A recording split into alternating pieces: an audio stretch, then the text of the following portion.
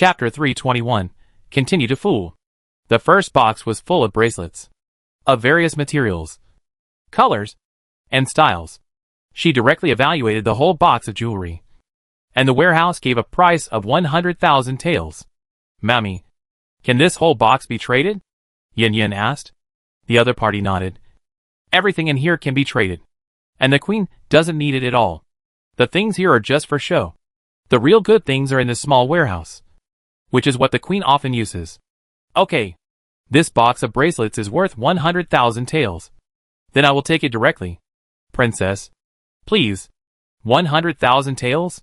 Mammy was quite satisfied, and thought it was only worth 30,000 or 40,000 taels of silver. Yin Yin clicked on the purchase, and then a purchase order appeared in her hand, which was classified according to the material of the bracelets, the number of pieces in each category, and the value. And the final total was 100,000 taels. She handed the purchase order to the other party, indicating that she was clearly marked and fair. The Nani looked at the box that disappeared out of thin air, and opened her mouth in shock. It was indeed a fairy trick. No wonder the emperor valued her so much. Then she took the list and unexpectedly sorted out the things in the box in a blink of an eye. There were some discrepancies in the prices. Some bracelets she thought were worthless, but they were given high prices here. Some bracelets were obviously bought at high prices, but the prices assessed by the supermarket were much lower. As she watched, Yin Yin opened the second box. There were sets of head ornaments in it. A total of 20 boxes. The head ornaments were made very delicately. After all, they were the queen's dowry, so they had to be beautiful and delicate. Some head ornaments were even more expensive than the materials. The whole box was also appraised, and this time only 50,000 taels were given. Not only did she think this price was low, but even the old Nani frowned, thinking that the price was inappropriate. Although these headpieces were not as good as those in the small warehouse, and were made by top masters in the industry, they were also made by famous masters. The labor cost alone was more than 50,000. Not to mention the value of these things themselves. Seeing that the other party looked uneasy, Yin Yin tried to say, "Why don't we forget about this box and look at other things?" The old Nani shook her head slightly. "No. These are no longer worthy of the queen. You can take them. Things that are worthless are not worthy." Yin Yin thought to herself. Domineering. Worthy of being the queen's person. She took a box of headpieces, and then issued a purchase list. When the old Nani saw that the labor cost on it was only worth 10,000 taels, less than 1/3 of the previous bracelet's labor, her face darkened. "I will never go to those places to make jewelry again." The old Nani continued with a cold face. "Princess, here are a few boxes of complete sets of headwear. You can take them all. Things that are not valuable are not worthy of being in the warehouse." Okay. Yin Yin was naturally happy to do so. There were many things she liked very much. She could ask the supermarket to process them, and then give them to her daughter as a dowry. She also knew that the labor of jewelry is sometimes more expensive than the jewelry itself, especially when it is made by a famous artist. It's not that the jewelry made by a famous artist is so good, but the jewelry will be accompanied by the other party's reputation. Just like the advertising endorsement in modern society. The value doubles, but the things are still the same. Next, she took 4 boxes of headwear, 2 boxes of pearl jewelry, and 1 box of jade pendants. Together with the 2 boxes she had received before, she made up 450,000 taels. This included 3 days of storage fees, and the extra 7,000 taels was given to her by the old Nani. Not only that, the other party also picked 2 jade bracelets and 2 jade pendants to give to the twins. Yin Yin made a lot of money this time. She lowered the purchase price by 20%, and took a 10% commission, which was 45,000 taels. Another small sum of money arrived. Yin Yin was very happy, especially seeing the room full of dowry. She had no reason not to keep such a big customer. Back to Famine Palace. The nanny briefly talked to the queen. The queen was also very happy when she heard that she only took so few things. She was about to say something, but Yin Yin suddenly looked at the air with a serious expression. "Jiaha, what's wrong?" As soon as the words fell, a white light suddenly appeared in the air, and then an apple appeared out of thin air. The queen and the people around her were stunned. What kind of magical trick is this? Yin Yin bowed to the position of the apple. "Thank you, Immortal, for the immortal fruit." Immortal? Did the immortal show his power? The queen could no longer sit still. and hurriedly stood up, her expression full of doubt and respect. Yin Yin explained. Empress, the supermarket immortal said that you care about the people and set an example. To thank you, I especially give you an immortal fruit. Then, the apple flew slowly towards the queen with white light, and then fell into her hands. The immortal's words were originally half believed and half doubted. And now Yin Yin played this trick. The queen's half belief became 80% belief. Jia he, thank the supermarket immortal for me. This is what I should do. In front of the immortal, she didn't dare to call herself the queen. Queen, I have already told you that it is best to eat this fruit all at once. Okay. The queen held the apple and wondered whether to peel it. As soon as the thought came up, she shook her head. This is a fairy fruit. Wouldn't it be a waste to peel it? She simply wiped it with a handkerchief and took a small bite. Queen. The wet nurse hurriedly stopped her when she saw this. How could she eat anything casually? Even if she didn't test for poison, she should peel or wash it before eating. It's okay. Wet nurse. This is a fairy fruit. After taking a bite of the apple, the queen immediately felt a warm current flowing through her body, and her whole body was warm. It is indeed a fairy fruit. The queen's eyes lit up, and she quickly took another bite. Although she was eager to eat, her upbringing engraved in her bones made her movements still very elegant and pleasing to the eye. Soon, an apple was finished. The queen's eyes were wide open. When she gave birth to the third princess, she was injured by a difficult labor, and her lower abdomen often ached. Before she finished eating the fairy fruit, her body didn't hurt at all, and she could even feel a ball of warm energy repairing her injured body. Seeing her, queen was speechless. The old Nani asked worriedly, Queen, are you feeling uncomfortable? The queen shook her head and looked at her with surprise. Nani, I feel my body is better. The Nani was stunned at first, and then overjoyed. Are you talking about the old illness left during the difficult labor? She nodded vigorously. Yes, I can feel the energy of the fairy fruit repairing my body. That's great. Nani Jiang, please summon Dr. Li to take your pulse. The old Nani was very excited. If the queen's body was better, she could give birth to another prince. Children are the queen's future support. Nani Jiang hurried to summon the doctor. They were happy. Yin Yin was also happy. She had thought it was icing on the cake, but unexpectedly it was timely help. This way, the queen would definitely believe it. This big client was secured. No problem. Chapter 322. The sword is drawn. After waiting for the time of the imperial physician, the queen asked someone to bring the third prince and the third princess. Her attitude towards Yin Yin changed again. Not only did she use him, but she also no longer looked down on him. The queen had been married for more than 4 years, and had a son and a daughter. The third prince was more than 3 years old, and the third princess was more than 1 year old. When the third princess was born, she had a difficult birth, and it was difficult to get pregnant again. Among them, the crown prince, the second prince, and the eldest and second princesses were all born to the imperial concubine Mingyi. Before Tianqin succeeded to the throne, he only had Mingyi. After ascending the throne, he held a selection and symbolically selected 3 people. In addition to Mingyi's 4 children, and the queen's 2 children, the other 3 had 1 son each, all of whom were 2 or 3 years old. There were enough children, and the crown prince had already come of age. So Tianqin directly cancelled the subsequent selection. The ministers had opinions, but it was a pity that they were useless. This emperor looked quite gentle, but in fact he was very strong. Otherwise, he would not have confronted the Tiandian head-on, and would not have compromised with the Tiandian even if a natural disaster came. Fortunately, the crown prince had grown up, so they set their sights on him. After a while, the third prince and the third princess were sent in. Your son pays respects to the queen mother. The third prince saluted in a proper manner.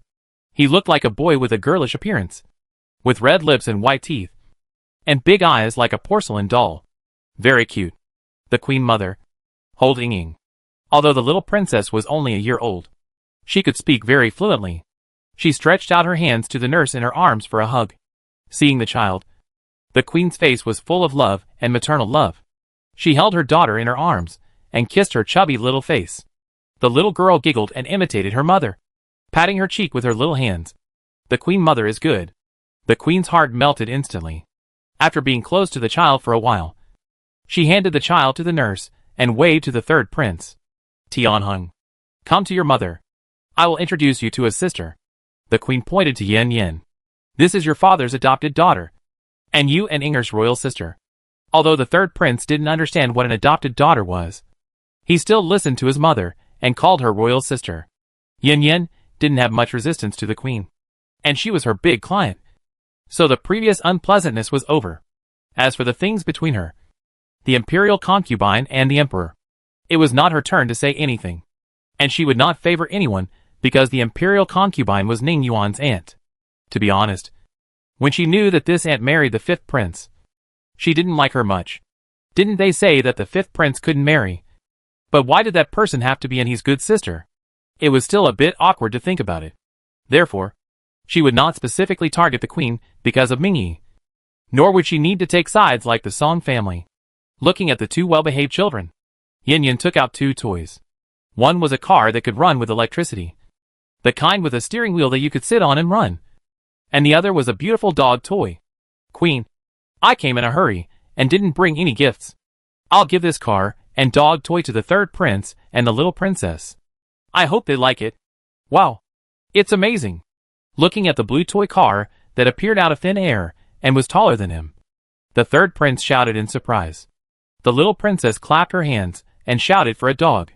Yin Yin handed the doll to the nanny, then bent down to look at the third prince and asked gently, "Do you want to come up and try it?" Third prince? The third prince resisted the urge to nod, then turned his head to look at the queen, asking him with his eyes if he could play for a while. The queen nodded. Go and try it. Okay. After all, a child who is only over 3 years old is at the age of playing. And he jumped happily. Yin Yin carried him into the car and told him that the car would move in a while. Don't be afraid. And if you are really afraid, just call a stop. The little guy nodded seriously. Imperial sister, I understand. And I'm not afraid. Looking at the child who looked like a little adult, Yin Yin thought of Xiaoyong and couldn't help touching his little head. The electric car can be driven by yourself or controlled by remote control. Because the third prince was too young, Yin Yin used the remote control to slowly control the car forward. When the car started to move by itself, everyone present was shocked in their understanding. How could a car move by itself without external force? Moreover, it could move forward, backward, and turn by itself. The third prince was a little scared at first, but he got used to it and was no longer afraid. Instead, he had a lot of fun. Soon, the imperial physician came over. With the imperial physician came the imperial concubine Mingyi and Song Qing and her husband. Mingyi was wearing a light pink dress and a bright red hooded cape behind her. She walked with the wind and had a strong aura. He greets the queen. She bowed slightly, her voice a little cold. Seeing Mingyi, the queen's smile deepened, and at the same time, she became less sincere. At this time, she seemed to be wearing a mask. Sister is here. Come and sit down. A 20-year-old calling a 40-year-old sister is so awkward. Mingyi's mouth twitched. This is why she didn't want to see the queen. She told her not to call her sister. It was fake.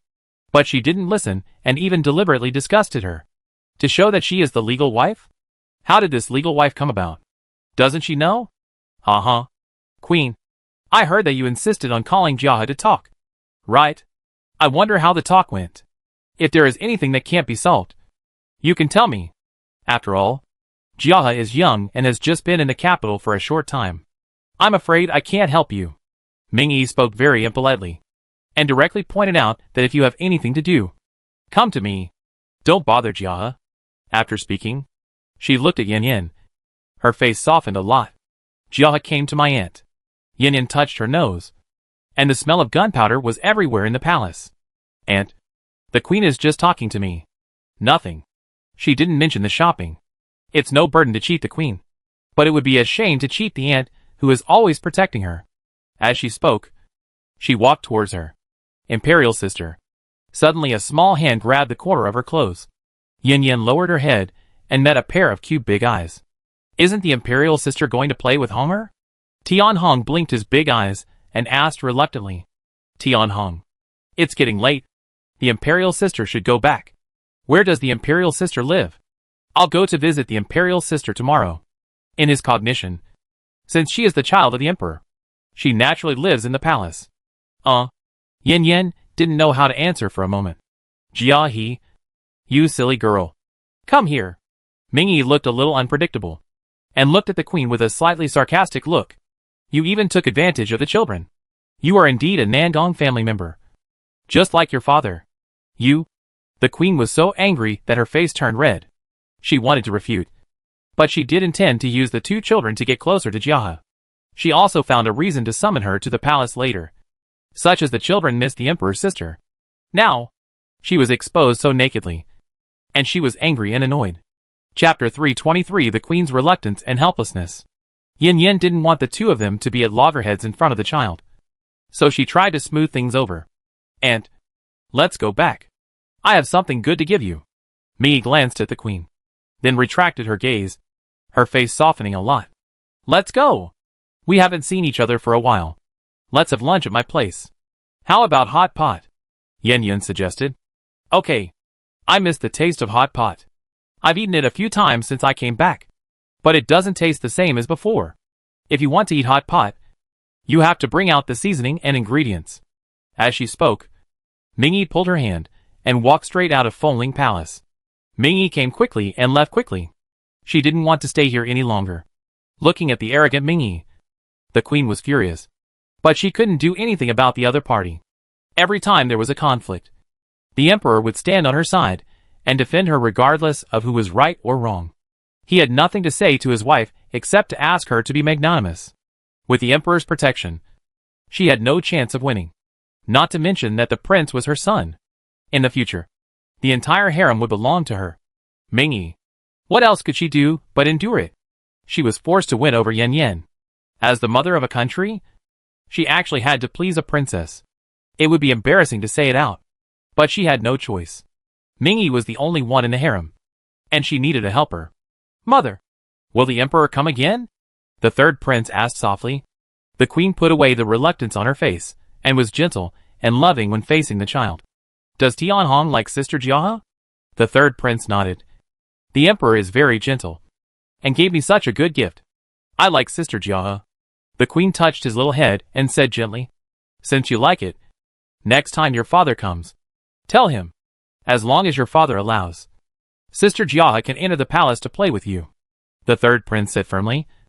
Okay, I will definitely ask my father for permission.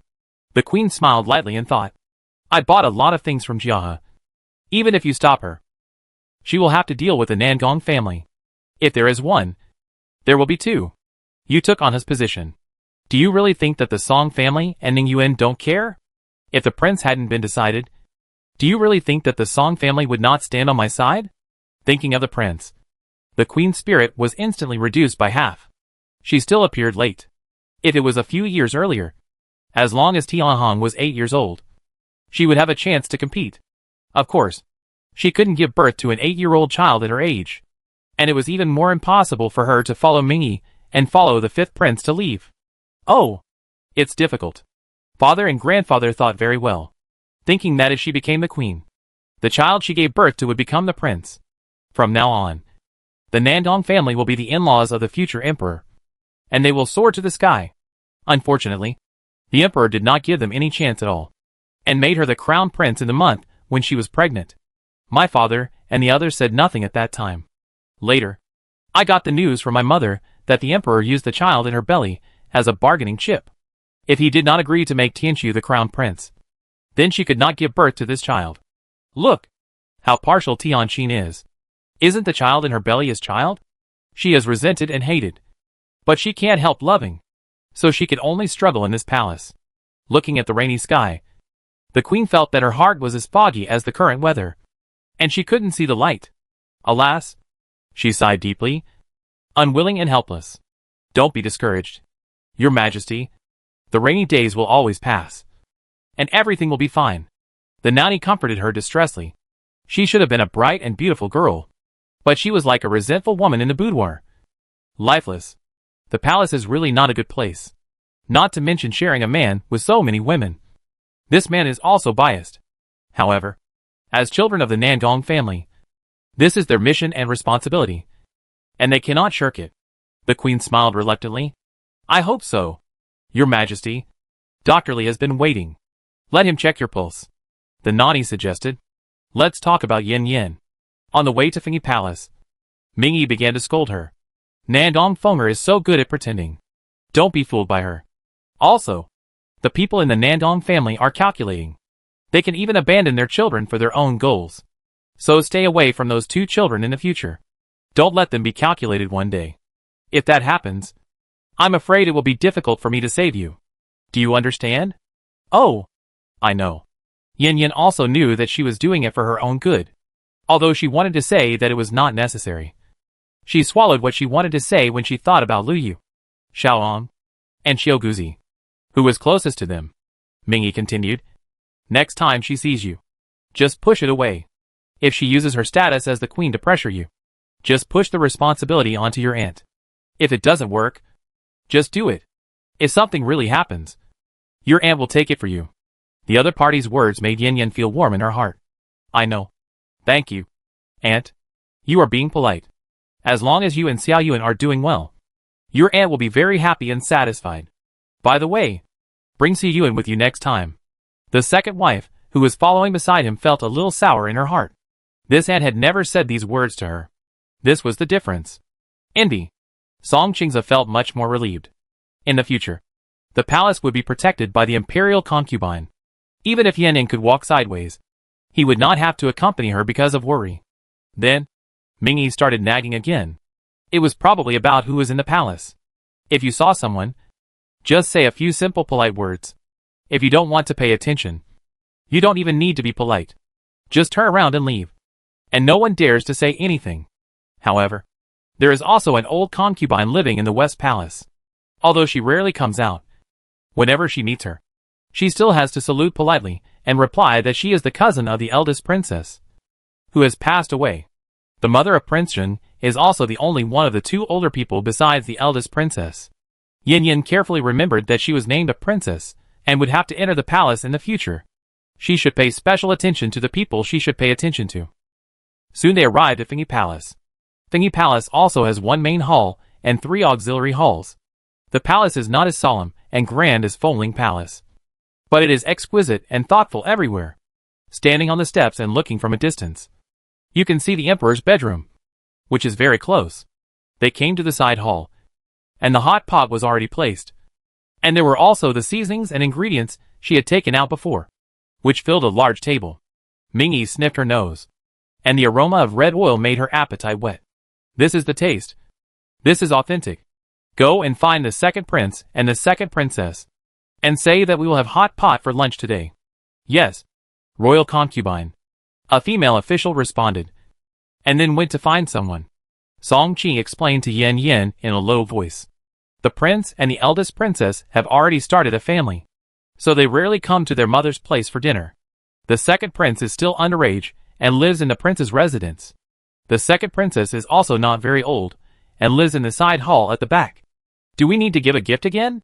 And it's not easy to fool a half-grown child. Yin Yin is a little worried. It's better to be in another world. Just give red envelopes and buy whatever you want. Here, however, money is not given, and only carefully selected gifts can show sincerity.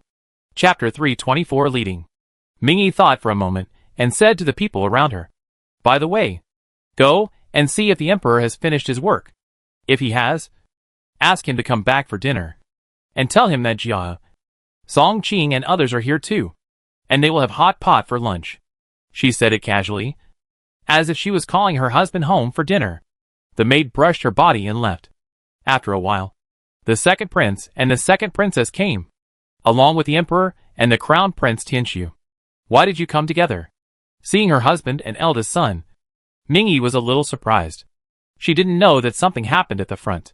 There's something going on at the front, so it's a good opportunity for Su'er to learn how to deal with it. Tianxin explained briefly, without saying anything specific. The expression on his face was gentle and elegant, without the anger he had in the imperial study. Your Highness. Your Highness. Song Qing and others stood up and were about to salute. Mingyi hurriedly stopped them. Didn't I say that there is no need for these false formalities at home? He is your uncle-in-law, not the emperor. She glared at the emperor as she spoke. Tianxin touched his nose and smiled bitterly. Blame him? Didn't I say that as long as we are in Famine Palace, There is no distinction between the emperor and his subjects. We are all family. Don't make me be scolded by your aunt. Yes, uncle-in-law. Song Qing and his wife changed their names. That being said, if you really treat him as an ordinary person, you are stupid. Mingyi looked at Yin Yin. Yin Yin touched her nose and finally called him father. Not uncle-in-law. One is father, and the other is uncle-in-law. Naturally, she chose the one closest to her. Tianqin was very happy to be called father. He said to the children with a smile, "Come here, the three of you. I'll introduce you to my new adopted daughter.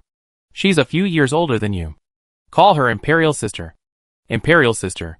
The three of them had received the news and naturally called her Imperial Sister without any contempt or reluctance. Even the prince called her sincerely, without being proud of his status. It can be seen that Mingyi taught them very well. Yin Yin didn't choose a gift, and directly took out 4 apples. "I came in a hurry, and didn't bring anything. This is for you. 1 for each person. This is for the eldest princess. Please send it to the eldest princess later." Seeing the apples, Mingyi and the emperor's eyes lit up. The 3 looked at their parents' expressions, and were a little confused. It was just an apple. Why was it so surprising? Mingyi hurriedly gave each of them 1. "Silly children. This is a good thing. Thank your sister quickly." "Oh, thank you, sister." The 3 thanked them, but did not take the apple to heart, thinking that the mother said so because she did not want the sister to be embarrassed. Mingyi urged them, "Don't be stunned. Eat it quickly." "Ah? Eat it like this?" The second princess was a little disgusted. "At least wash it. This is a fairy fruit. How can it be dirty? Besides, the energy will be lost if you wash it."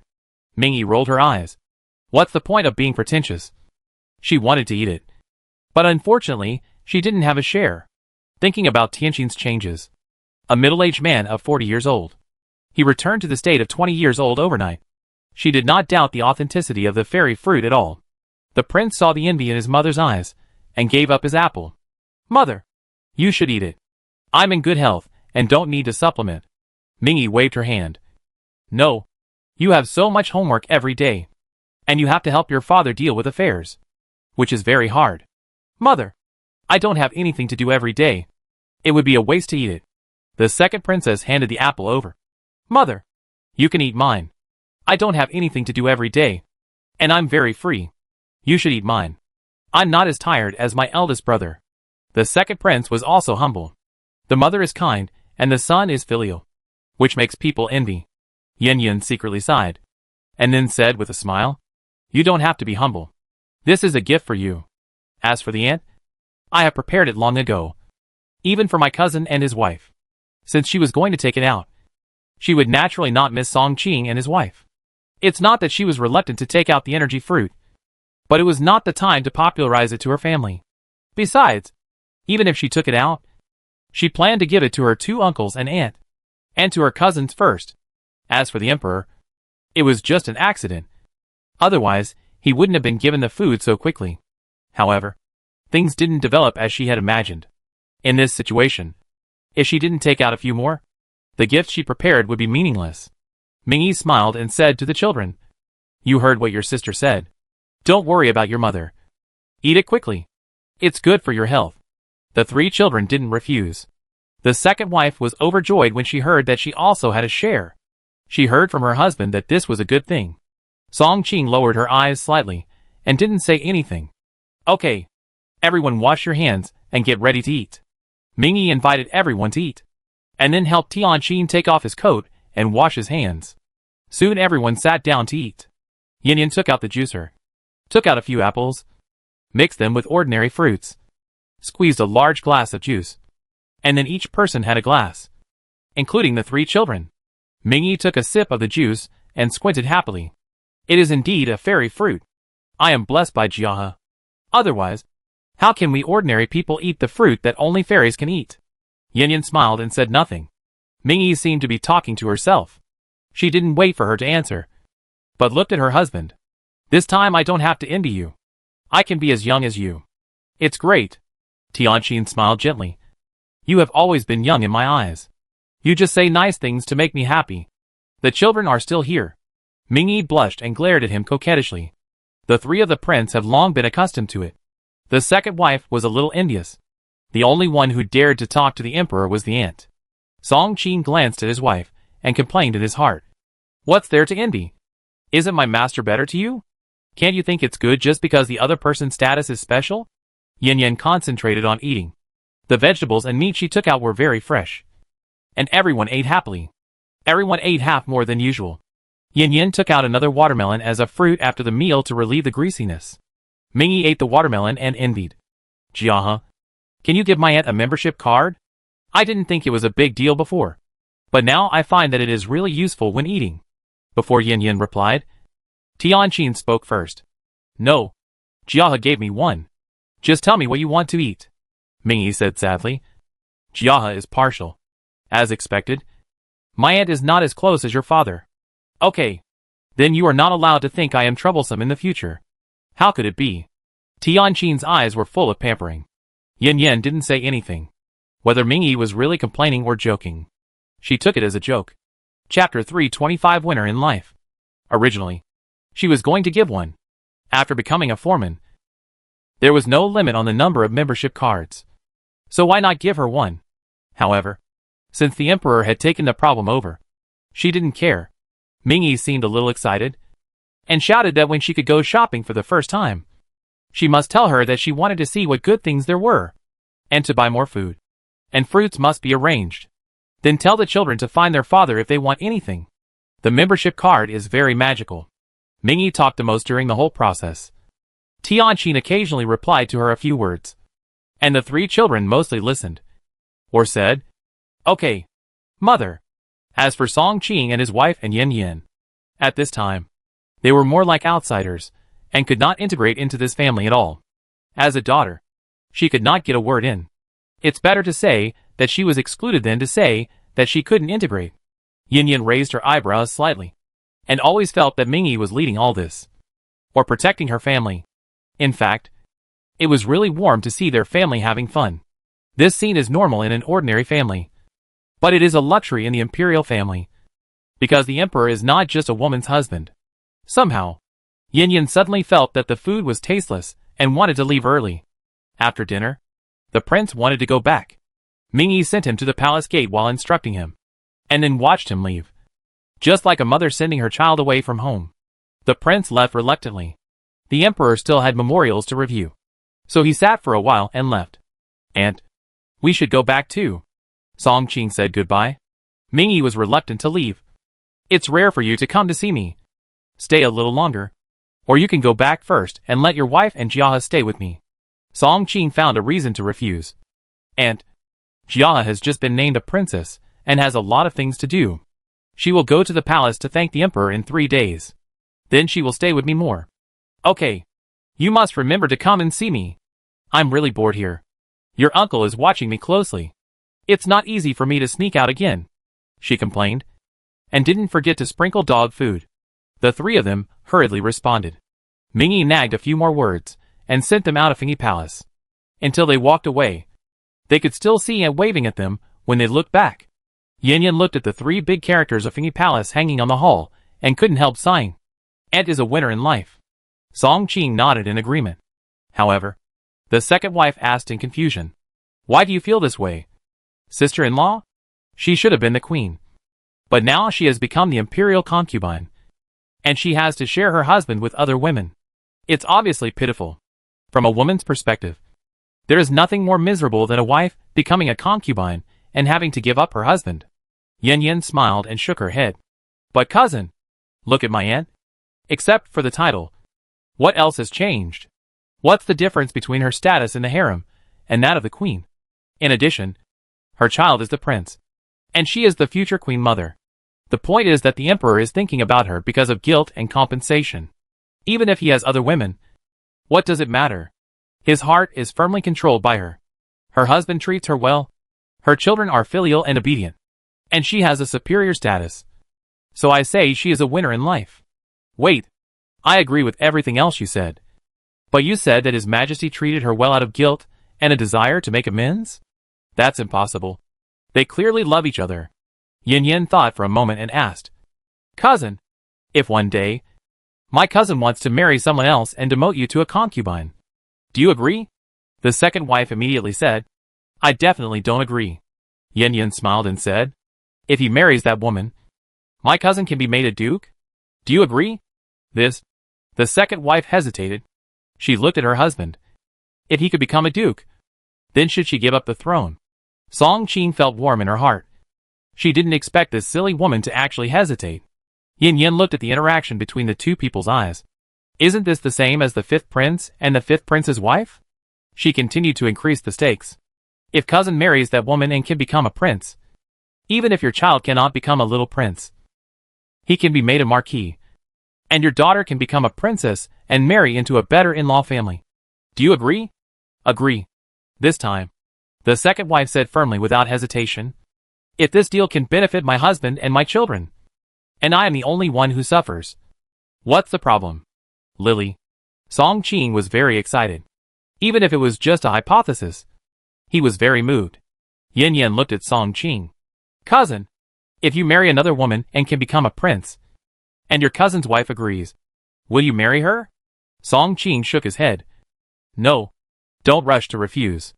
After becoming a prince, your children can inherit the throne. Your family can move up a level. And your status is transcendent. And your woman is willing to sacrifice herself to fulfill you. Will you still refuse? When it comes to family and descendants. Song Qing hesitated. If it's just me, I don't care about this position. I care more about Lily. I don't want her to be wronged. But who doesn't want to bring honor to the family? Who doesn't want to write their name on the first page of the family tree? The second wife's eyes were slightly red with emotion. Husband, as long as you and the children are fine, what's wrong with me being wronged? And I believe that even if you marry someone else, you will love me as before. As long as you love me, it doesn't matter whether you are the main wife or not. Silly. If it really comes to that time, I will let our child become the prince. Although you are a concubine, it is only in status. The others are no different from the main wife. I will promise that I will only love you in this life and never leave you. Husband. The second wife burst into tears. But she was not sad, but moved. Yin Yin spread her hands. Cousin, is this the case? The second wife was halfway through crying and couldn't cry anymore. Thinking back to what Yin Yin had just assumed. Wasn't it just a replica of the emperor and the imperial concubine? I understand. That's it. She could compromise for the position of a prince. Not to mention that Mingyi was facing the choice of the throne. If her child could become the crown prince, she would be willing to die. And Mingyi was just a concubine of the fifth prince. So she didn't have to die. Nor did she have to ask to leave. Song Qing saw that his wife had figured it out, and wiped her eyes with a handkerchief. Now you understand why the imperial concubine is a winner in life? The second lady nodded. I understand. But I feel that your love for me is greater than guilt and compensation. And the emperor is the same. Song Qing smiled and shook his head. It's different. You are the woman I fell in love with the first time I knew the taste of love. If we can't be together, even if I marry someone else, my feelings for you will no longer be as strong and pure as before. To put it bluntly, it's good to have half the love. Men are sometimes so. Scumbags. Chapter 326 List. Ah? The second wife was a little surprised when she realized what he was talking about. She blushed immediately, lowered her head in embarrassment, and complained to him in a low voice. What nonsense are you talking about in front of your sister-in-law? Song Qing gently touched her head and said nothing. Sometimes feelings don't need to be expressed in words. The second wife also understood what her husband said. No one in the capital knew who the emperor loved the most. Even if she was still young at that time, she had heard about the two of them. The emperor, who was still the fifth prince, fought for Anne and the princess, and finally left Beijing and went far away. He left for more than 20 years and never came back. Seeing that the emperor and the imperial concubine had such a good relationship, she subconsciously thought it was love. But, can such a passionate love really transfer? The second wife thought about herself. If she and Song Qing broke up, she would not give all her love even if she remarried. It's not that the other party is not worthy, but that her love is incomplete. If so, is she still a winner in life? Women naturally value feelings. Yin Yin smiled and said nothing. She looked at her man. Song Qing also smiled and said nothing. The second wife scratched her head. What did these two mean? What kind of riddles were they playing? After taking another look at Famine Palace, Yin Yin turned and left. A quarter of an hour later, in the imperial study, Tianqin listened to the report of the dragon guards, which was about what Yin Yin and the other two said outside Famine Palace. What a smart child. The emperor smiled and was not angry because they talked about him. Tian Yu, do you think I can recognize Yuan earlier? A shadow suddenly appeared at the position of the pillar, and then replied woodenly, if your majesty thinks it's okay, then it's fine. It seems that you think it's okay, right? He didn't stop it, which Tianqin thought was a tacit agreement. This made him a little happy, and he really couldn't wait to meet Xiao Yuan. Jia had already noticed it, and he only needed to ask the two uncles of the Song family when he went back to find out Xiao Yuan's life experience. When the time comes, she will be used as a mediator, and the relationship between him and Xiao Yuan will gradually improve. Adopting her as an adopted daughter is also an excuse to summon her in the future. Meet Xiao Yuan, and build a relationship with him, and cultivate feelings. He will enter the palace in 2 days. What kind of gift do you think I should prepare for him? Tianqin was a little distressed, and wanted to know what the child needed. But after thinking about it, he found that he knew very little about him, which made him discouraged. Tian Yu, send someone to check Xiao Yuan's preferences, and whether he wants anything in particular. By the way, check how he has been doing these years, whether anyone has bullied him, and write it down in my notebook. Anyone who bullies his son will be punished. Yes, the Black Shadow replied, but he did not leave. Tianqin looked in the direction of the pillar in confusion. What's wrong? The Black Shadow hesitated, and finally spoke. Your Majesty, you should consider the imperial concubine. He paused, as if he was hesitating whether to say it. Tianqin saw his embarrassment. His identity was a secret guard. According to the ancestral system, he only had to obey orders, because the relationship between the two was not ordinary. He would occasionally express his opinions, but what he was going to say next would be considered interfering in government affairs. Just say whatever you want to say. I forgive you. Tianqin dispelled his worries. I am worried that the imperial concubine will have an opinion. You mean? She already knows. He didn't say the rest, but the shadow gave a positive answer. Yes, I checked the manuscript left by the previous secret guard yesterday. There are 5 people who know about Master Yuan's identity. Tianqin's face sank. So many? Who knows? He exuded a faint murderous aura, ready to silence them. The late emperor, Marquis Xiaoyang, Ning Ji, Marquis Ming, and Aunt Qiu. I also got the news yesterday. I think that although this matter is confidential, Princess Anha has been with your majesty after all, and the secret guards can't miss it.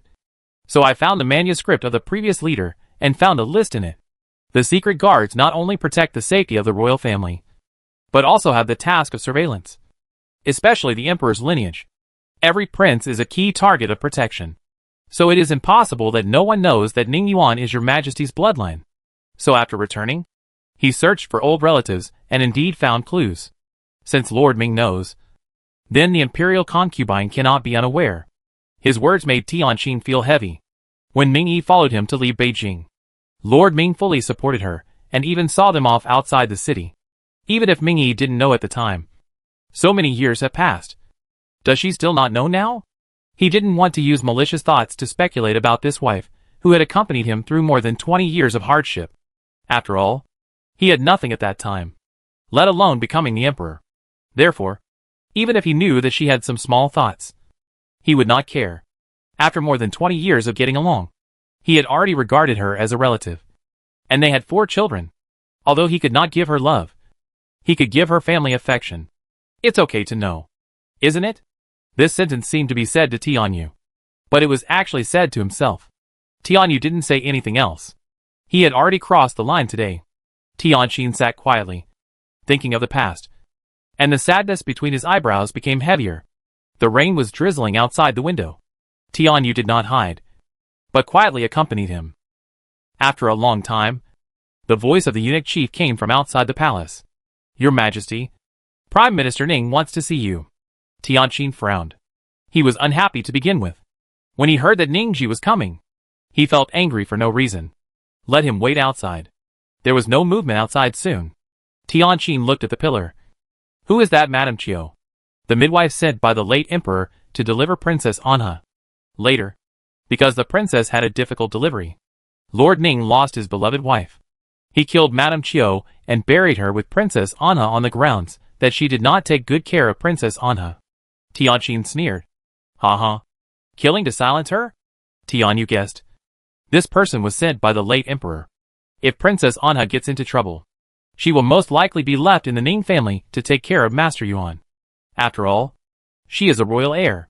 But in this case, it will be inconvenient for Lord Ning to take action against Master Yuan.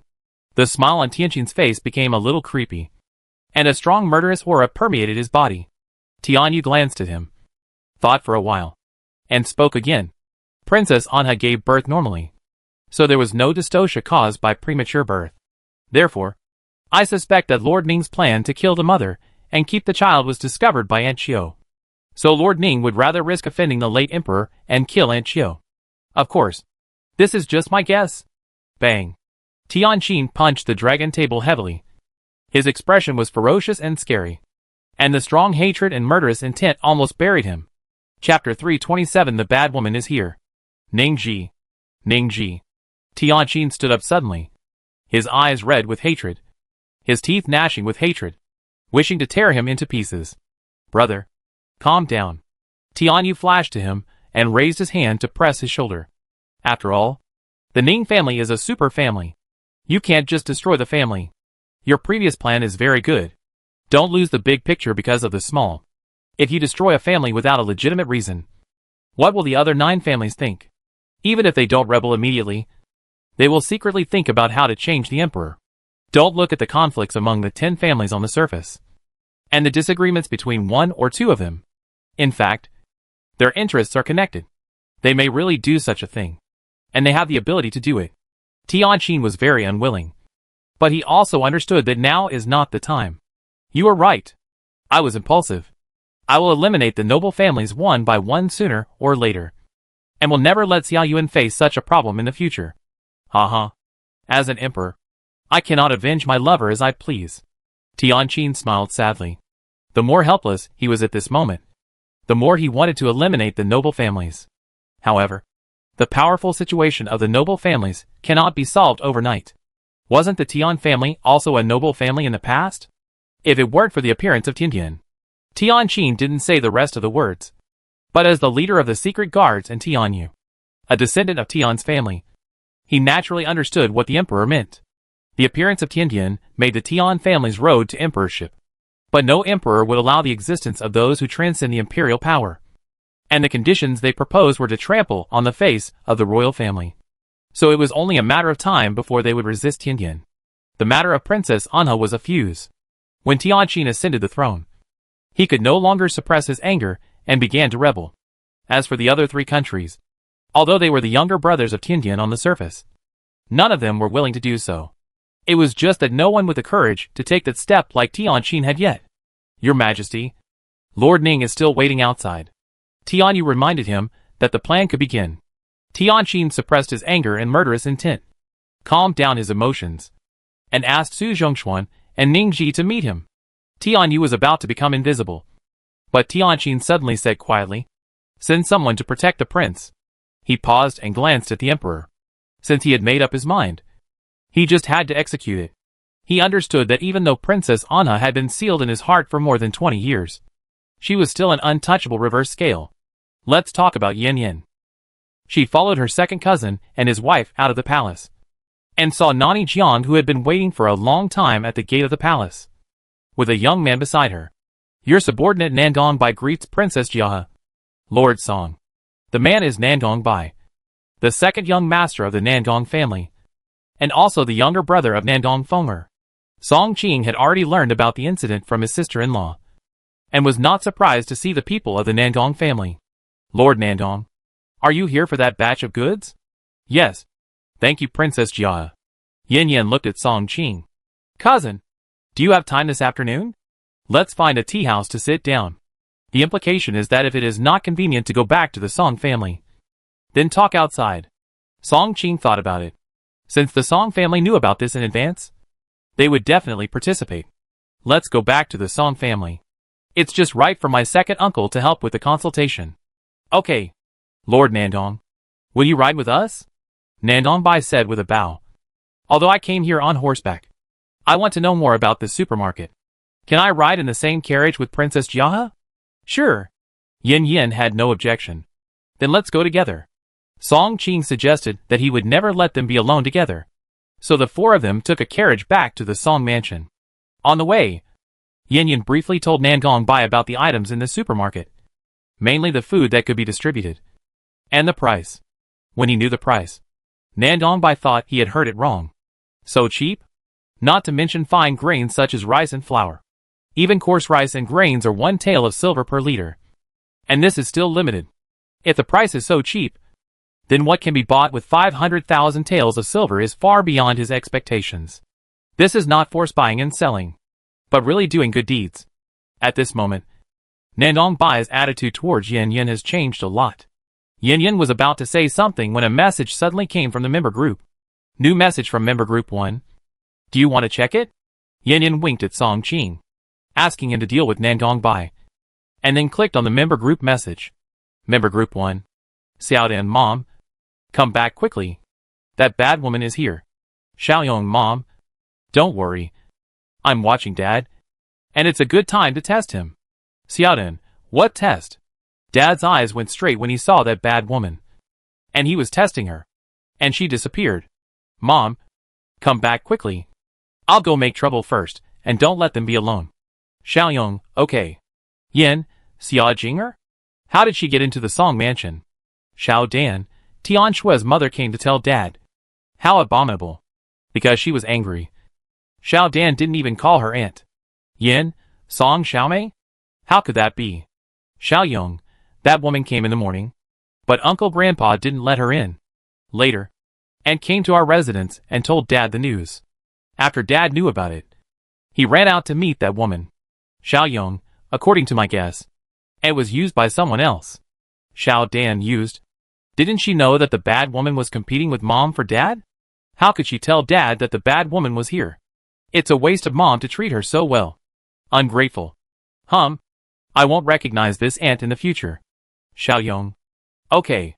He couldn't say that his sister was wrong. So if he didn't want to call her aunt, then don't call her. Regardless of whether she was used or not. It's true that she hurt Mom's feelings. To be honest, he also felt that aunt was a little too much this time. Yin, Mother will go back right away. See you then. Take Xiaohu with you. You try not to talk to Xia Jinger. Ning Yuan is not the same person he used to be. She doesn't want Ning Yuan to have conflicts with the children because of Xia Jinger. Xiaoyong, Mother. Don't worry. I will take care of my sister. Xiaodan, well, I wanted to scold her. Shameless woman. Bah. Xiaoyong. Yin. After closing the chat group, Yin Yin looked at Song Qing. Cousin, I have something to go back quickly. Seeing her expression become serious, Song Qing hurriedly said. Then you should go back quickly. Yin Yin nodded. Then looked at Nandongbai apologetically. Lord Nandong, I have something to do, and need to leave first. Let's meet at the Song mansion later. Okay. Princess Jiahe, do you want to ride my horse? No need. Yin Yin didn't even shout to stop the car. She opened the door directly, and disappeared into the car with a whoosh. Nandongbai was stunned. Looked around, and then leaned on the car door to look outside. Where is the person? Song Lord. Where is the princess? Didn't she say that she went back to the Song family? Song Qing said calmly. The second wife was also not surprised, and was very calm. Ah? Looking at the appearance of Song Qing and his wife, Nandongbai was even more confused. Chapter 328. Drive the bad woman away. Don't worry. Yin Yin is almost home now. Song Qing said again. Ah? Here? Here? Nandongbai opened his mouth in surprise. At the speed of the carriage, it would take at least 2/4 of a day to get to the Song mansion. They arrived while he was talking? It's not like he hadn't seen martial arts masters before. But this one was too good. Also, wasn't Yin Yin a peasant woman? How did she become a martial arts master? This is more incredible than her becoming a princess. Identity is just a matter of a word from the emperor. But martial arts takes time. Song's family. In the courtyard, a tiger, 2 adults, and 3 children formed a confrontation scene. Among them, Xia Jinger stood helplessly on the opposite side. Not far in front of her was a tiger more than one person tall. As long as she dared to move, the tiger would bar its teeth at her. The undisguised murderous intent made her believe that as long as she dared to take a step forward, the other party would definitely pounce and bite her. There was nothing he could do, so he could only look at Ning Yuan with resentment, hoping that he would turn into a hero and save him. Ning Yuan was surrounded by 3 children. Abu and Xiaoyong each held one arm, and Xiaodan held his waist, looking at him innocently and pitifully with a pair of big watery eyes. Dad, do you really not want me and my brother? Wu. Xiaodan is going to be an orphan without a father, a wild child in their mouths. Wu. Seeing the pitiful appearance of the children, Ning Yuan could not care about Xia Jinger and hurried to comfort her. Daddy didn't say he didn't want you, and you won't become an orphan. He never thought about leaving Yin Yin, and marrying her was a certainty.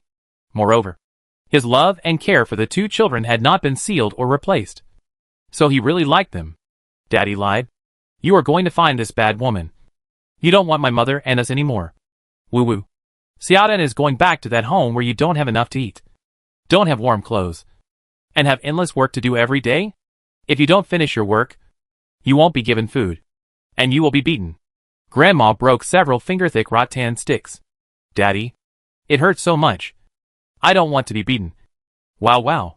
Thinking of the past, Xiaodan's fake crying turned into real crying. When Ning Yuan thought of Yan Yan and the children's previous life, he was furious. That damn old woman. It was a good thing for her to die.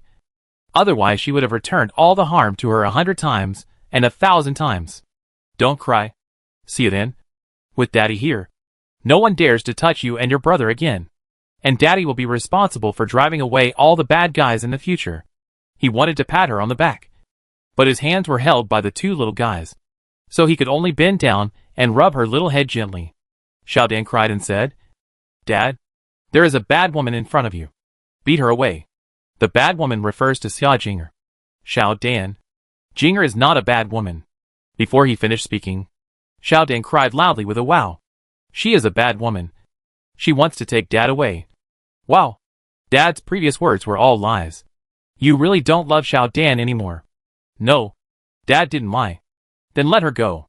Xiaodan shook her little head and acted like a spoiled child in his arms. Ning Yuan was helpless.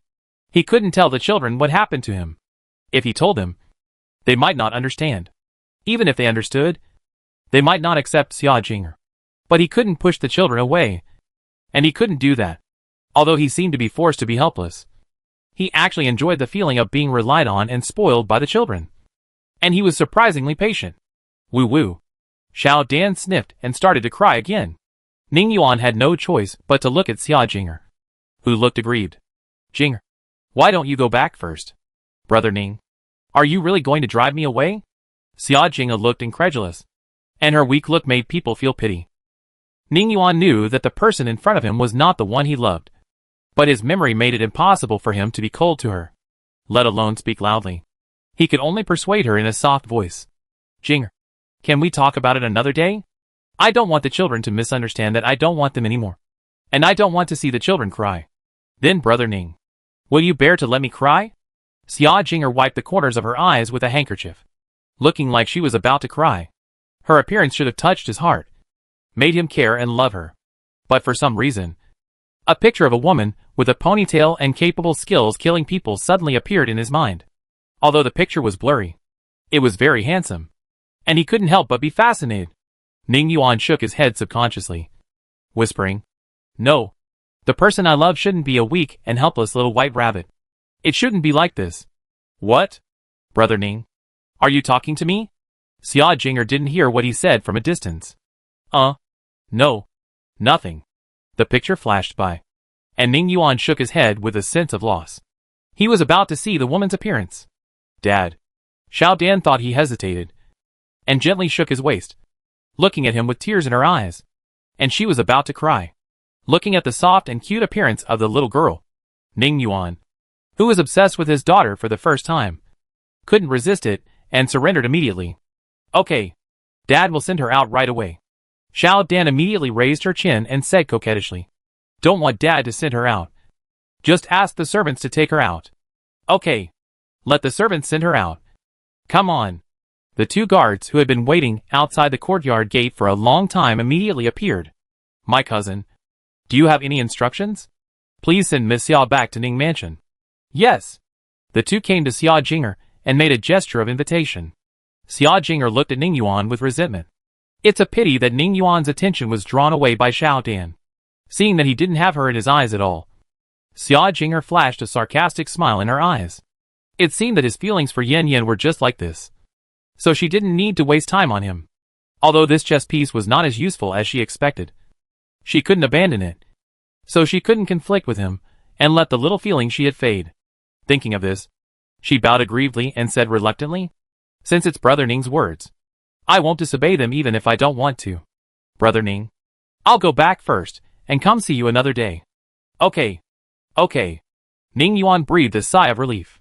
He was afraid that the two sides would be in a stalemate like this. He was in a dilemma. Fortunately, Jinger was well educated, gentle and obedient. This is what a good woman should be like. Well, he decided to let Yan Yan learn the 3 obediences and 4 virtues.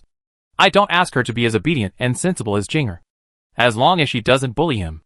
Wait, why is he thinking about that hateful woman again? Ning Yuan quickly retracted his thoughts. Xia Jinger left with the guards. Xiao Dan cheered happily. That's great. I protected Dad for Mom. That's great. She clapped her hands and jumped at the same time. Be careful. Be careful. Don't jump too high. Ning Yuan quickly protected her, fearing that she would accidentally trip. Chapter 329 I Don't Care. Xiaoyong and Abu had a hint of pride on their faces. They protected their mother's, aunt's, happiness. On the roof, Yan Yan looked at them with a smile. She had actually arrived a long time ago. But she didn't come down. Yan Yan originally wanted to see Ning Yuan's attitude towards Xia Jinger. But she saw the children's protection, which made her feel warm in her heart. She didn't love them in vain. Especially Xiaodan, who succeeded by crying, making a fuss, and acting like a spoiled child. She touched her chin and thought about what would happen if she did this. She shuddered. Forget it. She still used force. However, Ning Yuan's attitude surprised her. It seemed that her method was still effective. It also made her believe that Ning Yuan was still her captain now. The feelings between them had transcended life and death and penetrated into each other's souls. How could they change because of memories? Mom. Xiaoyong suddenly saw the person on the roof and shouted. Everyone turned their heads to look at the roof. And Yan Yan was indeed on it. Her long hair fluttered. Her dress moved. Her hands behind her back. And she slowly landed on the ground. Wow. The children were amazed every time they saw it. They really wanted to fly. Ning Yuan didn't know what he thought of. His face was slightly red. Mom. Xiao Dan threw herself into her mother's arms, proudly asking for credit. I'm so awesome. I chased the bad woman away. Yeah. My girl is awesome. Yan Yan praised and kissed her forehead. Mom. Auntie. Xiaoyong and Abu looked at her expectantly. You are all awesome. I am proud of you. Yan Yan didn't favor one over the other. She kissed each of them on the forehead. And the two little ones grinned with satisfaction. Little Tiger was not to be outdone, and squeezed his big head in to compete for favor. It was also great. Yan Yan touched its big head. Little Tiger stared at him with big eyes like copper bells and shook his head. No. I want a kiss. You? Yan Yan had no choice but to kiss its big head. And Little Tiger shook his head with satisfaction, feeling very happy. Childish. Ning Yuan curled his lips, not realizing that he felt sour in his heart. Yan Yan glanced at him with a smile. Want it? I don't. He stiffened his neck. And to show his disdain, he turned his head to the side. In fact, he secretly glanced at her with his eyes. Yan Yan shrugged with a smile, and said regretfully, Well, I wanted to give you a kiss. Since you don't want it, then, since you want to give it so much, then I will reluctantly satisfy you. Ning Yuan interrupted her words, turned his head around like a favor, and moved closer to her. Puff. Seeing his arrogant look, Yan Yan couldn't help laughing. Ning Yuan's face instantly turned red, and he glared at her angrily, and said in a somewhat exasperated manner, Do you want to kiss me? If not, forget it. I don't care anyway. Although he said he didn't care, his body was very honest and motionless. Yan Yan stopped teasing him, tiptoed, held his cheek with a somewhat cold hand, and then kissed him between his eyebrows. Ning Yuan only felt his heart tremble slightly. An unspeakable feeling spread throughout his body, and he was stunned. It was like a tremor from the soul. Before he could savor it, the warm lips left, and he felt a little lost. Seeing the regret and reluctance in his eyes, Yin Yan looked down at the children, quickly kissed him at the corner of his mouth, and then pretended to leave as if nothing had happened. Ning Yuan's face instantly flushed, and he looked at her with wide eyes. How could she attack him? Since you are not deceived by that woman, I will give you this reward. Come on, young man. Yin Yan patted his shoulder encouragingly. Ning Yuan's face instantly darkened again, as if he was so stupid, since he knew that Xia Jinger was fake. How could he not be on guard? Not attacking her does not mean that he still believes in her. Yin Yan ignored him and talked to the children for a while, rewarding each of them with an apple, including Ning Yuan. She guessed that the second young master of the Nangong family was coming, and she still had things to deal with. So she said hello to everyone and left. Ning Yuan looked at her back without any nostalgia, and felt a little uncomfortable in his heart. And even the apple in his hand was not fragrant. Xiao Yong looked at his father's resentful expression and guessed something. Dad, are you worried that Mom will be unhappy? Ning Yuan lowered his head and met Xiao Yong's eyes, so clear and bright, as if he could see through his mind. He turned his head in embarrassment, and then denied it stubbornly. I didn't. What does her happiness have to do with me? Xiao Yong thought. You are stubborn. It doesn't matter. Why bother? Well, I can help Dad think of a solution. Since it doesn't matter, forget it. He spread his hands and was about to ask his sister and Abu to leave. Wait a minute. Ning Yuan Gang stopped him hurriedly, then squatted down and looked at him flatteringly. Xiao Yong, good boy. Tell me what you can do. To be honest, he was guilty of meeting Xia Jinger behind her back, worried that she would be unhappy. Although she kissed him before, he still felt uneasy when she left so casually. People who have made mistakes always like to think about things. Xiaoyong said 2 words. Cook. Cook. Ning Yuan was a little worried. But I don't know how to cook. And what if it doesn't taste good? Xiaoyong patted his chest. I can teach Daddy. As for the taste, as long as Daddy makes it, Mom will definitely like it. Really? Ning Yuan was a little skeptical, always feeling that Yin Yan would laugh at him and then become his black history. Xiaoyong nodded vigorously to give him confidence. Don't worry, Daddy. Mom is easy to talk to, and she loves you so much. Really? Does Yin Yan really love him? Who was holding him and trying to jump off the cliff? Who kicked his ribs and broke them? Who kept teasing him and threatening him? Could it be that this is all love? Ning Yuan was confused. Oh, Daddy, don't think about it. Let's go learn to cook quickly.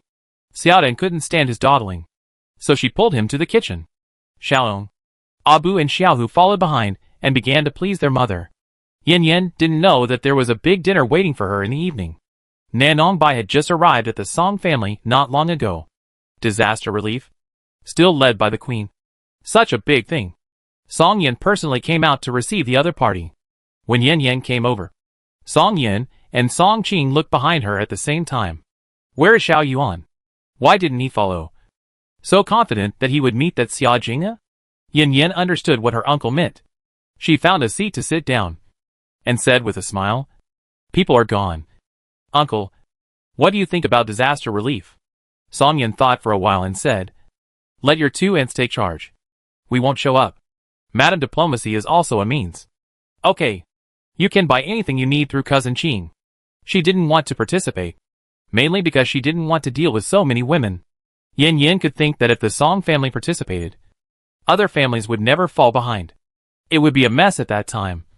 Whether she said a lot of compliments or listened to a lot of compliments, she didn't like it. Chapter 330 The Imperial Decree of Marriage. Song Yin could understand that, let alone dealing with aristocratic families. Even communicating with ordinary people, one must be careful and alert, which is indeed exhausting. Unless one is as noble as the Grand Princess, one does not need to look at anyone's face. Okay. Leave it to Song Qing. You don't have to worry about it. Song Qing also said, Sister-in-law, don't worry. Your cousin is here. Just spend more time with Xia Yuan. First, it is to cultivate feelings. And second, Xia Yuan is an unstable factor.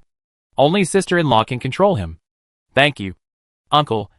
Cousin, With the pampering of uncle and cousin, Yin Yin can naturally feel at ease. Master Nandong, I can provide the goods purchased by the queen at any time, as long as the place is prepared.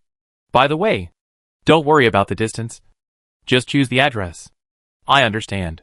He has seen Princess Jia's ability, so he naturally does not doubt her words.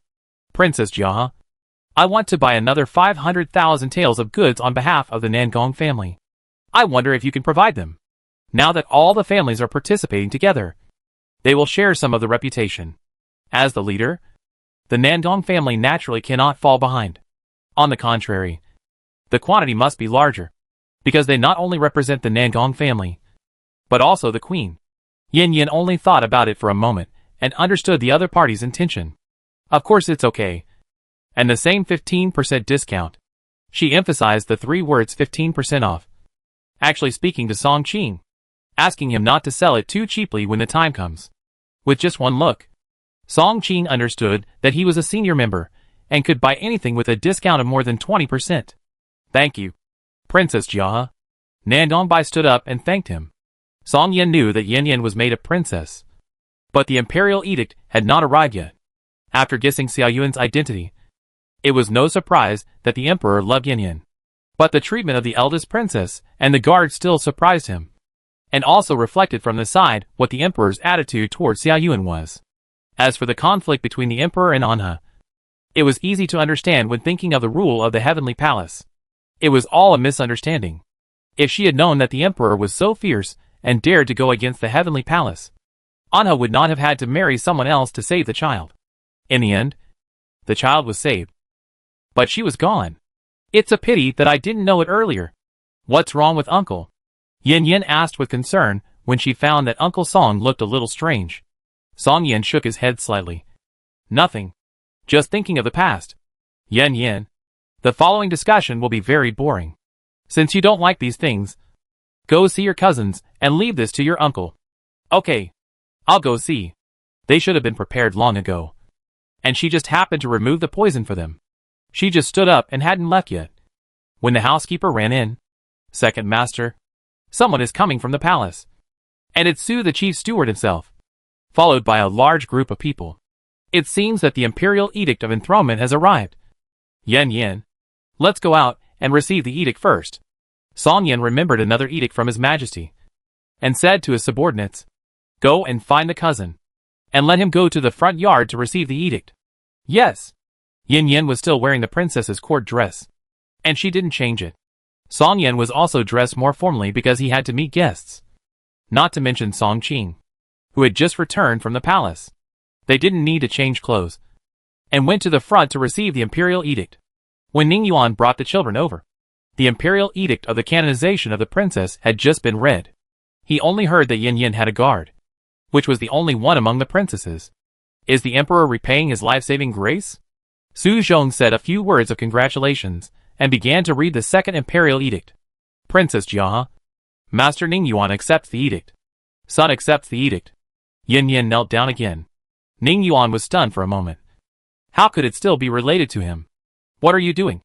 Hurry up and accept the edict. Song Yin reminded his nephew. He said oh, and knelt down next to Yin Yin. By the will of heaven, the emperor decrees that my adopted daughter Jia has a virtuous character, a gentle and gentle temperament, a gentle and bright virtue, and a beautiful and upright beauty. There were a lot of praises for Yin Yin in the front. I grant Ning Yuan a special marriage. All the ceremonies will be jointly handled by the Ministry of Rites and the Imperial Observatory. Choose an auspicious day for the wedding. This is decreed. I, your son, receive the decree. Long live the emperor. Long live the emperor. Long live the emperor. Yin Yin performed a great kowtow, then raised both hands above her head and took the decree. Ning Yuan didn't expect that His Majesty would grant a marriage. Is this also a thank you for saving his life? Otherwise, why would the emperor grant a marriage when he had nothing to do? Seeing his dazed look, Yin Yin thought he was unhappy, and reminded him with a somewhat unhappy look. Why are you standing there? Thank you. Are you going to disobey the decree? Ning Yuan frowned slightly. Why was she suddenly unhappy? Could it be that the decree granting marriage was not something she asked for, but the idea of her two uncles? Have you told His Majesty about us? What? Did you say that you want to take a concubine behind my back? Do you have to write it in the decree before you will accept the decree? Yin Yan's words were full of sarcasm. Ning Yuan frowned. Did she really not like being granted marriage? But he didn't want to cancel the engagement. Yin Yan, you don't have to be angry. I am also a victim in this matter. Also, if you don't agree, I won't take a concubine. Yeah. Yin Yan didn't expect him to say that. Was it because of the imperial decree granting marriage? Thinking that the emperor supported her, and was afraid of offending the emperor? But you don't know that the emperor is your biological father. If you want to take a concubine, the emperor will not object at all. Okay. Forget it. It's better if he doesn't know. Then she won't tell him. So that he won't still think about Xia Jinger at that time. This is what you said. So many people can testify. Ning Yuan nodded seriously. I said it. He just hoped that she wouldn't be unhappy. Because he felt uncomfortable when he thought that she would be unhappy. Yin Yan smiled and raised the imperial decree in his hand. Ning Yuan understood and bowed willingly. Ning Yuan accepts the order. Thank the Lord for his grace.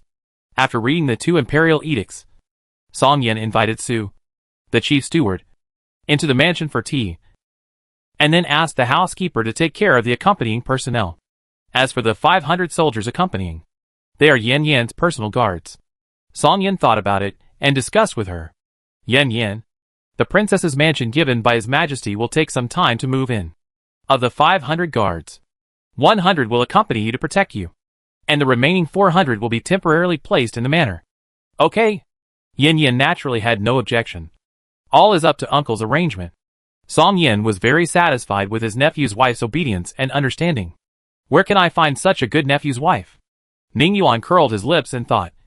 Obedience is just an illusion. Uncle, don't be fooled.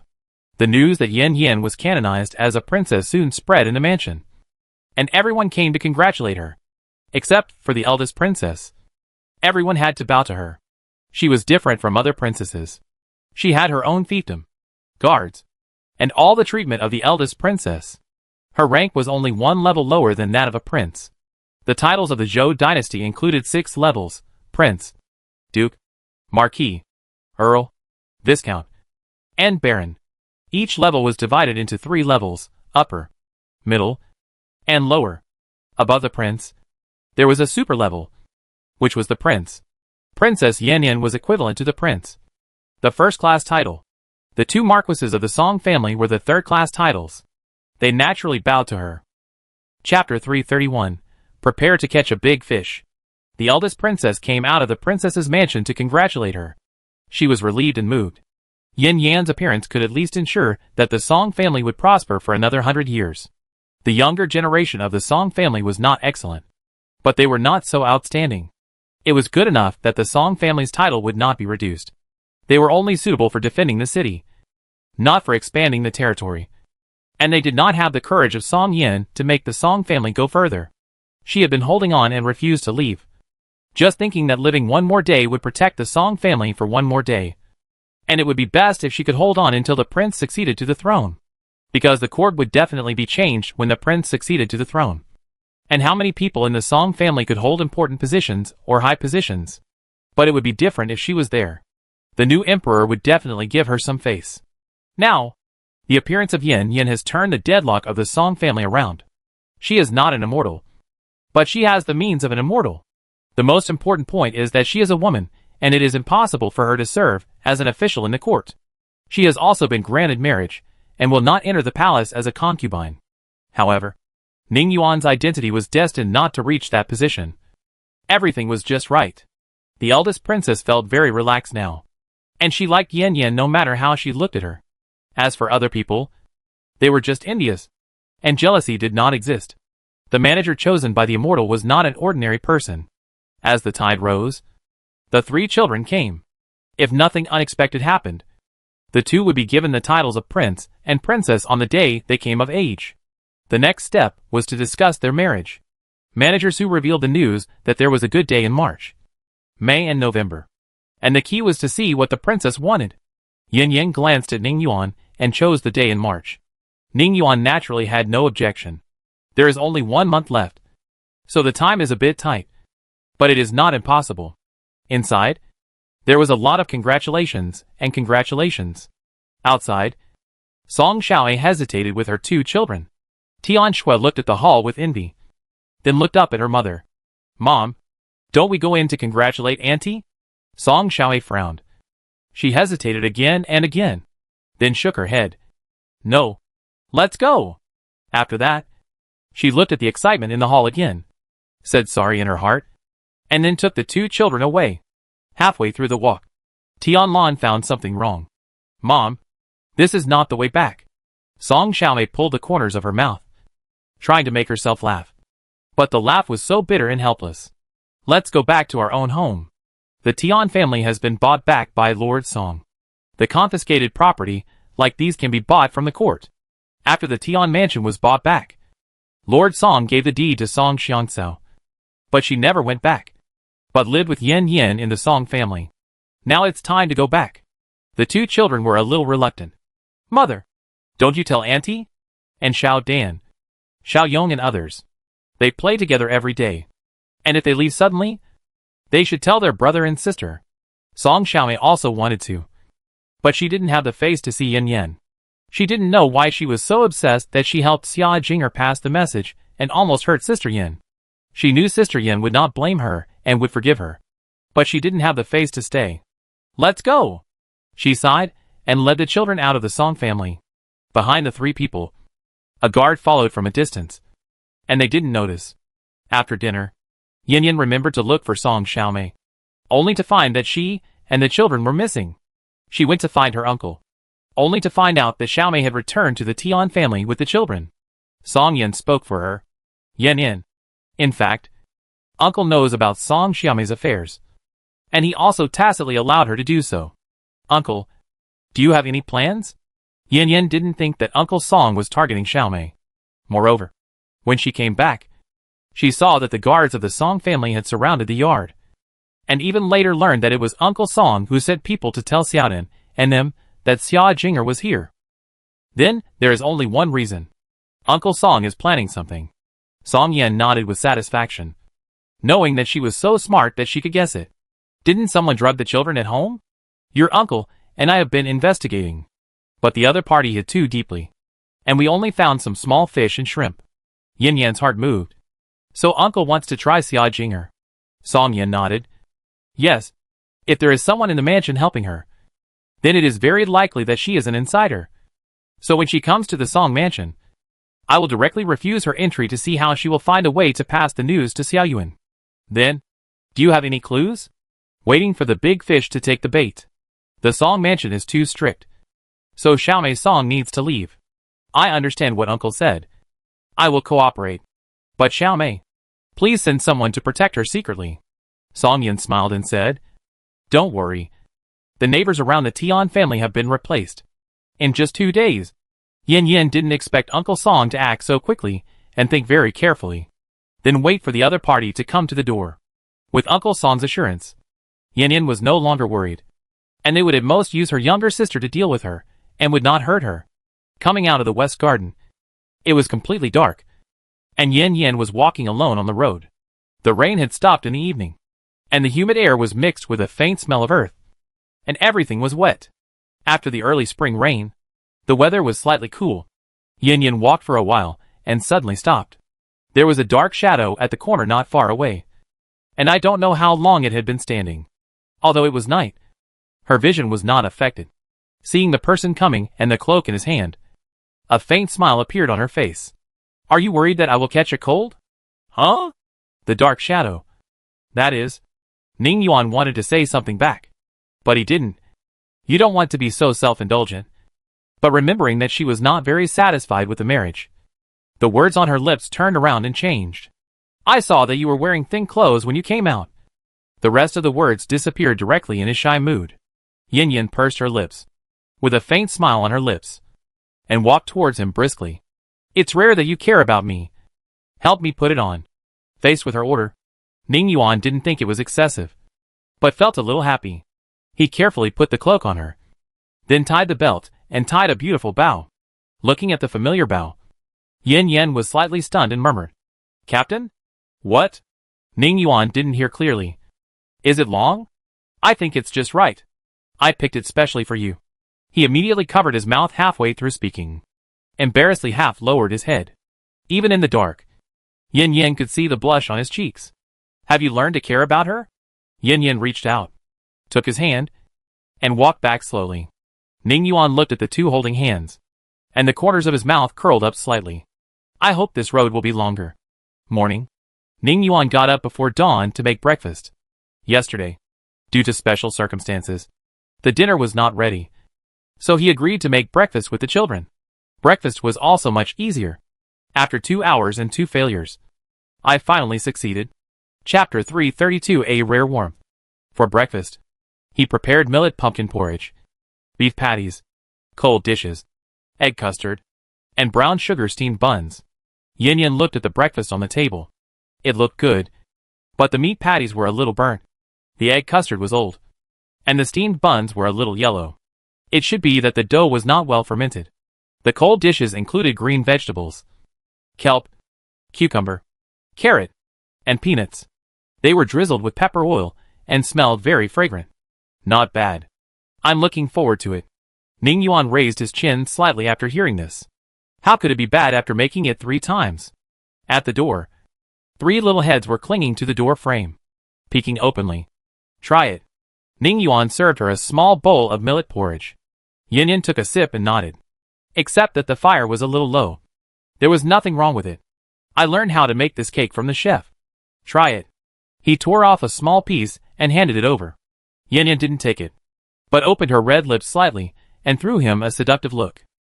Ning Yuan's face instantly turned red due to the blatant teasing. He pursed his lips lightly and slowly put the meat pie into her mouth. He was about to pull his hand back, but she grabbed it, and then he felt a warm touch from his fingertips. His body shook, and he felt a current flowing from his fingertips to his limbs, making him feel numb. Did the energy of the supernatural power leak? But why didn't it hurt? But felt so comfortable and happy. Before he could experience it carefully, his hand was released, and the numbness disappeared. Ning Yuan felt a little lost, but still wanted more. It tastes good? Yin Yin gave a comment. Really? Then I'll continue to feed you. His fingers trembled as he tore the meat pie, wanting to feed her again. Yin Yin shook her head. No more. Why? Didn't you say it was delicious? He was puzzled. Yin Yan's smile deepened. Yes. But no. Idiot. Eat egg custard. She gave the order. Ning Yuan secretly glanced at her small red lips, and had to put down the meat pie with regret. The egg custard was cooked over a high heat, but it tasted good after pouring sesame oil and vinegar. She ate half a bowl. Of course, Ning Yuan fed her with a spoon throughout the whole process, and she was willing and happy. Then, there was the brown sugar bun, which had a sour taste. She ate 1 bite and passed it. Ning Yuan was a little annoyed. If the bun was ready, she could eat a few more bites, and then he could feed her a few more times, and maybe he could experience that feeling again. When he thought of the feeling just now, he couldn't help trembling all over, which made people have endless aftertaste. He decided that he must learn cooking well.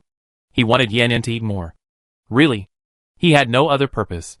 Finally, there was the cold dish, his masterpiece, which took him a lot of thought. Yin Yin, try the cold dish. Yin Yin picked up a piece of green vegetable and put it in her mouth. After chewing it for a few times, she frowned slightly. Have you eaten it yourself? Ning Yuan's heart was immediately lifted. No. Is it not delicious? No. It's delicious. Yin Yin waved her hand and put the cold dish into the package. It's so delicious. I plan to save it and eat it slowly. There is still a lot for breakfast. Come and eat with me. Okay. Seeing that she liked the dishes she made so much, Ning Yuan felt very happy and proud. It seems that he still has a talent for cooking. Keep up the good work. He didn't think much about it. But Xiaoyong outside the door had a serious expression. He knew what his father was like. It couldn't be so delicious that his mother had to put it away and eat it alone. Bad? That's impossible. He watched it being made. As long as the seasoning was good, it wouldn't be bad. Wait. Seasoning? Xiaoyong thought of something and turned around and ran to the kitchen. Brother, where are you going? Xiaodan looked at her brother in confusion. Seeing that he didn't even turn his head, she didn't have time to think about it and chased after him. Abu thought about it and followed him. After breakfast, Yin Yin said that she wanted to eat roast chicken at noon. And Ning Yuan went to study how to make it, without her having to send him away. She came to the side room, and Xiaoyong had been waiting for a long time. Did you find anything? Xiaoyong shook his head. We found the person, but he has been dealt with. Xiaodan is helping uncle and his friends find clues. Yin Yin thought for a moment and asked, Did Xiaodan see anything? Xiaoyong looked a little serious. She said she saw a lot of bats. Abu helped her find them, so it should be quick. Bats? Yin Yin couldn't figure out why the other party kept bats. They couldn't send messages with pigeons. Wait, will they use bats to send messages, so they can destroy the evidence or move it so quickly? Xiaoyong also thought of this possibility. They can even control people, so it shouldn't be difficult to control bats. This can also explain why they are so well informed. The Song family's strict arrest operation didn't find anything. It has been 4 days since the incident, and there is no clue who is behind the scenes. Yin Yin thought of Song Xiaomei and frowned worriedly. If it is really the bats that monitor and transmit the message, then your aunt may not get anything. Is that really a trap? Aunt? Xiaoyong had already guessed it. If there was no permission from the head of the Song family, how could anyone from the aunt side go in and deliver the letter? It was obviously intentional. Mother, I suspect that the other party also knew that this was a trap, and just used this trap to do things for Xia Jinger. You mean the other party took advantage of the trick? Xiaoyong nodded. Yes, because it's too obvious. The other party is not a fool. Otherwise, they wouldn't have been caught now. Yin Yin thought for a while and said, Then let your aunt come back. Don't let the other party use you instead of catching the big fish. The more she thought about it, the more likely it was. No, I'll go find her now. Yin Yin was worried about Song Xiaomei. However, before she left the house, she was invited back by Song Yin. Yin Yin had to go see Uncle Song first. Arrived at the West Garden. In the study, both uncles were there. Their faces were not very good. Their eyebrows were slightly twisted, and their expressions were serious. Uncle, what's wrong? What happened? Yin Yin asked with concern. Lord Song motioned for his brother to speak. Song Yin had to explain. Something happened. It's not a big deal, but it's not a small one either. We need your help. Yin Yin immediately promised. Uncle, just tell me what you have to say, as long as I can do it. It's like this. Didn't Xiaodan see a lot of bats? We will focus on finding bats. Who knows? Not long after we started to investigate, people died one after another in the mansion, and they all committed suicide. From the time we inferred that the other party was a spy to the time we found them. No matter how long it took, the other party could commit suicide before we arrived, which was abnormal at first glance. Is this a sacrifice to save the king? It should be.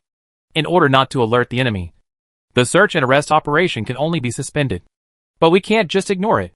So the situation was deadlocked, and they couldn't replace the servants in the mansion.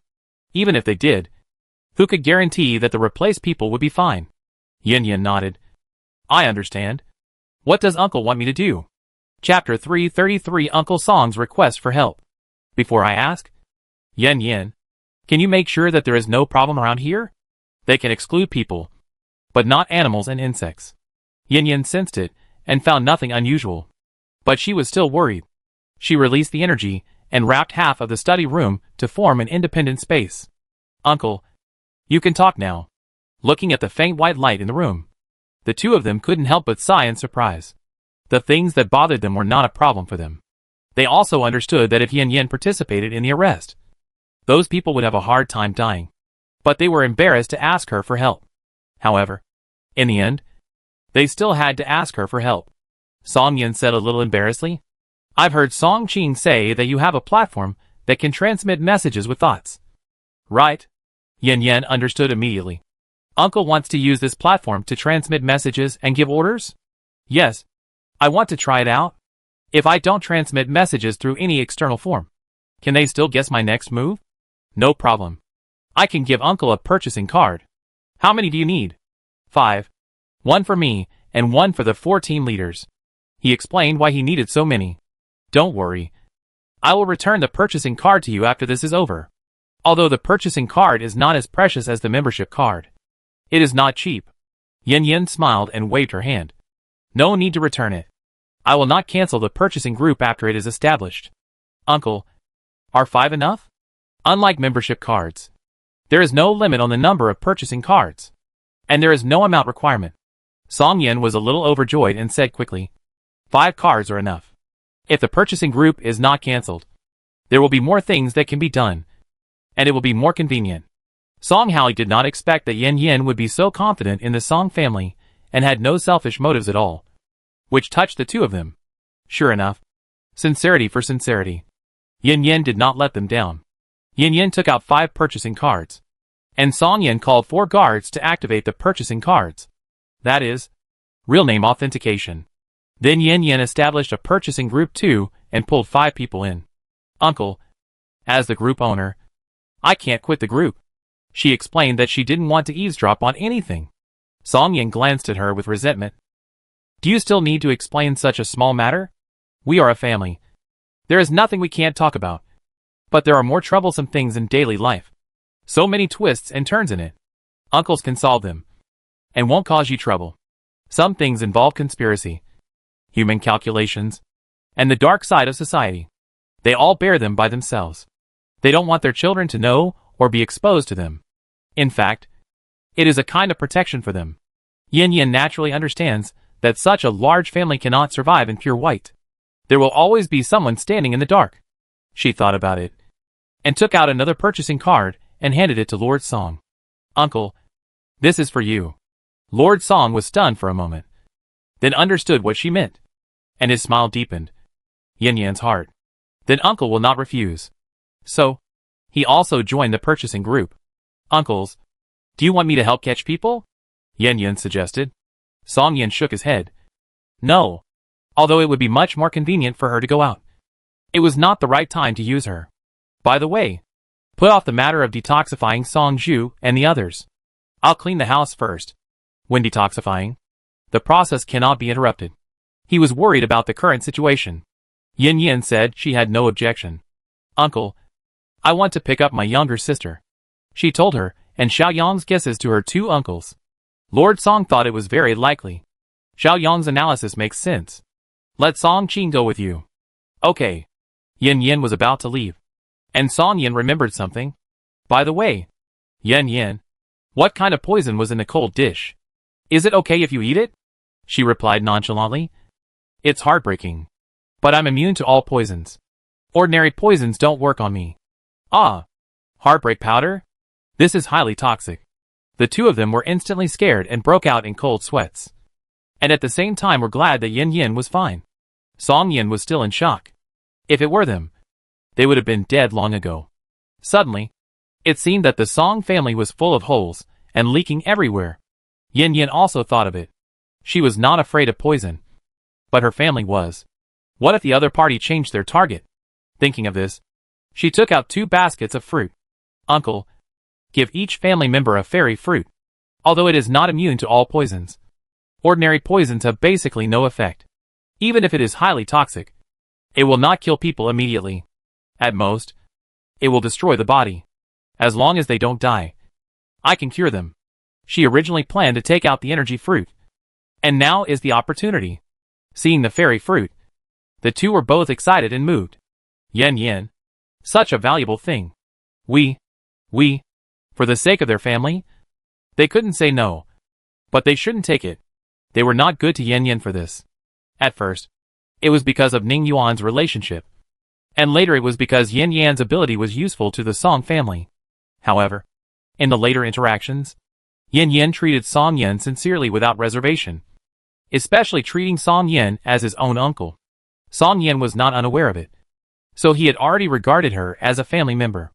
Of course, even fathers and sons can't avoid taking advantage of something. But this kind of taking advantage is for the future of the children and the Song family. Everyone will prosper together and suffer together. The two kinds of taking advantage are different. And Yin Yin had already been labeled as a member of the Song family. Yin Yin pushed the basket forward. Uncle, didn't you say we are a family? Why are you being polite to me? Okay. Uncle will accept it. They didn't say thank you, but kept this kindness in their hearts. Next, Yin Yin went to find her second cousin, and then left the house with 10 guards. On the way, I heard news from the purchasing group from time to time. She set up a call function. And if they wanted to find her, the group message would remind them. If there was no special reminder, she would not open this group to read it. At the same time, she changed the name of the group to Song Family Group. Yin Yin thought that if conditions allowed in the future, she would pull all the masters of the Song family in. And it would definitely be lively at that time. And then she could change the name to a loving family. The farmhouse was in the southern district, and the journey was not close. The two of them sat in a carriage, and Song Qing told her about his performance on the way. At present, he has booked 2.2 million taels of goods, and he will be able to deliver them tomorrow when the trading day comes. Among them, the Nandong family paid 500,000. The Song family paid 500,000. The in-laws Qiao and Zhao families paid 500,000 each, and the eldest princess paid 200,000 alone, including the queens. The total is almost 3 million.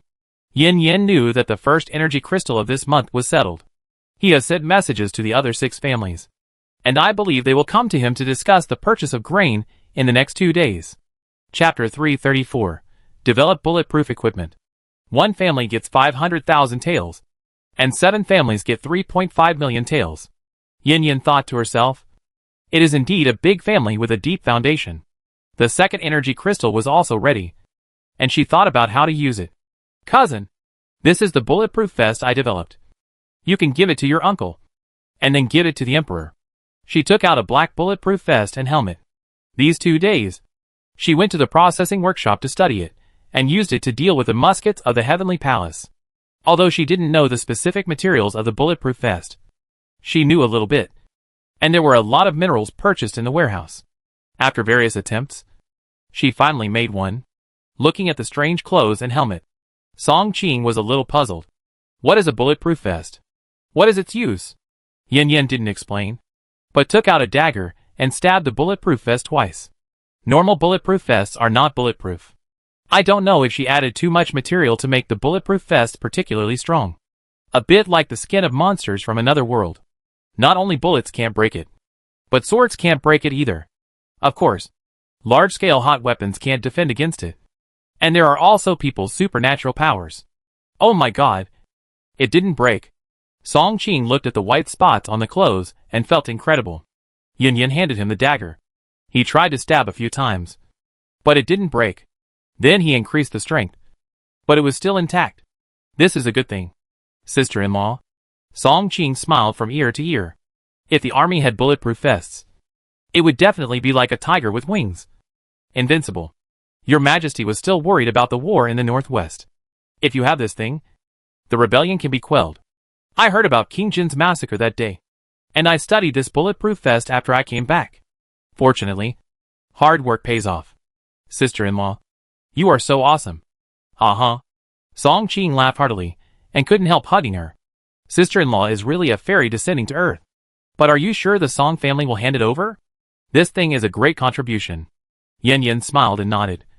I already have a lot. Besides, I am a member of the Song family. Right? Uh-huh. Yes. You are right. We are a family. No one is different from each other. Song Qing was not hypocritical, and carefully put away the bulletproof vest. Sister-in-law, can bulletproof vests be mass-produced? Not to mention more. It would be enough for 10,000 people to wear them. Speaking of mass production. Cousin, I need a rare ore. If you can provide 1 ton, then I can provide 10,000 bulletproof vests and helmets. Other ores are not in short supply, but there is only one that is not in large quantity. What kind of rare ore is it? Do you know where to find it? I'm not sure.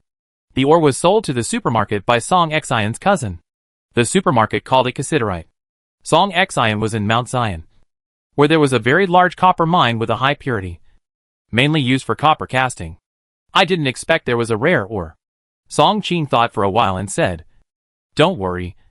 As long as you know where it is, it's fine. By the way, it must be difficult to make bulletproof vests. How much do you plan to charge? She was her family, so she couldn't let her suffer a loss. Because bulletproof vests use a lot of rare ores, the price is higher. As she said, she stretched out a finger. Song Qing nodded in understanding. 100 taels? That's reasonable. Yin Yin raised her eyebrows. 100 taels was still reasonable. Cousin, it's 10 taels of silver per piece. What? 10 taels of silver. Isn't it too cheap? Sister-in-law.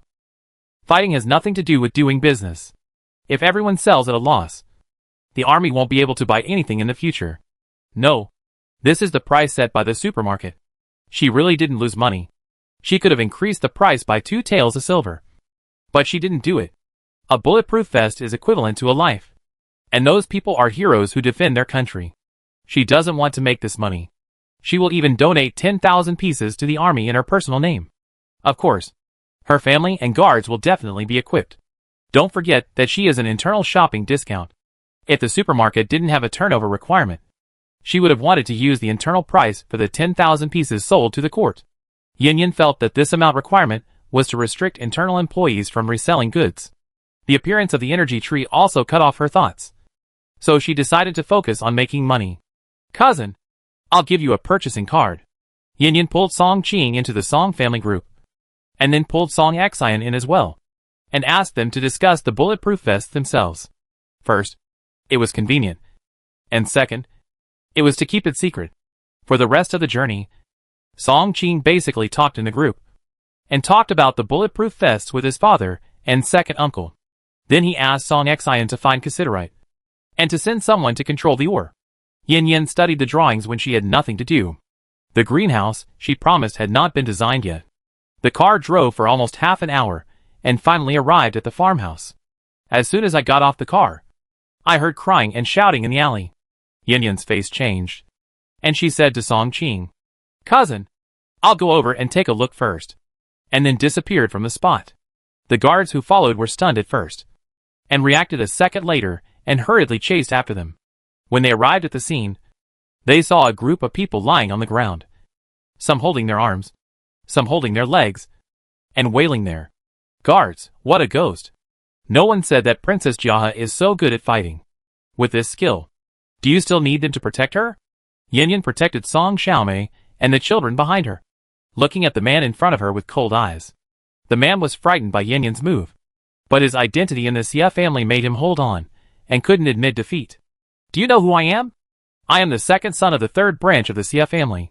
If you hit my people, you are hitting the face of the Xia family. Bitch, you are dead. Uh-huh.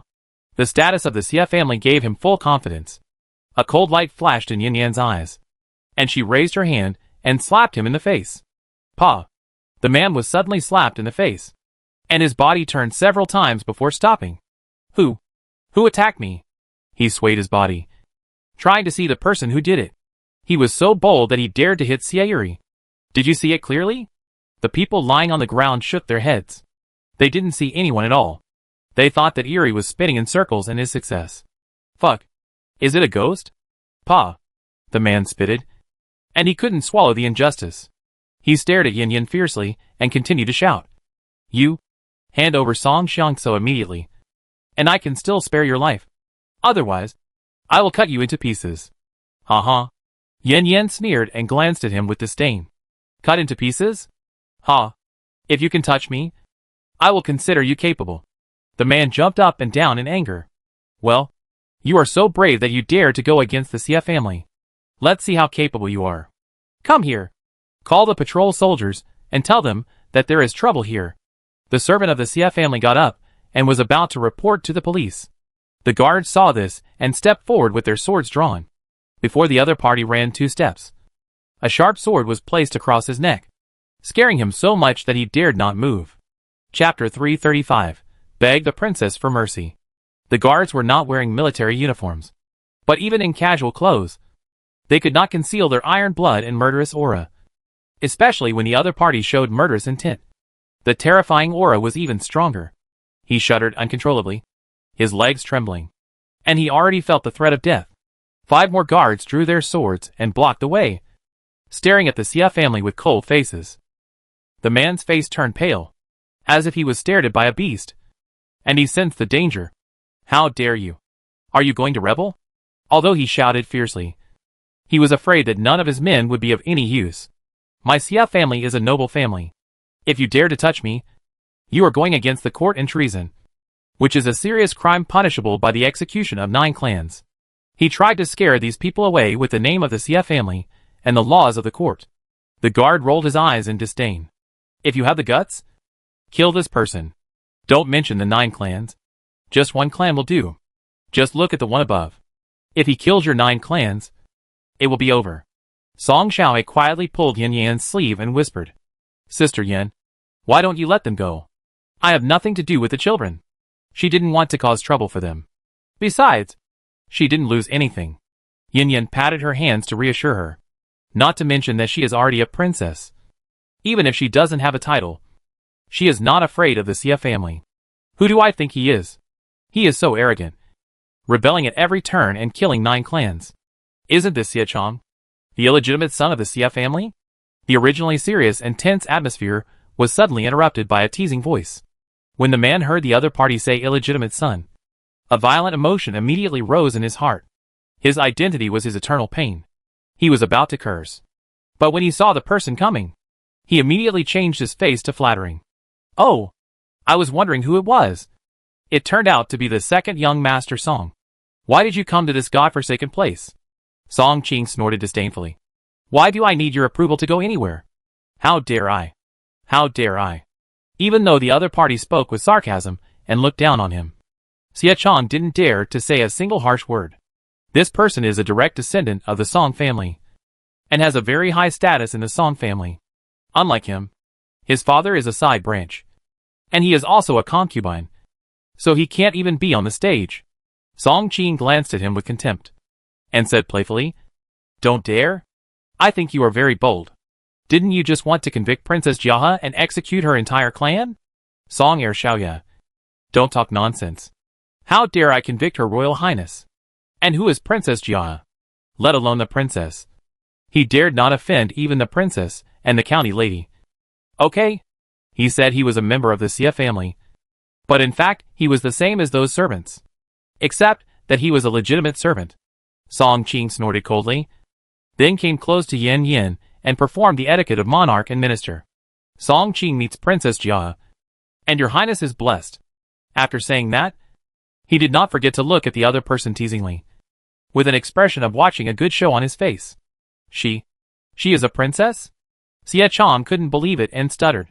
One of the guards showed his badge. It had 5 big characters Royal Guards written on it, which was a guard unique to the royal family. Xie Chong's only hope was gone. His legs softened and he fell to his knees. He knew he was done for. He had called the other person a dog more than once, which was a crime of disrespect. Then he complained, Why didn't you, a princess, introduce yourself at the beginning?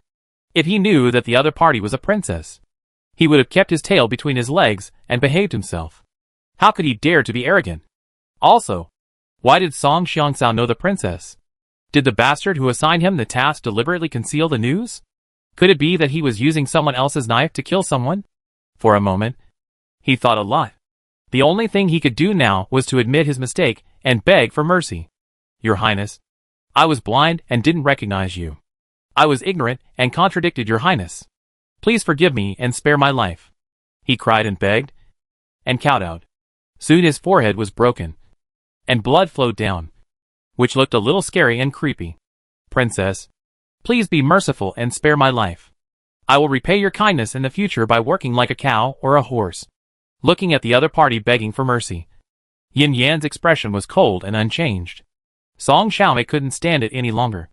Sister Yan, let's forget about it. After all, the other party is from the Xie family. It's better to have less trouble than more. The Xie family is also a noble family. She doesn't want to cause conflicts between the 2 families because of her. Yin Yang glanced at Xiaomei, not wanting her to feel burdened, so she winked at her cousin. Song Qing thought about it and understood. Please send the second son of the Xie family back to the mansion. Please, second young master. You are too polite. I will personally send him to the hands of Xie Daxuishi. They are not guards who know nothing, but the royal guards. They have to learn not only martial arts, but also various knowledge. With one word from the other party, they know what to do next. As for the one kneeling on the ground, with his head broken and bleeding, it is estimated that he will lose a layer of skin if he doesn't die. Offending the royal family is a serious crime. It depends on whether the Xie family will protect him. Xie Chong sat on the ground in despair. He knew he was finished. Even if the head of the family was willing to forgive him, his father would beat him to death. No, he couldn't die. He had to save himself. How could he let the princess and the Song family show mercy? His brain worked quickly, thinking of ways. Suddenly, his eyes lit up. Please give me a chance to redeem myself. Your Highness, I have something important to report. Song Qin glanced at him disdainfully. What can you do? Besides, some trivial matters can't offset the crime of disrespecting the royal family. Fearing that the other party would not give him a chance, Xie Chong hurriedly said, I know about the Prince Xie Ping, and it is related to missioner of your mansion. Several people looked at him. Xie Chong knew there was hope and tried to make conditions. If I tell what I know, and it is useful to the Song family, I only ask Her Highness to spare my life. Also, I hope Her Highness can keep it a secret for me. Otherwise I will die if I go back. Yin Yin glanced at her cousin and said, Okay, as long as you are telling the truth, this princess will spare your life. Let's go in and talk. There are too many people outside, and it's not appropriate. When she gets inside, she can release energy and shield a room without any problem. Half an hour later, Yin Yin left the Tian family with Song Xiaomei and the two children. When she returned to the Song family, it was past dinner time. In order to appease Xiaomei, she stayed to eat with her and persuaded her for a long time before leaving. When she returned to the room, she saw a rich meal on the table. But the food was not in good condition. She touched the plate, and the food was cold. It should have been cooked for a while. Sister Xiuqin, where is Ning Yuanren? Danyo's wife replied. Young Master Ning said he was tired and wanted to rest. Has he eaten? Danyo's wife shook her head. Young Master Ning waited for you for more than half an hour. He was very happy to hear that you were back. But, after knowing that you had eaten at Miss Song's place, he left in a bad mood. She meant to speak well of the other party. Chapter 336 Xia Jinger visits again. Yin Yin thought to herself. This guy is narrow-minded and angry again. Okay. I know. By the way, the princess's mansion needs you to help arrange the layout. I will send you 10 guards to help. The couple has been with her for quite some time, and knows her and her children's preferences. Danyo's wife smiled and said, Don't worry, miss. I will arrange it. Well, leave it to you. Don't worry. By the way, calculate the time. Danyo and his family will be back at the end of the month. You can arrange the courtyard you live in. As for the money, I will give you 50,000 first. If it is not enough, ask me for more. He took out a stack of silver notes and handed it to her. As for asking Danyo to bring Uncle Song's family back, it was because she needed someone to manage her own mansion in the capital. And Uncle Song's family was still quite satisfactory to her. After consulting with Danyo and his wife, he was sent to Liangqiu. The trust and respect of the young lady touched the wife of Danyu. It was a blessing for them to follow the young lady in this life. Then she asked what the children were doing, and Yin Yin asked her to get busy. She changed into a home dress, put the food on the table into a lunch box, and then carried it out. The yard where Ning Yuan lived was not far from her. She did not plan to take the right path, but flew up to the house, past the small garden and corridor, and came directly to the yard where he lived, and landed lightly on the roof. Just as she was about to go down, she glanced at the distance and seemed to see the Ning family's carriage parked outside the Song mansion. And it was the same as yesterday. Why is she here again? Yin Yin was a little suspicious and puzzled. Wasn't the nail she hit yesterday enough? It seems that she still needs to take action. Thinking of this, she put the lunchbox into the bag, tiptoed, and flew away. Inside the house, Ning Yuan looked at the door, waiting for her to push the door in. Who knew that she left quietly again? Damn it. Ning Yuan slammed the table heavily. Anyone is more important than him. And saying that she loves him is a lie. He decided that he would never forgive her today. Humph. Yin Yin didn't know that Ning Yuan was angry again. She flew outside the mansion and landed on a big tree. Outside, Xia Jinger's people were asking the gatekeeper to help her pass the message. It's useless for you to beg me. The master's family has stipulated that Miss Xia is not allowed to enter the mansion. So you should leave quickly. As she said that, she returned the 10 taels of silver to the other party. Brother, we won't go in. Can you please tell Master Ning Yuan a message? This time, the maid handed over a silver note of 100 taels. No. No. Leave quickly. The servant began to blast them. This was not a matter of money. No matter what the maid said, it was useless. She had to go back to the carriage. Madam, they won't let us in. And they won't pass on the message. What should we do? The most important thing is that the person they were looking for yesterday was not in the mansion. So they couldn't secretly pass on the message to Master Ning Yuan. Wait. Xia Jinger had no choice but to sigh slightly. Tomorrow is the day when the prince will leave. Only he can stop everything. The maid didn't understand how Master Ning could be so capable. But she could only obey orders. On the tree, Yin Yin touched her chin. What was Ningyi going to do? Why stop him? Also, why was only Ning Yuan able to stop it? Could it be that Prime Minister Ning would listen to Ning Yuan? This is outrageous. Unless the sun rises from the west. Suddenly, the people below looked up. And Yin Yin waved at Xia Jinger. Meeting her gaze. Seeing the person on the tree, Xia Jinger's eyes were complicated. She was actually quite afraid of bumping into Yin Yin. Not everyone cares about etiquette and status. She really wanted to fight. However, there was nothing she could do at the moment. She got off the car. And Yin Yin also landed on the ground. The subject Xia Jinger greets Princess Jia. Long live the princess. She bowed slightly and saluted. This etiquette explained everything. Yin Yin smiled slightly. The status has changed. Didn't you use all means to marry Ning Yuan? Why did you give up? That's right. How can the concubine of the eldest young master of the Ning family compare to the status of the wife of the prince? There was a strong sarcasm in the words. The smile on Xia Jinger's face did not change at all. As if she didn't care about the other party's sarcasm at all. Princess, you are joking.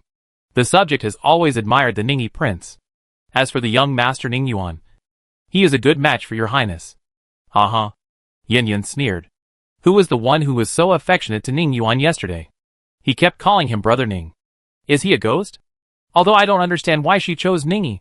It's good for her to be the wife of the prince. So that Ning Yuan won't miss her anymore. If that's the case, then why are you looking for Ning Yuan? Xia Jinger hesitated for a moment. But she also knew that she wouldn't be able to see Ning Yuan if she didn't make it clear. The prince was sent to the front line. Not to mention that he doesn't know martial arts. The prince was accidentally injured last time and his body hasn't recovered yet. So he can't fight at all. There is really no other way. I could only come to ask Master Ning Yuan for help. After all, the prince is his brother. Yin Yin raised her eyebrows. She didn't expect Ning Yi to be sent to fight. Other children of noble families all went to war. Most of them to gild their reputations and brush up their resumes. But Ning Yi, it was impossible. Then, there was only one thing. The emperor wanted to deal with the Ning family. And Ning Yi's joining the army was a beginning. She even doubted whether Ning Yi could come back alive. Thinking of this, she looked at Xia Jinger with a scrutinizing eye. Did she also think of this? So she came to ask Ning Yuan for help? It's a pity. She won't let Ning Yuan get involved in this matter. Miss Xia, as the saying goes, eating the emperor's salary and worrying about the emperor. Ning Yi, as a minister, should go to the battlefield to kill the enemy. Besides, he is the prince. Even if he can't become the commander-in-chief, he can't be a soldier. Even if he really fights, there will be people around to protect him. And there will be no accidents. Moreover, going to the front line to kill the enemy is just training and brushing up his qualifications. After entering the court, his words will also have weight. Right? So, you don't have to worry at all. Xia Jinger guessed that she would say these to refuse. Your Highness Princess, you don't know that this battle is different from the past. The opponent has very powerful hidden weapons. Even if they are far away, they can hit people and kill them with one blow. I don't ask him to be a marquis or a prime minister in the future and earn an imperial decree for me. I just hope that he is safe and sound. Your Highness Princess also has someone she likes, and I think she can understand my thoughts. I hope the princess can help. As for causing displeasure to His Majesty or being punished, I am willing to bear it alone. As she said this, she lifted her skirt and knelt down to perform a great ceremony. She spoke sincerely, and she grasped the mentality of a little woman who was worried about her husband very well. If it were someone else, she would really be moved by her words and sincerity. It's a pity that Yin Yin wouldn't. She even felt that Xia Jinger's trip today was mostly for someone to see. Was Prime Minister Ning putting pressure on her? Or did he want Ning Yuan to think she was good? Or was he trying to send her a message that she would no longer covet Ning Yuan? So that she would relax her guard? For a moment, Yin Yin thought a lot. Anyway, she didn't believe the reason that she was sincerely thinking about Ning Yi. Chapter 337. Suddenly I admired her a little. Miss Xia. It's useless for you to ask Ning Yuan for this matter. The decree was issued by His Majesty.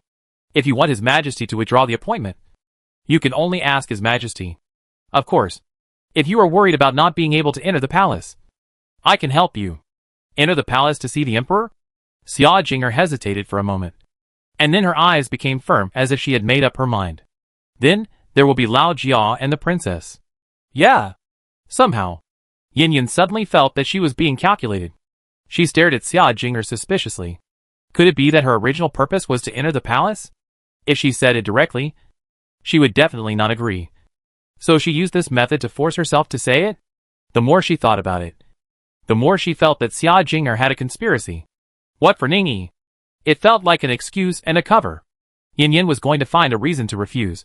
But before she opened her mouth, Xia Jing'er spoke. Your Highness is kind. But this matter is not good after all. I thought about it, and I can't let your Highness get involved. So please help me pass on a memorial. As she said this, she motioned the maid to take out the memorial, and then handed it over respectfully. This meant that if His Majesty really got angry, it would have nothing to do with her. Yin Yin frowned slightly, which blocked her words of refusal. She didn't take it, but stared at the memorial that had been prepared long ago. Overt conspiracy. Naked overt conspiracy. Xia Jing'er didn't urge her. She bent down and raised her hands above her head, keeping this posture motionless. Yin Yin had to admire her, and even admired her a little. Xia Jing'er, no matter what conspiracy or plan you have, I will help you with your perseverance. She took the letter. Thank you, Princess, for your mercy. Jing'er is very grateful. Xia Jing'er sincerely performed a great ceremony. Then she said goodbye to her, and left in a carriage without any hesitation. She never mentioned seeing Ning Yuan again during the whole journey. Yin Yin was sure that the other party was coming for her, and finding Ning Yuan was just an excuse to lure her out. Looking at the carriage going away, she knocked the letter in her hand and muttered to herself. Strange. I don't hate her so much anymore. Who do you not hate? Suddenly, Ning Yuan's resentful voice came from behind. Yin Yin hurriedly turned around and met his dissatisfied eyes and suppressed anger. Puff. Seeing him so cute, Yin Yin couldn't help laughing out loud. Ning Yuan glared at her sadly, and this woman still laughed and ignored her. He turned back to the mansion. Seeing that he was angry, Yin Yin hurriedly chased after him and naturally took his arm. Are you angry? I'm not laughing at you. I just think you're cute when you're angry. You're the cute one? Ning Yuan rolled his eyes, but his resentment was less. Yin Yin smiled and nodded. Okay. I'm responsible for being cute. And you're responsible for being handsome. Humph. He snorted, but didn't refute. Although he had a stern face, he let her hold his arm, and the couple went back home together. On the way, Ning Yuan asked the doubts in his heart. Why did she look for you? Yin Yin raised her eyebrows. Is she worried that I would bully her? Ning Yuan frowned, feeling that she was a little unhappy. Forget it. I won't ask. So as not to make you unhappy. Compared to Xia Jing'er, a woman who only lived in his memory, he cared more about the person in front of him. This sentence made Yin Yin curl her lips. Would he consider her feelings? Did he mean that she was important in his heart? Ning Yuan. If Xia Jing'er and I fell into the river at the same time, who would you save? Ah? Would your skills allow you to fall into the river? His first reaction was impossible. Yin Yin rolled her eyes. It's already said it's if. Not true. Since it's not true and can't happen, what else can I answer? No. You must answer. Xia Jing'er and I fell into the river. Who would you save first? Okay. You can fly. So I will save. Yin Yin interrupted him immediately. Wait. I can't fly. I've run out of energy. And I can't swim. Ning Yuan was speechless. Isn't this nonsense? No matter what. Tell me who to save. She shook his arm for an answer. Ning Yuan had no choice but to go along with her and said, Okay. I'll save you first. If my energy is not used up, I'll save you later.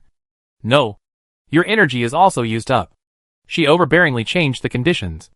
That is, not allowing him to save Xia Jing'er. Ning Yuan helplessly held his forehead. My princess, I can't swim either. If my energy is used up, Then I will jump down and we will die together. No one will save me. Hee. Yin Yin was amused by her own unreasonable behavior.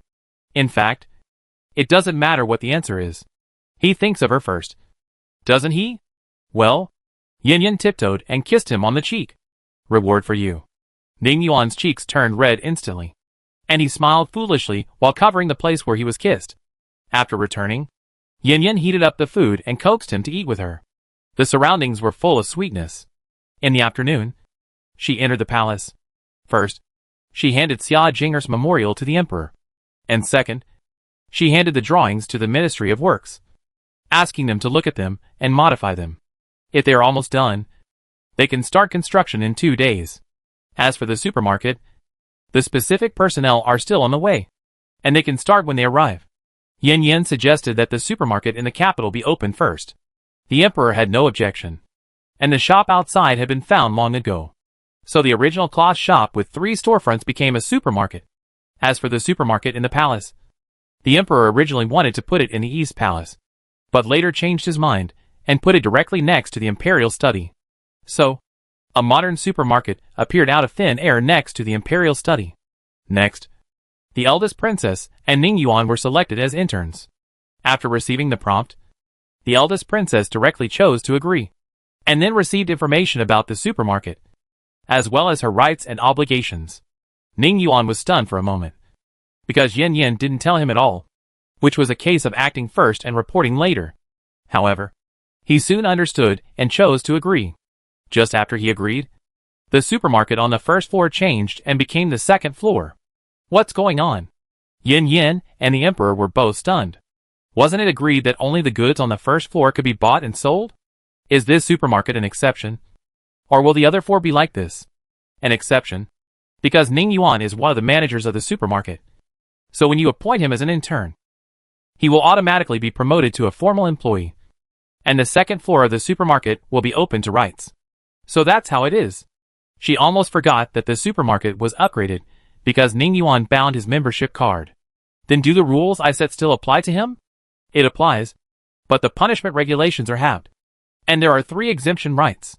After all, he is one of the owners of the supermarket, and he still has privileges. For Yin Yin, as long as the terms she specially formulated are valid, she doesn't care about the privileges given to him by the supermarket.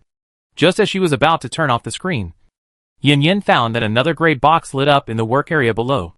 Chapter 338 Untitled. A supermarket can be designated as the acting headquarters, and there are 2 opportunities every month to summon employees to the headquarters. Is it the kind of instant teleportation? Yes. It can only be teleported in the supermarket. This is a very good function. The emperor saw her looking at one place without saying anything. So he asked, Jiahe, what are you thinking about? Yin Yin told him about the changes in the supermarket. When he heard that Ning Yuan was also one of the immortal managers, the emperor looked like he was worthy of being my son. Don't mention how proud he was. Father, I want to designate this supermarket in the palace as a temporary headquarters. One is that there are few people, and the other is that it is safe. The emperor naturally has no objection. Next, Yin Yin accompanied him to walk around the supermarket twice. It's not that he was not allowed to go in to visit, but the employees needed to be there, and it was in operation. However, even if he looked at the modern version of the building outside, the emperor couldn't help but sigh. Is this the glass you mentioned? The emperor pointed to the reflective window. Yes, but it is not transparent. You can't see inside from the outside, but you can see outside from the inside. The glass greenhouse is the kind of transparent glass. You can see inside. The 2 are different. To prevent peeping? It's really amazing. Jiahe, is the wall also glass? So smooth. No, it's ceramic tile, which is beautiful and waterproof.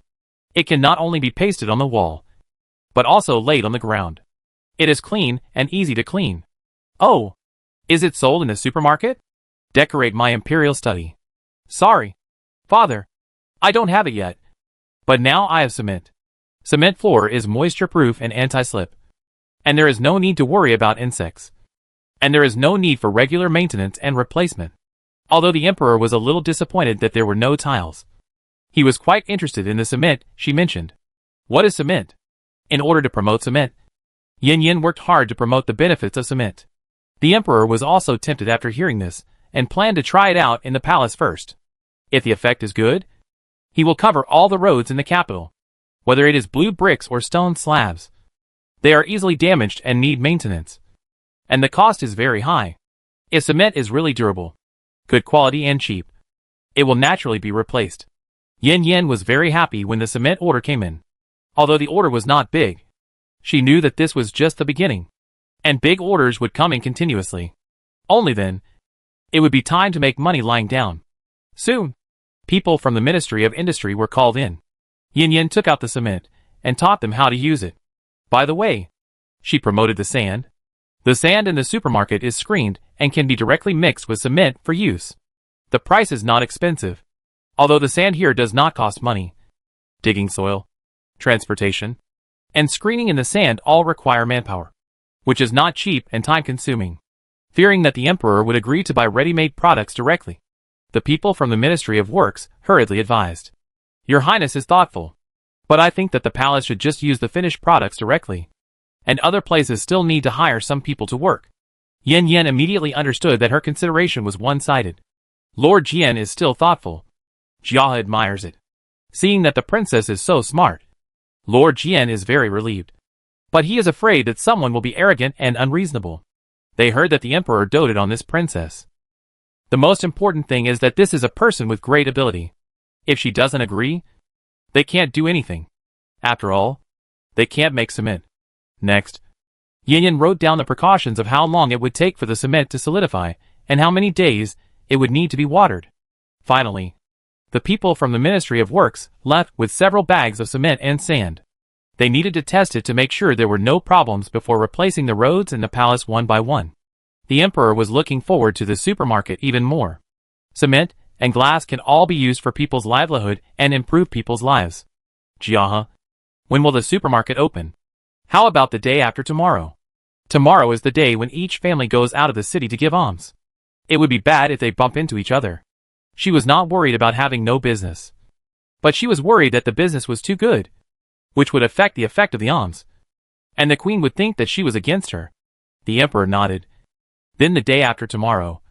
By the way, didn't I say to find a few members for you first? When they are here, I will hold a banquet tomorrow. You meet them, and help me see if anyone in the royal family has been infected.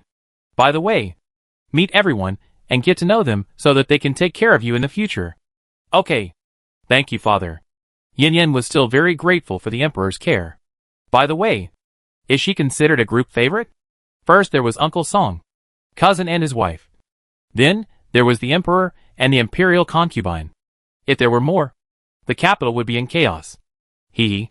At this time, the sound of a car horn came from a distance. The emperor thought of something and smiled lovingly. But when he looked at Yin Yin, he frowned in an instant. Jia, your car has caused me so much trouble. He complained that for the sake of a few children. It was embarrassing. The other children all clamored to sit in the car when they saw it. And I couldn't force Tianhong to hand over the car. After all, it was a gift from you. Father, you also said that it was a gift from your son to Tianhong. Since it is a gift, how can one person give one to each person? It seems that I, the emperor's sister, am too insincere. I don't care. Otherwise, I will leave those little guys to you to coax. The emperor started to play tricks. Yin Yin was speechless, thinking that you are the emperor after all. You should pay attention to your image. She knocked her head in distress. And then her eyes lit up. Father, I have another kind of small car here, which is just suitable for 2 or 3-year-old children to ride and play. What is it? Take it out quickly so that I can see it. She was talking about the small tricycles sold in toy stores. Of course, there are other cars, including scooters, 2 wheels without pedals, and twisting cars. However, she only took out the pedal tricycle and prepared to sell the others in the supermarket. Father, don't think this car is not as cool as a car, but it can be used for a long time, like the car that Tianhong plays with. Once it runs out of power, you can no longer play with it. The emperor asked in confusion. What is electricity? How to explain it? It is a kind of energy used to drive the car to move. The energy is limited, and it is useless when it is used up. Can't you and Xiao Yuan charge it? It seems that Ning Yuan can. But it is just a hypothesis. After all, No one knows whether a thunderbolt can charge the battery. Yin Yin shook her head. No. It is not the same system. Then what system is yours? The Emperor was digging into the problem. Mainly because he was curious about the energy they had. How do you put it? Ning Yuan and I use it for fighting. And the battery in the car is for life. The two cannot be mixed together. Then according to you, can electricity be used for other places? Faced with the Emperor's questions one after another, Yin Yin opened her mouth, not knowing what to say. The key is that she is not a science student. Even if there is electricity, she doesn't know how to use it in life? Chapter 339 Secret Calculation. Unless the supermarket is updated and has wires and light bulbs, it will be useless to say more. Father, I remember that I have something to do, so I'm leaving first. After saying that, regardless of whether the Emperor agrees or not, Yin Yin greased her feet and left. Hey, Jiahe, you kid. Seeing that the person disappeared in an instant, the Emperor sighed helplessly. Is his question so difficult to answer? So sad? Suddenly a gust of wind blew, and Yin Yin came back again. Father, this is for you to eat. Throwing him 2 apples. 5 children's bicycles appeared on the ground at the same time, and then disappeared again. Tianqin didn't even see the person clearly, and there were 2 more apples in his hand. This girl. It's not in vain that he loves her. By the way, I forgot one thing. He shouted to the sky. Girl, the wedding date is March 28th. Got it. The voice was heard in the air, but the person was not seen. By the way, that bulletproof vest. Go find my 2 uncles. The implication is that if it is counted as a merit, just give it to the Song family. She doesn't want it. This child. Tianqin smiled and shook his head, looking at the 2 apples in his hand, thought for a while, and walked towards Fingy Palace. The next day was the day for all the major families to go out of the city to give alms. And it was also the birthday of the queen. Even the Emperor gave 500,000 grains to bless the queen. Being in the capital, the drought is not obvious. The only change may be that grain is more expensive and water is less. Maybe people living in the capital are all worth more than 10,000 taels. And even the poorest have a few thousand taels. The price of houses in the capital is very high. Who would care about the money to buy grain? The food and daily necessities were almost the same as before. But it was different outside the capital. Poverty and hunger were very straightforward. Everyone who came to line up was pale and thin. And none of them was well dressed. They were all the people struggling at the bottom. Even so, they were much better off than those who left their homes. At least they didn't have to eat their children. This was the benefit of being close to Kyoto. They couldn't eat enough. But they wouldn't starve to death. These disaster victims couldn't enter Kyoto at will. But fortunately, big families came to donate every now and then. However, today was the biggest donation. Each person received a bag of white flour, a bag of rice, and a pack of instant noodles, which they dared not even think about. When they learned that it was the Queen Mother who took the lead and the 10 major families jointly donated, they cowed out in the direction of the capital to thank the Queen Mother for her kindness. This happened at every donation point. And for a time, Queen Nangong Feng's reputation reached a peak. The Nangong family was the happiest. The effect was better than they expected. The main reason was that the food distributed was too good. Unlike the grains mixed with sand before, and each household only had 1 bag, which was completely different from the food distributed today. That afternoon, Mrs. Nangong came to the Song mansion in person to thank Yin Yin. But Yin Yin was still in the palace at that time. The Nangong family suddenly became friends with the Song family, which made some people confused. You know, because of Mingyi. The Song family had almost no contact with the Nangong family. Even in the past few years, there was no marriage. Many families began to wait and see. And some speculated that the Emperor was going to make any moves. Otherwise, why would the Queen's birthday be celebrated with such a big fanfare and so much fame? There are all kinds of speculations. The Ming family can't sit still anymore.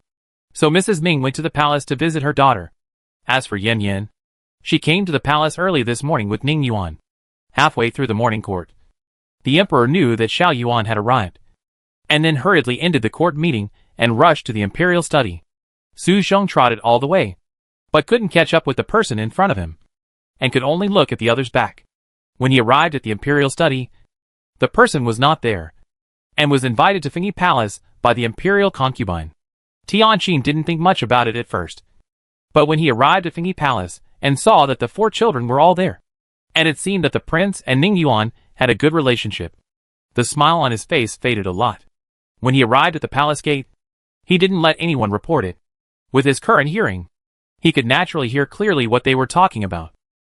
Qianshu talked about his plans for the future country and his lofty ambitions to make the country stronger. He talked about the emperor's skills taught to him by the Taifu, and talked about what problems he encountered and how he solved them. Ning Yuan didn't understand this at all. He looked at his cousin who was 5 years younger than him, and admired him very much.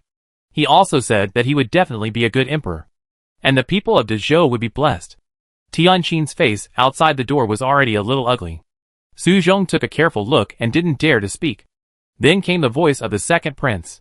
He said that he wanted to become a great general to help his father and his elder brother protect the country and save the country and the people from the suffering of war.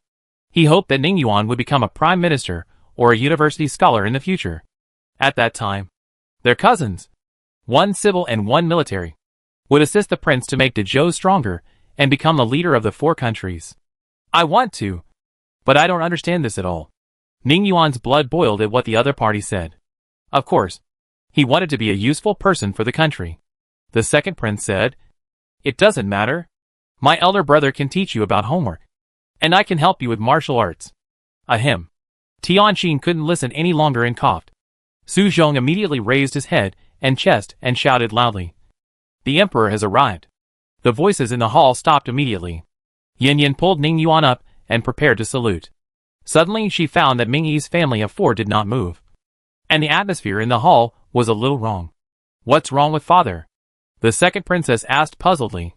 Usually, when they came, they would come in directly, and would never let Su Zhong shout the emperor has arrived, which meant to receive him. In her memory, her father had never done this in Fengyi Palace. Even outside, they were exempted from etiquette. What happened today? This is also the reason why they were stunned. The prince was the first to react, motioning her not to speak, and then asked his brothers and sisters to perform the formal ceremony. Tianqin waited at the door for a while, then strode in. "Your son greets the emperor. May the emperor live forever." The 2 princes bowed, and the 3 princesses performed the Wanfu ceremony. Only Ning Yuan had to kneel down. "Ning Yuan pays respects to your majesty. Long live the emperor." Before Ning Yuan knelt down, he was helped up by the other party. "All right. We are all family. These empty formalities are waived." Although the emperor supported Ning Yuan, he was talking to the others. The prince and the others didn't understand. Since they were a family, why did they have to let them receive the emperor? Also, since they were going to receive the emperor, why did they say no in the middle of the ceremony? Isn't that a waste of time? No one present except Ming Yi understood why the emperor did this. "Your Majesty, I am not," Ning Yuan suddenly said. The emperor smiled and patted his shoulder, saying kindly, "Jiahe is my adopted daughter, and you are my son-in-law. As the saying goes, a son-in-law is half a son. So you are also my son. Since you are my son, we are naturally a family." Chapter 340, The First Conflict. Can it still be counted like this? Ning Yuan is terrified. "Thank you for your kindness." He would not be so foolish as to push the emperor away with his grace. But he did not expect that the emperor would not only not blame him for his last offense, but also treat him so well. He knew that all this was due to Yin Yin, and he benefited from her. "Okay, everyone sit down. Jiahe, Xie Yuan, sit next to me." "Yes, Your Majesty." The 2 sat down on the left and right. The emperor smiled from ear to ear, and the gloom outside the palace door before seemed to have not existed. The 4 princes looked at each other in confusion, and then looked at their mother. Maybe others don't understand why the emperor did this, but Ming Yi knows. She just tried a little, and he didn't want to say it or do anything before. She lowered her eyes slightly to hide the emotions in her eyes. After more than 20 years of love, can't he be replaced? Ming Yi smiled bitterly in her heart, but she was more unwilling. It was she who accompanied him for so many years, gave birth to his children, and silently supported him and dedicated herself to him. Why did his heart deviate as soon as Anhe's son appeared? Although the power he just established was to warn her, he had never thought of exempting Ning Yuan from the ceremony. Even he, the emperor, did not need Ning Yuan to pay tribute. So would others dare to ask him to pay tribute by relying on their status? Are they afraid that he would be wronged? However, the more she thought about it, the more she felt wronged. Facing the children's inquiries, she simply turned a blind eye to express her dissatisfaction. Seeing this, the second princess came to the emperor, pouted slightly, and shook his arm coquettishly. Father, I want to sit next to you too. Tianqin smiled and patted her hands. Xinger, be good. Go sit next to your mother. No, I want to sit next to father. The second princess refused and glanced at Ning Yuan, wondering why he was so tactless. Didn't he know how to give up his seat? Well, Ning Yuan is not a fool. How could he not see it? Second princess, why don't you sit here with me? As he said that, he was about to stand up and give up his seat. Sit down. The emperor's voice became heavier, and the smile on his face faded. The atmosphere around him instantly became serious. Ning Yuan didn't dare to move anymore, and Yan Yan gestured for him to sit down peacefully. The second princess was startled at first. Then her eyes turned red, and she pouted in grievance. Father is mean to me. I just want to sit next to him. Is that wrong? She pouted her mouth and cried in her words, looking at the aggrieved look of the child he had spoiled. Tianqin's heart softened and his face softened a lot. I know Xinger wants to be close to the emperor, but the emperor is not Xinger's father alone. Understand? The second princess stamped her feet in dissatisfaction and spoke without thinking. She is an adopted daughter. But what is he? If you really want to say a son-in-law, he should be my eldest brother-in-law, my future husband, not a person who ran out of some corner and rushed to become a royal relative. How presumptuous! The emperor shouted, his face full of anger, his eyes like ice. And the emperor's domineering and pressure were instantly unfolded. The second princess was frightened and at a loss. It was the first time she knew that her father was so terrible when he was angry. The prince and the other two immediately knelt down and pleaded for their younger sister. The eldest princess said first, Father, calm down. Xinger didn't mean anything else. She usually speaks so bluntly. Didn't you say that her innocence is what you value most? The emperor glanced at the eldest princess and said with some disappointment, Innocence is not an uneducated curse. I don't know how your mother taught you all these years. The eldest princess' heart trembled, and she hurriedly said, Father, this has nothing to do with mother. I, as an elder sister, did not teach my younger sister well. Please punish me.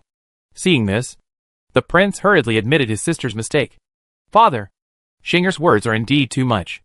My sister is your child, and Ning Yuan is naturally your son-in-law. We are all family. Xinger, apologize to your brother-in-law Ning Yuan. In just a few words, the prince expressed multiple meanings. First, admit that his sister was wrong to calm his father down. Secondly, admit Yan Yan's identity. This seems to be said to the emperor, but it is actually said to Yan Yan. What he said in his capacity was a promise for the future. Third, it showed that we were a family. Father, you could get angry, but how could you really get angry? Finally, asking Tianqin to apologize was to give Yan Yan and each other a way out. As long as she was not stupid, she would know that she should give up. Yan Yan thought. He was indeed the crown prince. He spoke skillfully and took care of everyone's face. The most important thing was that the emperor really calmed down. The second princess was still very unconvinced. But after being glared at by the eldest princess, she reluctantly said sorry. Ning Yuan waved his hand and said it was okay. Even if he was unhappy, he would not really argue with the princes and princesses. Wouldn't that make him unhappy? Prince? He was very satisfied that the emperor was willing to stand up for him. As for the seat next to the emperor, he gave it up consciously. But in Tianqin's view, this action was his son bearing humiliation and swallowing all the grievances and tears. This made him very uncomfortable. He wanted to tell them that Ning Yuan was his son and your royal brother, not an irrelevant person. The prince was very good at reading faces. He found that his father's expression was still not very good, and he frowned slightly. It is said that as a monarch, the princess apologized to a child of a common family who was not even an official. This was already very face-giving to the other party. Why was the father still unhappy? Is it because he was worried that the imperial sister would be angry? He looked at Yan Yan again. His expression did not change, and he could not see anything. Thinking about the magic of the supermarket and the fruit he had eaten before, he felt that this should be the reason. Thinking of this, he apologized to Yan Yan. Sister, Tianqin was wrong in this matter. I, as her brother, am also responsible. I apologize to you and Ning Yuan on her behalf. I hope you will forgive her mistakes," he said, clasping his hands and bowing slightly. The current crown prince and the future emperor apologized to them, which was a great honor. Yin Yin smiled slightly and finally spoke. "Prince, it's serious. You also said that we are all family. It's normal to have quarrels." He looked at the emperor. "Father, is it ready over there? Why don't Ning Yuan and I go over there first and get it done as soon as possible? I also need to go to the Ministry of Works to check the progress of the cement and glass greenhouses." The crown prince, who was still bowing, frowned slightly and was a little unhappy. In his opinion, Yin Yin really didn't know what was good for him. The eldest princess and the second prince also looked at Yin Yin with dissatisfaction. Their eldest brother was the crown prince and apologized in person. "What's your attitude?" Yin Yin laughed in her heart. "Should I kneel down to express my gratitude?" If they were rude to her, she could ignore it and just laugh it off. But she couldn't do that to Ning Yuan. Chapter 341, They all have selfish intentions towards you. The emperor also saw that Jiahe was still angry, and was still fuming. "I will go with you." He stood up and glanced at the four of them before leaving. "You don't have to attend today's banquet. Stay with your mother in Famine Palace." "Father!" The prince and the others shouted anxiously. "Today's banquet will be attended by all the important people in the royal family. What's the matter with them not going?" Mingyi's face darkened, and she looked at him coldly. "Tianqin, if you have any anger, just come at me. There's no need to implicate them." The emperor pulled the corner of his mouth with a smile. Do you know you did something wrong?" She raised her chin slightly and said proudly, "I don't think I did anything wrong. What's wrong with her doing it for her children? She fought for everything she has now. She paid a lot. This is what she and the children deserve." Tianqin looked at her quietly, his eyes getting colder and colder. The atmosphere in the palace suddenly became solemn and a little depressing. Mingyi looked at him stubbornly, refusing to admit her mistake. This situation has happened before, but Tianqin would give in every time. He felt that Mingyi had a hard time and had given up a lot for him. But now, she was wrong and shouldn't have used Xiao Yuan to test him. He could give in on other things, but not on Anha. Seeing that the atmosphere was getting more and more solemn, Yin Yin touched Ning Yuan and motioned him to speak. Ning Yuan secretly pointed at himself. "Are you sure you want him to speak? Will he be dragged out and beaten?" Yin Yin didn't care about him and directly took his hand and put it on the emperor's arm. Tianqin turned his head, and when he saw Xiao Yuan, his eyes, which were originally full of pressure, immediately faded away from the coldness and replaced with a warm color. "Xiao Yuan, what's wrong?" He tried to make his voice sound gentler. Ning Yuan didn't know what to say, so he had to bite the bullet and said, "Well, Your Majesty, let's forget it. You are really a kind child." Tianqin patted his hands lovingly with a faint smile on his face. "Since you said forget it, then forget it. Let's go. Father will take you to meet other members of the royal family." He pulled the two children away on the left and right. Mingyi was so angry that her whole body trembled, and tears of grievance rolled in her eyes. But she endured it, and didn't let it fall. The four princes hurried to her. They didn't understand why things turned out like this. And didn't Tianqin do something to annoy the father? How did it become the mother's fault? When Tianqin was about to leave the palace, he suddenly stopped, turned his back to them, and spoke coldly. I cherish our relationship for so many years. Don't do anything that will waste our feelings. Also, the harem is not allowed to interfere in politics. This is a rule that no one can break. I hope you remember it." After saying that, he strode out of Famine Palace. In the evening, he rarely went to the queen's place. Mingyi ran away from home again in anger. This is what happened later. Now, Yin Yin and the others followed the emperor to Ziying Palace. Generally, family banquets, that is, gatherings of the Tian family, will be held in Ziying Palace. After leaving Famine Palace, Tianqin asked the two to accompany him to sit in the dragon sedan chair. Ning Yuan wanted to refuse, saying that there was a difference between the monarch and the minister. But before he opened his mouth, Yin Yin directly pulled him onto the dragon sedan chair. He was a little confused. Is Yin Yin so unscrupulous? Even if she saved her life, it was too much. Right? Ning Yuan decided to have a good talk with her after returning, so as not to exhaust the emperor's kindness to her. There are still many days to come. The car was moving slowly. Tianqin looked at his son on the left and his daughter-in-law on the right. And his mood improved a lot. Xiyuan, don't take Tianqiu and his words to heart. What? He said something without a beginning or an end. Ning Yuan didn't understand what he meant for a while. And only after a while did he know what he was talking about. Your Majesty, my aunt and the prince did nothing wrong. And they are doing it for my own good. You idiot. Tianqin touched his head helplessly. In this world, apart from your parents and Jia, no one will really treat you well. Understand? Ning Yuan frowned in confusion. But there are many people who are good to me. 2 uncles, several cousins, and my aunt, including the 2 cousins I met today. Especially the prince. He has great ideals and ambitions. I believe he will be a wise ruler in the future. I just hate that I can't do anything. I have no achievements and no fame. And I can't help him even if I want to. This child has a pure mind and is too kind. Tianqin is helpless, but more relieved. However, he still has to explain it to him one by one. The 2 people in the Song family are good to you. But they are also selfish. After all, they have to support the entire family. Have you ever thought about why they are so good to Jia? Ning Yuan was silent and didn't speak. Tianqin continued. Besides, Mingyi is not your mother's biological sister. The so-called aunt is several levels of relationship away. And she is also the imperial concubine. Her son is the crown prince. Whether she is willing or forced, she will do something against her will. Yin glanced at him quietly. Was it against her will? Or did he not want to admit that the woman he had been with for more than 20 years had ulterior motives, and that his life was full of calculations? Alas, his position meant that it was difficult for him to get pure sincerity. Ning Yuan was puzzled. But what can I ask my aunt to do? I am not valued in the Ning family. I am not even the prince. The future head of the Ning family has nothing to do with me. The head of the Ning family? Tianqin felt cold in his heart. Don't worry. Son, your father will definitely avenge you and your mother. Ning Yuan didn't know what he was thinking. So he continued. And the prince cousin? What does he want from me? I don't know anything. But he wants me to serve as an official in the court to help him accomplish his great cause.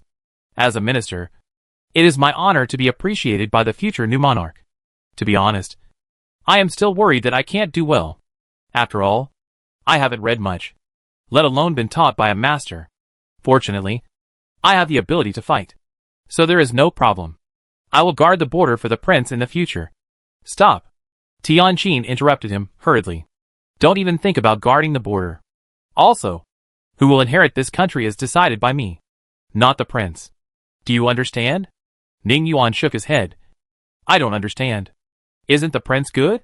Facing the child's question, Tianqin didn't know what to say. The prince is indeed good in all aspects. But I didn't expect that Xiao Yuan would be won over by them after such a short meeting. In terms of family affection, Xiao Yuan recognized Tian Su as his cousin. And in terms of ability, Tian Su completely crushed Xiao Yuan. Mingyi was indeed ruthless. She started with Xiao Yuan. As long as Xiao Yuan didn't want to be the emperor, nothing he did would be of any use. Originally, he was hesitant about letting Xiao Yuan be the crown prince. First, he felt sorry for the child. And second, he felt sorry for Mingyi. Chapter 342. We need to speed up the process. He loves but he already has his own family and children. And he can't pretend that nothing has happened in the past 20 years. But Mingyi's behavior completely angered him. And he even worried that after 100 years, would she attack Xiao Yuan? In the past, he would not think of her like this. After all, she was his first wife. And she had shared weal and woe with him. Even if she was a little petty and had a bad temper, he would tolerate her. But now what she did made him have to consider it. As for training Ning Yuan to be a qualified heir, it is not difficult. Seeing that the emperor was silent, Ning Yuan asked with some uneasiness. Your Majesty, did I say something wrong? No. Tianqin touched his head with a gentle look. Xiao Yuan, didn't I say before that you are my son-in-law? Equivalent to my son. And you should call me father together with Jia, he in the future. Ah. Ning Yuan was a little terrified. Can it be said like this? Yin urged him. Don't be stunned. Call me father quickly. Oh. Father. He called someone a little confused. Tianqin was very happy. Stretched out his hand to hold the man in his arms. and patted his shoulder. Uh-huh. I finally heard you call me father. Uh-huh. Suddenly being held in his arms. Ning Yuan was flattered and dared not move, listening to the hearty and joyful laughter of the emperor in his ears. He couldn't help but curl up the corners of his mouth, and his heart was warm. This feeling is not bad. Also, does this mean that he will have another backer in the future? Does this count as his wife's help? Xie Yuan, listen to your father, and stay away from Mingyi and the prince. If they want to see you, just let them come to me. Do you understand? Why? Don't ask why. This is the decree. Do you remember it? Your Majesty. I remember it. Your name is wrong. Oh, father. I remember it. The emperor nodded with satisfaction. He was a little anxious. The power of the prince had already taken shape. If he wanted to suppress it, he had to speed up the alliance of the four countries. Xiang Palace? Many people came. Tianqin did not settle accounts after becoming the emperor. His brothers were all made princes. Even the rebel Tianjin was made the prince of Jin. This showed his kindness. People came early. They were talking about the newly canonized Princess Jia. Prince Wu knew Princess Jia better. When Ning Yuan wanted to marry Xiajing, he helped a lot. But he was doing more harm than good. In the palace, many people surrounded him to ask about Yin Yin. For example, how does she look? What is her temperament? Is she easy to get along with? Is she gentle? Is there anything special that makes the emperor treat her so well? Prince Wu thought. Gentle? Does this word have anything to do with her? But he couldn't say that. He almost offended the other party. Knowing that the emperor and the emperor's sister valued him so much, he naturally wanted to make friends. So he kept saying good things about Yin Yin. Everyone thought she was pretty good. A little girl should be easy to get along with. The older generation of the Tian family was basically the emperor's uncles, and most of them were brought up by the eldest princess. They sat steadily, sipping tea and listening to everyone's discussions. They had actually been mentally prepared for the Song family to have another person who was not the eldest princess, but was similar to the eldest princess. The eldest princess was old, and to be disrespectful, she didn't have many years left. She needed to build a backer before she died to continue to protect the Song family. What else can they do except accept and envy? Besides, even the emperor agreed, so they are even less likely to object. However, no matter how they support it, there is only one grand princess in Dezhou, and it is impossible for there to be a second special one. Their plan is to follow the wishes of the imperial sister first, and let her live a carefree life in her later years. As for what happens after she leaves, they will treat the Song family well for the sake of their old relationship and turn a blind eye to Princess Jia. But if Princess Jia doesn't know how to show respect, then we'll talk about it. I think the emperor also has this idea. So he recognized her as his adopted daughter so quickly and gave her a fiefdom, which should be the heart of Grand Princess N. There are many people who have this idea. Most of them don't know the existence of the supermarket. The supermarket has been kept secret before, so they didn't think that Yin Yin got all this by herself. Of course, they don't know that today is also a test. Soon, the emperor brought the two to Xiang Palace. After everyone performed the ceremony, Tianqin introduced Yin Yin and Ning Yuan to everyone, and said that Jia's name would be written into the jade butterfly in the next sacrifice. Why not change it now? In fact, the emperor had selfish motives. He hoped that Ning Yuan would have recognized his ancestors by then. Then, the palace servants brought fresh fruits and cakes they had never seen before. Your Majesty, what is this? Can you eat this flower-like thing? I didn't expect there are such fresh fruits now. It's rare. Everyone looked at the small cake in front of them, and they were amazed, especially the milky aroma on it, which stimulated people's taste buds and made them want to taste it. Everyone, please try it. The emperor picked up the knife and fork and took the lead in eating the cake. Everyone followed His Majesty's example, cut the cake into small pieces with a knife, and then picked up a small piece with a fork and put it in their mouths, slowly tasting it. For a moment, many people's eyes lit up. It was unexpectedly delicious. Even those who didn't like sweets thought it was good. Then there were various fruits, which tasted much better than what they had eaten before, and they didn't know if it was an illusion, but they felt refreshed after eating the fruits, especially those with some physical problems. They had the illusion that fruits could relieve pain. Soon a plate of fruit platter was eaten up. There was nothing left of the cake. Everyone was a little reluctant to leave. Your Majesty, where did this fruit come from? Is it a tribute from the local area? I am shamelessly asking your majesty for some more. Uh-huh. Second brother hit the nail on the head. I also want to ask your majesty for some. After eating these fruits, my old cold legs are not so painful. After King Han said that, I feel the same way. My waist is not so painful anymore. Me too. Your majesty, do you have any more of this fruit? The older generation said one thing after another, and they all wanted to take some fruit back to eat. The emperor smiled and asked Yin Yin to come to his side when he saw that the effect was almost there. My dear uncles, the fruits you eat are purchased from Jiahe. So it's my niece's granddaughter.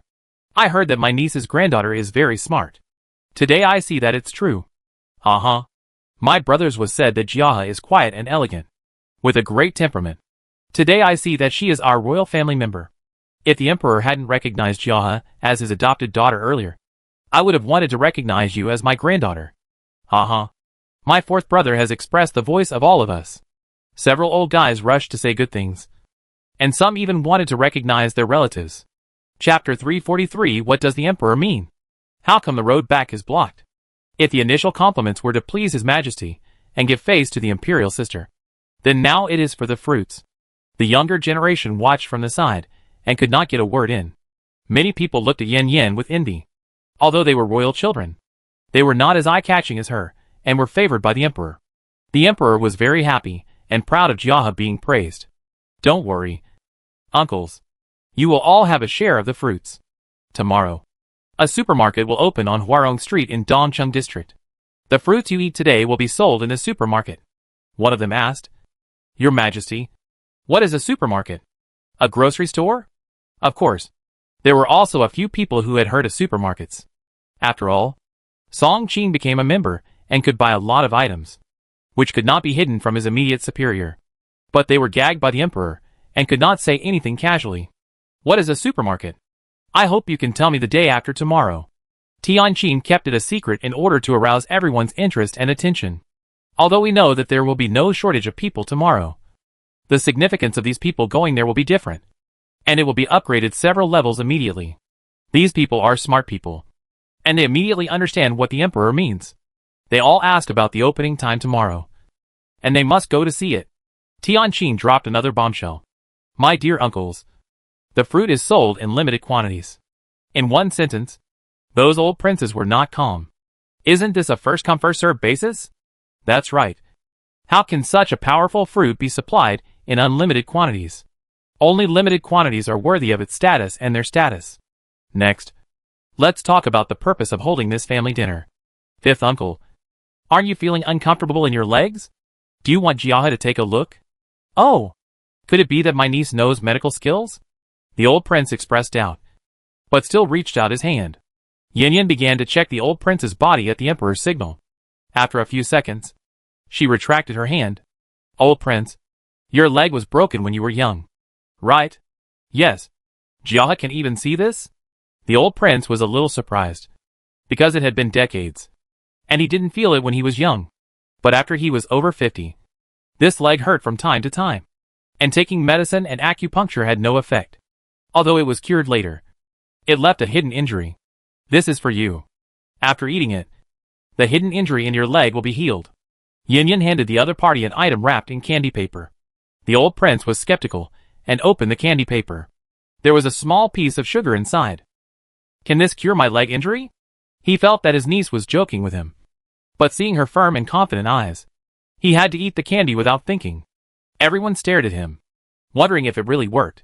The old prince suddenly frowned, and then his face became solemn. Everyone's heart was lifted. After a moment, he rolled his eyes strangely.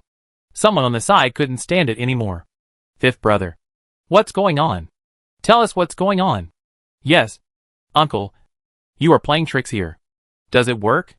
If it does, I'll ask for one for my mother. Everyone spoke up and urged.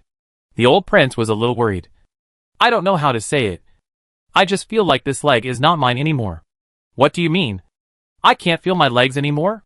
Everyone's face changed, and many people stared at Yin Yin sharply. Seeing that everyone had misunderstood, the old prince quickly explained, I can feel it, but this leg always hurts, and I'm used to it. Suddenly it doesn't hurt anymore. Like basking in the sun. comfortable and warm, which made me a little uncomfortable at first. Hey, please explain clearly. You made us misunderstand. That's right. But is the effect really that fast? Uncle, why don't you get up and walk a few steps so that we can see? Yes. Yes. Walk a few steps. These people coaxed together, and the old prince had no choice but to walk around the hall. He felt good and even jumped twice. This time everyone believed that the old prince's leg problem was really cured. This is too amazing. Jiahe girl, come and see me. And me. I get heartburn and stomach discomfort when I eat something. I have had cold legs for many years. And today I am counting on Jiahe girl, the older generation, who doesn't have one or two problems. All came forward, wanting Jiahe to help them. The emperor saw this and knew it was done. So he cleared his throat and said, My uncles, don't fight. I brought Jiahe here, first to recognize her as a relative, and second, to let her check the body of everyone present. It is because you are all my relatives that Jiahe will give me this face. I want to make it clear that Jiahe is my adopted daughter. A princess, not a doctor, not an imperial physician. So she will only see me for one day. If you are sick and uncomfortable in the future, please find an imperial physician. Not my Jiahe. This? Everyone looked at each other in bewilderment. Indeed, many people thought that if they felt uncomfortable in the future, they would ask Jiahe to go to the mansion for medical treatment. But the emperor's words cut off their thoughts. Some people were puzzled. Wouldn't it be easier for everyone to accept Jiahe in this way? They could take care of her and the Song family in the future. After all, medical treatment is also a favor. Also, isn't it for them to take care of this girl in the future when Jiahe was brought here today? Why did they block the good way out? Did they guess wrong? The emperor didn't plan to continue to support the Song family. The importance he attached to Jiahe and the emperor's favor were all for the eldest princess to see. For a while, no one understood what the emperor was up to. However, they knew that there was only one chance to see a doctor, so they must seize it. So no matter young or old, healthy or not, everyone started queuing up to let Jiahe diagnose their pulse. Some people were in good health and were replaced by the next one in less than a minute, while some were not in good health and needed some time. In this way, Yin Yin spent almost 2 hours to see all the more than 60 people present. Ning Yuan almost fell asleep while waiting, so the emperor took him aside to teach him how to play chess. When she finished watching, Ning Yuan was already able to play on equal terms with the emperor. Back in the back hall, Ning Yuan rubbed her shoulders intimately to relax her. The emperor came over and asked, How is it? Is there a problem? Yin Yan's expression became serious. Yes. The grandsons of Prince Zhua, Prince Han, and Prince Yu were drugged, and the son of Prince Xiao was poisoned. Thinking of the people she named, the emperor's face was not very good. The sons of these 3 uncles are all used by me, and their grandsons are also the prince's team. Ning Yuan said worriedly. Father, is the prince in danger? The emperor glanced at him. This silly child. Your situation is more serious than theirs, and you still have the mind to care about others. Jiahe, can the effects of the drugs on those 3 people be removed? Yin Yin nodded. No problem. Then how did King Zhao's son get poisoned? She explained. A poison that weakens the body and makes one lose fertility. Chapter 344 Ning Yuan's worry. So vicious? After hearing about the loss of fertility, the emperor knew without asking that it must be the tricks of those women in the backyard. Prince Xiao is also a loser, and the backyard is a mess. The more he thought about it, the angrier he became. The emperor directly ordered Prince Xiao to reflect on his mistakes behind closed doors and sort out his household affairs. He was not allowed to leave the house until he sorted out his household affairs.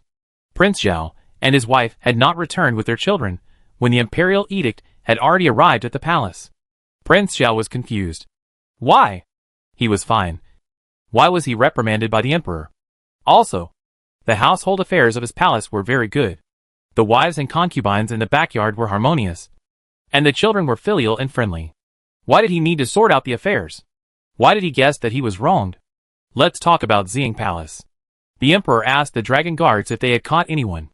Long before, he asked the dragon guards to block people outside to see if anyone would sneak away. Don't mention it. They really caught 2. Your Majesty. One is the young prince of Mu Wangfu, and the other is the young prince of Princess Chuana's family. Thinking of the situation of these 2 families, The emperor frowned slightly and mentioned a person. Ning Yi. The leader of the Dragon Guard replied. The two princes sneaked out in the middle of the journey, obviously afraid of being discovered. And the prince consorts of Mu Wangfei and Princess Chuanhe are all from the Ning family. Therefore, I have reason to suspect that if they are really poisoned, then they know it. And it is very likely that they got the information from the Ning family. The emperor nodded thoughtfully. Your analysis is correct. Put them in the Tianlao. There is no need to let Jia see them. And they were convicted directly.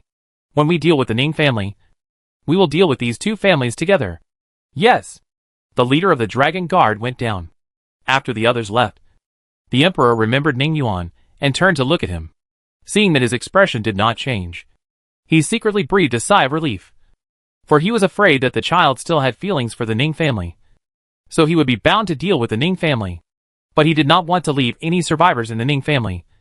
And he had to root out the grass. Otherwise the dead ashes would revive. However, the child's feelings still had to be taken into consideration. Xie Yuan, do you miss anyone in the Ning family? If there is, at most, he can be imprisoned. Anyway, he can't let the child hate him. Ning Yuan tilted his head slightly and thought carefully. Since he could remember, he seemed to have never received warmth and care in the Ning family. Only indifference and contempt. And some of his memories were blank. The rest of the time, he was either taking medicine or on the way to take medicine, because he was in poor health. As for his father, he saw him less than twice a year. It's not as good as Ning Yi. Even if he used to bully him, at least he can see him a few times a month. No one. The emperor frowned and asked. Ning Yuan shook his head slowly.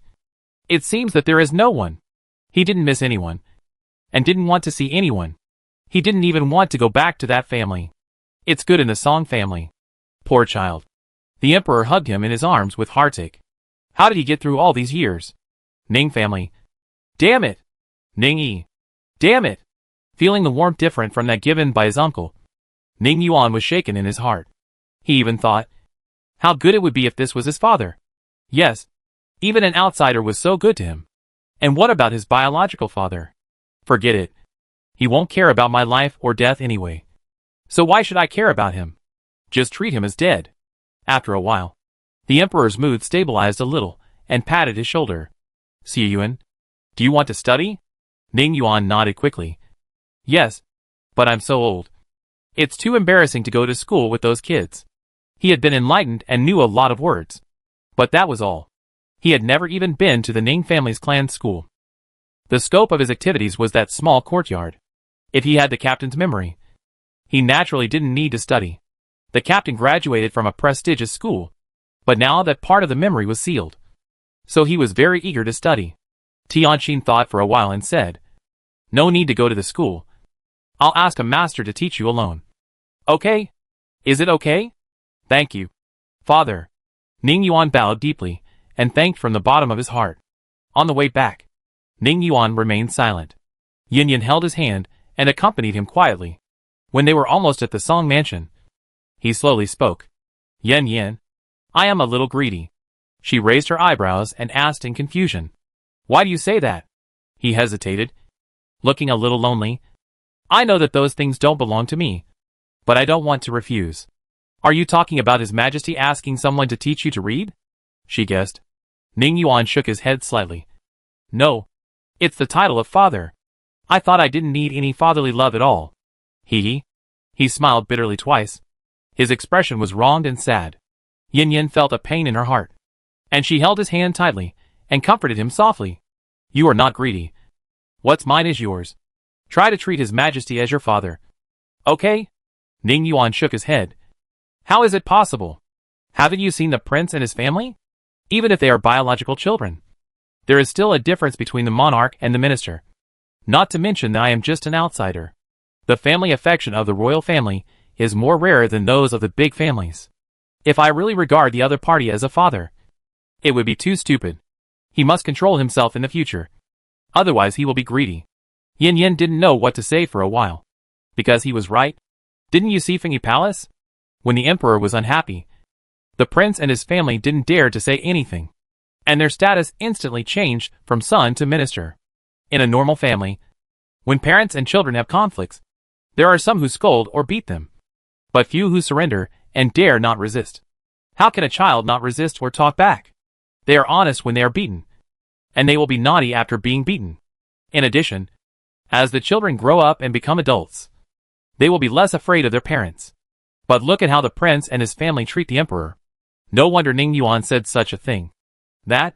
Yin Yin organized her words. Actually, I think your worries are unnecessary. If he treats you well, we will recognize him as our father. If he treats you badly, we don't need him. There is no need to serve him as carefully as the prince and his friends. Ning Yuan was amused by her words, and the worry on his face faded a lot. Is it up to us to decide whether to recognize him or not? Also, I'm not saying he's bad. I'm just afraid that I can't control myself. People's feelings are selfish. The better he treats me, the more worried I will be, and even want more. I understand. You're worried that he will suddenly take back his kindness to you one day, and you won't be able to accept it in your heart. Right? The words were rough, but the truth was not rough. Ning Yuan said so much, but this is what he meant. If you don't invest your feelings, you won't be hurt so much when you lose. He nodded gently. I'm afraid of losing, because I found that I long for fatherly love. This is a problem. Yin Yin pinched her chin and thought. Even if the emperor is Ning Yuan's biological father, he is still the emperor. Chapter 345. Something happened. Ning Yuan must not be allowed to get too attached to this kind of care. Otherwise, if the emperor turns against him one day, her man will still be hurt. After all, the emperor cares about Ning Yuan now. But who knows what will happen in the future? How about we not recognize this father? Ning Yuan glanced at her with resentment. Isn't he reluctant? Besides, it's not up to him to decide whether to recognize him or not. Yin Yin thought of a good idea. Why not just treat him as an uncle, so that there will be no special expectations and no need to be alienated? If he really doesn't recognize us one day, we won't be so sad. How about it? Be an uncle? Ning Yuan thought about it and felt that it was okay. After all, the word father was too sensitive and would carry more emotions. That's it. If you think he is good, then listen to him. If you think he is not good, then ignore him. She made the decision directly and willfully. Of course, the main reason was that she knew that the emperor would not blame her. She had a golden ticket to avoid death. Ning Yuan. Ning Yuan thought that he had Yin Yin as his backer, because Yin Yin was the emperor's lifesaver. By the way, try not to tell others about the emperor hiring a teacher for you. Especially don't let your aunt's family know, Yin Yin told him. Speaking of his aunt, Ning Yuan sighed slightly. I know. Although I don't understand what you and your majesty are worried about. But I think my aunt and cousin are very good. Even if they are trying to win me over because of the Song family, the Ning family, and because of you. Doesn't it mean that I am valuable? I'm not angry at all. Okay. Besides, I'd love to do something. Defend my country, and make achievements. It's much better than me, who can't do anything now. He often felt like a waste. He could still maintain his status before. But now she was also a princess. And he was not worthy of her. Moreover, he still had an illness that had not been cured, which made him even more inferior. It was precisely because of these thoughts that he would be anxious about gains and losses, and would be particularly sensitive when he got angry with her, for fear of making her unhappy and making her hate him. If he had a little ability, he would be much more confident. At this time, the ant and the others threw an olive branch. Yin Yin reflected on herself. During this period, she did ignore his feelings. His memory became confused, and he forgot about himself, which was not his will. It was unreasonable for her to vent her anger on him. She should not take advantage of his amnesia to bully him at will. Ning Yuan, I'm sorry. I was wrong during this period. She held his cheek and apologized to him sincerely. Ning Yuan hurriedly shook his head, looking at her with clear big eyes shining. No, it's my fault. Not only did I forget you, but I also mistook someone else for you. You're right to be angry. If it were me, I would be unhappy too. He raised his hand and gently stroked her face, his eyes becoming more and more gentle, revealing a deep affection that he himself didn't even notice. Yin Yin, don't give up on me. Okay? Idiot. Yin Yin touched his head. Her heart softened. How could I give up on you? I'll follow you to the end of the world. Ning Yuan. Her soft words flowed into his heart like sweet spring water, and Ning Yuan's eyes were filled with tears of excitement. Suddenly, a picture of the two fighting side by side appeared in his mind. They were surrounded by monsters, and the two were fighting hard and protecting each other. Although he couldn't see the faces of the two people clearly, he felt that they were him and Yan Yan. The picture disappeared quickly, and he was a little disappointed. He wanted to know everything about himself and Yan Yan. He always felt that not only was his memory confused, but he also lost the most important memory. Yan Yan, if I forget you again, will you find me back? Yes. Don't worry. No matter where you go, I can find you. This is not her boast. Isn't there an additional monitoring room in the work area? Not only can it monitor 5 supermarkets, but also the location of each in-turn employee. With the upgrade of the supermarket, she has more and more trump cards. And she doesn't have to be as timid as before. If there is really something, she hides in the supermarket, and no one can do anything to her. With her guarantee, Ning Yuan felt much more at ease. Ning Yuan, the supermarket and the palace needs you to go there every day. But don't worry. I will go there to accompany you. Whether it is an intern or a formal employee, there are fixed working hours. In addition, there is a requirement for the amount. Don't worry about this. The emperor will help him get it. As for the teachers, why don't you go to the second floor of the supermarket to study? And I'll help you watch the store on the first floor. How about that? Okay. With Yan Yan accompanying him, he naturally had no objection and was very happy. When they returned to the mansion, the Song family had not returned from the charity. Xiaodan, Qianxue, and the 3 sisters of the Song family were playing with the scooters and cars that Yan Yan had taken out. Xiaoyong and Tianlan were reading books on the side, and they felt very happy listening to their sister's cheerful laughter. Abu and Xiaohu were not there. Seeing her mother come back, Xiaodan ran over and threw herself into her arms. Dad and Mom, you're back. Yan Yan wiped the sweat off her forehead with a handkerchief. Be careful not to catch a cold. Xiaodan shook her head. I'm in good health. I won't catch a cold. By the way, Mom, not long ago, Nani Han from the Grand Princess came to see you. And when she saw you weren't there, she left again. Did Nani Han say anything? No. But my brother said that we can pass on anything. But Nani Han didn't say anything. And then my brother asked me to predict it. At this point, she motioned for her mother to put her ear closer, and then whispered, I predict it's related to the Song family. But it's not a bad thing. Okay. Mom got it. Yan Yan looked at Xiaoyong, saying, Where's Abu? Xiaoyong looked around, then shook his head slightly. I don't know. Before Yan Yan asked anything, the supermarket reminded the member group message. She opened it and took a look. It was sent by Xiaoyong, telling her that Abu and Xiaohu had gone to help, and someone was watching Xiaodan. So they changed people. As expected, the person behind the scenes was found soon. Yan Yan understood and stopped asking. She said a few words to the children, told them to have fun and not to fight, and then left with Ning Yuan. She returned to her room, changed her clothes, and went to the Grand Princess. She originally wanted Ning Yuan to go with her, but he refused. The Grand Princess must have something to do, and it was not convenient to tell others. So Nani Han did not leave any message. If he went, he would be uncomfortable. What do you want to eat tonight? I'll make it. He has been very interested in cooking these 2 days. Whatever. As long as you make it. I like it. But it would be better if there is stewed pork ribs. No problem. Leave it to me. While it was still early, he went to the cook to learn and try to make delicious stewed pork ribs in one go. Yan Yan came to the princess's mansion with her guards. When they arrived, Nani Han was waiting outside the mansion. This old servant greets Princess Jia. Nani Han was a female official with an official rank, so she didn't need to perform a big ceremony. Yan Yan helped her and asked directly, Nani Han, what does the eldest princess want to see me for? This old servant can't tell me. Princess Jia, please follow me to a place. After saying that, he led the way directly in front, not giving her a chance to say no. Yan Yan suddenly felt that things were not simple. Chapter 346 Goodbye Mao Ren.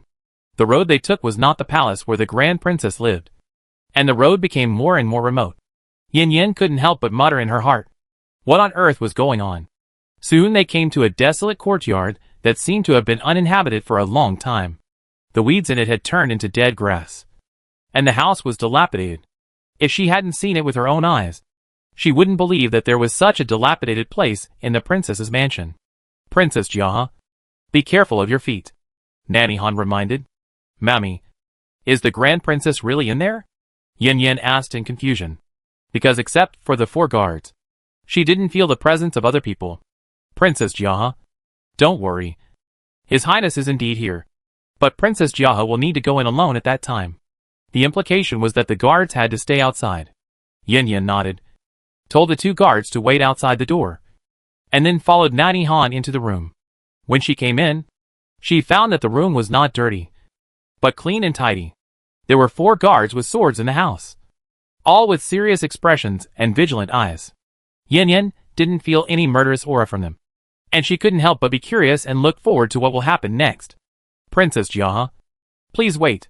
Nanny Han went to the inner room and disappeared behind the screen. Yin Yin looked around the house, and suddenly her ears moved. It turned out that there was a secret passage.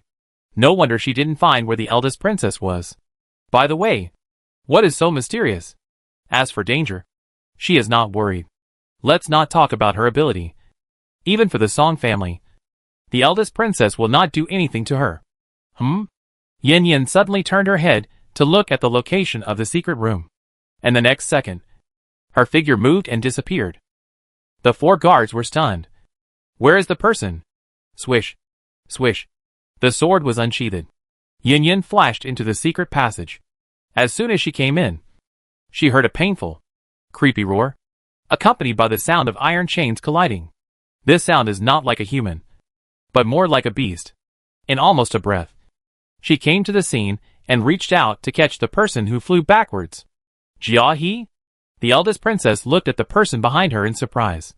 But she didn't expect it to be her. Your Highness, are you okay? Yin Yin saw the blood at the corner of her mouth and hurried to stabilize the chaotic blood in her body. I'm fine. Go and save Nanny Han. The eldest princess urged her anxiously. Your Highness, you eat this first. Yin Yin gave her a piece of candy, which was specially prepared for those people in Xiang Palace before. And there was still some left, which contained a fusion of light and healing energy. After handing it over to the Grand Princess, she flashed into the dungeon. The dungeon was dim, and the vision was unclear. But she was not affected. She clearly saw a hairy man in the middle of the dungeon, with his limbs and waist chained. It was this hairy man who roared. He seemed to be in pain. He wanted to hit his head with his hands, but his hands were locked. He wanted to hit the wall, but he couldn't reach it. He could only wail in pain and endure inhuman torture. Nanny Han was lying in the corner. Blood on her forehead kept flowing, and she didn't know whether she was dead or alive. Yin Yin was about to step forward. The hairy man suddenly stopped struggling, and a pair of red eyes stared at her fiercely. What a strong breath. Yin Yin didn't expect that the hairy man, who could do nothing but escape before, would have such a strong internal force at this moment. Roar. The Maoran roared at her with strong malice, wanting to tear her apart. Yin Yin smiled lightly and raised her hand to touch the air. Sleep quietly. The Maoran was still baring his teeth fiercely the previous second, and the next second his eyelids slowly closed, and he sat quietly on the ground and fell asleep.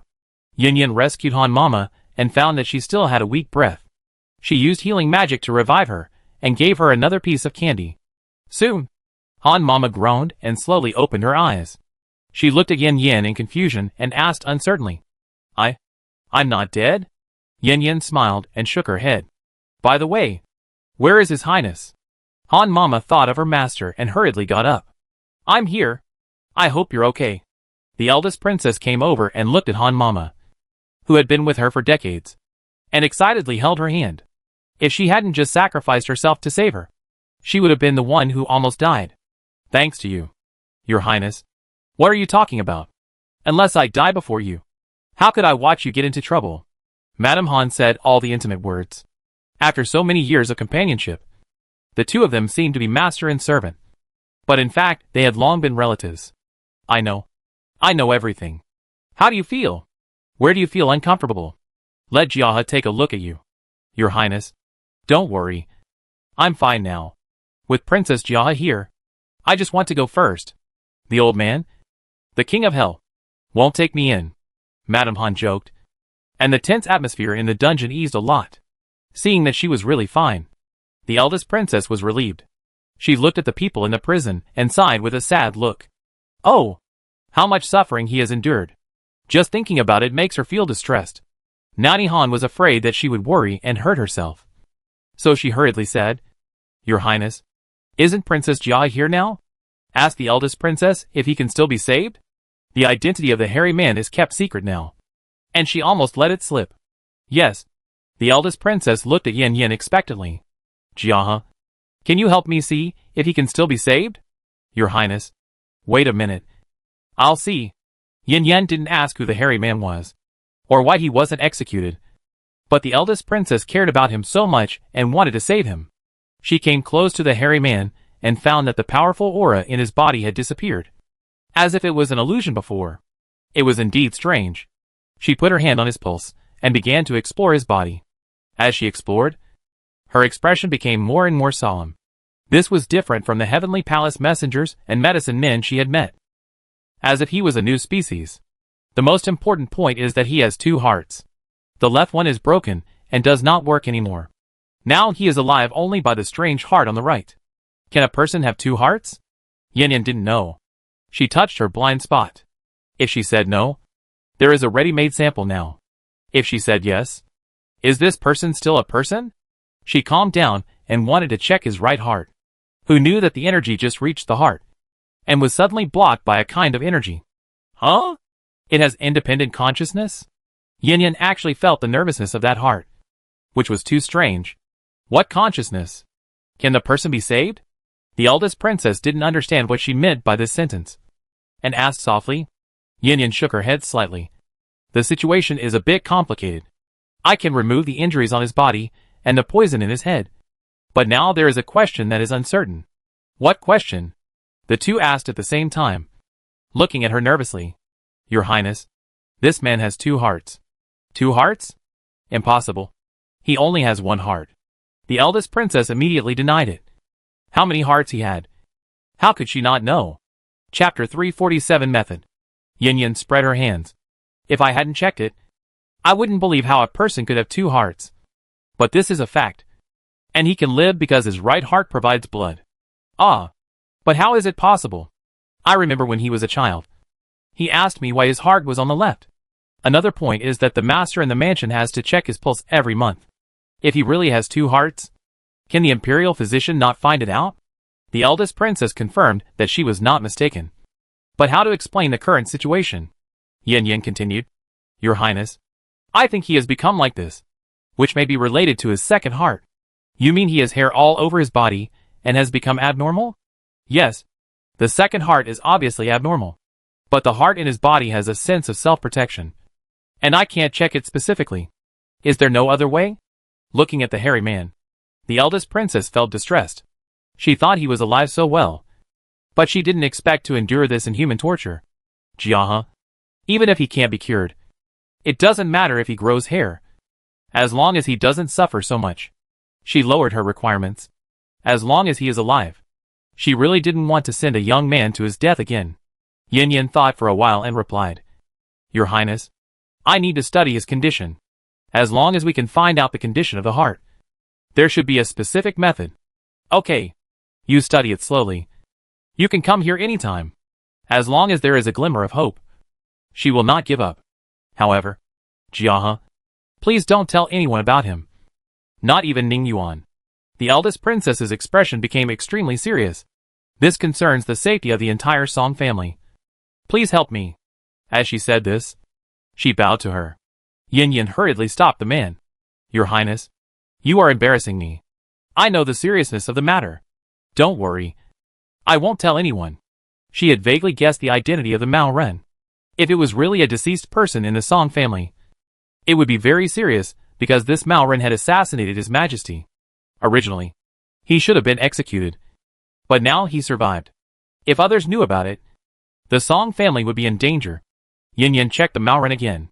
The defense of the heart was very strict. She didn't dare to explore rashly, so she had to give up again. She decided to go back to Abu to discuss and take out the goo in the other party's head first to see if the defense of the heart would be relaxed at that time. Your Highness, when this Mao Ren has an attack, just send someone to notify me. And don't get close to him again. Before leaving, Yin Yin reminded the eldest princess.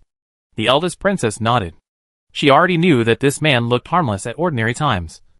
But once he got sick, he would become very powerful. If he wasn't chained, he couldn't be controlled at all. She originally wanted to awaken his memory, but it didn't work at all. He even wanted to kill her. After Yin Yin left, the eldest princess looked at the sleeping Maoran, not knowing whether it was a blessing or a curse for him to be alive. Alas, she sighed deeply and left the secret room. Outside, looking at the dilapidated yard, the eldest princess suddenly felt a little sad. How long can the Song family maintain its glory? Will it die slowly like this dead grass in the end? Nanny Han knew that her master was sentimental again. As she got older, she would inevitably think too much. No. The Song family has 2 marquises in one family. This is such a great honor. Under your protection, the Song family will only become more and more prosperous. You only know how to coax me with nice words. If the Song family is really glorious, would Feng Gur have died early? Ah. If I had known that Feng Gur would, I would have let Erlang take a concubine, so that Erlang would not have only Feng Gur as a child. She had regretted it a long time ago. But regret was useless. Feng Gur's accident hit Erlang hard, and his health has been poor since then. Taking a concubine for him again would harm him. It would be better to let you serve Erlang. Your Highness, you are here again. This old slave only has you in his heart, let alone the prince consort. Even if it is the late emperor, this old slave is unwilling. Madame Han joked. The eldest princess glared at her unhappily. You are so hypocritical that you even look down on my brother? Madame Han nodded immediately and expressed her loyalty seriously. I only have eyes for your Highness. Okay. Every time I ask you to get married, you just make a fuss. To be honest, I always feel guilty for delaying your life. But you are so stubborn about this matter. Whenever I say something hard, you want to commit suicide. I am your Highness's person in life and your Highness's ghost in death. Go away. You frivolous person. You still want to rely on me after you die. Under the guidance of Madame Han, the eldest princess smiled and was no longer sad. She couldn't help but sigh. To be honest, you are the most considerate girl. If you really get married, I will be reluctant to let you go. Madame Han smiled and said, I am reluctant to let you go too. I have been following your Highness since I entered the palace. To be disrespectful, I have already regarded your Highness as my only relative. Me too. I'm glad you're by my side, but I don't know how long I can live. As she spoke, she turned back, but her mood was not so low. Nanny Han thought about it and counted on her fingers, but her fingers were not enough. The eldest princess smiled and slapped her hand. How can it be that long? Nanny Han didn't like it. That's not enough. You forgot the fairy fruit that Princess Jiaha brought out, and some of your problems are gone. Not only has your appetite increased, but you walk a lot more than usual, and you're not out of breath. Hearing her say this, the eldest princess also felt that her physical condition had improved a lot during this period. Nanny Han continued, Isn't it said that supermarket interns have 10 fairy fruits every month? You have such a big change after eating one. If you can eat 10 in a month, you will definitely live 100 years. Bah. No. It should be 200 years. Uh-huh. Then you will become an old monster. The eldest princess smiled and was in a good mood. Speaking of the fairy fruit, from now on, give 1 to the eldest and 1 to the second every month. 2 for each of us. And save the rest for the future generations. The fairy fruit will definitely not go bad. And it is her intention to save it for the future generations. Hearing that His Highness would give her 2, Nanny Han was moved to tears.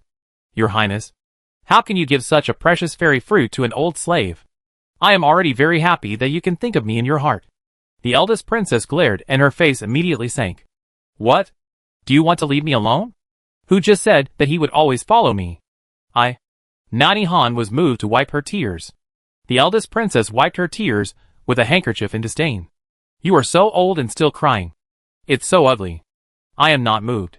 Nanny Han curled her lips. And at this moment she seemed to have returned to the age of 18. Rarely showing the mentality of a little girl, the eldest princess was full of emotion and missed her youth. However, time flies, and they grow old in the blink of an eye. Chapter 348. The supermarket is open. A breeze blew by, and the weeds in the yard swayed with the wind. A hint of green could be seen at the bottom. Spring was coming. and everything began to revive. Yin Yin wanted to discuss the matter of the goo worm with Abu. But Abu had not returned to the mansion. Through the group message, she learned that they had left the city and would not be back tonight. That could only be put on hold for the time being. And they would talk about it after they were done with their work.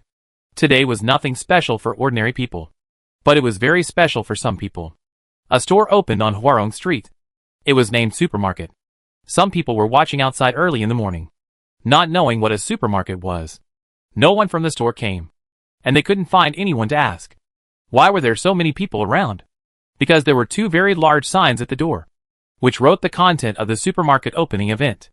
The first sign was an introduction to the event, and the second sign was the prize. The lottery for a certain amount of money is the most commonly used means for opening or celebrations, which can attract many people. There was a literate person in front who read the words on the sign loudly. 1. This store is opening for a big sale. All products are 10% off, that is, 90% of the original price. 2. For purchases of 100 taels or more, 20% off. 1,000 taels or more, 30% off. And 10,000 taels or more, 40% off. 3. For purchases of 100 taels or more in this store. This store provides free door-to-door delivery service. 4. For purchases of 10 taels or more in this store. You can participate in the lottery once with a shopping receipt, and you will definitely win the prize. For purchases of 20 taels or more, you can participate in the lottery twice, and so on. You can draw a maximum of 100 times in one go. You are not limited to the lottery draw yourself. You can ask someone to draw for you. 5. Anyone who spends more than 1,000 taels can get a membership card of our store. The benefits of membership will be announced in 3 days.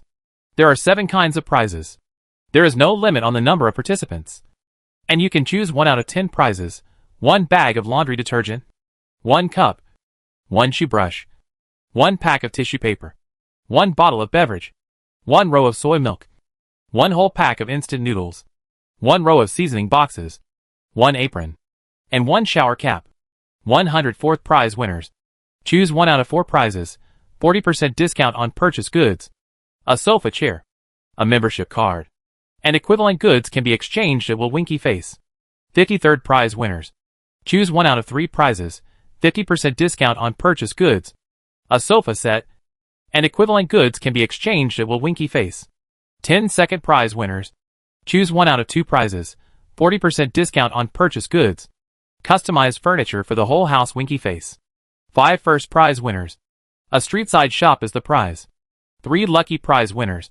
Each person has 3 minutes to shop freely. 180 bell rings equal 3 minutes. Take whatever you like, and the store will pay for it. 1 special prize winner. A 3-entry house is the prize. Note 1. All the above prizes can be converted into silver and given to the winners. Note 2. The daily prizes are recalculated and will not be accumulated. Note 23. This event will last for 3 days. Everyone stared at the first prize and the special prize, almost staring at the sparks. Damn. They were full of desires. Desires? Who opened this? Why is it so generous? A 3-story courtyard. At least tens of thousands of taels. There is only 1 person in the house. But the shop has prepared 5 sets, which is tens of thousands of taels of silver. Is this a store or a charity? I don't know. There are many words I haven't seen before. What is a sofa? Yes, I know many words when they are separated, but I don't understand what they mean when they are put together. By the way, where is the owner of the store? Where is the clerk? Come out and introduce it. Yes. Is your prize real? You are not kidding. Right? Will you not give it to me when I win it? In the crowd, there are puzzled, curious, and questioning people. Everyone is talking, hoping that someone from the store will come out to answer their questions. However, no matter how they shout, the door of the store is always closed.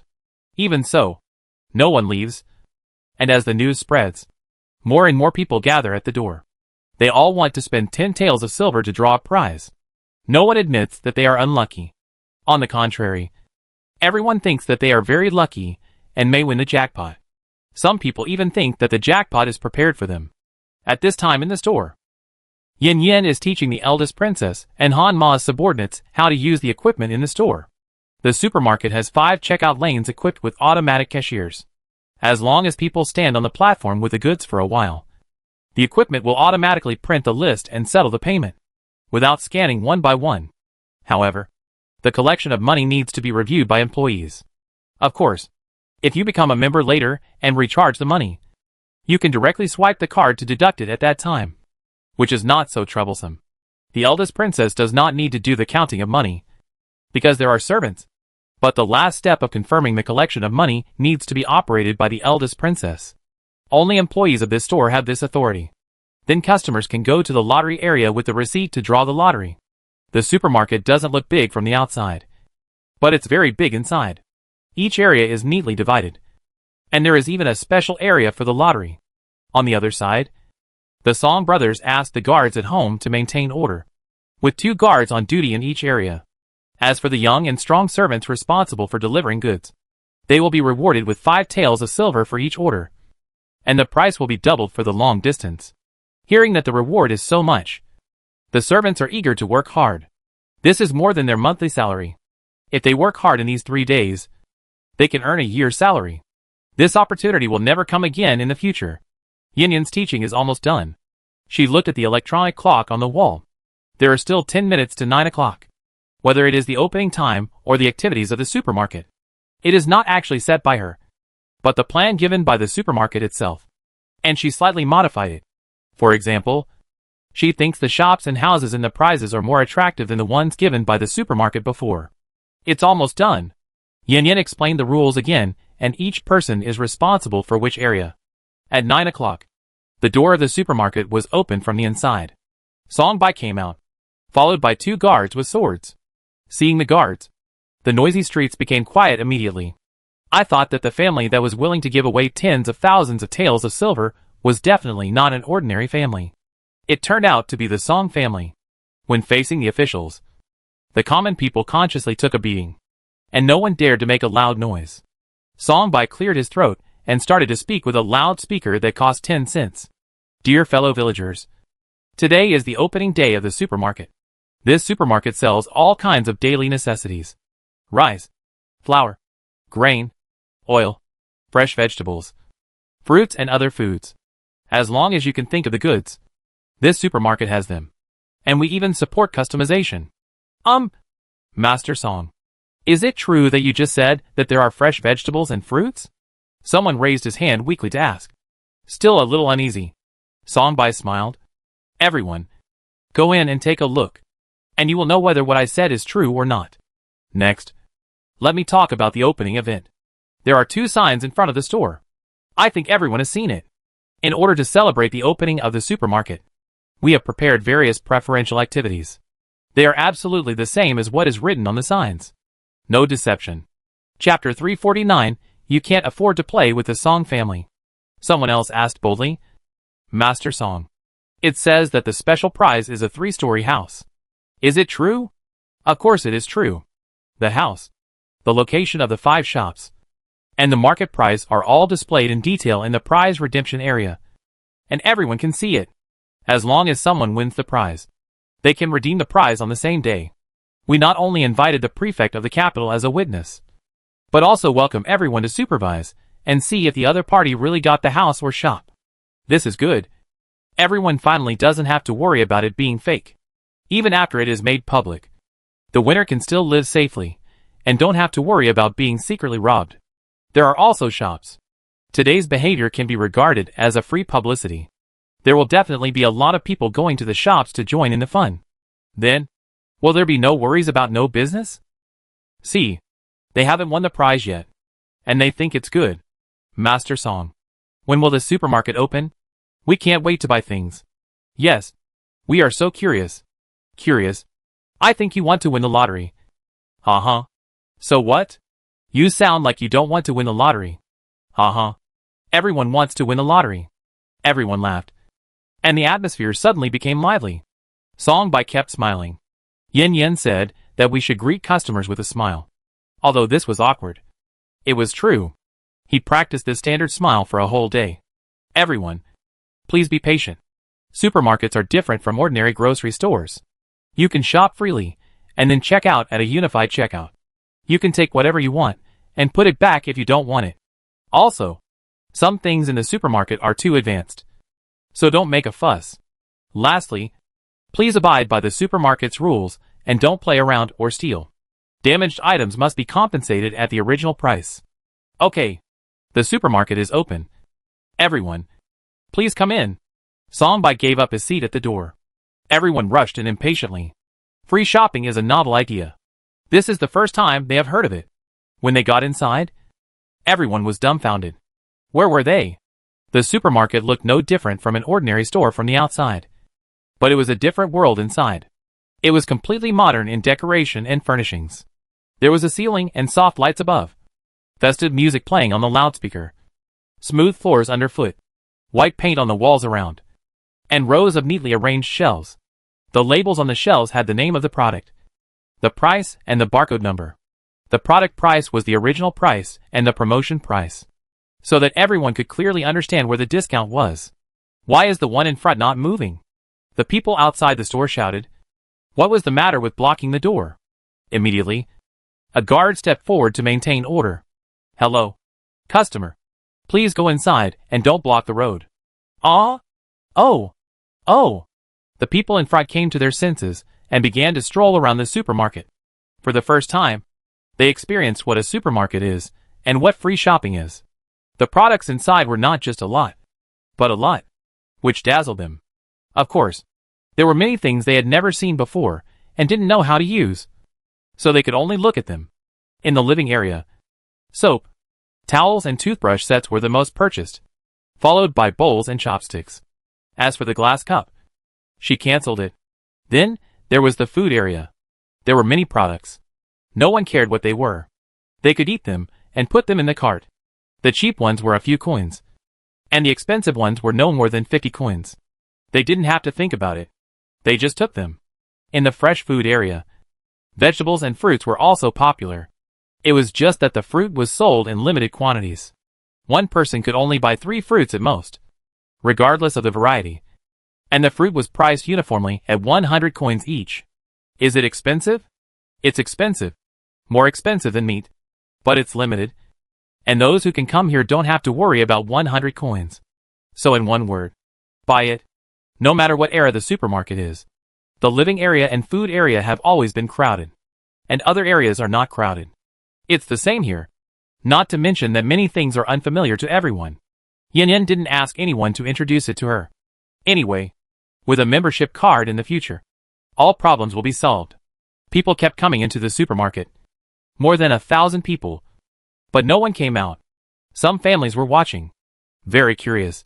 How could such a small place hold so many people? It was not until they walked in that they realized that it was infinitely large. Not to mention 1,000 people. Even 10,000 people would be more than enough. After a quick tour of the inside, they hurried back to report the news. Something big happened. It is estimated that other grocery stores will not be able to survive. No, not only grocery stores, but also grain stores, oil mills, and many other stores related to people's livelihood will be in a difficult situation. Let alone other things. The price alone is crushing. Oh my God! Something big happened. At this time, the sound of a gong clearing the way came from outside, followed by the royal guards clearing the way, followed by a row of luxurious sedan chairs. And almost all the princes in the capital were dispatched, whether old or young. They all came to the supermarket to show their support. The people at the entrance of the supermarket hurriedly made way. They thought to themselves that the Song family, which was a family of 2 marquises, was worthy of opening a supermarket with royal princes coming to warm up the crowd. When they knew that the legendary eldest princess was sitting at the cashier counter, they would be even more surprised. Many people secretly scolded the Song family for not being able to afford to play, and actually let the eldest princess sit in the supermarket. Even if they wanted to make trouble, they dared not. Even the emperor gave way to them, who dared to make trouble and seek death. The princes entered the supermarket like ordinary people, shocked at first, and then shocked again. Originally they came for fruits, but ended up shopping inside for an hour, pushing 3 carts full of goods to check out. The self-checkout platform. As long as the car passes by, you don't even need to take out one by one. You can quickly print out the list.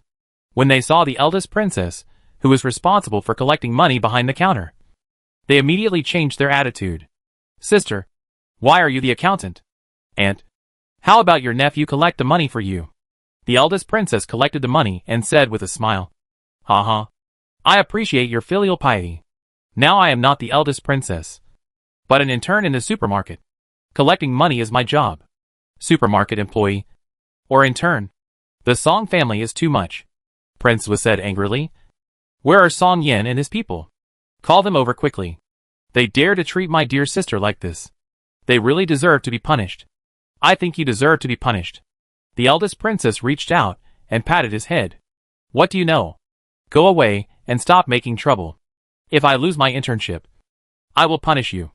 Prince was shrank his neck. Why did he still scold him? "I feel sorry for my sister's hard work." "Right? Okay. If you are really filial to me, come to the supermarket more often a month to boost my sales." Speaking of spending money, more than a dozen people got excited. It was not easy. Chapter 350. This king is not convinced. "That's easy. Sister, tell me how much money you need. We will definitely support you. My brother, and we will support you with all our strength." The younger generation was not to be outdone and competed to show themselves. "How about a task of 5,000 taels per person per month? I will give each of you a membership card. In this way, the task of 50,000 taels per month can be completed. It's better to have more brothers, so you don't have to worry about anything." When everyone heard that 5,000 taels per month was no problem, even if it was doubled, which family didn't have 100 or so people, and the monthly expenditure was more than 5,000 taels. The supermarket has everything, and it's not expensive. Just for food, the money is enough. As for the membership card, they didn't take it seriously. They only realized what it was like when they had it. They were about to say something, and the supermarket suddenly started broadcasting. "Congratulations to the 28th customer who won the 3rd prize in the lottery." "Congratulations. Won the prize? I'll try it too. I bought more than 200 taels of things, and I can draw 20 times. Maybe I can win the grand prize. Of course I'll win the grand prize. I've always had the best luck." TSK. Old 8. You have the nerve to say you're lucky. So, if you win the prize, I won't say a high prize. As long as you can win the 4th prize, I'll pay for everything you buy in the supermarket today. Third brother. You said it. Let's go. He still didn't believe it. He couldn't even win the 4th prize in 10 chances. The third brother looked down on him. "Okay. Let's go. And the others will be witnesses." The two old princes got serious. Everyone followed to watch the fun and try their luck. The lottery area is a separate area. As soon as you walk in, the most eye-catching thing is the super large electronic screen, which has introductions and pictures of various prizes. The top one is an enlarged photo of the 3-story house, as well as the address and market price. If the winner does not want the house, he can exchange it for cash to the other party. Below are 5 shops, all with double doors and backyards, and then photos of each shop. The winner can choose the one he likes. As for the location, there are 3 directions, east, west and south, and the prices are basically the same. It also shows that the grand prize has not been taken away. Further down, there are other prizes, explaining what is the whole house furniture customization, with photos of various furniture, including sofas. The bottom row of photos is relatively small, which is the introduction of the participation prize. With the introduction, everyone has a clearer understanding of the prizes, especially the introduction of the participation prizes, which makes them understand the use of these things. When the princes came, everyone consciously gave up their seats. "What is the highest prize drawn now?" one of the princes asked. The one in charge of the lottery was a son of the Song family. Replying to the princes, "The highest prize drawn so far is the 3rd prize," and the other party chose to discount it. 30 taels of silver. The winner spent 20 taels of silver on shopping, and finally made 10 taels of silver. At present, ordinary people do not spend more than 100 taels on shopping. One is that the things in the supermarket are very cheap, and the other is that there are many things they don't know the use of, so they don't buy them. Only for food. Spending 20 taels of silver is already a lot. Buying so much, one is to try your luck in the lottery, and the other is that the price of food is cheap, so stock up more. The old princes spent the most, but only more than 200 taels of silver. It is not easy to reach the standard of 1,000 taels, or even 10,000 taels. Then why does the supermarket give a discount of 10,000 taels? It is naturally to give other merchants a way out. When those merchants come to the supermarket, they will soon see business opportunities. A 60% discount for 10,000 taels is not a small amount, even if it is only a 3-day event. Then the 2 princes will draw lots. The 8th prince has a total of 10 chances to draw lots. The first 8 times have always been participation prizes. Haha, I said. The old 8th prince should admit defeat. The 3rd prince laughed at him. The 8th prince was not convinced. Aren't there 2 more times? He rubbed his hands, chanted Father bless you, the Emperor bless you, and then reached into the lottery box. The bamboo sticks were written with the words participation. Damn. It's another participation prize. It's really weird. Even the 4th prize is fine. His standard has been lowered from the 1st prize to the 2nd prize, and then all the way to the 4th prize. He has no pursuit anymore. The 3rd prince smiled and said that the 8th prince was a bad hand. But he still didn't believe it. Not to mention 10 times. Even 100 times. He couldn't draw a winning ticket. At this time, a younger generation reminded, Uncle, why don't you find someone to draw for you? This made the 8th prince's eyes light up. The 3rd prince was not happy. If you find someone else, the bet just now will not count. If it doesn't count, it doesn't count. It's better to tell others than to say that I am a bad hand. As long as he doesn't draw one himself. It's unknown. And no one can say that his 10 consecutive draws are all participation prizes. Even if the last one is still a participation prize. It was drawn by others. What does it have to do with him? The 8th prince? The gambling game ended with the 8th prince cheating. He looked for someone, and then invited the 5th brother, who had better luck when playing cards. 5th brother. This is the last time. Thank you. The 5th prince did not refuse. 8th brother. We have an agreement. If you lose the participation prize, you can't blame the 5th brother? Of course not. 5th brother, please. With the guarantee of his younger brother, the 5th prince began to draw. The signature was a 2. Congratulations. 8th prince. You won the 2nd prize. Haha. It turns out that the 5th brother is good luck. It's worthy of being the 5th brother who has the best luck in drawing cards. The 2nd prize. Everyone joked. The music played and the supermarket paused, and the announcement of the winning began, letting everyone know that someone won the 2nd prize. This announcement was played 3 times in a loop. Song by came over. Congratulations. 8th prince. You won the 2nd prize. The prize is a 40% discount on the purchased goods or a customized whole house furniture. Which one do you choose? Of course, the customized whole house furniture. He lacked a little money for the discount. But the customized whole house is different. This is the first in the whole capital. Okay. Please come to the office with me to register your information. 3 days later, a professional person from the supermarket will come to measure the size. The 8th prince was invited to leave. Others shouted to continue the lottery to see if there could be another big prize. The next few people were participation prizes. 4 people won the 4th prize, and 1 won the 3rd prize. Then it was the 5th prince himself, and everyone was looking forward to it. The previous 9 times were all participation prizes. At this time, someone joked that the 5th prince's good luck was used up by the 8th prince, and it was his turn to have no good things. The 5th prince smiled and said nothing, and continued the last lottery. The word lucky was written on the stick. Congratulations, 5th prince. You have won the lucky prize. You can come by yourself or choose someone to challenge you to shop for 3 minutes. 3 minutes means ringing the bell 180 times. You can take whatever you like. All for free. Chapter 351 Lucky Prize Free Purchase. Haha. This is good. Free purchase. It's really interesting. Yes. This is more interesting than free order. Uncle, do you want your nephew to help you choose? Let your nephew do it.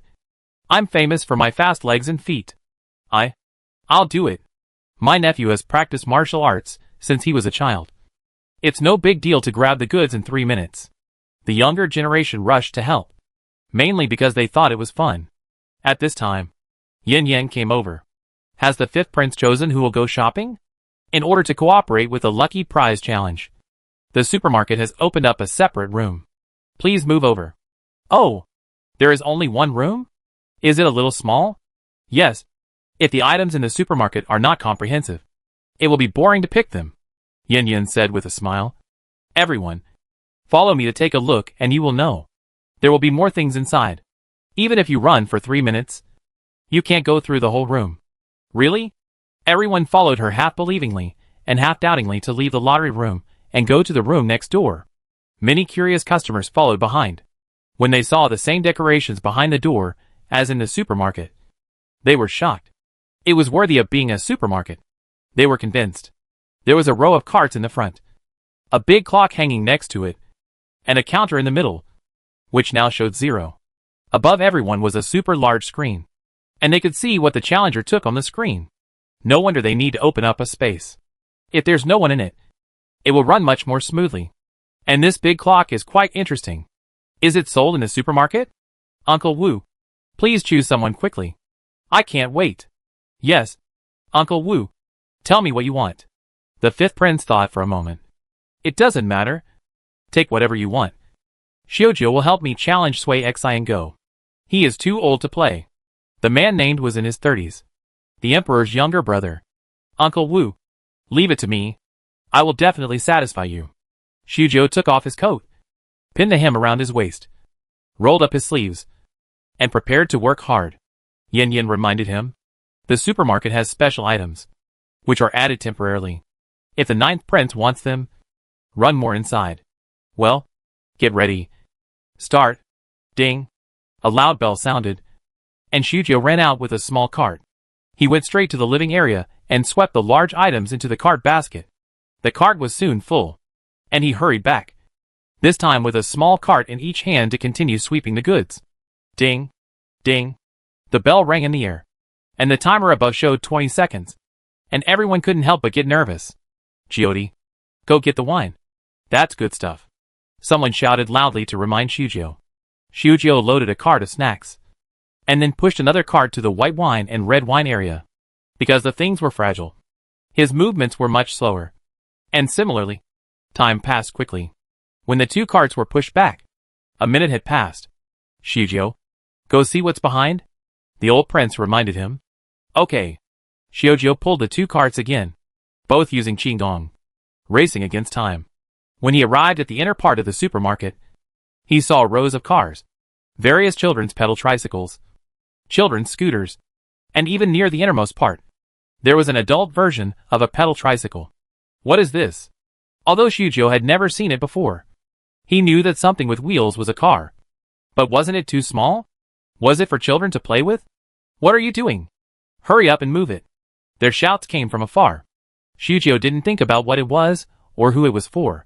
He put a children's scooter and a pedal tricycle into a car, then lifted the car up with a force and ran away. For ordinary people, it would be difficult to lift a car, let alone run. Ding. 2 minutes have passed. Please hurry up.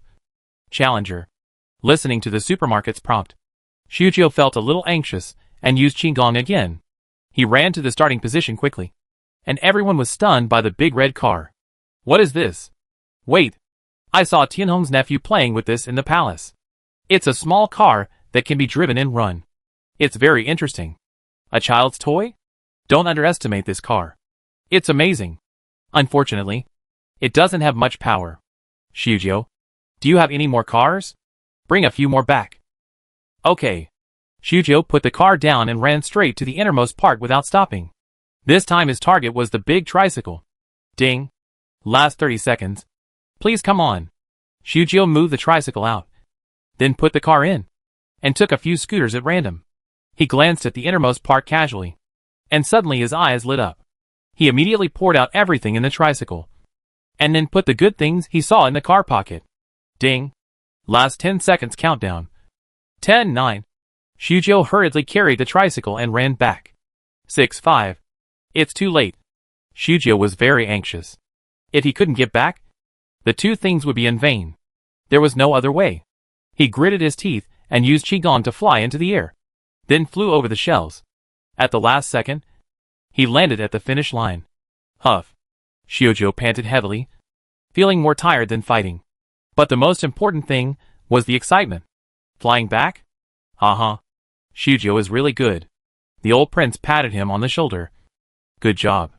Some people looked at the things in the car with envy. I didn't expect it to be a diamond treasure chest. Fifth brother. You made a fortune this time with a free purchase. Yes. My family has always wanted this diamond treasure chest. But there is no way. I heard that only the 2 people in the Song family have it in the whole great show. My family is very envious and keeps talking about me. You are out of date. The queen and the imperial concubine also have one. But it is more valuable. Someone rolled his eyes and looked at the 5th prince.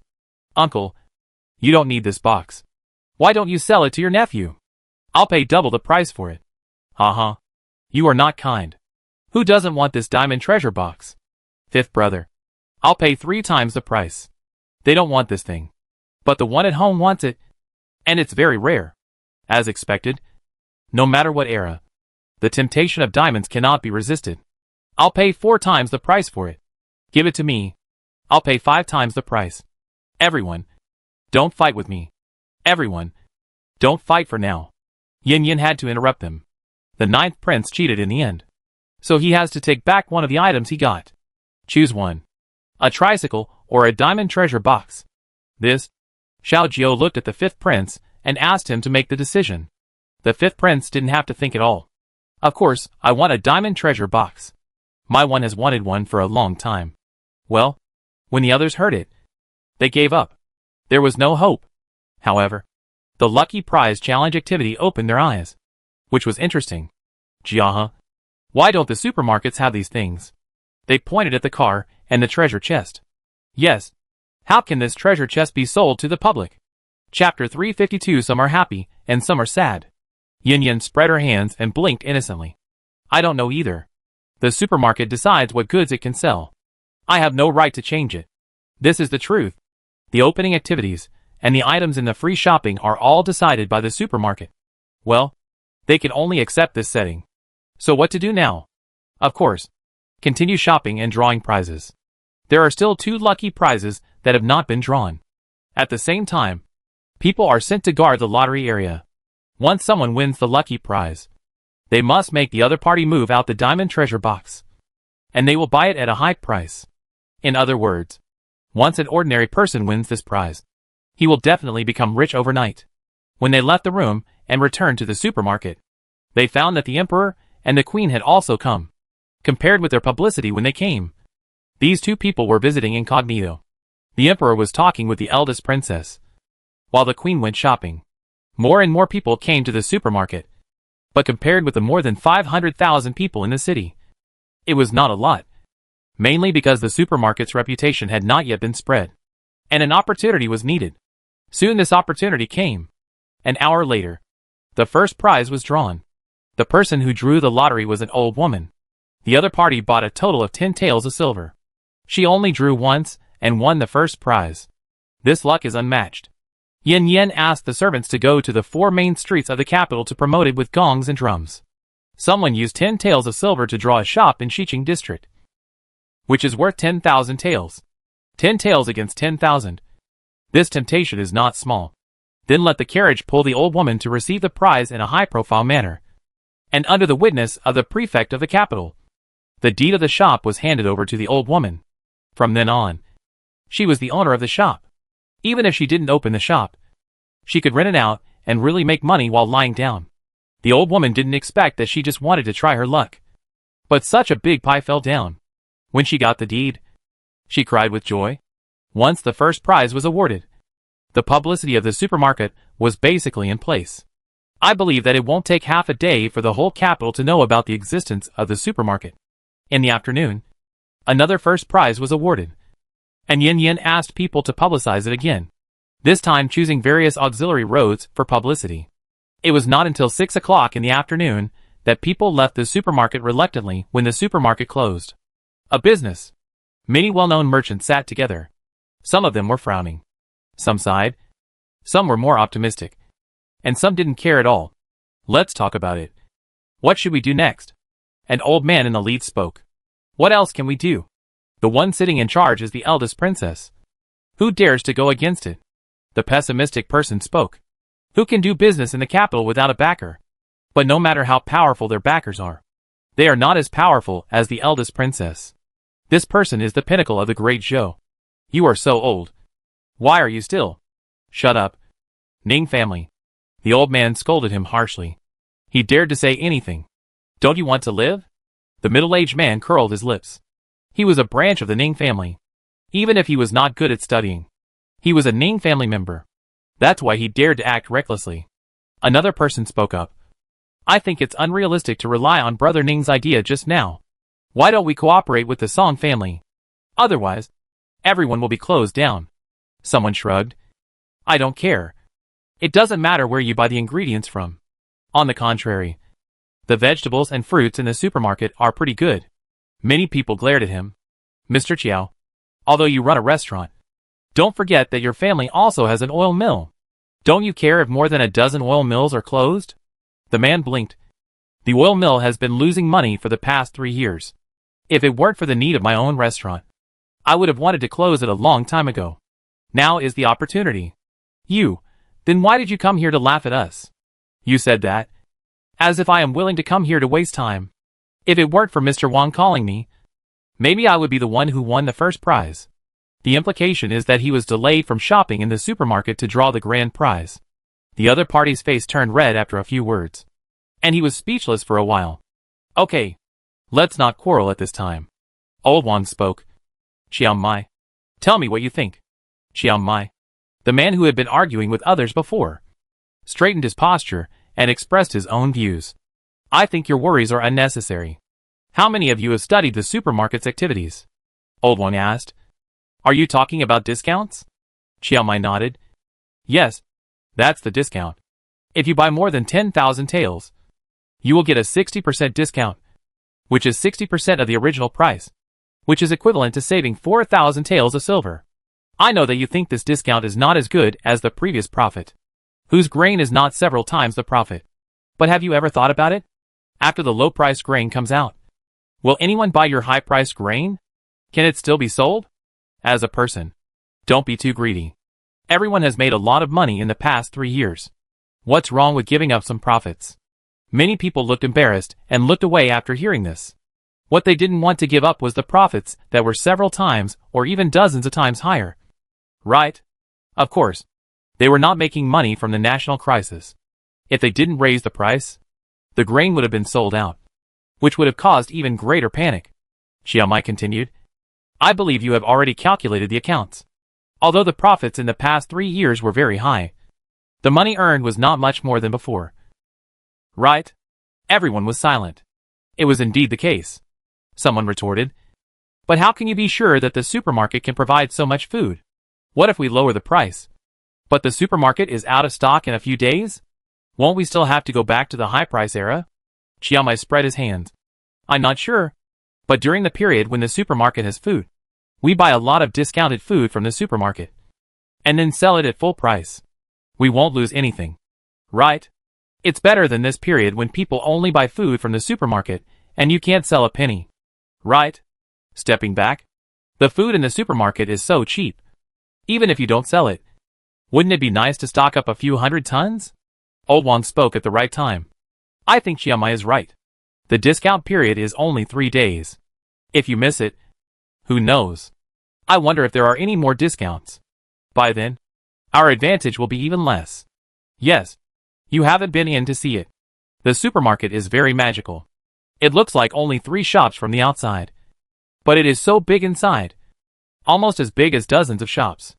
Also, the sound and songs that appear out of thin air are no exaggeration to say that they are the means of gods. Yes, and the checkout thing is simply magical. When the car is parked there, a list will be directly displayed, no matter the price or quantity. It is not wrong. Can mortals have this means? Is it so magical?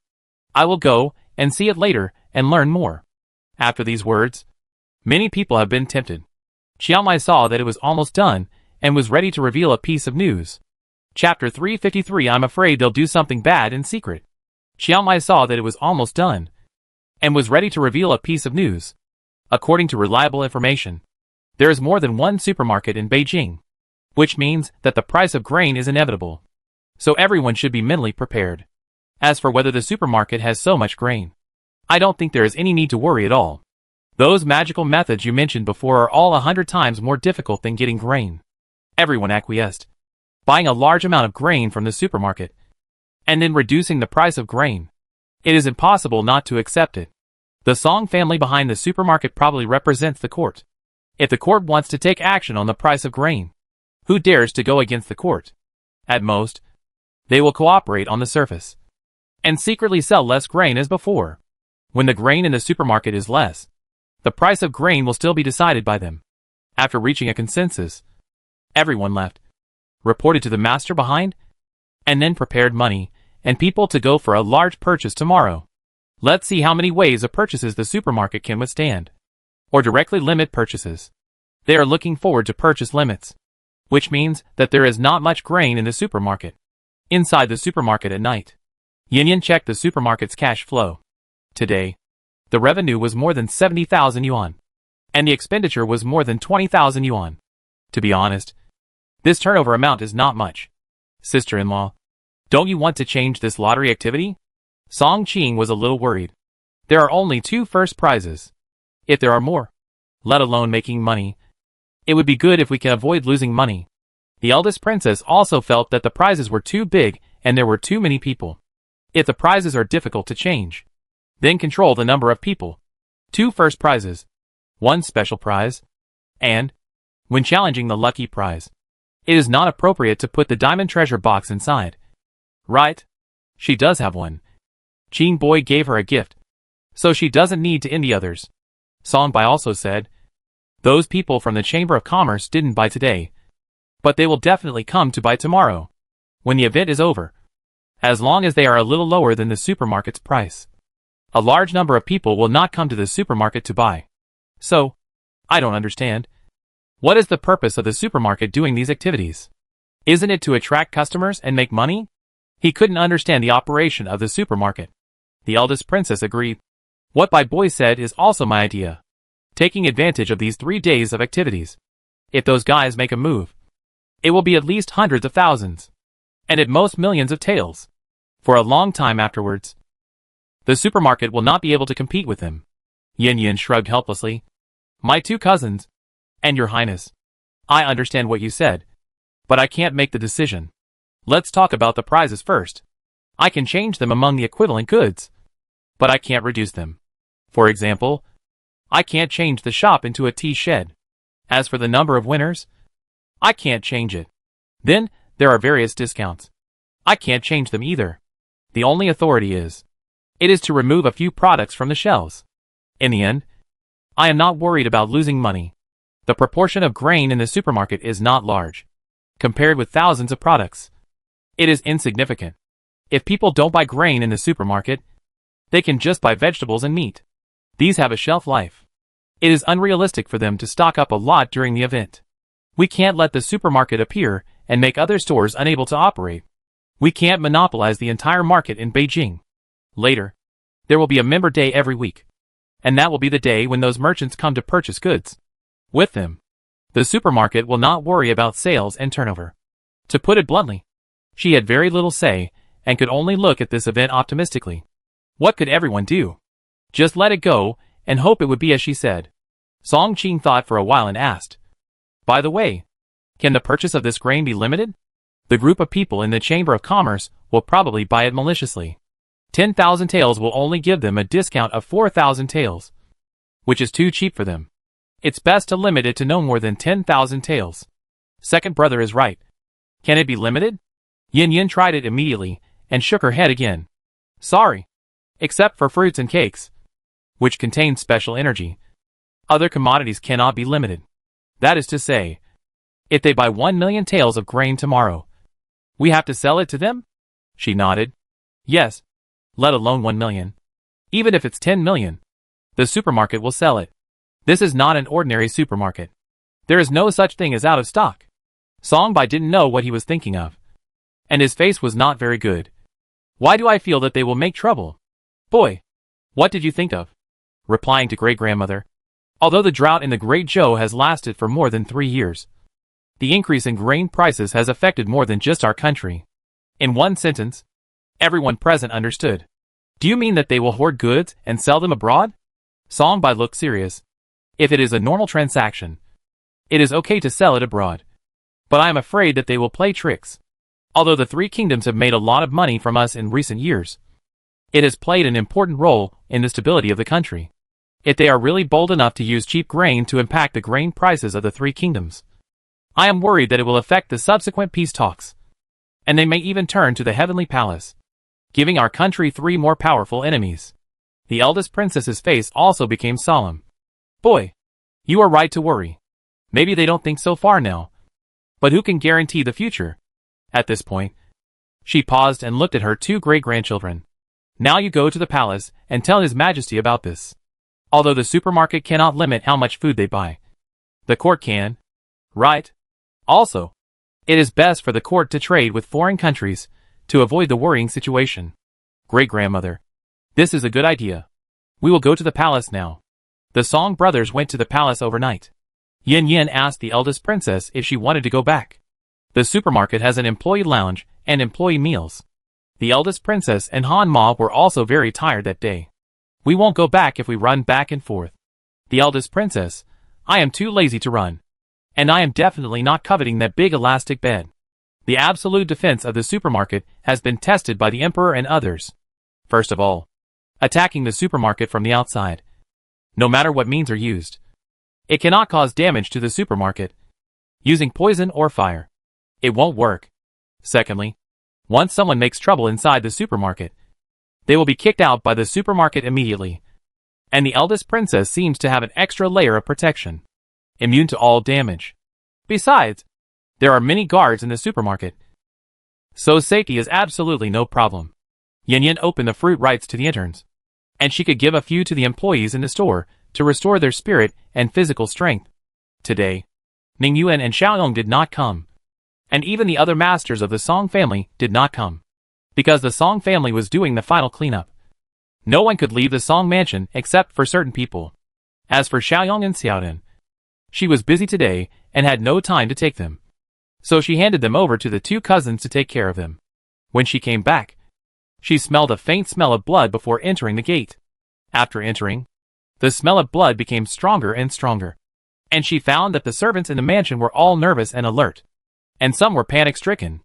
Moreover, some familiar faces were gone. Chapter 354 I Don't Taste Good. Be Good? Change 1. So many people? She muttered in her heart. No wonder there was such a strong smell of blood. It seems that many people were killed today. Suddenly, she paused and found a man standing on the rockery not far away. His shadow was slender in the moonlight. Yin Yin tiptoed and landed beside him, feeling the coldness and alienation on him. She reached out and held his hand. What's wrong? Ning Yuan looked at the moon in the distance with a solemn expression and did not speak. Yin Yin guessed that today's big cleanup made him uncomfortable, so she stopped asking and quietly accompanied him. Not taking him to the supermarket was also the intention of the two uncles, so that he could see blood. Be merciful when he should be merciful, and be decisive when he should be killed. After a while, feeling that his body temperature was gradually warming up, Yin Yin raised her eyes and glanced at him. Sure enough, the coldness on his face faded a lot, and the confusion in his eyes gradually disappeared. Yin Yin, did we kill a lot of monsters before? He suddenly asked. Yin Yan's heart moved. Have you recovered your memory? He shook his head slightly. I just saw some pictures. It turns out that the so-called bloodiness is nothing compared to those pictures. He paused for a moment, lowered his eyes and looked at her. His eyes became more gentle. How did you get through those days? Yin Yin didn't know how to answer for a while.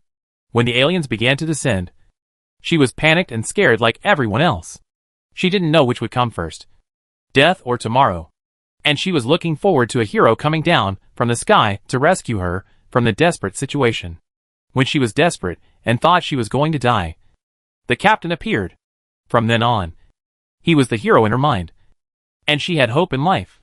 Later, she awakened her superpowers, and was happy that she could help him and fight side by side with him.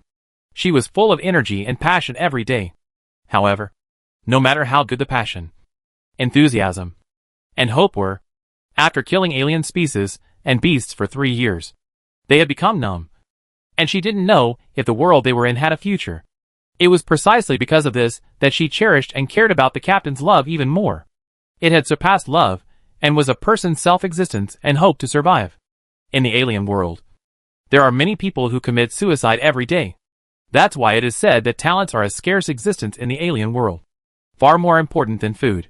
Suddenly, Ning Yuan reached out and hugged her in his arms, patting her back gently. Don't be afraid. I'll be there in the future. His words were soft, but so powerful, just like what he said to himself when he first met him. Don't be afraid with him.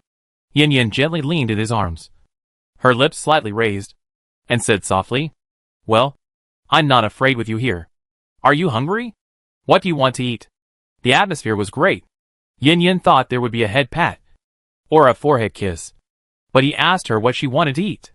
Would. Yin Yin glared at him resentfully. I want to eat you. Will you give it to me? Ah? Eat me? It's not delicious. Right? Pigs, cattle, sheep, chickens, ducks, geese. These are all you can eat. But forget about people. Dear, I don't like that. Stupid. Yin Yin rolled her eyes. Let's have a barbecue tonight. By the way, call everyone over. Have an outdoor barbecue. Liven up the atmosphere. The atmosphere in the mansion was too depressing. Ning Yuan naturally had no objection. Soon everyone received the news and gathered in the courtyard. Yin Yin had already prepared the oven, grill, and seasonings. The ingredients were all ready, and they just needed to be skewered. Everyone worked together, talking and laughing. And from time to time, there was the roar of the little tiger and the silver bell-like laughter of the children. Soon the aroma of barbecue floated over the courtyard.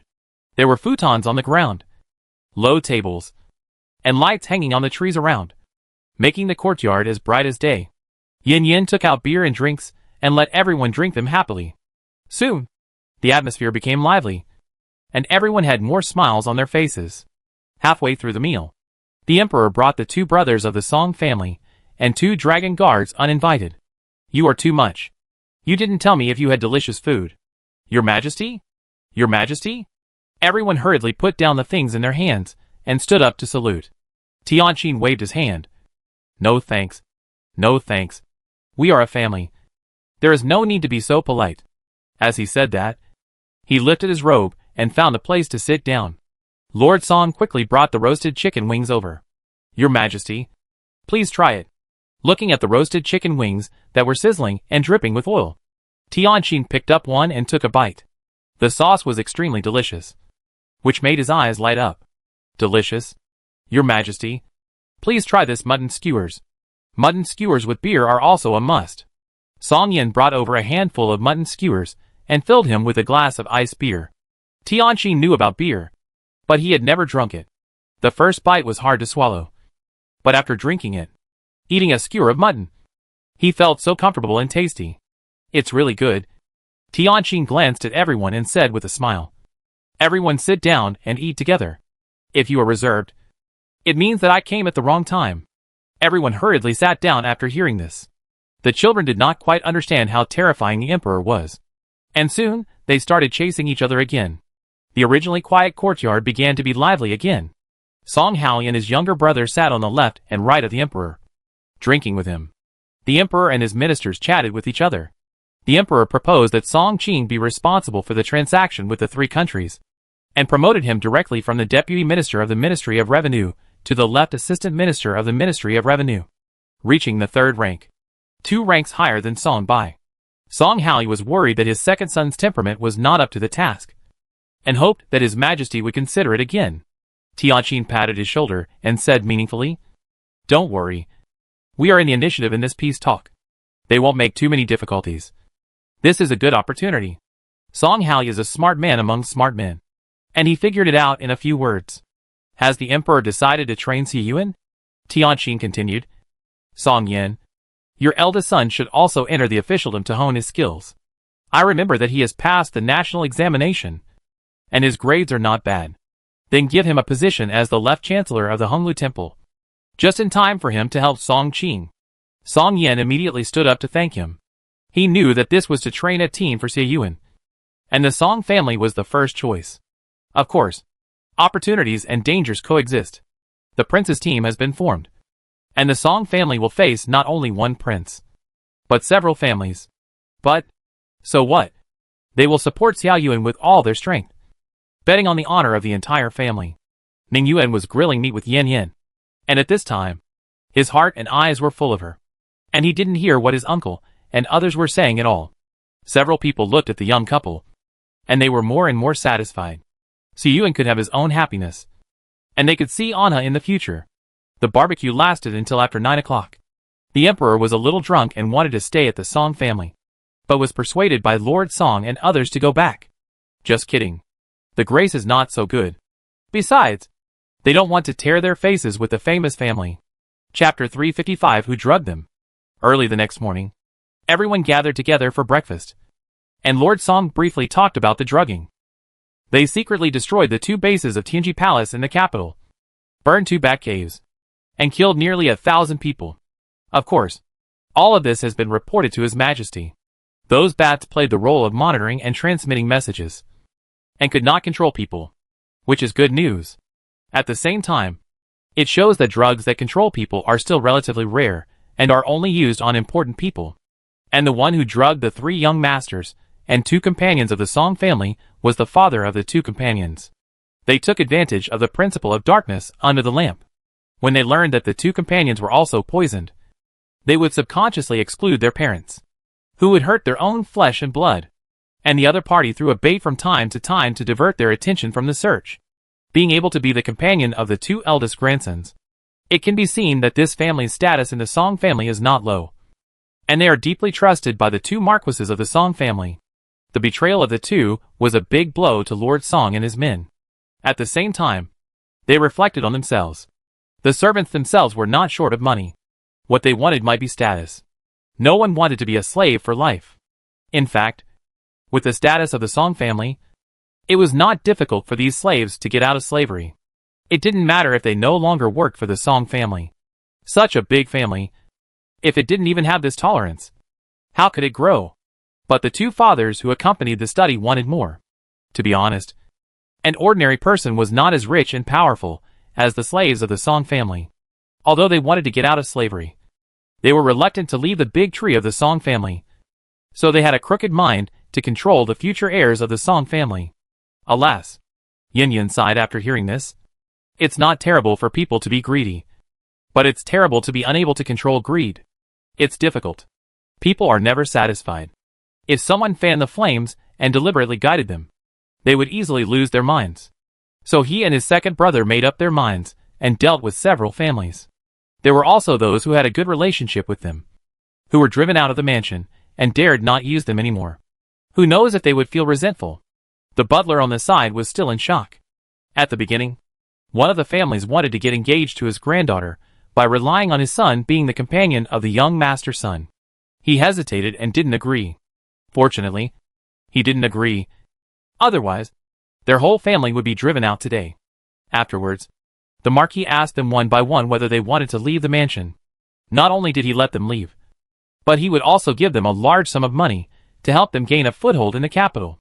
Then he let go of another group of people, and the servants in the mansion were reduced by half.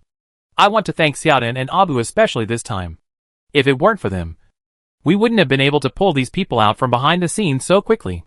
Marquis Song specifically mentioned this. Xiaodan puffed out her chest and raised her chin proudly.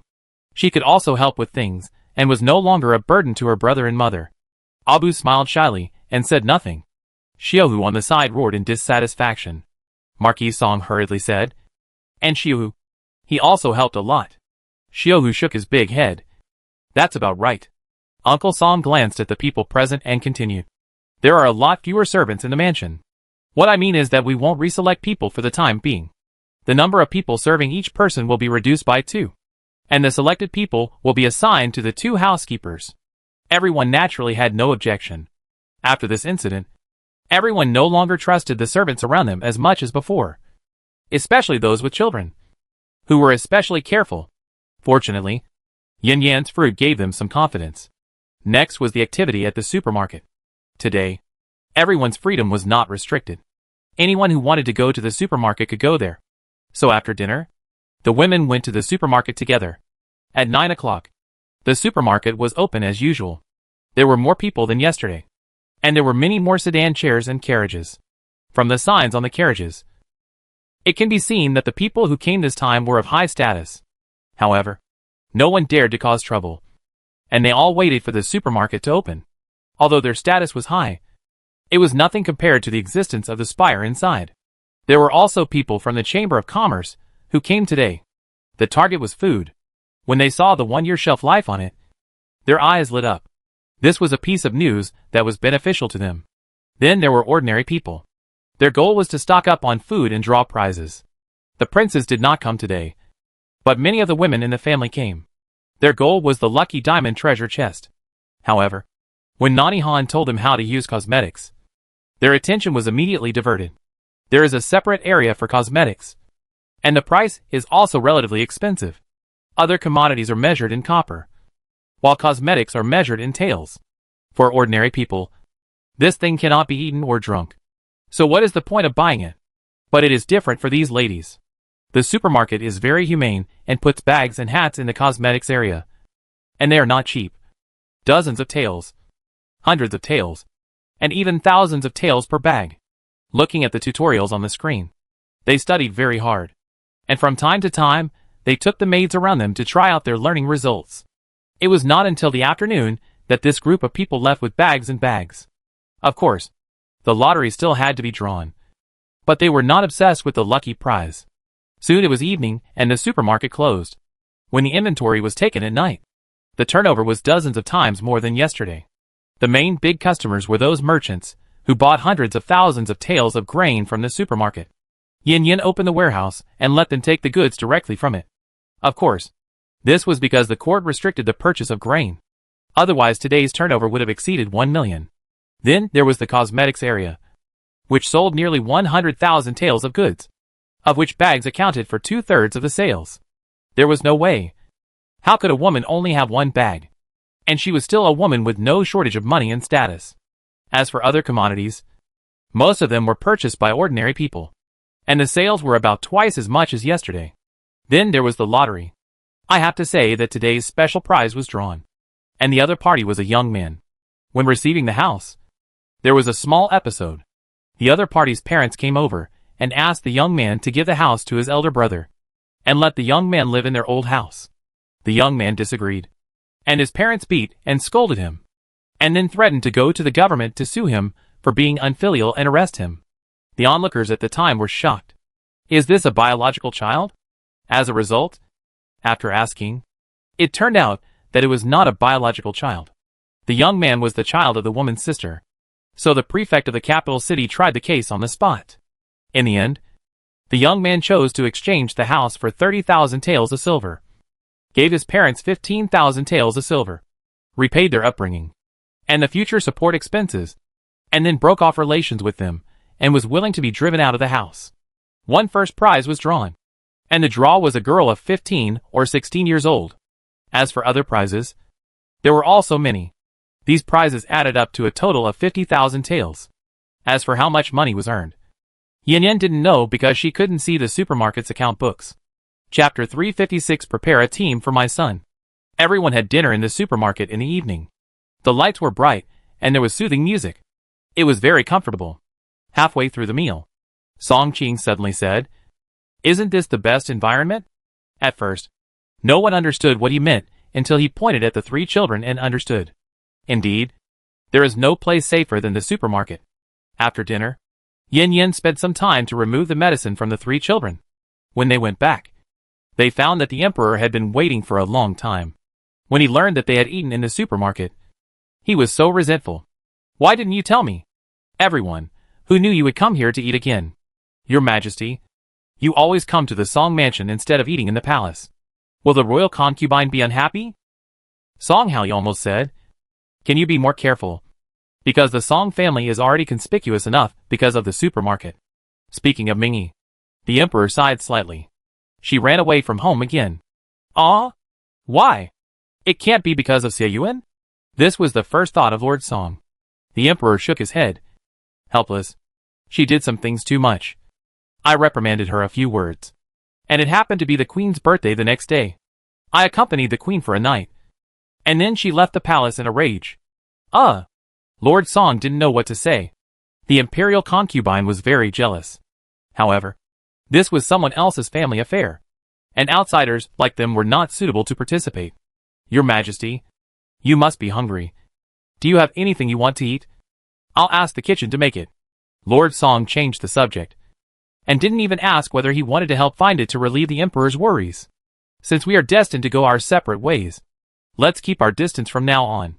The emperor also understood that he didn't go to look for her because he hoped that he could calm down, figure it out, and then help Xiao Yuan. This is what he wanted to see. Let's have barbecue. Yesterday's barbecue with beer was pretty good. So, the Song brothers, Yin Yin, and Ning Yuan accompanied His Majesty to barbecue. Yin Yin prepared 2 grills, one for lamb chops, one for skewers and chicken legs. The emperor looked at Ning Yuan, who was busy. His eyes were so gentle that water could drip out. Song thought to himself, is this because he knows that they all know, so he doesn't hide it at all? It's the first time I've seen such a strong fatherly love in His Majesty's eyes, which is even more than that of him and his second brother. When Ning Yuan came over with the barbecue, the emperor talked to him. Xiao Yuan, I have found a teacher for you. You can start lessons the day after tomorrow. Thank you, Your Majesty. You called me wrong. Didn't I say I call you father? The emperor corrected him. Ning Yuan glanced at his 2 uncles and called him father with some embarrassment. The emperor smiled from ear to ear. Lord Song thought, is this why you adopted Yin Yin as your adopted daughter and granted her marriage? Your Majesty, who is the teacher you found? Song Yin asked. The emperor glanced at him and said meaningfully, the old patriarch of the Zhou family. Zhou family?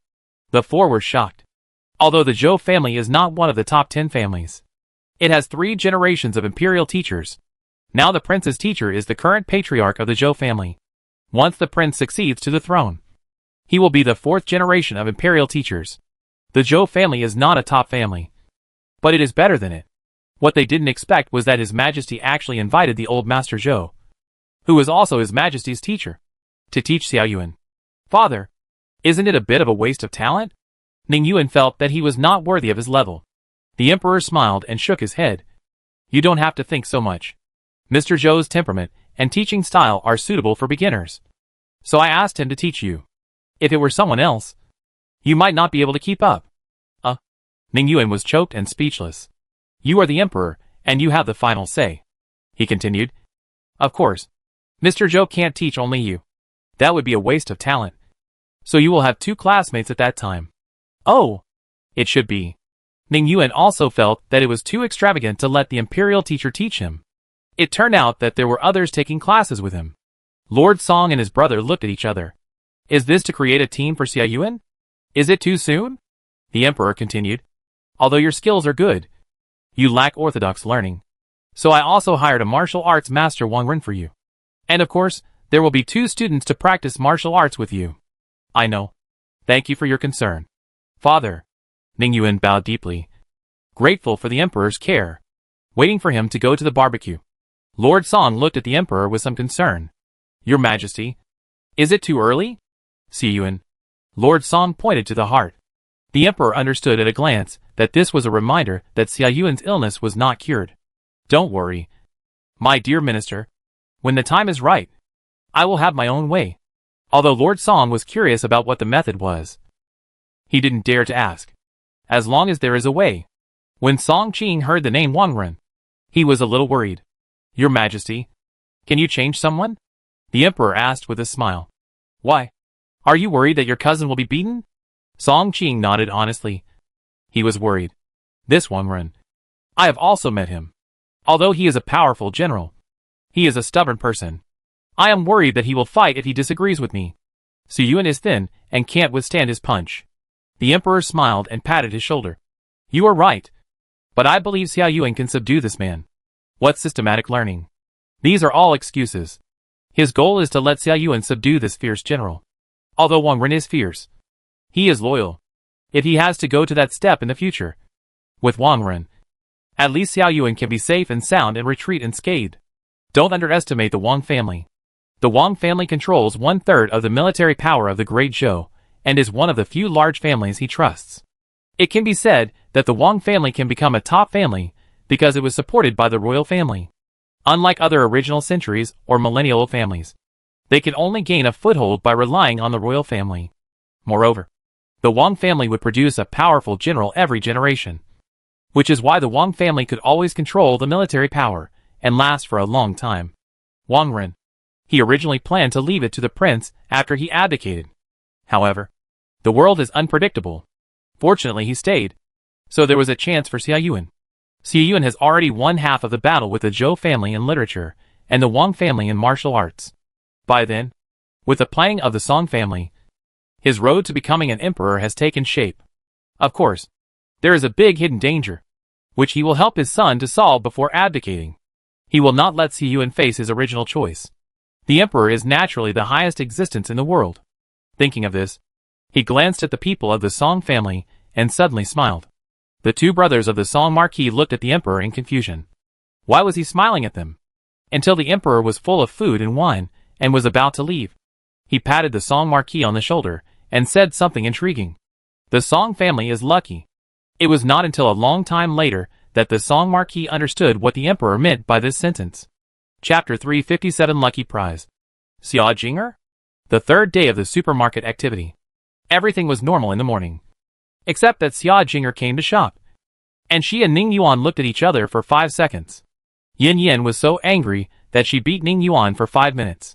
Several children volunteered to follow Ning Yuan to prevent the two from meeting again, except for the special prize. Other prizes were drawn one after another. Who drew the lucky prize? Speaking of which, Yin Yin was sulking because of Xia Jinger.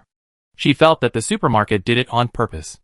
The most annoying thing was that Xia Jinger actually asked Ning Yuan to challenge for her. A group of people were watching the show, and Yin Yin was so angry that she stared at Ning Yuan. If he dared to agree, she would see how she would deal with him. Fortunately, Ning Yuan was not stupid, and immediately pretended to have a stomachache, so he escaped.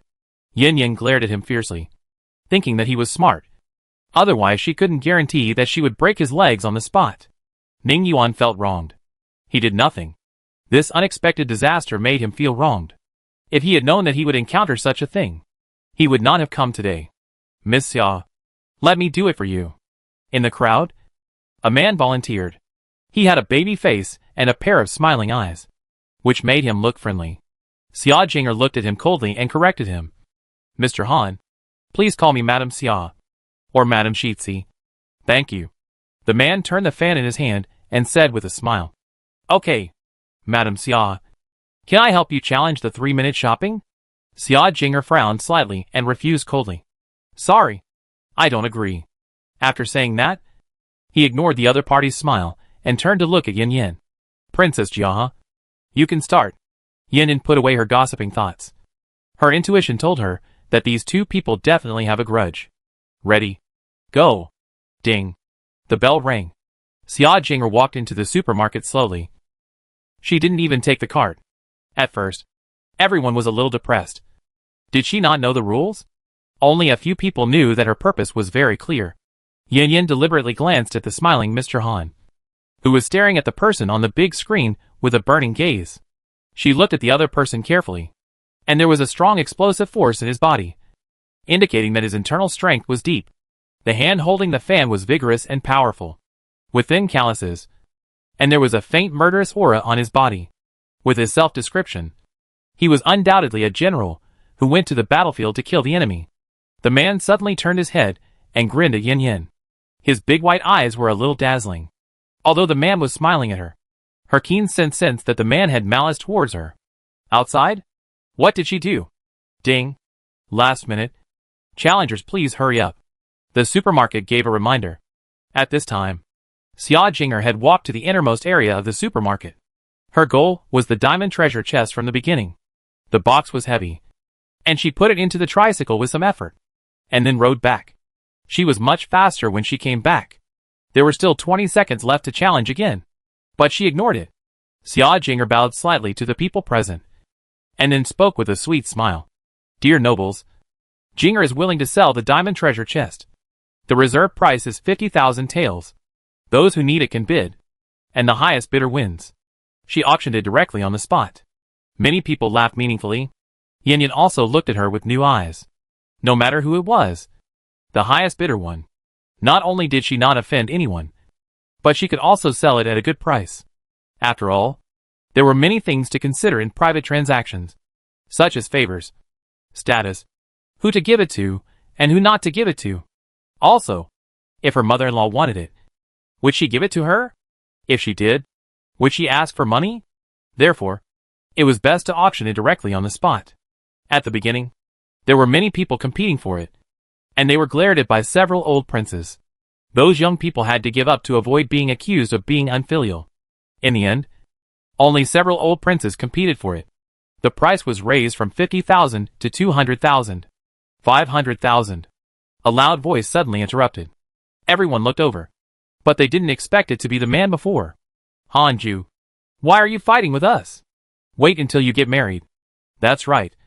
You have no father, no mother, no wife, and no children. What do you want this diamond treasure chest for? This thing is for women. Stinky boy. Don't mess with me. Yes. Yes. Go play somewhere else. The old princes began to blast him. Hanju smiled slightly and clasped his fists to the old princes. Old princes, I'm sorry that I can't give up this diamond treasure chest. This is the betrothal gift that Hanju is going to use to marry a wife. You also said that it's really pitiful that I haven't married at this age. So please give up and give the diamond treasure chest to Hanju. After saying that, he bowed with a sincere attitude. Well, even the argument of marrying a wife has been used. So they really can't fight. Someone asked curiously, Han boy, are you finally going to marry a wife? Which girl? Have you made an engagement? Do you want my man to be a matchmaker for you? The princess is the matchmaker. This is an honor that others can't even ask for. Hanju smiled and shook his head. Not yet. But soon. Thank you, old princess, for your kindness. On the day of my wedding, please come to drink a glass of wedding wine. Haha. I will definitely come. I will definitely come. You kid has finally come to your senses. That's right. My grandson has a child. You kid finally got it. They teased Hanju. And they didn't fight for the box anymore. And tacitly gave it to him. Hanju thanked them one by one. And then looked at Xia Jinger with a smile. Miss Xia. This is 500,000 taels of silver notes. Can Han take the diamond treasure box away? Xia Jinger looked at him with complicated eyes. She really wanted not to sell it. But she needed money. Hanju seemed to understand her hesitation. And spoke again. Not to mention that I offered the highest price. I believe that no one present will compete with Hanju for this box. You either sell it to me, or take it back to Ning Mansion. This is forcing her. Xia Jinger also knew that she couldn't take the box back. She took a deep breath, and accepted the banknote expressionlessly. Then the diamond treasure box is yours. Mr. Han. By the way, please call me Mrs. Xia. After that, she bowed to the nobles and left. Hanju watched her leave with a smile on his face. Everyone looked at him strangely. If they didn't know that the two of them couldn't be together, they would all suspect that Han Kid was deliberately giving money.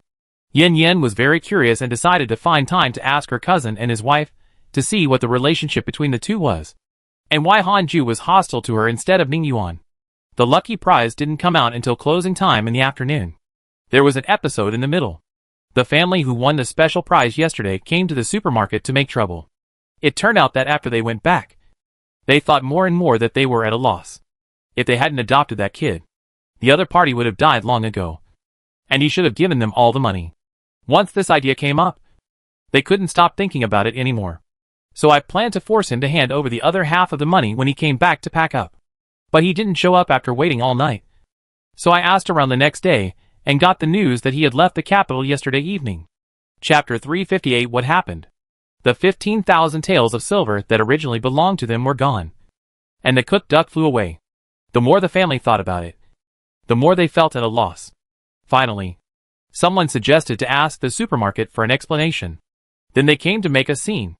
Their demands were that either the boy be found or they be compensated with 15,000 taels of silver. Otherwise they would sit at the door and make a scene. Originally, Lord Song and his men meant to get rid of the boy. They dared to blackmail the Song family and were looking for death. Uncle, calm down. It's not worth getting angry over such a small matter. Yin Yin stopped the man and came out to solve the problem herself. She squatted down and looked at the three people in front of her. You can ask for money, but I have a few questions. Can you answer them? The man thought to himself. As expected, these big families don't care about such a small amount of money for their good reputation. He immediately changed his face to a smile. As long as you give me money, you can ask anything. Okay. The first question. You said your son ran away with a large sum of money. So where did that large sum of money come from? Yesterday, he won the special prize in the supermarket. But he didn't want to give the house to honor his parents.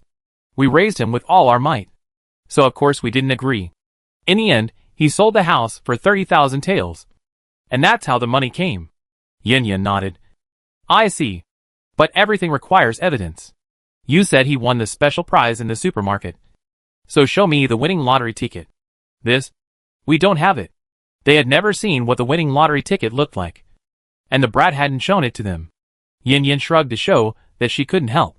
You can't produce evidence. And the winner is missing. So how can I believe you? You can't say it's true. Right?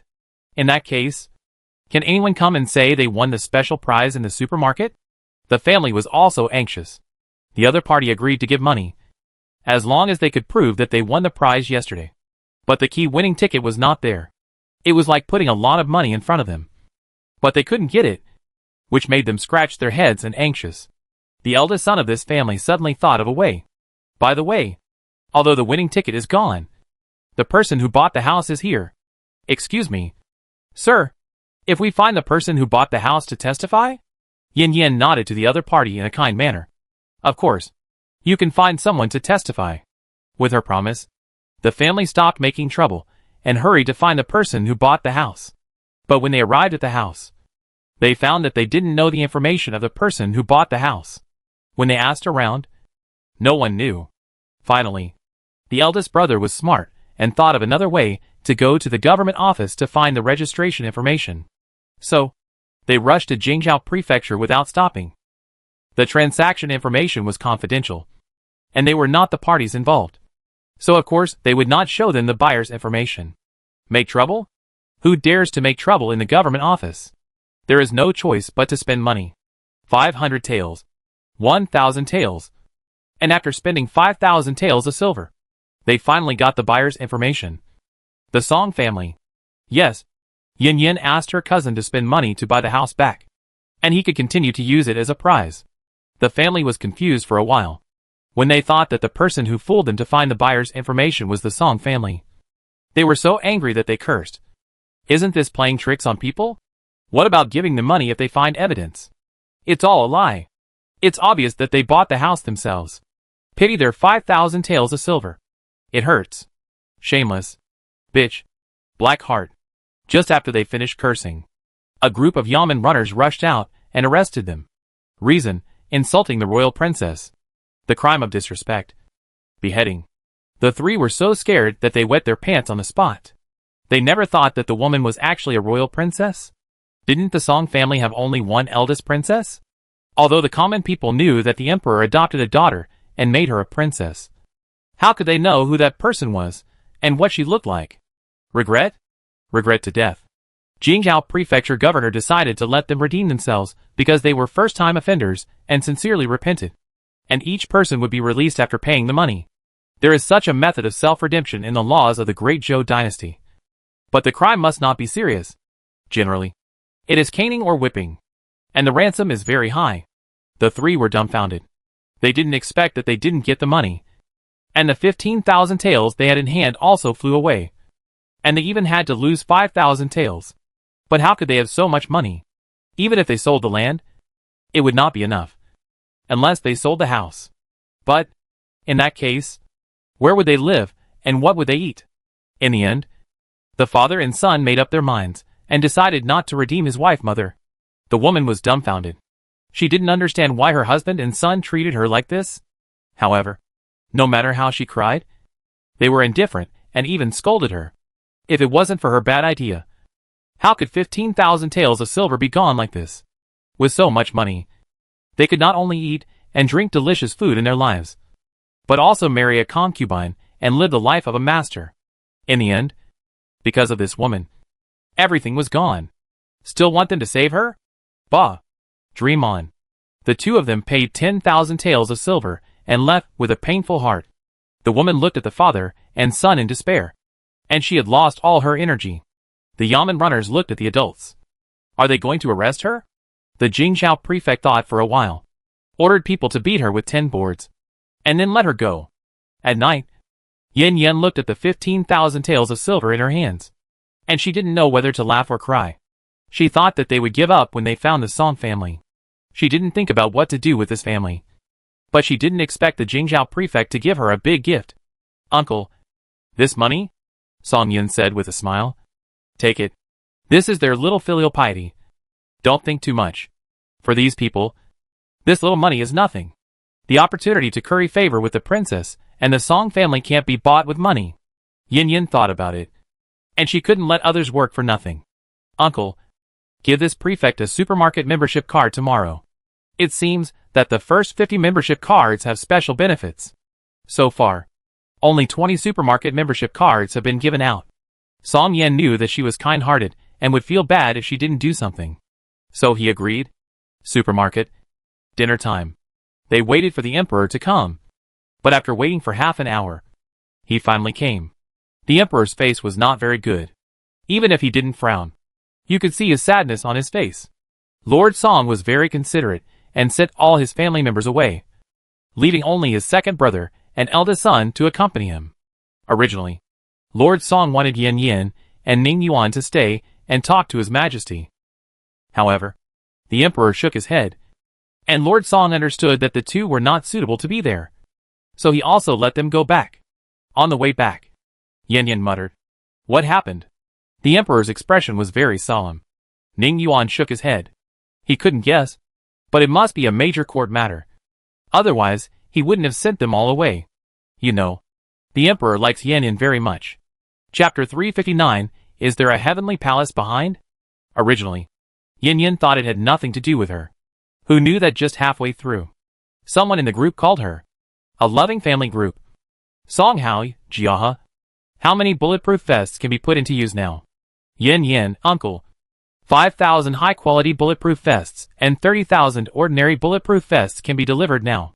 Cassiterite should be a byproduct of tin and copper ore, with very little output. So far, only 5,000 pieces can be made. So she tried to use tin and copper instead. But the effect was not as good as adding cassiterite. It was not invulnerable, but it could resist bullets and long-range bows and arrows. Song Howie, I will ask Song Qin to go and get the 5,000 high-quality bulletproof vests later. As for the ordinary bulletproof vests, can they be transported through the supermarket in the northwest? Yan Yan, sure.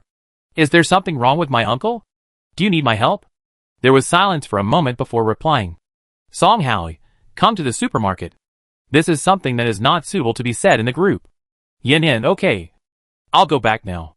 After saying goodbye to Ning Yuan and the children, she immediately returned to the supermarket. When she arrived at the supermarket, she felt that the atmosphere was even more solemn than before. Father, uncle, cousin, she greeted them. The emperor waved for her to sit next to him. Jiaha, can the fruits in the supermarket cure the plague? Yan Yan thought for a moment and replied, Father, whether it is a plague or an illness, as long as the human body is strong, the immunity will be greatly improved. Then it will be much easier to defeat the virus. And the energy in the fruit is to improve the vitality of the human body. After hearing this, the emperor's brows were a little less sad. Good. Then can the purchase quantity be relaxed? She shook her head helplessly. At most one person can have 5 fruits a day. Although the fruits in the supermarket do not contain much energy. If one person eats too much in one day, he will not be able to digest and absorb it. And it will be wasted. Is that so? However, the purchasing rights of supermarket employees can be relaxed, and one person can buy 100 fruits a day. Employee purchases are not counted in the task data. 100? It's better than nothing. Lord Song was a little worried. A plague broke out in a province in the northwest. It is unrealistic for more than 1 million people in the province to line up to buy fruits one by one. A plague broke out in a province? How did it spread so fast? Why was it not controlled at the beginning? Yin Yin found it incredible. This is not a modern place with developed transportation. A province can be reached in one day, and cross-transmission is normal.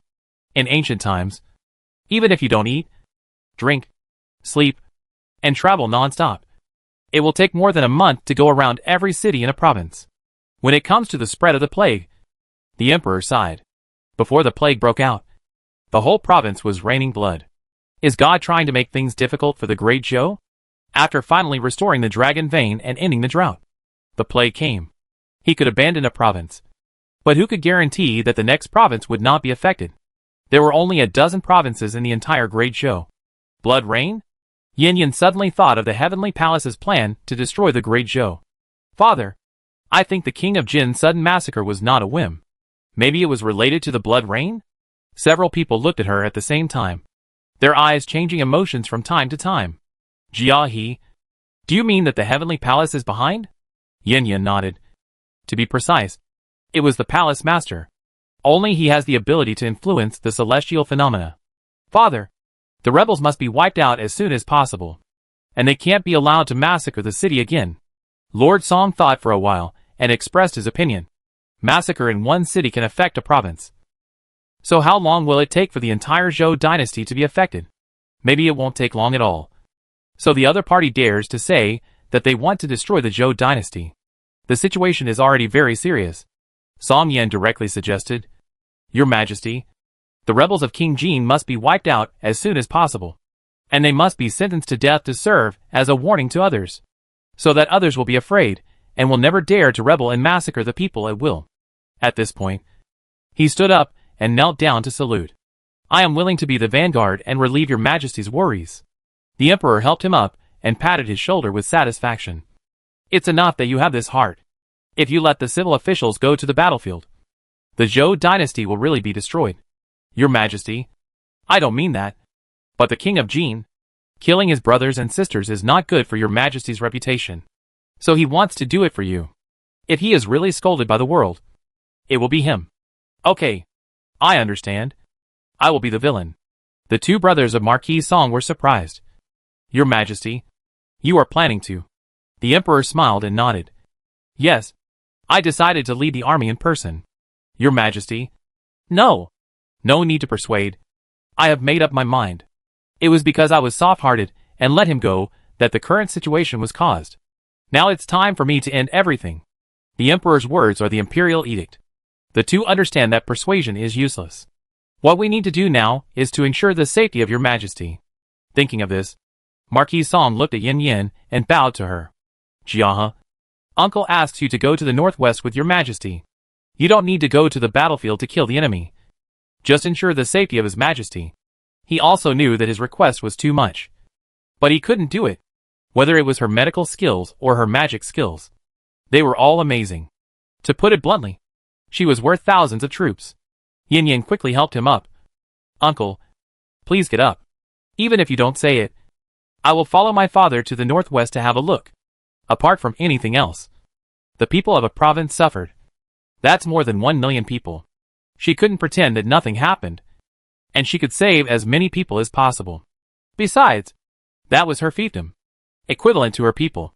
Besides, the Emperor treated her very well, and he was Ning Yuan's father. She couldn't just watch him get into trouble. Good child. You've worked hard. Lord Song was very pleased. The Emperor did not refuse. The people in the northwest needed Jiahe more than he did. He would bring a few imperial doctors with him. He just hoped that the plague was not so serious, and that they could save more people when they arrived. The matter was urgent. The army would set out tomorrow. The Emperor asked Yin Yin to go back and prepare, and try to go early and come back early, so as not to delay her wedding with Ning Yuan. After Yin Yin came back, she told Ning Yuan and the children that she was going to the northwest. Isn't there a war over there? Why are you going there? Ning Yuan's first reaction was to disagree. Mother, are you going to the battlefield? This was Xie Yong's guess. Otherwise, why would the Emperor call her over? It has to be kept secret for the time being. But you know my ability. No. These are two different things. Ning Yuan shook his head and muttered in dissatisfaction. Didn't you save the Emperor? How could you repay kindness with hatred? In his opinion, fighting is a man's business. And it is too much to let a woman go to the battlefield. How about we stop being this broken princess? His eyes lit up, and he suggested. Poochie. Yin Yin was amused by his words. Why do you say that to the Emperor? And I'm not going to the battlefield. I'm saving people. Chapter 360. Sometimes sacrifice is necessary.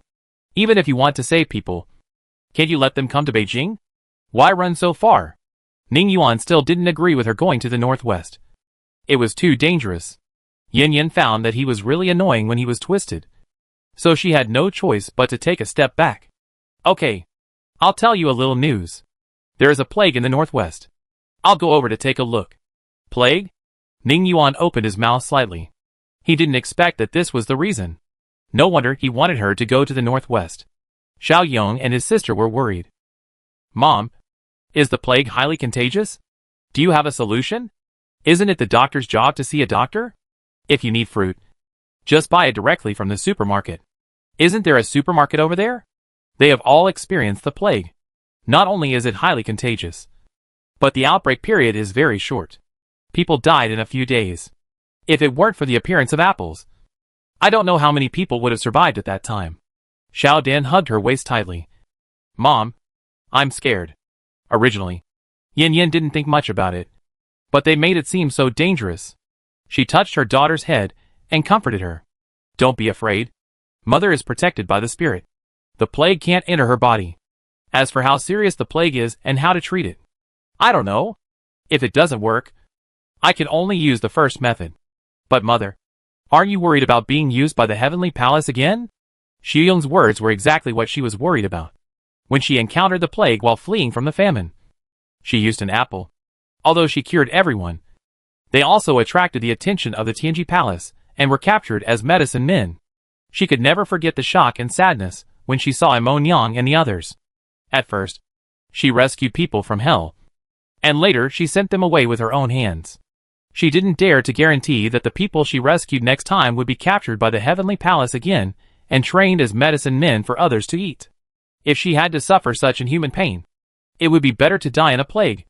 At least she could die with dignity. This is also the reason why she didn't propose to use the energy fruit in front of the emperor. She was afraid that this was another plan that the other party had planned long ago. Of course, she didn't think highly of herself and thought that the other party would use the people of a province to calculate herself. But she was a little scared of being calculated.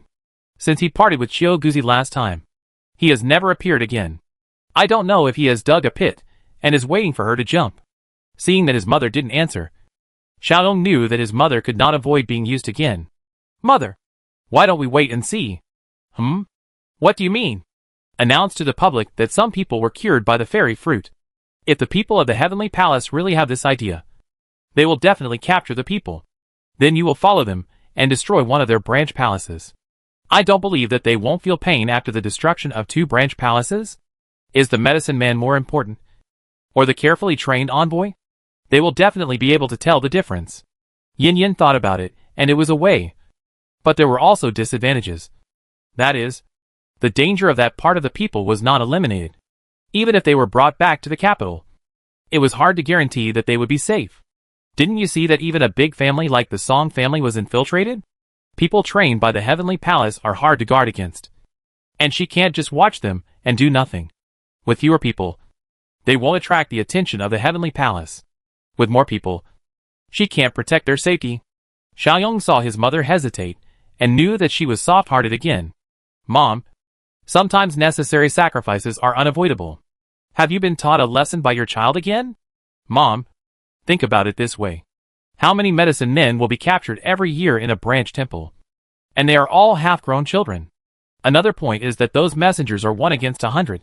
If we send troops to kill them, I don't know how many people will die. So, using a small number of people to destroy the entire branch temple is equivalent to saving more people, which is more beneficial than harmful. That's true. But who should die? It's simple.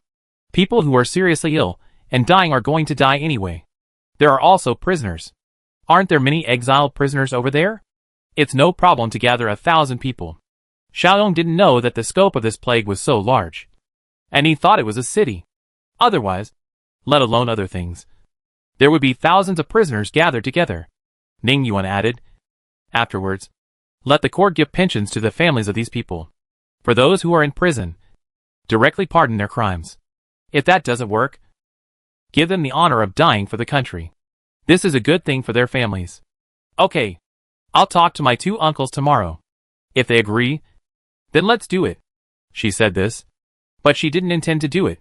If it really comes to bait, no one is more suitable than her. Another point is that she thinks that the heavenly palace must have started buying fruits a long time ago. And now there is another channel to buy fruits. No one knows whether the people who buy them are theirs except themselves. She didn't plan to ban it either. The best thing is that everyone eats it. Then it's the same. They don't have to catch anyone specifically. And it's best not to even cultivate medicine people. And directly rely on fruits to replenish energy. If it really works. She doesn't mind giving Tiantian a membership card. Or opening a supermarket at their doorstep so that they can buy fruit. Of course. This is just her idea. And there is still a long way to go before fruit is popularized nationwide. At night, Ning Yuan rarely ran away. And took the initiative to come and sleep in the same bed with her. He kept nagging her all night. Telling her to be careful. Not to go to the battlefield. Not to force herself if there is no way to fight the plague. And to run away if she can't beat the people from Tiantian. And it's not shameful to run away. In addition, he would go to the princess's mansion every day to help decorate their new home. They will get married in a month. So let her come back early. He will take good care of the children. And finally promised that he would not meet other women alone. Especially Xia Jinger. Yin Yin was very happy. And he subconsciously regarded her as his wife and family. So what if the memory is messed up? Isn't the person still hers? In addition to being happy, she gave him a hot kiss as a reward. Ning Yuan was very happy. No words all night. The next morning, Yin got up early, but the people around her had already gotten up and disappeared. Yin thought he had gone to make breakfast for her. But when she went out, she saw a big man, 3 small children, and a tiger carrying luggage and looking at her. What are you doing? Go to the northwest with you. The 4 people said in unison. Yin was stunned for several seconds. Then helplessly held her forehead. I'm going to see a doctor. Not to play. Stop making trouble. Ning Yuan said seriously. No. I thought about it all night. No matter how I told you. I was worried. So I had to go with you.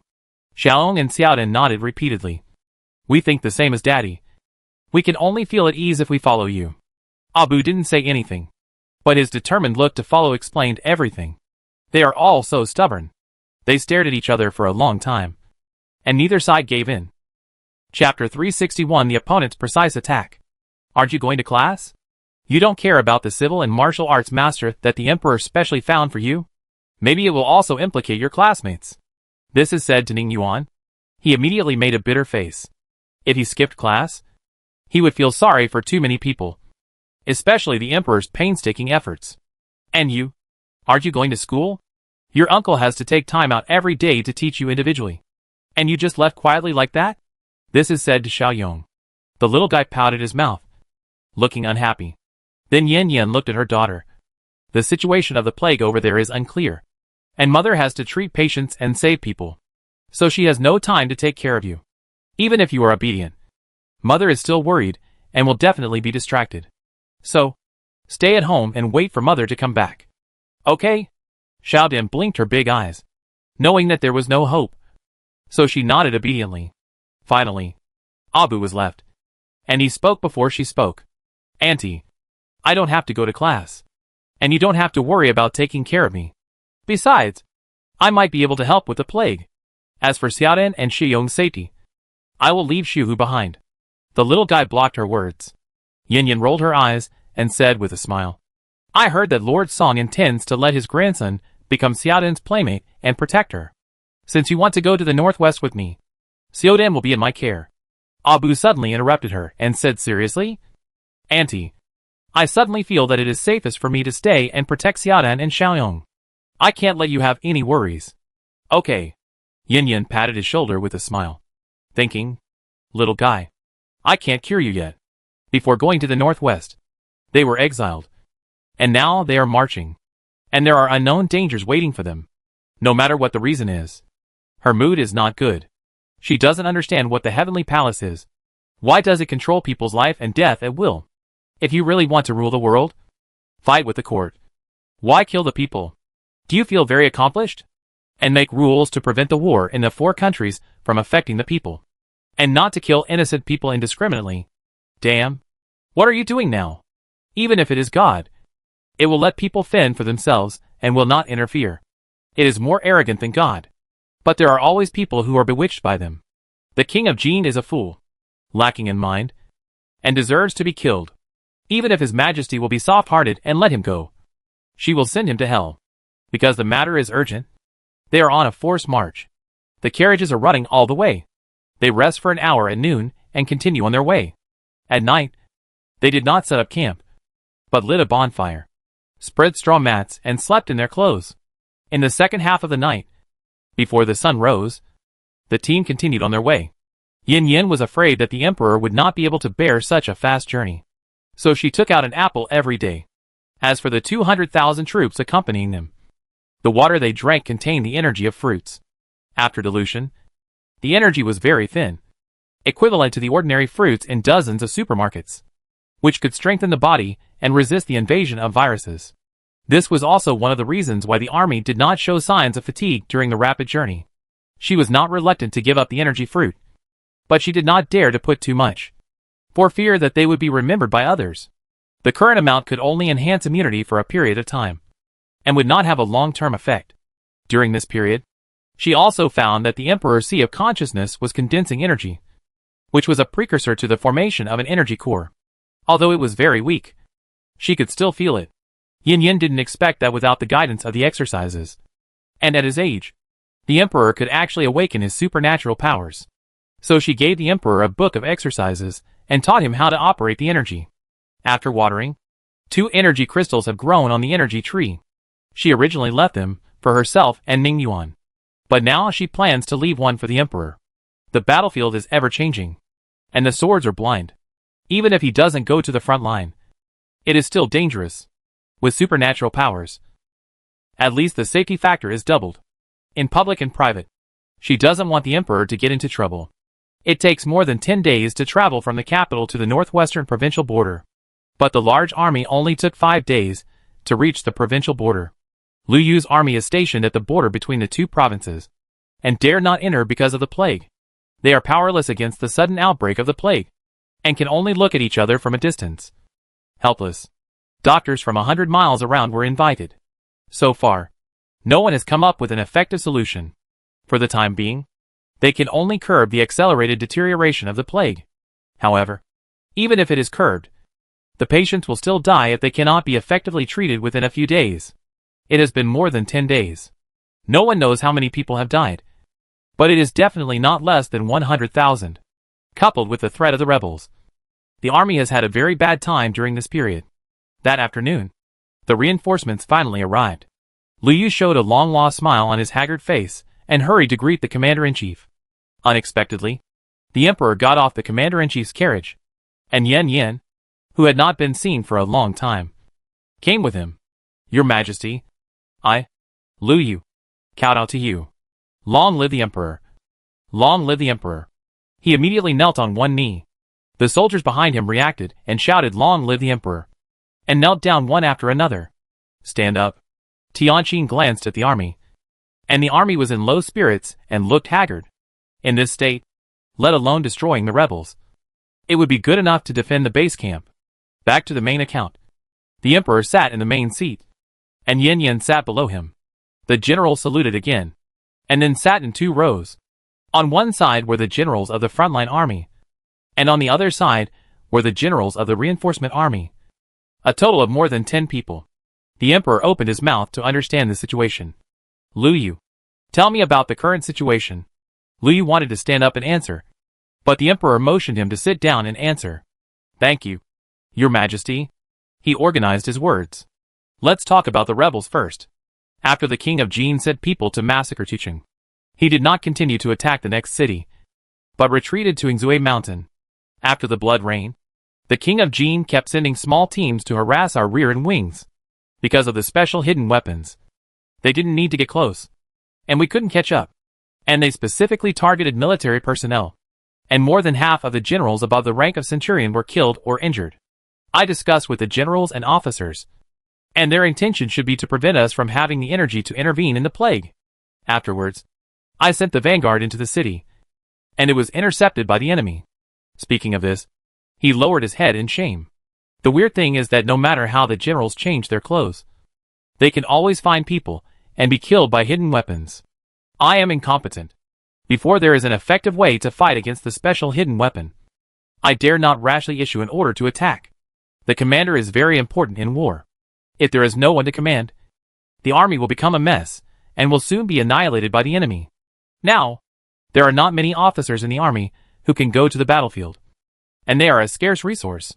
The emperor frowned slightly, and his voice became much lower. Can you find the commander accurately? Yes. I have used many methods, but they were all discovered by the other side. It has reached the point where there is no one available. Chapter 362, a typical case of looking for trouble. It's not that the soldiers are afraid of death, but not everyone can be a general. Why do we have to set up positions such as team leader, decapitation, and centurion? It's just to train them up little by little. It's not easy to train a team leader, but in less than a month, his reserve elite was crippled. Yin Yin on the side suddenly spoke up. General Liu, have you seen animals like bats or sparrows in the barracks? Liu glanced at her in confusion. What does it mean? Besides, why would he pay attention to animals? Deputy General Han beside him answered for the general. In reply to Madame Yin, he was interrupted by the emperor as soon as he opened his mouth. Jiaha has been adopted as my daughter and canonized as a princess. Are you Princess Jiaha? Everyone who knew her showed a shocked expression. They knew that the two northwestern provinces became Princess Jiaha's fiefdom, but they didn't know that Princess Jiaha was Yin Yin. Huh? The emperor raised his eyelids slightly, with a hint of dissatisfaction. Lu Yu and the others reacted immediately, stood up, and knelt on one knee to pay their respects. Your subjects greet Princess Jiaha. Long live the princess. Generals, please stand up. Let's talk about whether there are animals that often appear in this military camp. Yin Yin didn't plan to rely on her status. Not to mention that the emperor was watching her. Even if there wasn't, they were all heroes who defended their country, and she wouldn't bother with them. Everyone was full of emotion. They didn't expect that after just a few months of not seeing each other, a peasant woman would become a princess. If I had known this, I would have done it at the beginning. However, I didn't know it earlier. Lu Yu was the one with the most uneasy mood. He didn't hold back when he calculated the other party. It was entirely her own ability that she survived. If it were someone else, they would have died in the riot outside the city that day. He himself did not believe that Yin Yin did not bear grudges. But why did he have to bring her here at this critical moment? And why did His Majesty bring her here? What should he do if she deals with him at that time? It doesn't matter if he dies, but he can't abandon so many brothers. For a moment, he was in a mess and didn't know what to do. General, the princess is asking you a question. Deputy General Han on the side reminded him in a low voice. Ah? What? Animals? Lu Yu was confused. He didn't hear what they were saying at all. Deputy General Han carefully glanced at the first person on the top, and then whispered. Her Royal Highness asked, how many generals were injured in the army? Oh, back, Your Royal Highness. There are more than 500 injured generals, of which more than 200 have lost their ability to move. Yin Yin didn't expect so many people to be injured. No wonder they retreated and didn't fight. This battle can't be fought. I see. I'll gather them together later, and I'll go take a look. Lu Yu frowned slightly and refused subconsciously. Your Highness, they are seriously injured and not suitable for moving. I will convey your love for your subjects to everyone. Yin Yin, do you think she is too nosy and annoying? The Emperor's face darkened, and he scolded coldly. You are so insolent. Your Majesty, calm down. The Emperor was angry, and everyone knelt down to plead guilty. Lu Yu panicked and blamed himself for refusing. If she wanted to see him, she could see him.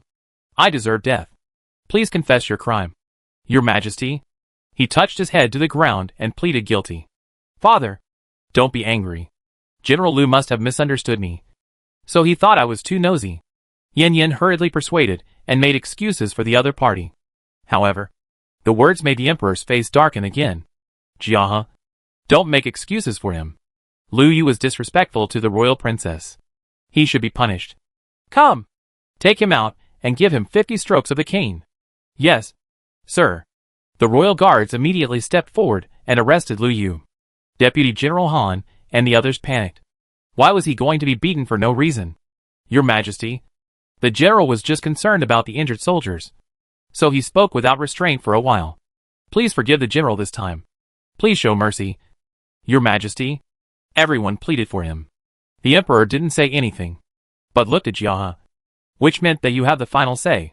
Yin Yin rolled her eyes. The emperor did it on purpose to punish the commander in the battle, and let others see how she would be treated. If you really want to stand up for her, you can't change places. She put on a bright smile. Thank you, Father, for standing up for your son. Your son really thanks you. She deliberately emphasized the word thank you. As long as Jiahe is happy. The emperor smiled, his eyes full of love. A picture of a loving father and a filial son. Yin Yin curled her lips, thinking that I would go back and see if I would find Ning Yuan to complain. Father, General Lu offended because he cared about his subordinates, which is understandable. If you insist on punishing him and hurt the hearts of the soldiers, it would be my fault. But the crime of disrespecting the royal family cannot be exempted. Otherwise, how about punishing him to move the injured soldiers together so that I can check their injuries? This punishment sounds like a joke, but it is a disguised gift to Lu Yu. The emperor smiled with satisfaction. Just do as Jia said. When looking at the people in the tent, his face became serious again. Lu Yu, this time Jia pleaded for you, and the caning was exempted. If you commit the same offense again next time, I will not let you off easily. Remember? I thank the princess for her grace, and thank your majesty for her grace. Lu Yu changed to kneeling on his knees and kowtowed to Yin Yin. Yin Yin felt happy. Originally, she didn't want to cause trouble for him, but he bumped into her. If she didn't give him a good beating, she would be sorry for herself. The emperor looked at the people present and waved his hand. I will report about the plague later. You all go to supervise Lu Yu. In fact, he asked them to help. Your servants obey your order. A group of people in the tent left quickly. Yin Yin rolled her eyes at the emperor. Father, you are partial. How can I be partial? Isn't this supporting you? What are you doing? Do you want to get away with it? Yin Yin interrupted him hurriedly. Stop it. You said before that you would punish him and let your son decide. You can't go back on your word. The emperor was not angry when he was interrupted, and he was still smiling. Girl, my words count.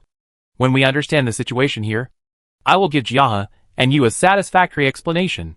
That's more like it. Yin Yin shook her head proudly, with an expression that said, I am proud because I have someone to support me. The emperor looked at her with eyes full of doting. He liked her no matter how he looked at her. It would be great if she was his own daughter.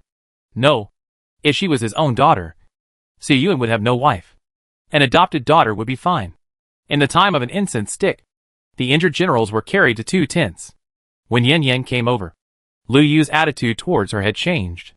In addition to respect, there was also a hint of expectation. Your Highness, Lu Yu offended you before.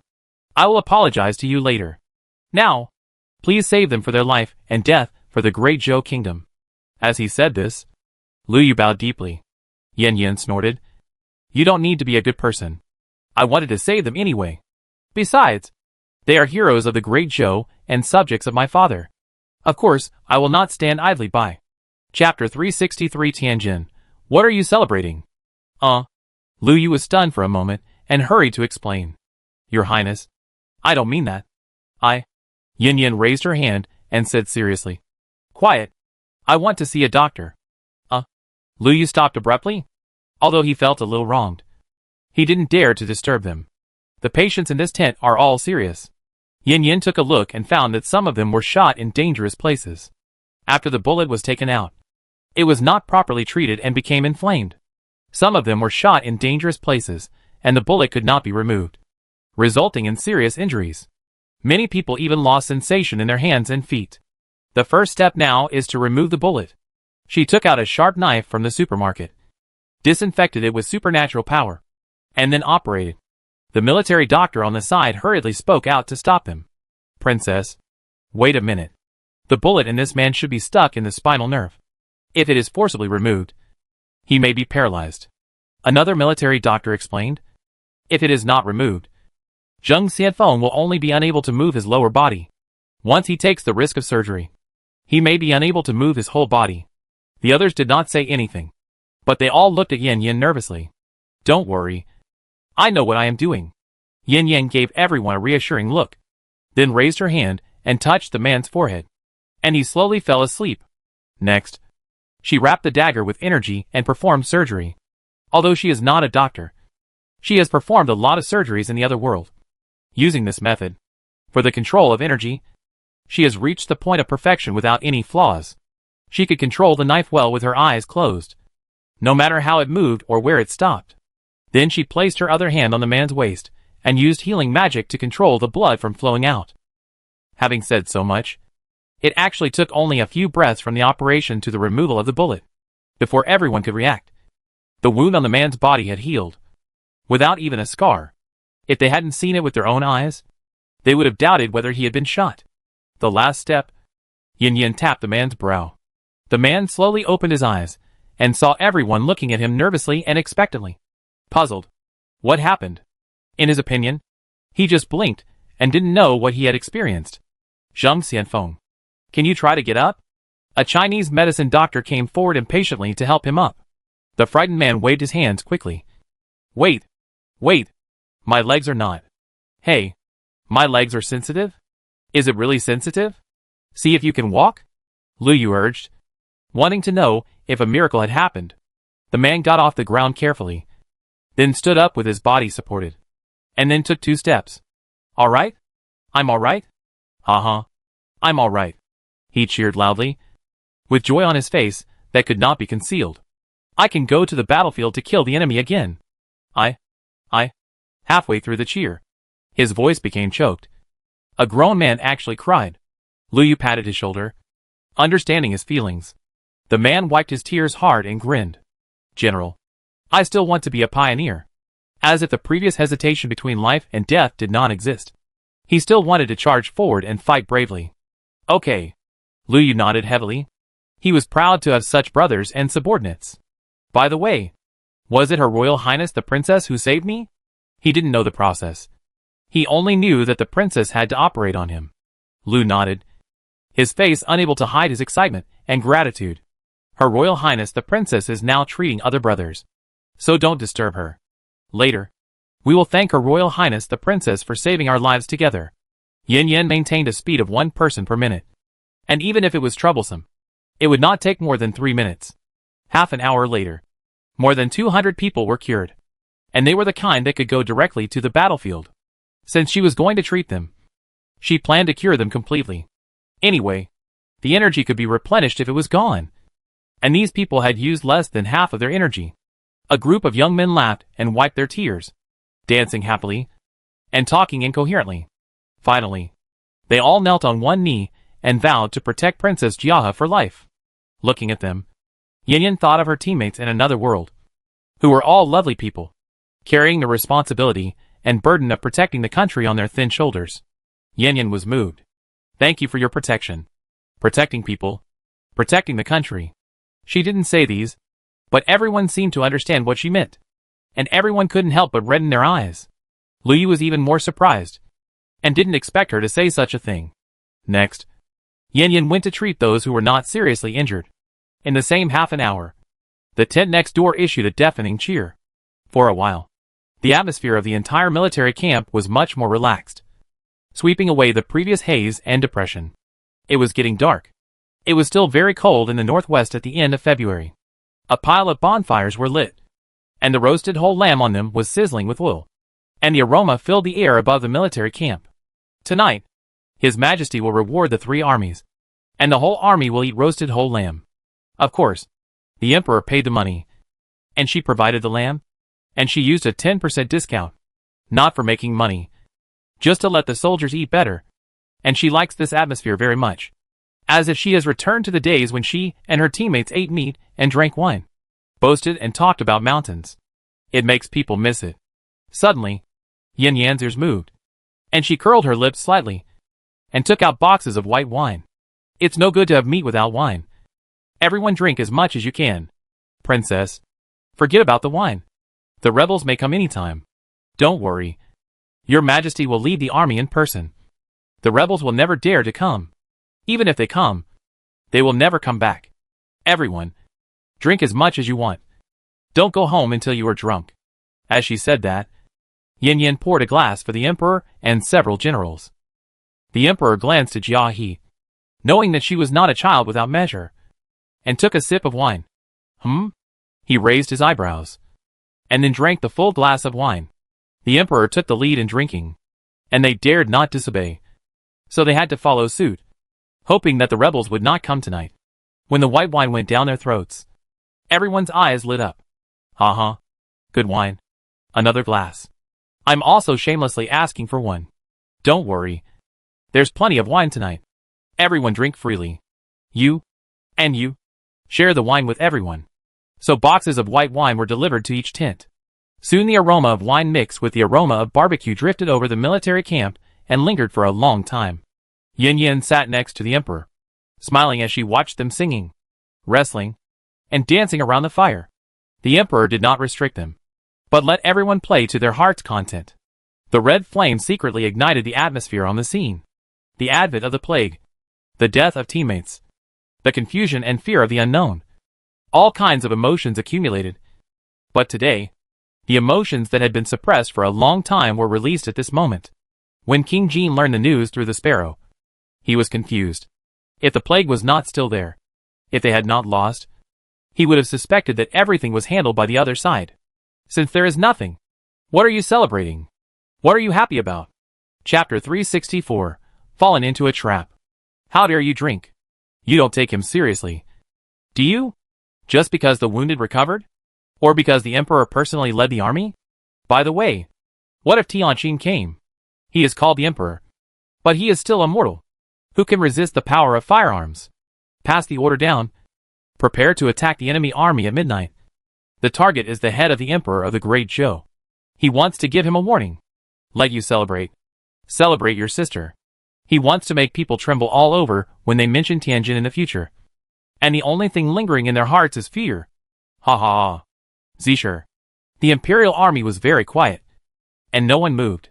In front of each tent were drunken soldiers, hugging each other in groups of 3 or 5, all with red faces and smiles on their lips.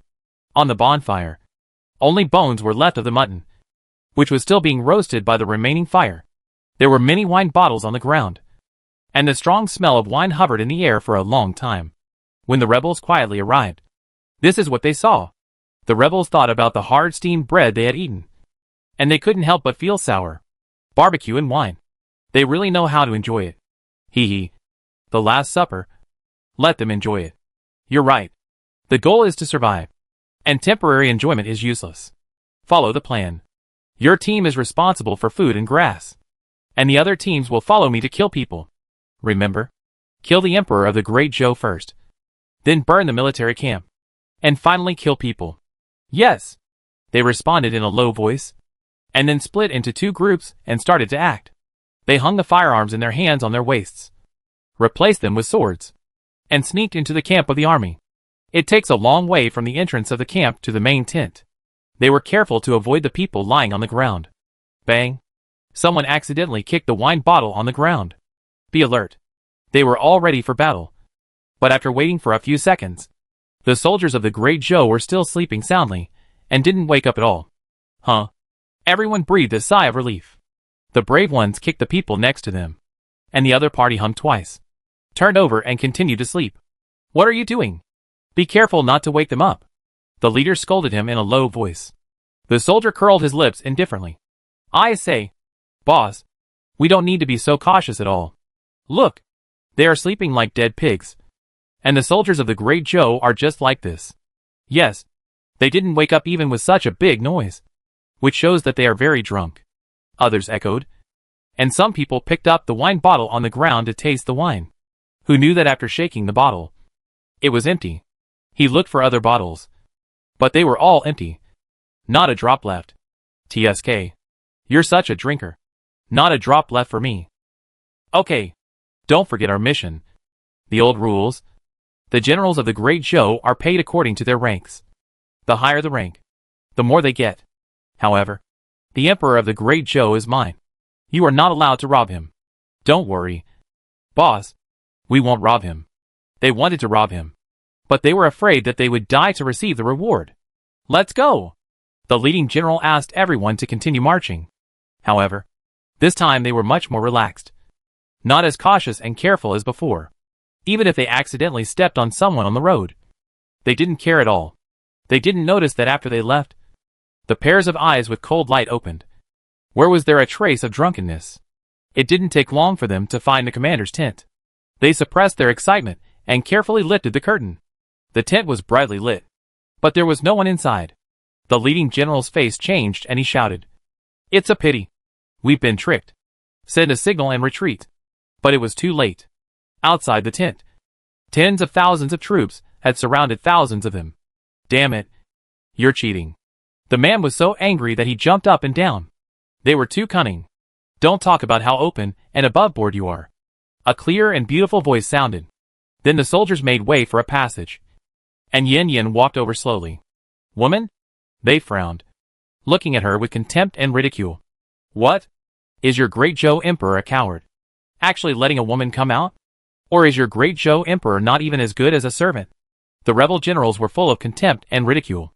Yin Yin curled her lips and looked at the other person's hand on her waist, and the smile on her face deepened. "Is it a provocation?" The other person pointed out his thoughts, and the man was not angry, but laughed. "Ha. I didn't expect you, a woman, to have some brains. How about it? Do you want to follow me? I promise to let you eat delicious food and drink spicy drinks, and you will never be pushed out to take the blame. Women should serve men obediently in bed. This kind of dangerous place is not a place for you to come." "Ha. The boss is right. You look pretty good. It's better to follow our boss than to serve a soft egg. Is this the emperor's woman?" "That's the concubine." "Boss, you are in for a treat. I dream of tasting the taste of a noble lady." "Hee. You are so ugly. You are so beautiful. What's wrong with me being ugly? I will get more military merits this time. Next time when I massacre the city, I will learn from the captain and others to bring back a few ladies from noble families." "How many?" "One is good enough." "Ha. They were talking and laughing, holding muskets in their hands, not afraid of the danger in front of them. Yin Yin tilted her head slightly, a little puzzled. Surrounded by so many people, why aren't you afraid? Relying on the guns in your hands?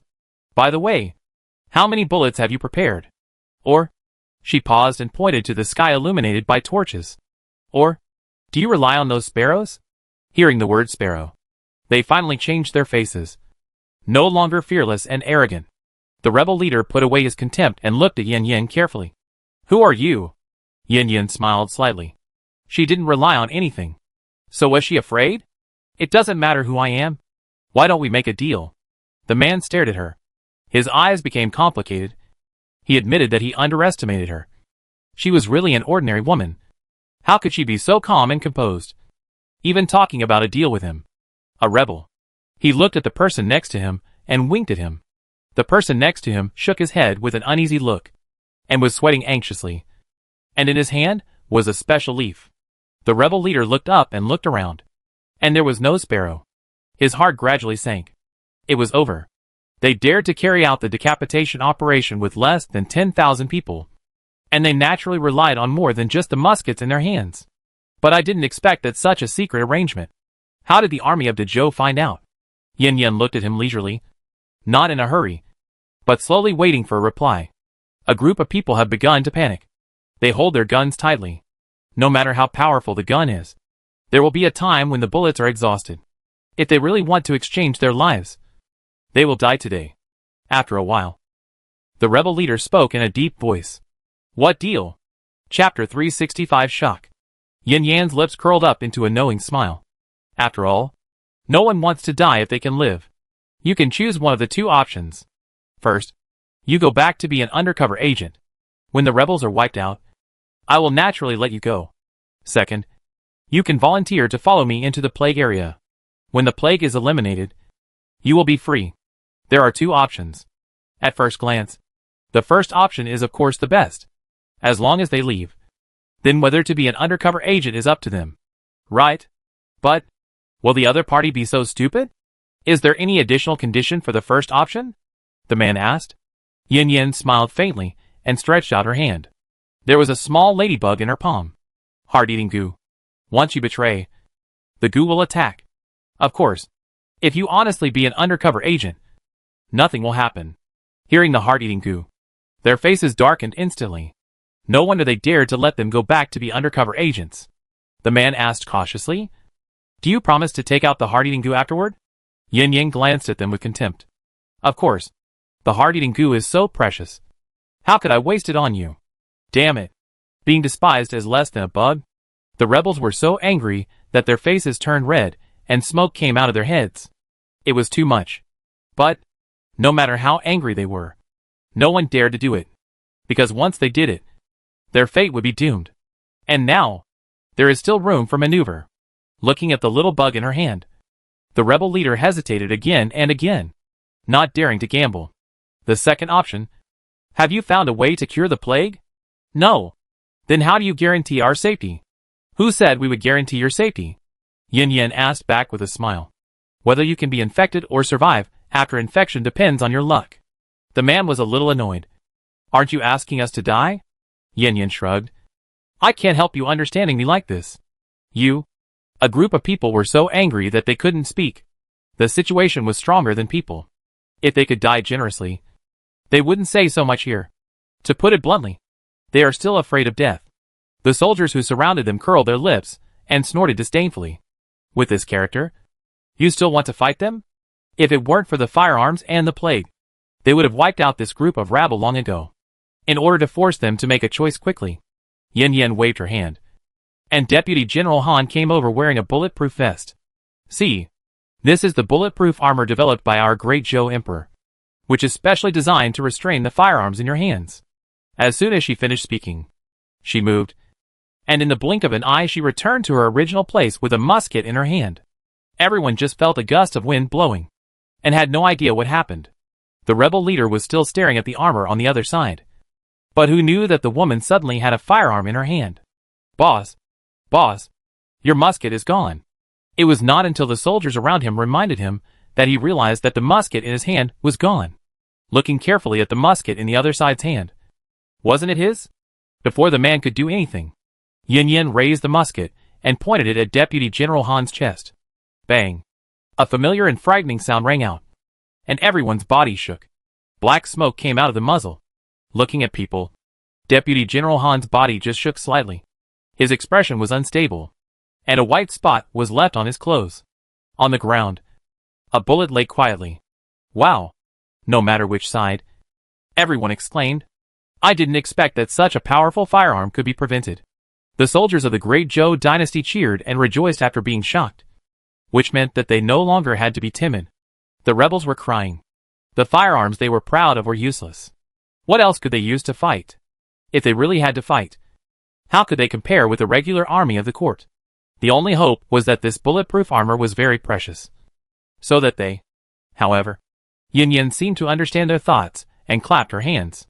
The next second, a team of soldiers wearing bulletproof vests appeared, and they were also wearing helmets. The rebels were dumbfounded. There were hundreds of them. They had no doubt that there would be more. How about it? Have you chosen to be an undercover or a volunteer? Yin Yin asked with a smile while playing with the musket. The rebel leader looked at the woman in front of him. Apart from anything else, her skills alone were enough to defeat all of them. In addition, there was the bulletproof vest that restrained the musket, and the sparrows that disappeared for some reason. Thinking of the sparrows, he looked at his men around him with hope. The other party's eyes were red and his mouth was bleeding. But still no sparrow flew over. He gave up. Completely gave up. He said dejectedly, Let's choose volunteers. Volunteers are not bad. Deputy General Han. Send someone to confiscate their weapons. Yes, Your Highness. Deputy General Han's voice was unusually loud, and he did not forget to look at the group of people fiercely. Your Highness? Are you a princess? The rebels opened their mouths in surprise. They never thought that she would be a princess. But thinking back, how could a concubine have such momentum and grace? Only a princess, who was the daughter of heaven, could have such aura. For a moment, many people looked at her with respect. Soon, their weapons and hidden weapons were confiscated. At this time, they really had no power to resist. Yin Yin glanced at them, and suddenly burst out with powerful energy, pressing towards these people. The rebels were not prepared at all, and suddenly felt a strong sense of oppression. Their faces changed. Is this going to change? However, the surroundings did not move at all. All the pressure came from the woman called the princess. The pressure continued. Many people's legs trembled, and their backs were already wet. Plop. Some people couldn't hold on and knelt down. At the moment of kneeling, the pressure like a mountain disappeared instantly. Plop. Plop. People knelt down one after another. Soon, thousands of rebels almost knelt down. And only the rebel leader and a few others were still holding on. Their veins were bulging. Their eyes were red. And their feet were deeply sunken in the mud. You are quite courageous. So what about this? Her eyes were slightly fixed. And she shouted softly. The energy turned into a blade and flew out. Ah! Several people screamed and fell heavily to the ground with a plop. Soon, bright red blood seeped through the clothes at the knees. Smelling the strong smell of blood, the people at the scene held their breath and dared not breathe. They knew that the princess was angry. The rebel leader's face was twisted with pain, and he glared at her with anger and unwillingness. Why? Isn't it a test? Yes. He thought it was a test and trial from the other party, to see who could hold on to the end. Who would have thought that she would actually cut off the tendons of their knees? Test? Who said that? The smile on Yin Yan's face became brighter. Now, everyone, smack yourselves in the face until I say stop. Otherwise, she raised her rifle. Chapter 366. Only by following the right path can one avoid being beaten. At this moment, the musket was like paper, and was easily kneaded into a ball by her. When the palm was opened, a ball of iron sand flew with the wind. The deterrent effect was very good. The next second, the sound of slapping the mouth rang out in the camp, and it echoed for a long time. The rebel leader finally understood that it was because they had talked nonsense and disrespected her before. And this woman was too vindictive. What to do? What else can I do? I am the fish on the chopping board. So I will beat her. Some smart ones confessed a few words while beating her, reducing the number of slaps. Others followed suit, saying something like I was wrong. I shouldn't be disrespectful to Her Royal Highness the Princess. And I shouldn't talk nonsense. Yin Yin glanced at them and turned back to the big tent. In the tent, the Emperor was studying the musket with several generals, and each of them was very interested. Seeing her come in, he smiled and waved at her. Jiahe, come here quickly. How to use this thing? Yin Yin came over and demonstrated, opening the safety, then loading the gun and pulling the trigger. I'll try it. The Emperor couldn't wait to try. Bang! The bullet hit the armor hanging on the wall and penetrated it directly. It's so powerful. The Emperor felt a little numb in his palm. Father! At the moment the bullet was fired, the gun itself has recoil. You have to pay attention to your posture. Yin Yin came over to help him adjust it, keeping the wrist and arm in a straight line. Jiahe also knows this firearm? The Emperor asked curiously. She lied a little. I saw it when I destroyed the Tianji Palace, and then studied it. I forgot that Jiahe once destroyed a branch of the Tian Palace. I must reward you well when I go back. Father, I hope you don't blame me. When she destroyed Tianji Palace, the great Zhou dynasty had not yet torn its face with the other party. Girl, how about I make you a female general? No. If you become a general, you have to go to the battlefield to fight. I don't want to fight. She has had enough of charging into battle in the other world for 3 years. If you don't fight, how about guarding the capital camp in Kyoto? After saying that, the Emperor's eyes lit up and thought this was a good idea. With the help of the Wang family, it was basically settled. Then let's do it. I will send someone to be your deputy. If you don't want to take care of it, just push it to someone else. Without waiting for Yin Yin to refuse, the Emperor decided directly. Okay. Yin Yin knew that she couldn't refuse, so she had to agree, just hoping that the Emperor would find a reliable person to help her. Several generals on the side were so shocked that their jaws almost dropped. The first female general of the great Zhou dynasty was born just like that. They knew that Princess Jiahe was powerful, but it was unprecedented for a woman to serve as an official in the court. They were sure that she would not be impeached by the group of censors after returning. Would they advise? The Emperor didn't seem to care at all. He continued to play with the musket, preparing to keep one for self-defense in the future. Outside, there was still a crackling sound of people hitting their mouths, mixed with their regrets and pleas for mercy. Suddenly, Yin Yin heard someone's regret, and turned her head to look outside. Deputy General Han. I am here. The people outside the tent hurried in. There was a special sound just now. Did you hear it? Let that person stop. Did you? He touched his head, and didn't find anything special. The one who said that the Emperor shouldn't be scolded. Ah? Your Highness Princess turned for His Majesty. Deputy General Han just reacted and thought that those people had offended her. Yin Yin rolled her eyes. What do you think? There was no way to answer this question. So Deputy General Han hurried out. The Emperor, who was playing with the musket, curled his lips slightly and was in a good mood. Several people on the side thought to themselves, no wonder the Emperor would favor this person. If they were in his place, they would definitely favor such a caring little cotton jacket. When the group of people outside saw that someone stopped punishing, they seemed to have opened up their ren and du meridians. And they immediately found a trick and changed their words. There were also those who were smart and began to exaggerate Emperor Zhou. Yin Yin thought it was reasonable and exempted the other party from punishment. Next, it was time to sing praises to the Emperor of Great Zhou. All those who praised well and sincerely stopped the punishment. There were still a few left, and their faces were swollen. But they did not satisfy the other party. Among them was the leader of the rebels. Not only did his face hurt, but his knees also hurt. If this continued, he would not survive the plague, and he probably would not survive tonight. He also knew that his status could not be improved by saying a few good words to the Emperor of the Great Zhou. Since he had decided to surrender, it was time to show his loyalty. Thinking of this, he made up his mind and shouted loudly, "The King of Jin, the rebel leader, Tianjin, is despicable, shameless, cold-blooded and cruel." The people around him were dumbfounded and stared at the boss. They didn't expect him to scold the master, and he scolded so vigorously. However, there was an opportunity. Some people were quick-witted and quickly followed suit.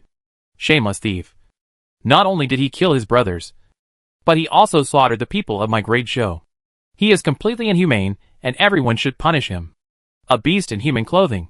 Full of evil. Heartbroken. Beast in human form. All kinds of insulting words came out.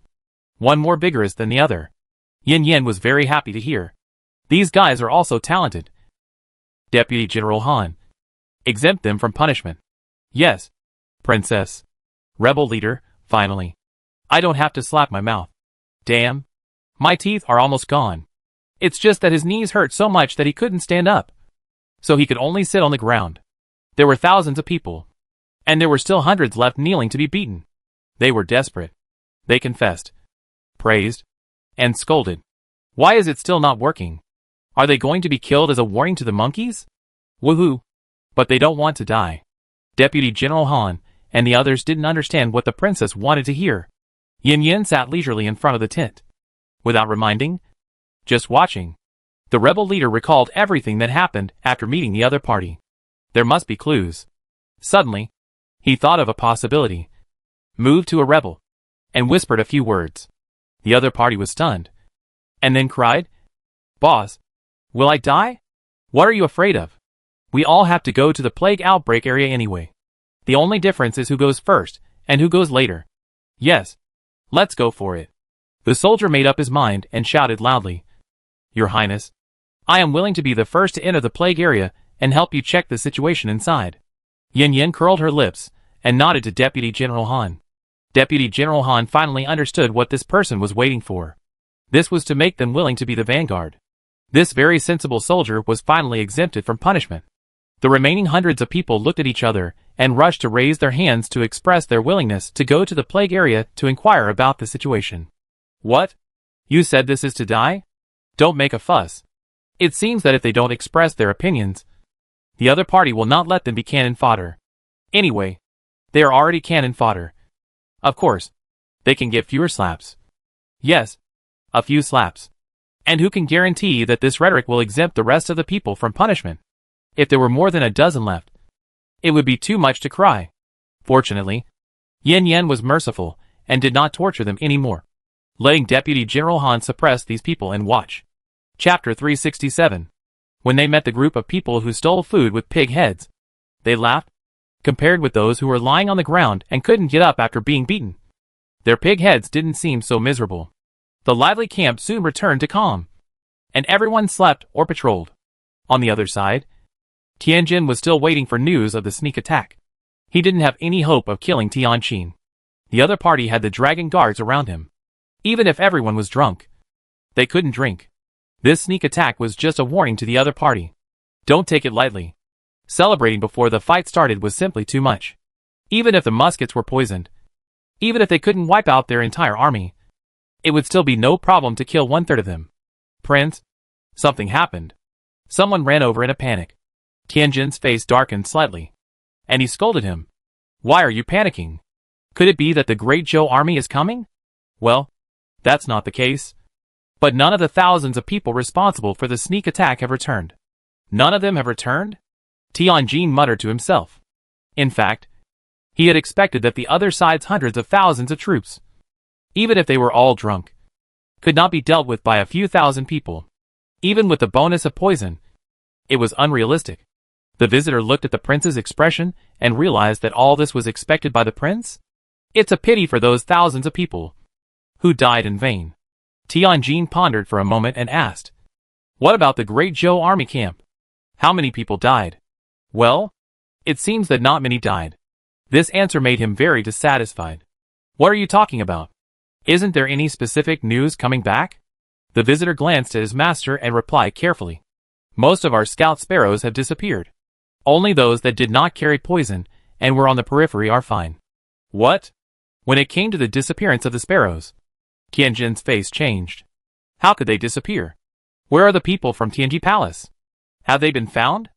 The scout sparrows are his eyes. Whether it is a frontal battle or a sneak attack, the reason why he can win is because of these sparrows. Once they are gone, how can the war be fought? The visitor quietly backed away from the flying spit, thinking that thousands of people are not as good as dozens of sparrows. Which is really sad. Reply to the prince. The 25th master has taken people to investigate the situation. I believe that with the envoy, the scout sparrows will be fine. The words made Tianjin's face look better, and his IQ began to occupy the high ground. This sneak attack mainly relied on poison. The other side didn't have many casualties, and Sparrow disappeared again. It seems that the other side has a master. He lowered his eyes slightly and pondered for a moment. Notify the army immediately and retreat to Ingzue Mountain in half an hour. Your Majesty, aren't you too cautious? Isn't it normal for them to find Sparrow and shoot it down? And we have firearms. What are you afraid of? What do you know? Firearms? Forget it. Just do it when I tell you to. Why so much nonsense? Tianjin was so angry that he wanted to slap him. A brainless thing. The visitor shrank his neck in fear. Yes. I'll go right away. Wait. Find Chenghe and Inu. Yes. The visitor ran away. The Great Zhou military camp. Yin Yin was not in a hurry to go to the plague area, but discussed with several imperial doctors which city to start from and what to do after entering. In addition, the army of more than 300,000 people must be guaranteed not to be infected. Although, as far as we can see, the areas infected with the plague are divided by blood rain. Who can guarantee that it will not spread outside? The doctors prescribed decoctions, but the effect was not very good. The imperial physician asked for the prescription, changed 2 medicines, and then asked the people below to boil the medicine. And each person must drink 2 bowls. The doctors in the military camp looked at the prescription and felt that it was no different from their previous prescriptions. They were all for removing dampness, detoxification, and strengthening the body. In fact, they were not wrong. The real difference was the water for boiling the medicine, which was added with the juice of energy fruit, which was the key. Even the rebels who were suppressed drank 2 bowls each. They were the main force going to the plague area, and they could not be in good health. 2 days later, Yen Yen and 3 imperial physicians and 5 doctors were ready to set off with supplies. The emperor was not very confident about her, and Yen Yen was not very confident about him either. One was worried about being infected by the plague, and the other was worried that the special sparrow would appear again. What if the emperor got infected? Although sparrows can be caught, what if they change species? Or Jiaha, you should not go. The emperor tried to persuade her again. If something happened to her, how would he explain to Xia Yuan? Father, I need to see the situation over there. If the medicine we prepared is effective, I will rush back immediately. Silly girl. I am just afraid that it will not work. Father, you have awarded the 2 provinces in the northwest to me as a fiefdom. The people in those 2 provinces are my subjects. How can I watch my subjects die in agony? Well, these words made it impossible for the emperor to persuade her. Then you must be careful. Not only the plague, but also the rebels. In this way, let the suppressed rebels enter the city first, and then go in after it is confirmed that there is no danger. Do you understand? I understand. Father, don't worry. By the way, During the time I'm away, you have to wear a bulletproof vest all the time. And take the apple one left for you every day. Don't stop. As she said, she looked at the dragon guards behind the emperor. My father asks you, if you find any danger, send me a message in the group immediately, and I will rush back as soon as possible. She pulled the dragon guards and the emperor into a purchasing group. It's really convenient to pass messages in this group. Princess, don't worry. A hint of warm color appeared on Tino's paralyzed face. After a few more words of advice to each other, Yin jumped on the horse and led 10,000 people to the nearest Jiuqing. After walking for about half an hour, the ground under their feet was red and yellow, clearly divided. Looking at the red land all over the ground and smelling the faint smell of blood, Yin's heart sank. It was really a bloody rain. To sprinkle a province, even if it was mixed with rain, how much blood would it take? She thought of the massacre of Jiuqing, as if their wailing could be heard between heaven and earth. Others were equally worried. Many people glared at the rebels. How could they do this? The rebels bowed their heads and confessed. They didn't feel it before. But since they surrendered, their consciences suddenly returned.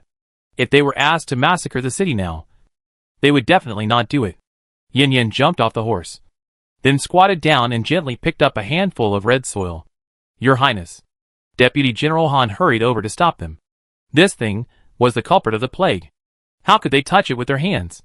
No problem. Yin wiped her hands with a handkerchief. This is just ordinary blood. It doesn't contain toxins or strange energy. Huh?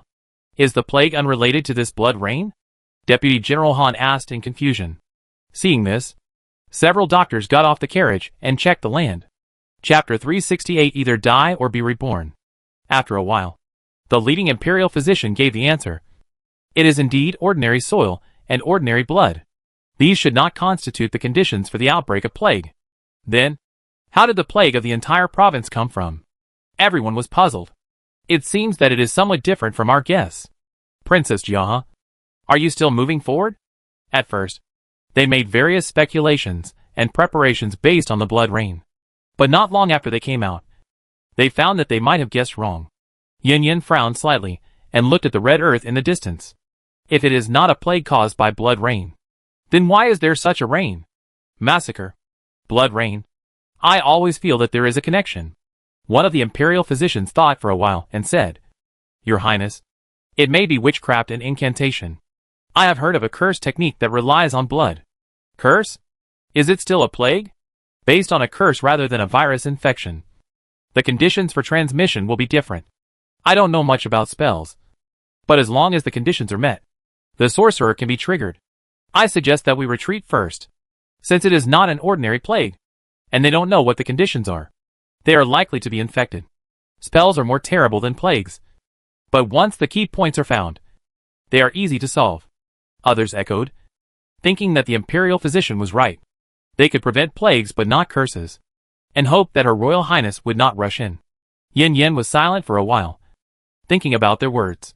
If it is a curse, if they don't know the conditions, it is indeed easy for them to be infected if they rush in. But if we don't go in, how can we understand the situation? If we don't understand the specific situation, won't millions of people still be helpless? She turned her head and glanced at Deputy General Han. Deputy General Han immediately understood and turned to the rebels who were suppressing them. Anyone who said they would enter the plague area first to investigate a few days ago. Stand up. Those people were shocked and nervous. They were afraid of the plague. But at least they drank preventive medicine and took protective measures. So the risk of infection was not great. But if it was not a plague, but a curse without any clues, it would be different. They were not only afraid, but more afraid of the unknown. But the scene a few days ago was still in front of us. The princess in front of us was not a little white rabbit. Thinking about it, my mouth hurt. Some people were quick-witted and stood up immediately. Others quickly understood and stood up. Deputy General Han nodded with satisfaction. Although, whether they were voluntary or forced, they had to enter the plague area first.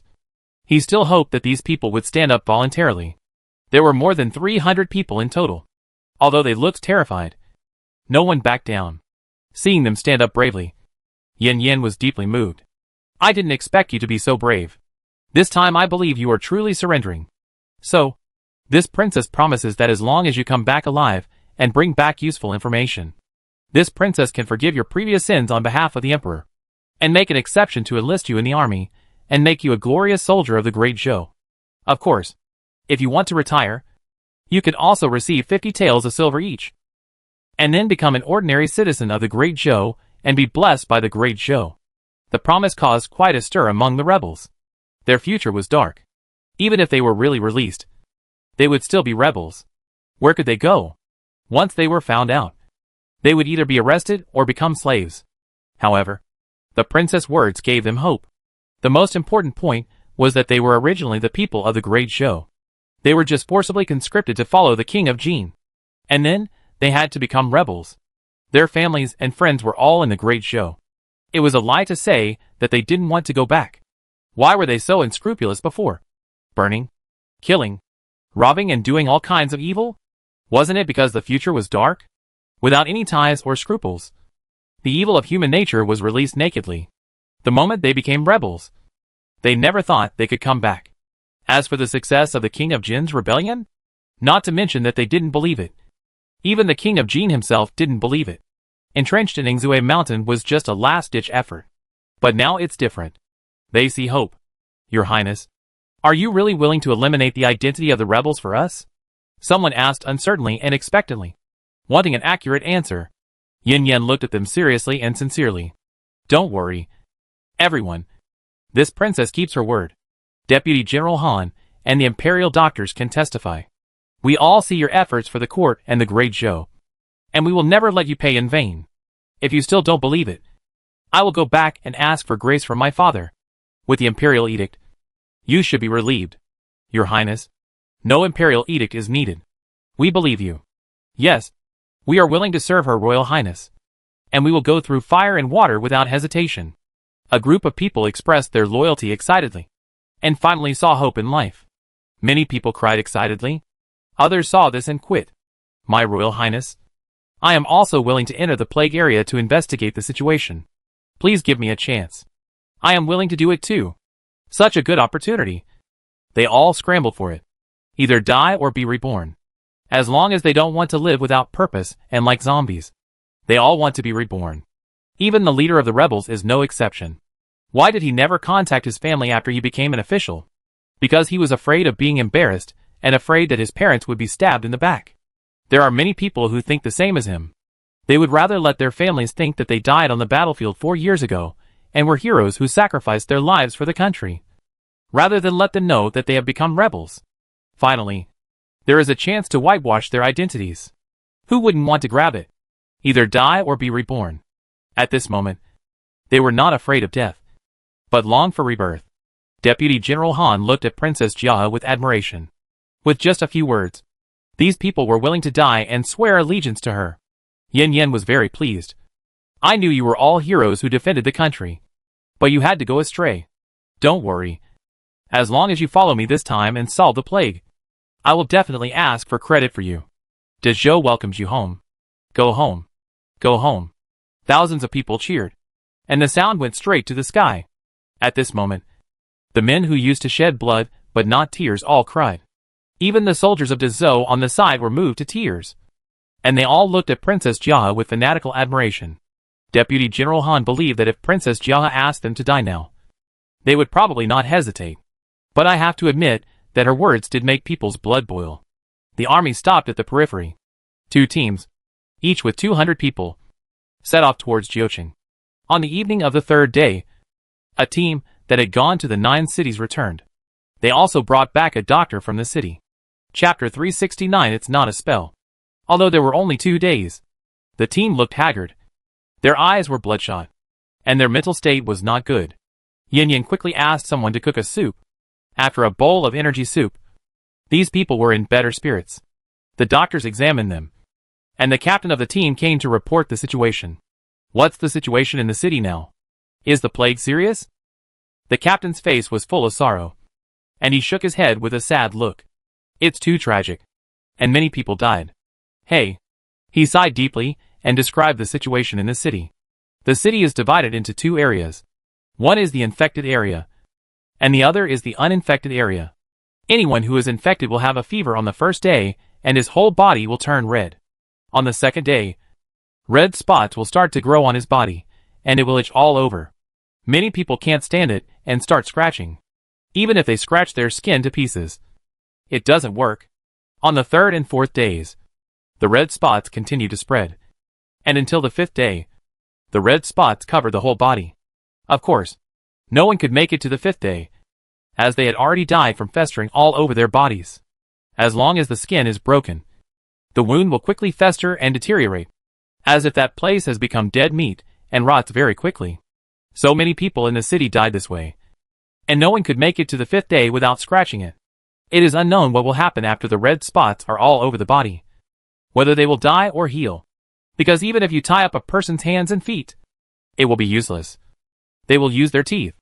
Anyway, the body cannot be broken. Even if the skin is broken, the skin will rot. They also got an important message. As long as the skin does not directly contact the wounds on the infected person's body, there will be no infection. Another discovery was that after their investigation, the people in the uninfected area had not been exposed to the blood rain. The water they drank and the food they ate had not been touched by the blood rain. So, they speculated that the curse based on the blood rain was basically established. When they came back, they brought a doctor with them, thinking that the imperial doctors and military doctors in the barracks might need to know something about the disease. After the report was completed here, the military doctors also finished the examination, and the 200 people were currently fine. However, the imperial doctor still suggested that they take off their clothes and shoes and burn them, and then let them take a medicinal bath. Suddenly, Yin Yan's eyes moved, and she felt the abnormal fluctuation of life, which was very weak. If she was not outside and was used to releasing energy, she would not feel it. She came outside the tent and found the place where the life fluctuated. Seeing the princess coming, the soldiers who were burning clothes saluted quickly. Yin Yan waved her hand and then focused her attention on the fire. The dying struggle of life. There was no mistake. Are there any clothes left to burn? Go back to your highness. It's here. The soldier brought over a bamboo basket with more than a dozen clothes in it. Yin Yan sensed it and found no life fluctuations. She picked up a piece of clothing with a spear and threw it into the fire, and soon felt the vitality. Your highness, what's wrong?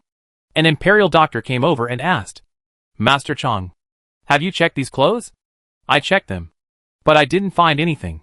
Yin Yan had some guesses in her mind, and a ball of golden light appeared in her hand, covering the bamboo basket. At the same time, she paid attention to the situation inside. Soon, many red dots appeared on the clothes, and then moved quickly. Oh my god! What is this? The imperial physician was startled and quickly warned everyone. Everyone, disperse quickly. Don't be infected by this thing. Yin Yan got the answer, and the light energy in his hand increased, completely wrapped the bamboo basket, and soon a faint red smoke came out of it, and all the red dots disappeared. Huh? The people on the side breathed a sigh of relief. The imperial physician noticed something and his expression became solemn. Isn't it a curse? Yin Yan confirmed that all the life fluctuations had disappeared, and took back the energy. The cause of the plague has been found. The goo worm. Goo? Red dots? Blood rain? The imperial physician connected the three together, and then suddenly realized. Could this blood rain be the medium for the spread of goo worms? So only those who were soaked in the blood rain will get sick, and those who were not soaked in the rain. He suddenly stopped, thinking of the scene he had just seen, and his face was very ugly. So there are some who were not exposed to the rain, but they have not yet woken up. Then, these 200 people. Speaking of this, he immediately became nervous. Oh no! Will everyone who has come into contact with them be infected? Princess, it is not safe here. Please leave immediately. Yin Yan shook her head. Don't worry. Things are not that bad. What they have touched should be similar to insect eggs, and there is no sign of life. However, they will revive when they are stimulated by external factors, such as fire. Her words did not make everyone feel much better, and they were still heavy. Yin Yan thought for a while and said, Gather everyone together. I want to kill the poisonous insects, in order to ensure that nothing is missed.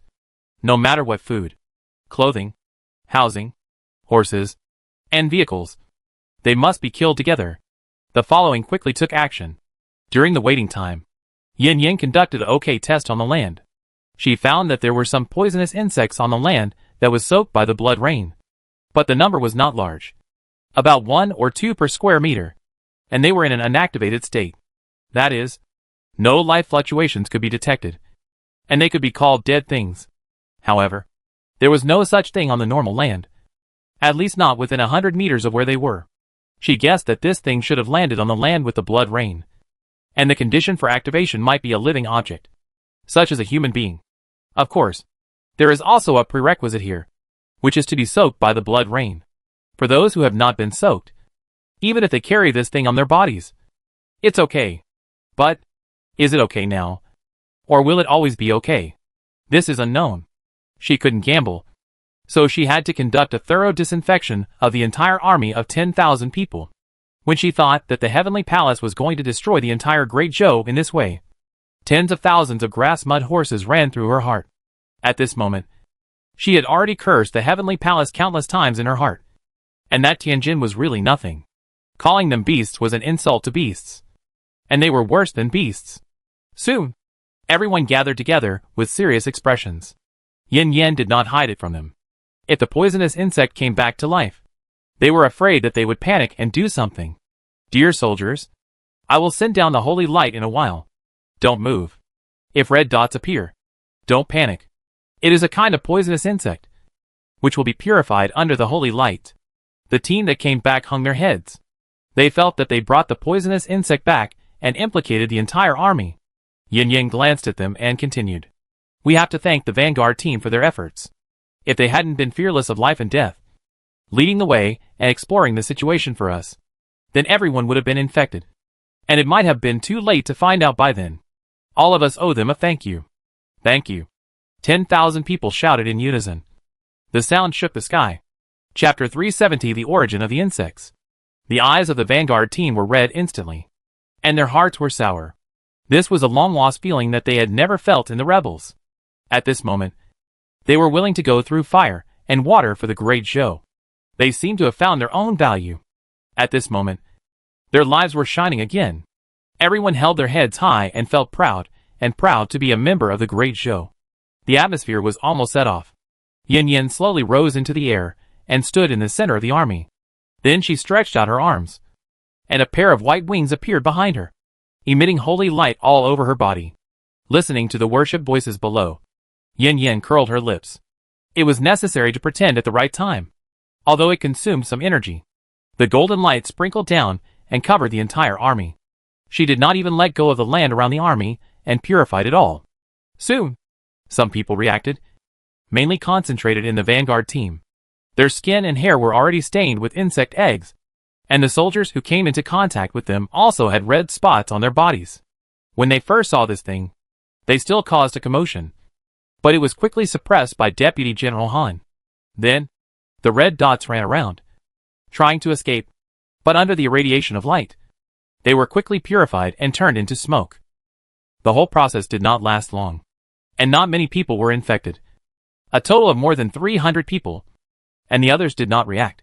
It also confirmed her guess from the side that this kind of poisonous insect only exists within the range of the blood rain for the time being.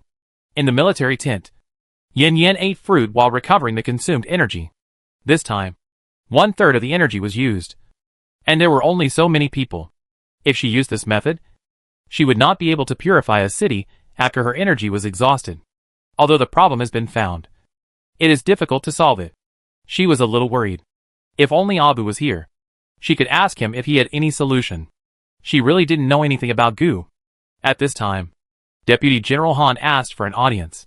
He was smiling, probably because he thought he had found a way to cure the plague. When he came in and saw Yin Yin frowning, the smile on his face gradually froze, and his heart couldn't help but lift up. Your Highness, is there any problem with the killing just now? Yin Yin shook her head slightly. No problem. The holy light can penetrate the darkness. Don't worry about blind spots. That's good. Deputy General Han breathed a sigh of relief, fearing that the princess was comforting everyone before. However, since there was no problem, why did Her Highness still look so worried? He asked the doubts in his heart.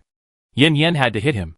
This method is only suitable for small-scale use, not to mention a province. Even a city would be difficult. Why? She rolled her eyes. Do you think the energy in my body is like cabbage? Inexhaustible? Besides, Even if I can replenish energy, do we still want this piece of land? Even if we really don't want it, it's still a hidden danger. Vice General Han didn't understand. I don't understand. Can't we purify it bit by bit? In his opinion, it's just a matter of time. Yin felt that it was difficult to talk to such a rough guy. If he didn't make some things clear, he wouldn't understand. Let's put it this way. None of us knows about this kind of insect. Although it can be purified by light, my ability is limited, and I can't purify it all at once. According to what you said, even if the person is purified and transferred out, the land cannot be transferred. We have no way to guarantee that this kind of insect will not transfer. There is no guarantee that there is a mastermind behind the scenes manipulating these insects to hide and play hide and seek with us. Moreover, it seems that they will not spread to other places due to the influence of the blood rain. Who can guarantee that they will not spread in the future? Taking a step back, even if they will not spread, the land of that province cannot be used. We can ensure that people do not enter. But who can guarantee that animals will not pass through it? Who can guarantee that those animals will not bring out insect eggs? There are too many unknowns, which makes us feel constrained and have no better countermeasures. Therefore, only by killing the entire land at one time can we achieve the effect of completely exterminating it. Then the question is, your princess, I don't have the ability to kill the entire province at one time. Do you think I am worried? Deputy General Han opened his mouth wide. He didn't expect it to be so troublesome. Moreover, after hearing what the princess said, the matter was very serious. Maybe someone has already escaped? When the plague breaks out, martial law can be imposed in the city, and no one can be let out. But the countryside can't prevent it at all. Han Lieutenant General felt that according to the princess's statement, the great Zhou dynasty was not safe. Yin thought, why do you think I am worried? Now you know. What should I do? Han Lieutenant General felt more and more unsafe the more he thought about it. And panicked. No. I have to report to the general immediately. And then ask His Majesty to return to the capital immediately. After saying that, he ran out without even bothering to salute.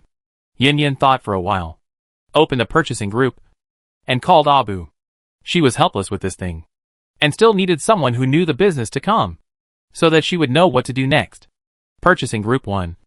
Abu, Auntie, please tell me in detail about this insect, and the symptoms of people being parasitized. Yin specifically asked the doctor, and then carefully reported the symptoms to Abu. There was silence for a while. Abu, Auntie, does this worm only parasitize humans? Or does it also parasitize other animals?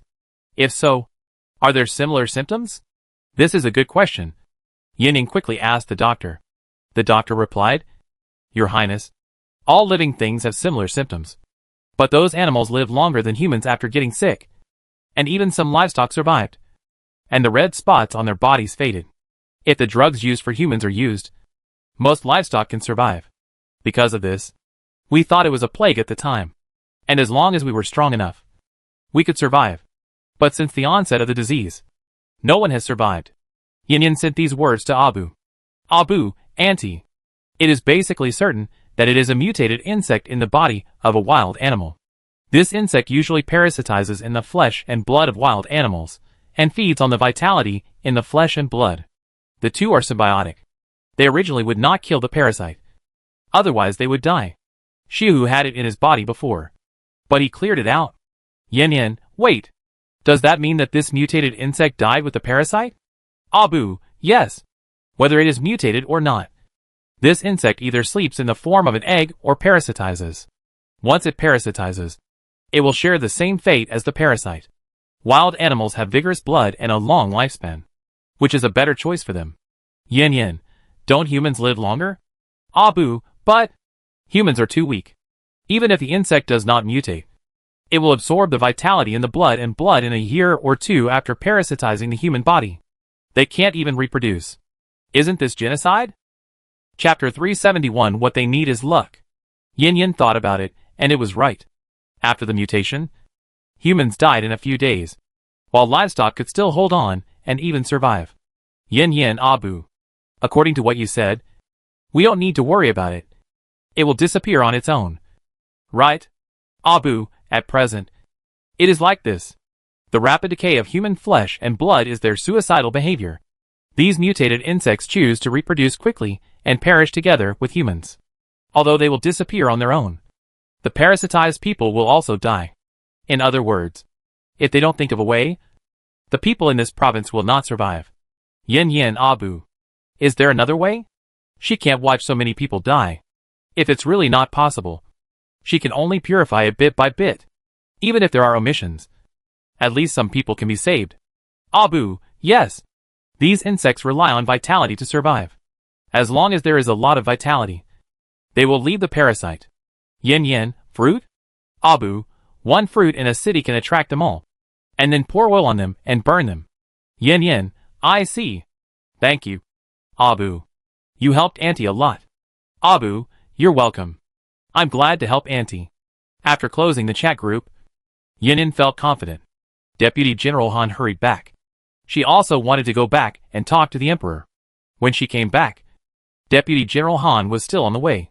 She told the Emperor about the situation of the bugs and the solution. After listening, the Emperor smiled bitterly. No wonder no court or country has escaped the control of the Heavenly Palace for hundreds of years. Haha. He suddenly lost confidence. Can such an existence be defeated by human power? Father. Yin Yin didn't know how to comfort him. If she didn't have the golden finger, she really couldn't do anything about this incident. She could only watch. But I'm not willing to accept it. The Emperor took a deep breath. His eyes became cold. If they really treat the people well, it's fine to treat the whole world well. So what if they surrender? But look, is what they do human? A long time ago, when they arrested children, I suspected that they didn't treat people as human beings at all. It seemed that in their eyes, people and animals were no different. Hee. His smile was a little creepy. And Yin Yin felt a little cold when she heard it. But she could understand the Emperor's feelings. He was the king of a country, and the people of the whole Great Zhou were his subjects. It would be strange if he could accept being killed by the other side. I want to resist, but they can do whatever they want. And I can't do anything. He sighed, deeply helpless and powerless. Yin Yin didn't dare to say that she could do it. She had never seen the master of the Heavenly Palace. He was just Chioguzi, and she suffered a great loss at his hands. Jiaha. The Emperor turned his head and looked at her. Have you ever wondered why they are so powerful that they don't become the master of the world, but instead allow the existence of the court? Yin Yin shook her head embarrassedly. I haven't considered it. Aren't they unable to manage it? With so many bases and envoys, how can they not manage it? It's because they need the existence of the royal family. Why? To manage the people? The Emperor smiled and shook his head. Do you think they care about the people? If they care, they won't kill millions of people casually. Yin Yin frowned as she pondered and recalled the various things about the Heavenly Palace and the royal family, and suddenly thought of a question. They are relatively friendly to the royal family and those aristocratic families. I remember Uncle Songyan said that unless it was the angel, other envoys would give in to him. It is said that they have such strange means, so they should not be afraid of any force, and it would be easy for them to even support a noble family. The Emperor nodded slightly. She had hit the point. What they care about is the foundation of a big family. Or luck. Luck? Luck. National luck? Yin Yin opened her eyes suddenly. She seemed to have thought of something. If a family really has luck, then the luck of the royal family will be better. So, Ning Yuan's situation is not an accident. But Ningji did it on purpose? She instantly thought of Ning Yuan's experience. Father. Then Princess Anna's marriage to Ningji was probably a conspiracy. The Emperor was very pleased that she could think of Xie Yuan first. Yes, it was a conspiracy. You have guessed it a long time ago. Xie Yuan is the child of me and Anha. As for the fact that Xie Yuan was his child, he had never mentioned it to anyone except his aunt. But almost everyone who was interested could guess it, including those in the Song family, named Yi, the queen, and the one in front of him. It was tacitly understood. Yin Yin nodded. In fact, when I knew that Ning Yuan was trained as a medicine man, I suspected that he was not the biological child of Prime Minister Ning. And I also asked the imperial concubine, but she denied it. If I knew Ning Yuan's identity at that time, I might have guessed it long ago. The special existence of the royal family and the heavenly palace. Forget it. Let's not talk about her. Didn't she know? She probably knew it when Anha was pregnant. But he could be cold-blooded to others. But he couldn't be to Yi. After all, They had been together for so many years, and had 4 children. He couldn't bear to be cruel to his wife, who had been with him for more than 20 years. Father, let's talk about the plan of the heavenly palace. Yin Yin understood his feelings and changed the subject tactfully. The emperor rubbed his brows and sighed slightly. Let's talk about the heavenly palace. The children of the royal family, especially the emperor's lineage, have strong luck. And the prince, or the eldest son, has the best luck. Do they need such people? Yes. The eldest son or prince of each generation must be handed over to the heavenly palace shortly after birth. If he dies within 10 years, he must continue to be handed over. The last one to be handed over was Prince Jing. Because Prince Jing has been alive, and my father has been in power for a long time. The second prince has never been handed over. Is this the reason why Princess Anna left you? Yes. At the beginning, I promised her that I would not inherit the throne, and would not hand over the child. It was all good. But I don't know why she suddenly changed her mind, and not only broke off the engagement with me, but also quickly married Ningji. For the sake of his children and his lover. He would rather not have the supreme position. But in the end, he lost everything. Yining couldn't help but guess. Did someone tell her something? Using the child or you to threaten her? If it's really just because of the child, I don't think she has to get married. Can't she raise the child by herself? Can't the Song family afford to raise a child? She can live without getting married. But she died after getting married. Isn't this too strange? Boom. Qianqin's mind seemed to collapse. And the problems that he couldn't figure out before were suddenly clear. Thinking back to the past and her cruelty to him, Tianqin seemed to understand something. She did it for me and Xie Yuan. Chapter 372. The prince is still free and easy. She chose death for him and the child. No wonder she looked at him so strangely at that time. No wonder she said such heartless words and forced him to leave. It turned out that from the beginning, she chose to sacrifice herself. He didn't know how Annie spent that year, and what kind of mood she was in facing death. In the middle of the night, would she blame him for being so stupid and foolish? And only figured out everything now. Her love for him was never less than his. Tianqin covered his eyes, and tears quickly penetrated and wet his entire palm. His heart hurts, and he feels sorry for Annie. What has he been doing for more than 20 years? Blame her for being cruel and heartless. Blame her for being blind and choosing Ningji and losing her life. And laugh at her for not having a life of happiness. And following him is the supreme honor. He enjoyed it countless times. If she married him, he would make her the happiest woman in the world. What is under one person and above 10,000 people? No, she will be above him. And he is willing to be her minister. Blame her. Resent her. Hatred blinded his eyes. And he forgot that she was not that kind of person at all. He claimed to be the one who loved her the most. But he refused to believe her. Even if he knew more about her at that time, they would not be separated by yin and yang. What was left was only endless regret and remorse. Father, Yin Yang called him softly. And it was useless to be sad now. If things are really as we guessed, then she must have left without regrets. Because you and Ning Yuan are the people she loves the most. Sacrificing for the people she loves is actually a happy thing. But this is not a happy thing for me and Xiao Yuan.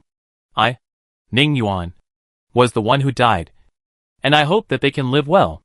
Look, aren't your thoughts the same as Princess Anha's?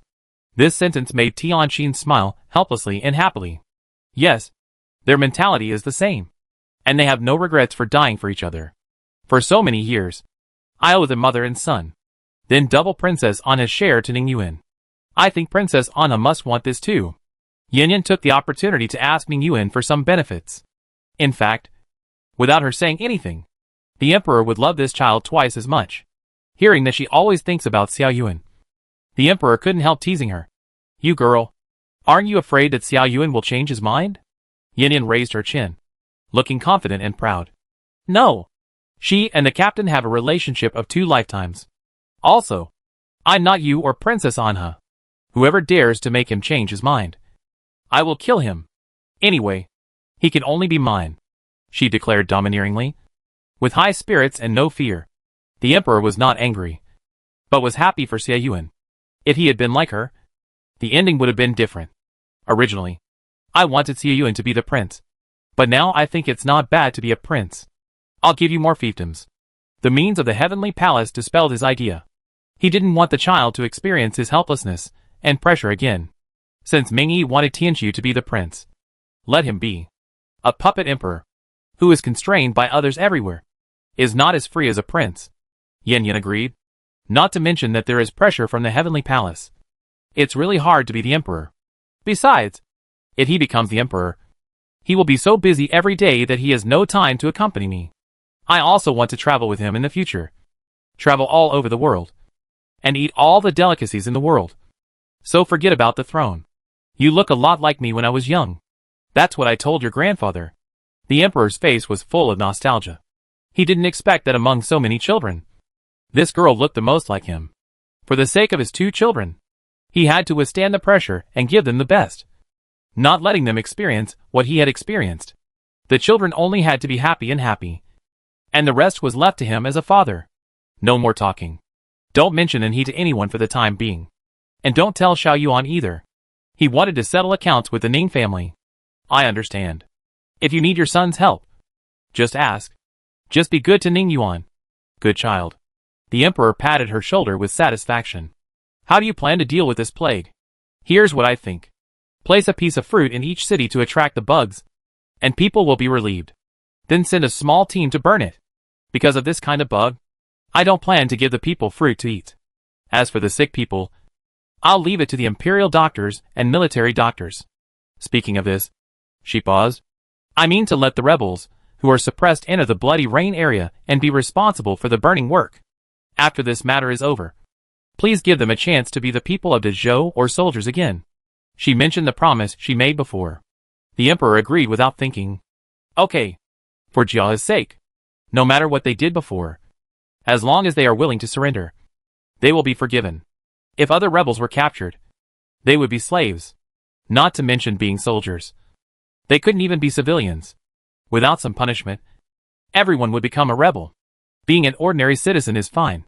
In this way, I will give you a regular army of 20,000 people, called the Jinshi Army, responsible for guarding the 2 northwestern provinces. Yin Yin opened her mouth in shock. Father, will this be impeached? How can a private person have an army? She has her own guard team, which is already very unusual. The emperor waved his hand to let her rest assured. The northwest needs troops to guard it. Besides, I only give quotas, and you have to pay for the military pay yourself. Under normal circumstances, the court is responsible for the military pay of the regular army.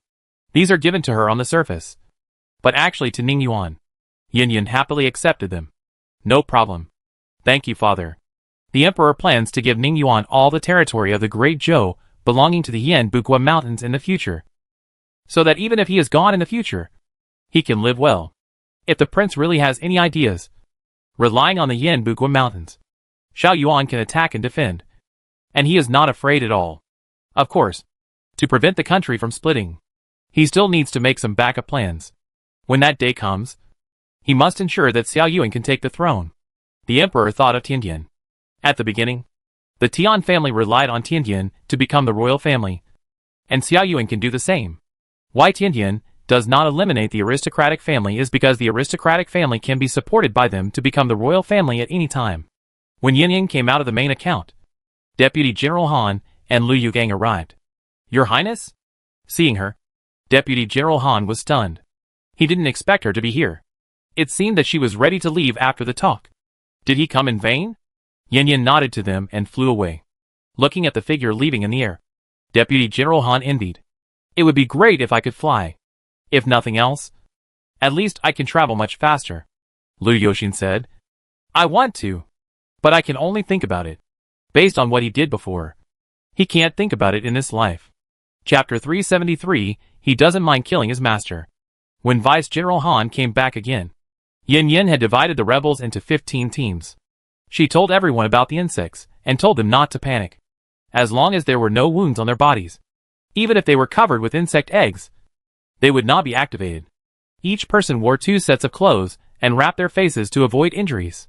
Then they took dry food and water bags and set off. Watching thousands of people set off, Yin Yin blessed them in her heart. In fact, she could do it alone. But they needed an opportunity to make merit. Otherwise, how could they convince other soldiers? The rebels also understood this truth. So everyone was determined and did not back down. The nearby cities could be reached within a day or two. So Yin Yin placed fruits outside the city in advance. For cities farther away, it would take 3 or 4 days for the rebel team to gallop. So Yin Yin placed fruits later. For places farther away, she did not arrange a team, but did it herself. After the insects are eliminated, the army will be sent into the city to finish the work. The imperial physician and a dozen doctors will not leave in a short time. It took 4 days. Finally, all the cities, whether it was insect eggs or activated insects, were attracted by the huge vitality of the fruit. They were clean, and nothing was left. A large area of red swarmed in, and the scene was too shocking. And the moment the flames rose, the area within 100 meters was full of red smoke. People could even hear wailing faintly. That night, late at night, a black figure floated down from the place where the insects were burning. An object with a silvery white light in the night appeared in his hand, and then fell to the ground. After about a cup of tea, the silver white thing flapped its wings and flew up, landing in the hands of the person who came. I thought you were really cooperating with my plan, but I didn't expect that you were doing it for the silver dragon. Suddenly, a voice with an emphasis came from midair. Then a man with white light on his body appeared in midair, looking down at the other party. The black figure was not surprised at his arrival at all, and slowly put away the silver dragon. That's not what I said. Without my cooperation, so many people would have died, and I just collected a little interest afterwards. It's better to do so. Don't do any more tricks. Otherwise, I don't mind killing my master. The man with white light warned him lightly. The black figure smiled, as if he didn't care about his last sentence. Iris, can you prove that my plan is feasible now? The man didn't say anything, but the black figure understood that he agreed without objection. He slowly flew into the air and said with a smile, "Next, follow my plan. I will let you know that old people are more experienced." The man was silent for a moment, turned his head slightly, and looked at the people around him. "This is the last time. If it still doesn't work, I will start the final plan. It will definitely work. I have calculated it for a long time. Believe me, teacher." The black figure was still smiling and showed that he was confident. The man said nothing and disappeared in the air. When he left, the black figure's eyes became complicated. He knew that Iris was serious. He knew that he couldn't delay for too long. This was the last chance. He could only succeed and not fail. Otherwise this world would be over. Looking at the bloody earth, his expression was tinged with a hint of sadness. He was indeed not suitable for this job, and Iris was obviously more suitable than him. On the 5th day, dark clouds covered the sky above the provincial capital, and soon heavy rain came. The whole province was shrouded in heavy rain, and the blood on the ground was being washed away. Yin Yin hid under the eaves and looked up at the sky. She suspected that this was God giving the local people hope to survive. Otherwise, even if the insects were gone, the local water would not be drinkable, and spring plowing was about to begin. How could crops be grown on this bloody earth? It happened that a heavy rain came, and it was also the heaviest rain after the drought. The rain lasted for a day and a night, and it was much lighter in the second half of the night. The next day, people were surprised to find that the earth had been washed clean, and both the ponds and lakes were full of rainwater. The containers that people specially used to collect rainwater were also filled to the brim, so there was no need to worry about water in a short period of time. The people cheered. They finally survived the plague. Even God had mercy on them. They were even more grateful to His Majesty the Emperor for not giving up on them, and to the soldiers for risking their lives to save them. A major epidemic killed half of the people in a province. The Emperor not only exempted them from taxes for 3 years, but also distributed food to every household to help them get through the lean period. There was another problem. This major epidemic lost a lot of officials, and a large number of officials were urgently needed to take up their posts. The Emperor promoted a group of scholars to serve as officials here. Under normal circumstances, if you want to be an official, you must at least pass the imperial examination, and some failed scholars will become staff members, teachers, etc., unless they encounter special circumstances to become officials, such as now. After Yin Yin made sure that there were no more remaining bugs in the city, she returned to the military camp, and the rest of the work was handed over to Deputy General Han and Liu Yu. In the past few days, the rebels belonging to Tianjin have been mainly harassing. Later, when they found that the muskets were ineffective, they retreated and did not attack head-on. The emperor cannot be out for too long, so they are ready to take the initiative to attack. As long as Yin Yin comes back, the army will be dispatched the next day. Tianqin told her about the plan to go out. Yin Yin naturally had no objection. At that time, she would follow the emperor and protect his safety, if there is a chance. Capture Tianjin by the way. But she thought too much. The emperor would not go to the battlefield at all, and several generals would not let the emperor go to the front line. It would be good to be able to hold the battle from behind. Besides, the emperor did not know how to fight. His arrival was mainly for momentum and appeasement. After a heavy rain, the temperature became much warmer. The originally barren land showed a little green. Spring has arrived. The army moved forward quickly. The emperor stood on the chariot and watched the land that had been abandoned for 3 years regain its vitality. And he felt emotional. Can I really protect this land and the people? Yin Yin stood aside and understood why he was so emotional. Inhuman means are indeed very discouraging. The emperor looked a little confused. Jiahe, do you think it's best for me to obey them and let them arrest people? What about 10,000 people a year? He resisted for 4 years.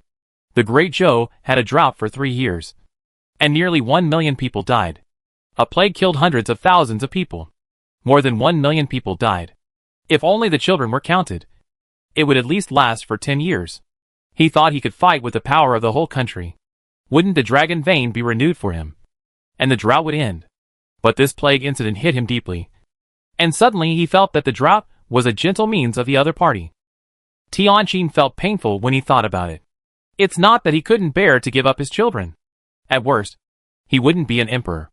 As for the royal family, the heavenly palace didn't dare to arrest people casually. But what about the children of the common people? Chapter 374. Let's cooperate with each other. With his resistance, the other party was not so arrogant in arresting children. But more children died in the drought. Sometimes he doubted himself and whether his persistence was right. The massacre, plague, and indiscriminate killings. Every time he thought of it, he hated it. He blamed God for letting such a vicious force exist. Couldn't he kill them with a thunderbolt? However, these were just the helpless cries of the weak. Father, I actually want to say that if even you can't hold on, then ordinary people can only be slaughtered. I can't represent everyone. I can only express my personal opinion. Instead of being kept in captivity like an animal by them and being killed whenever they want, I would rather resist. Even if I die, I will have no regrets. At least there is still hope of victory in the resistance. Once I win, my descendants can completely get rid of this fate of being slaughtered and enslaved. But if I don't resist, there will never be hope, and I will be treated as animals for generations. So, Father, please be strong. Cheer up, and lead us to resist. Yin Yin looked at him sincerely and hopefully. How many people in the world are numb, thinking that it is not their turn, so they just live in misery? In addition, the other party is too powerful, and they can't raise the heart of resistance at all. How difficult it is to have a leader who dares to stand up at this time. These words made Tianqin regain his confidence. He also had this idea at the beginning, so that his descendants would no longer be threatened by the heavenly palace. It was just that during the confrontation, he was shocked by the other party's means. And then he doubted whether he was wrong to do so. He reflected on himself. This is not a smooth road. It is destined to be full of thorns. And he doesn't even know where the dawn will come.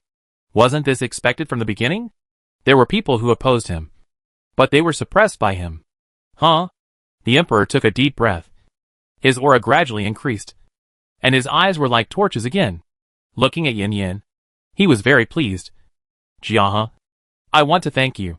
He almost compromised before, and wanted to use the heavenly palace to help Xiao Yuan. If he really did that, wouldn't it be another Tian clan? Then, he would not be able to get rid of the heavenly palace. Father, when I go back, I will give you a good thing to boost your confidence. She decided to give the other party energy crystals. It is not easy to have a wise ruler, so don't let it die halfway. Moreover, in terms of fighting against the heavenly palace, she should help. She doesn't understand the government affairs, and she can't do much in the next 4-country peace talks. But she can still increase the emperor's strength. The emperor guessed something vaguely, and did not refuse. This adopted daughter is worth it. The army continued to march for a long time, and then stopped to rest. The people who went to get the news reported back that there was no trace of the rebels in front. It seemed that the enemy was planning to defend Ningzue Mountain and Ningxia Ridge. Fighting a city defense war would consume a lot of resources. And Ningxia Ridge is easy to defend, but difficult to attack. But with so many people in the army, it is impossible to wait and not move. Just the food and grass consumption in a day is very large. Even if there is a supermarket, it is still a considerable amount. At this time, someone came forward to report. Your Majesty, several young masters of noble families want to see you. The emperor's eyes moved slightly. And he came. Announce. Mentioning the young master of the noble family. Yin Yin thought of someone. Ning Yi? She had forgotten that this person was also in the army. And she hadn't seen this person for such a long time. The emperor nodded slightly and said nothing. Yin Yin was a little strange, thinking that the emperor's eyes and expressions were very meaningful. Is it necessary to? She made a gesture of wiping her neck. The emperor smiled but said nothing. Soon, 5 children of noble families came to the chariot and saluted. Minister Ning Yi greets the emperor and the princess. Ning Yi is not only the prince, but also the deputy general appointed by the emperor, so he can call himself a minister. The other 4 people's words are the same except for calling themselves. Sitting in the car, Yin Yin looked down at Ning Yi. He looked much stronger than before, wearing armor, holding a helmet in his hand, and a sword hanging on his waist. Not to mention that he really has the flavor of a military general. The other 4 people also wore armor, but it was loose and couldn't hold it up. They didn't look like soldiers at first glance.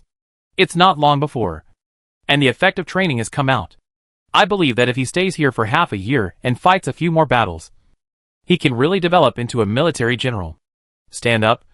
What's the matter? The emperor spoke, and the 5 stood up.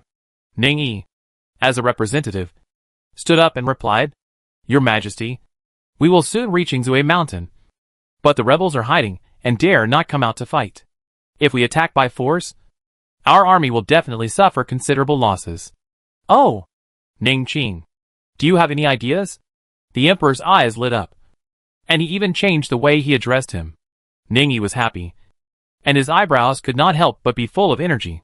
Your Majesty, I accidentally discovered that there is a secret cave on the left side of Ningzue Mountain, which can lead directly to the rear of the rebels. I am willing to lead the troops to attack the rebels from the cave, and then cooperate with the attack in front to attack them from both sides, so that they will be attacked from both sides. The emperor was interested when he heard this. Ning Qing, have you ever explored the cave yourself? As soon as this was said, Ning Yi knew there was a way. Your Majesty, I and several brothers went to investigate in person 2 days ago. The cave has a large area at both ends, and it is long and narrow in the middle. The narrowest part can accommodate 2 people walking side by side. If an army of 10,000 people passes through, 1 hour is enough. Good. The emperor patted the armrest. Overjoyed.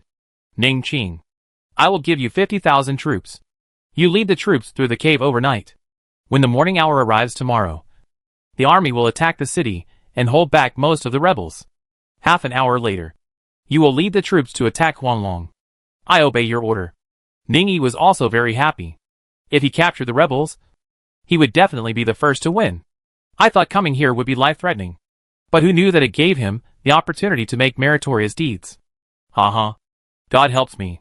In addition, he led the troops to fight back against the rebels' harassment several times before, which made him feel that the rebels were nothing but chickens and pottery dogs.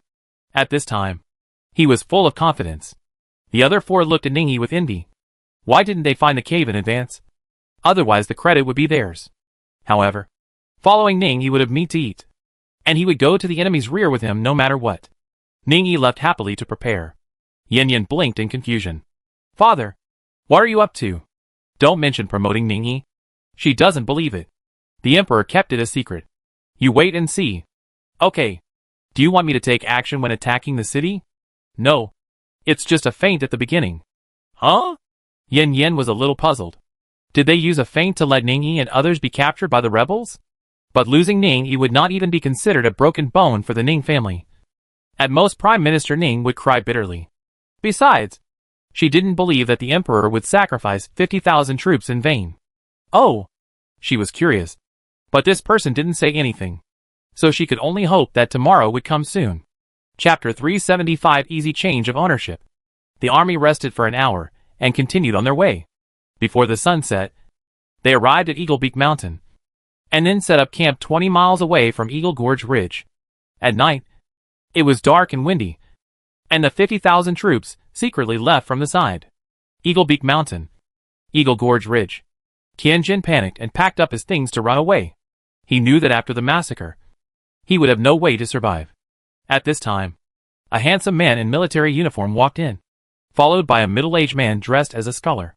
"Your Majesty." The other party really fell into the trap. Hearing this, Tianjin paused while packing his things, and his face immediately showed joy. "Inu, are you sure?"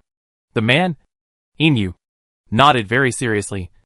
"If we add a musket squad, it will be no problem to take down these 50,000 troops."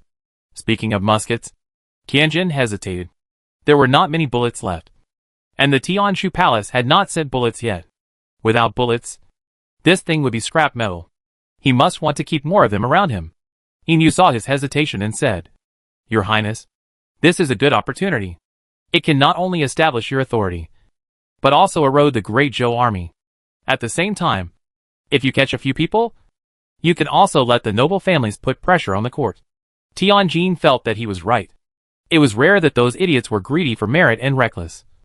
Otherwise it would be difficult to catch them. "Okay, you go to the old ghost to get the supplies." Seeing that his master was relieved, Inu took out a long-prepared supply receipt. Tianjin took out his seal after just a glance. The muskets were all guarded by his confidant, the old ghost. "Unless you have his seal, you can't get anything out." Inu put away the list of supplies. "Your Majesty, I will go down to make arrangements first. Brother Chung, you can talk to your Majesty about our next plan." As he said that, he nodded to the man who looked like a scholar, and then left. After he left, Tianjin still had some doubts in his heart. If I had known that they would solve the bloodworm so quickly, I should not have listened to them in the first place. Now that he was blocked at the doorstep by 300,000 troops, he had no choice but to escape. The middle-aged man echoed, "I really didn't expect Princess Jiahe to be so powerful." Speaking of Yan Yan, Tianjin's face was not very good. Song Lao San, that idiot, obviously had such a good opportunity. But he only thought of using the child to strengthen his strength. If Yan Yan was taken down at that time, maybe the whole Great Zhou would have been my world. He investigated Yan Yan's background, and naturally knew what Song Lao San had done. If he were to say, Song Lao San's family was just stupid, regardless of whether the immortal agent was real or not. Just this title and the inexhaustible food were enough to worship the other party. Unfortunately, he knew it too late, and the other party had already entered Tianjin's sight. "Your Majesty, it's not that there is no chance," the middle-aged man suddenly said. Tianjin looked at him in surprise, with hope in his eyes. "Does Chung He have any good strategies? As long as I can bring this person under my command, I am willing to pay any price. What he is interested in is not just the things the other party sells, but the fruits that even the Tian Palace wants." The man smiled mysteriously. "Of course there is a way. My sister has already contacted the other party." "Oh, that's great. Does the other party have any demands?" "As long as I can succeed, I can recognize her as my sister and make her the eldest princess. Her status is no lower than that of the Song family. If he didn't know that she already had someone she loved, it would be no problem for her to be the queen." What he didn't know yet was that Tianjin gave Yan Yan not only status, but also military power. 20,000 people may not seem like a lot, but this is just a beginning. "A signal," the man replied. "Don't be anxious. My sister is in contact with the other party. If nothing unexpected happens, there will be results in 2 days." Tianjin was overjoyed after hearing this. "Haha. Good. As long as Yan Yan can be pulled over, Chung and you will have made great contributions. When the matter is done, I will definitely confer you a title." The middle-aged man bowed his hands and saluted. His smile became more gentle. "I would like to thank the prince for the reward first, and I will definitely not let the prince down." In the morning, at Yingxiao Pass, the Great Zhou army pressed in. Both sides set up their battle formations and started with curses. One shouted on the city wall, "You idiot! If you have the guts, come up." One cursed under the city wall, "You coward! If you have the guts, come down. I will fight you one-on-one." As soon as Chinchur arrived, the warm-up ended, and Tianjin ordered to attack the city. When you think the enemy will set up a ladder, you are wrong. The Great Zhou side shoots arrows and throws stones, which means no close combat. The enemy can't hit anyone, so they can only take the method of long-range attack, shooting arrows. As for wood and stones, they are prepared for close combat. The enemy is too far away, and they can't throw them. Some people shoot arrows, and some people hold shields to pick up arrows for secondary use. Both sides are busy and happy, fighting hard, but there are not many casualties. The soldiers guarding the city are eager to fight like this. Their previous fear has also gone a lot. When they think that the Great Zhou army is just like this, they are more and more excited. On the Great Zhou side, several teams take turns to shoot arrows, and one wave is replaced by another wave, including those who pick up arrows. There are only about 10,000 people. As for the main army, they just watched from behind. The emperor sat in the chariot at the back and looked into the distance. It took about an instant stick of time, or about half an hour. After the war started, Yan Yan appeared in the air, then landed on the chariot, and made an okay gesture to the emperor. The emperor nodded slightly, and winked at the people around him. The other party immediately drove the horse to the battlefield. Besides, the rebels on the city wall fought well, and were complacent in their hearts. Suddenly, the horn sounded from the opposite side, and then the drums of war thundered. Kill! Kill! The 300,000 troops shouted together, and the killing sounded deafening. Then the siege ladders, large catapults, battering rams, and crossbow chariots all appeared. The rebels on the city were so scared that they almost didn't sit down. Is this a siege? What were you doing before? Are you teasing a fool? With elite soldiers and powerful siege equipment, the morale of the rebels was immediately half gone. When moving wood and stones, his hands were shaking, and he couldn't hit the people below at all. At this moment, no one thought that the army of the Great Zhou was a coward.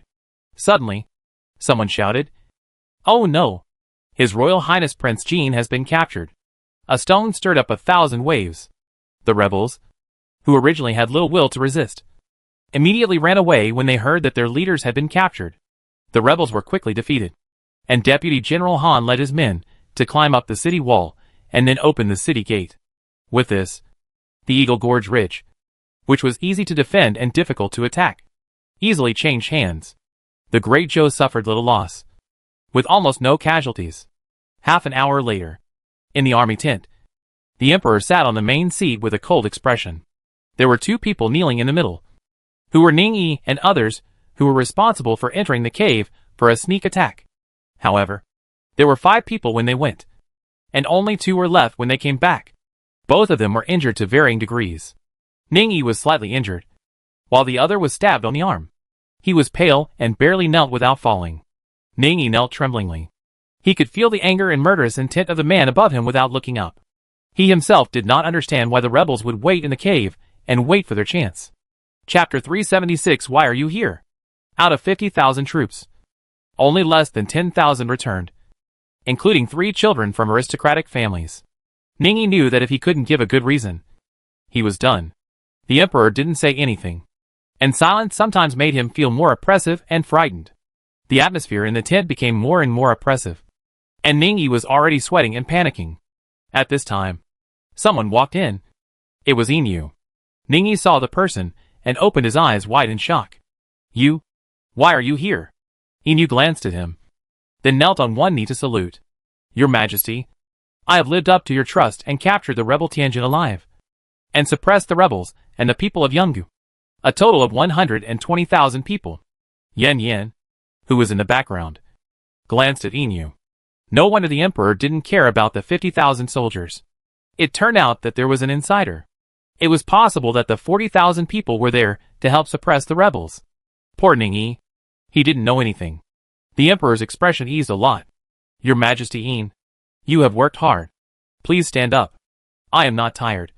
It is my blessing to share your Majesty's worries." "But?" Inu paused, turned and looked at Ning Yi, his eyes sharp and vigilant. "Originally, the plan of your Majesty and I to wipe out the rebels was very smooth. But there was a fork here with Prince Ning, resulting in the loss of nearly 40,000 soldiers in our army."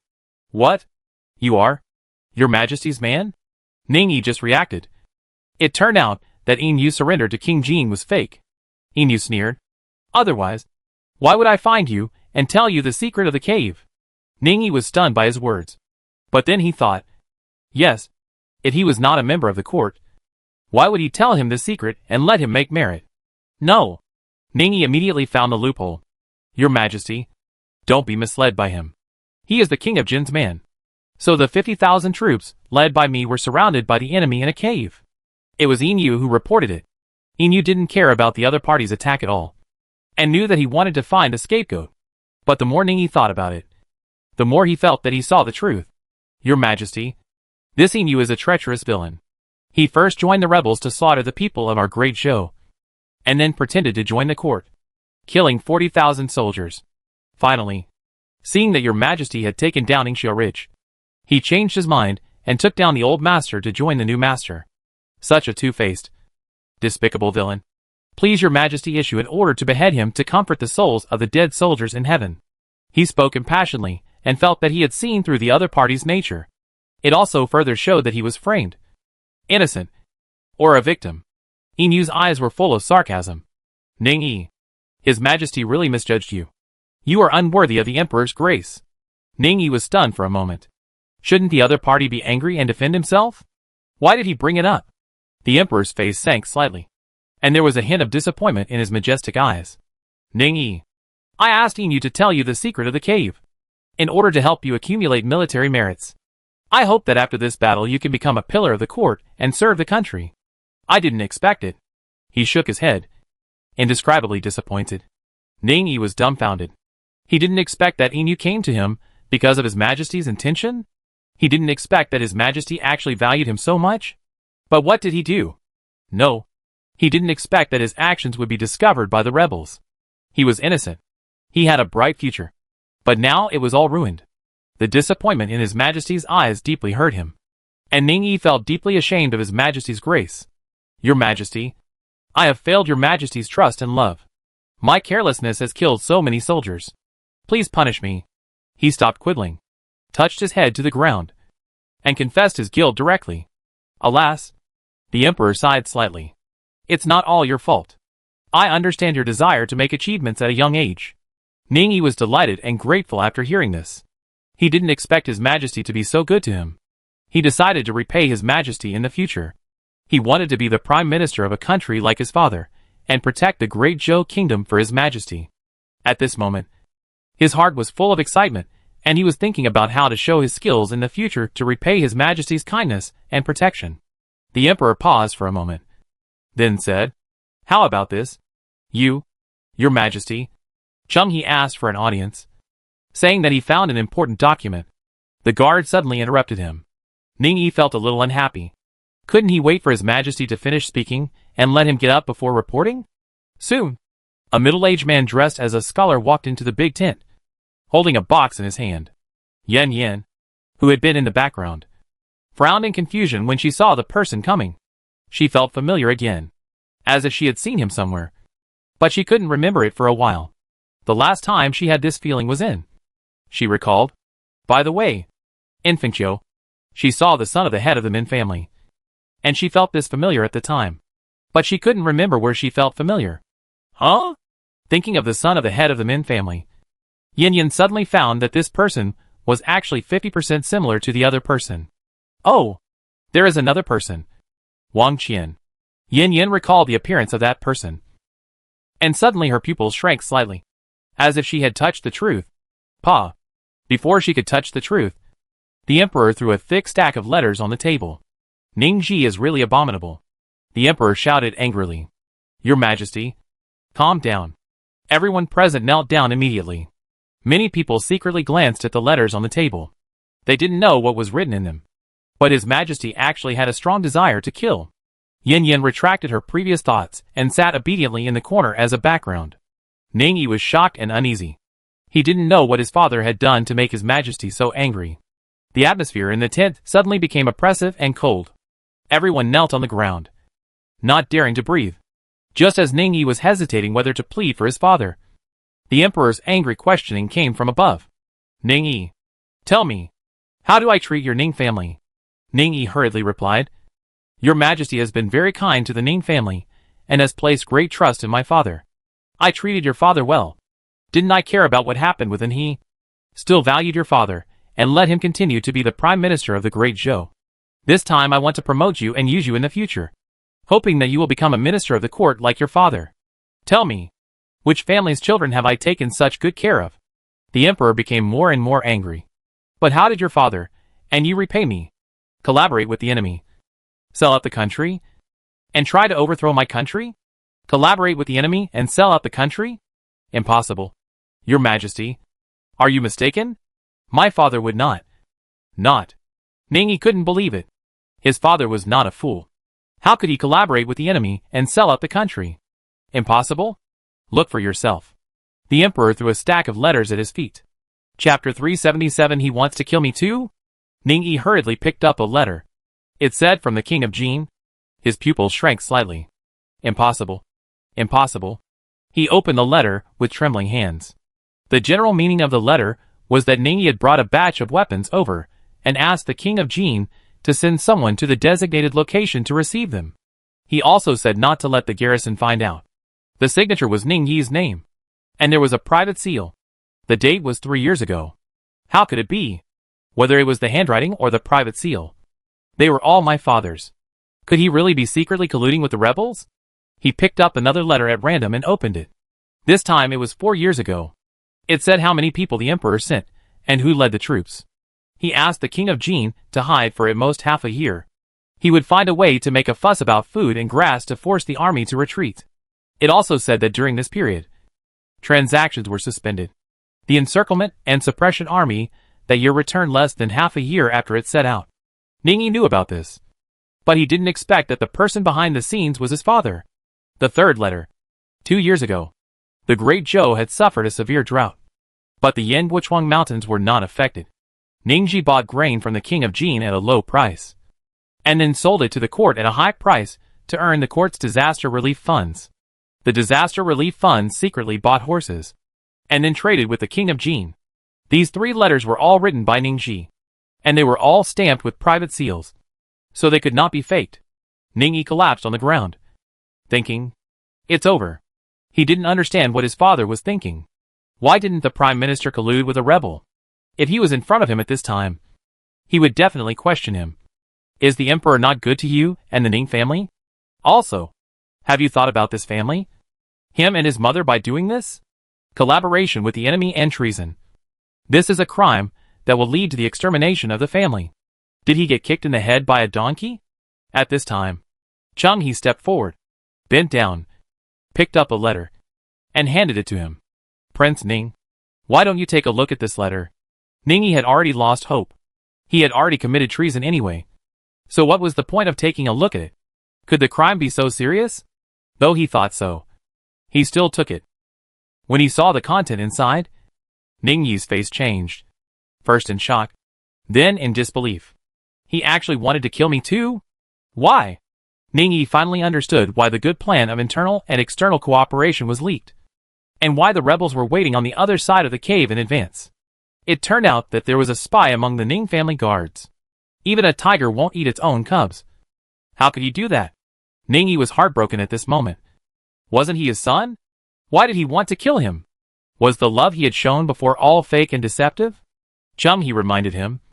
Prince Ning, the order of the king of Jin did not say to kill Ningyi, but to ask you to go back and serve him well. As someone close to the king of Jin, he had the most say. Ningyi stared at him blankly. You mean, he wants to betray the country? Chung-He shrugged and pointed to a pile of letters on the ground. The implication was, do you even need to ask this? Isn't it obvious? Ningyi also realized that he had asked a very stupid question. What he actually wanted to say was, had his father decided to surrender to the king of Jin? That's why he sent himself to the king of Jin's territory in this way, thinking about the current situation in the northwest before. If Yin Yan hadn't appeared, his father's behavior seemed understandable. But the problem is that Yin Yan appeared. Not long after she came, she solved the plague in a province, and even provided armor to resist firearms. In this confrontation, the Great Zhou won. It can be said that as long as Yin Yan is there, it will be difficult for the Great Zhou to collapse. His mind was instantly cleared up a lot, and he thought to himself, Father, no matter how cunning you are, you still missed a link. This time the Ning family is finished. He wanted to plead. But this was no longer a plea that could reduce the guilt. The emperor waved his hand. And immediately a guard came forward to take Ning Yi away. As for the other injured son of a noble family, the emperor said nothing and asked him to go down to recuperate. The other party came back to his senses from the shock. He thought that the Ning family was finished. The most urgent thing was to send a message to the family immediately, and quickly draw a clear line with the Ning family. Otherwise it would be easy to be liquidated. Fortunately, His Majesty did not hold him accountable, which was good news, indicating that the emperor did not intend to implicate his family for the time being. Later, as long as the tale was cleaned up, their family would be able to escape this disaster. The army was going to return to the capital the next day, leaving 50,000 troops to take over the rebels' territory. The people of Yangde continued to stay to grow food, and the rebels who were suppressed were taken to Mount Zion in batches. The last army to return to Beijing was the 200,000 troops brought by the emperor. Yin Yin asked Lin Hai and Xiao Jia from Lu Yu's men, because her army needed someone to manage it. Although there were only a few thousand people, they also needed someone to look after them. She had a good impression of the two, whether she was fleeing from famine or in exile. They took good care of her. Instead of being a centurion for Lu Yu, it would be better for them to be a 1,000-man commander or a lieutenant. When they have enough people, they will be promoted to deputy generals or generals. She also thought of the Captain Zhang Shan that Liang Qiu met. He was upright, performed his tasks meticulously, and strictly abided by the discipline and system. He was just right to help discipline these undisciplined rebels. When there is time, let my cousin take action and find a way to get him here. At night, Yin Yin followed the emperor to the prison car where King Jin was imprisoned. He was not killed because Tianqin still had questions that needed to be answered. Tianjin sat curled up. When he saw the person coming, he immediately rushed over. The chains on his hands and feet clattered. He held the prison car tightly, and his originally great pupils were stained with joy. Tianqin looked at him. He hadn't seen him for more than 4 years. He was almost the same as before, but he had gained weight and didn't have the momentum that a royal child should have.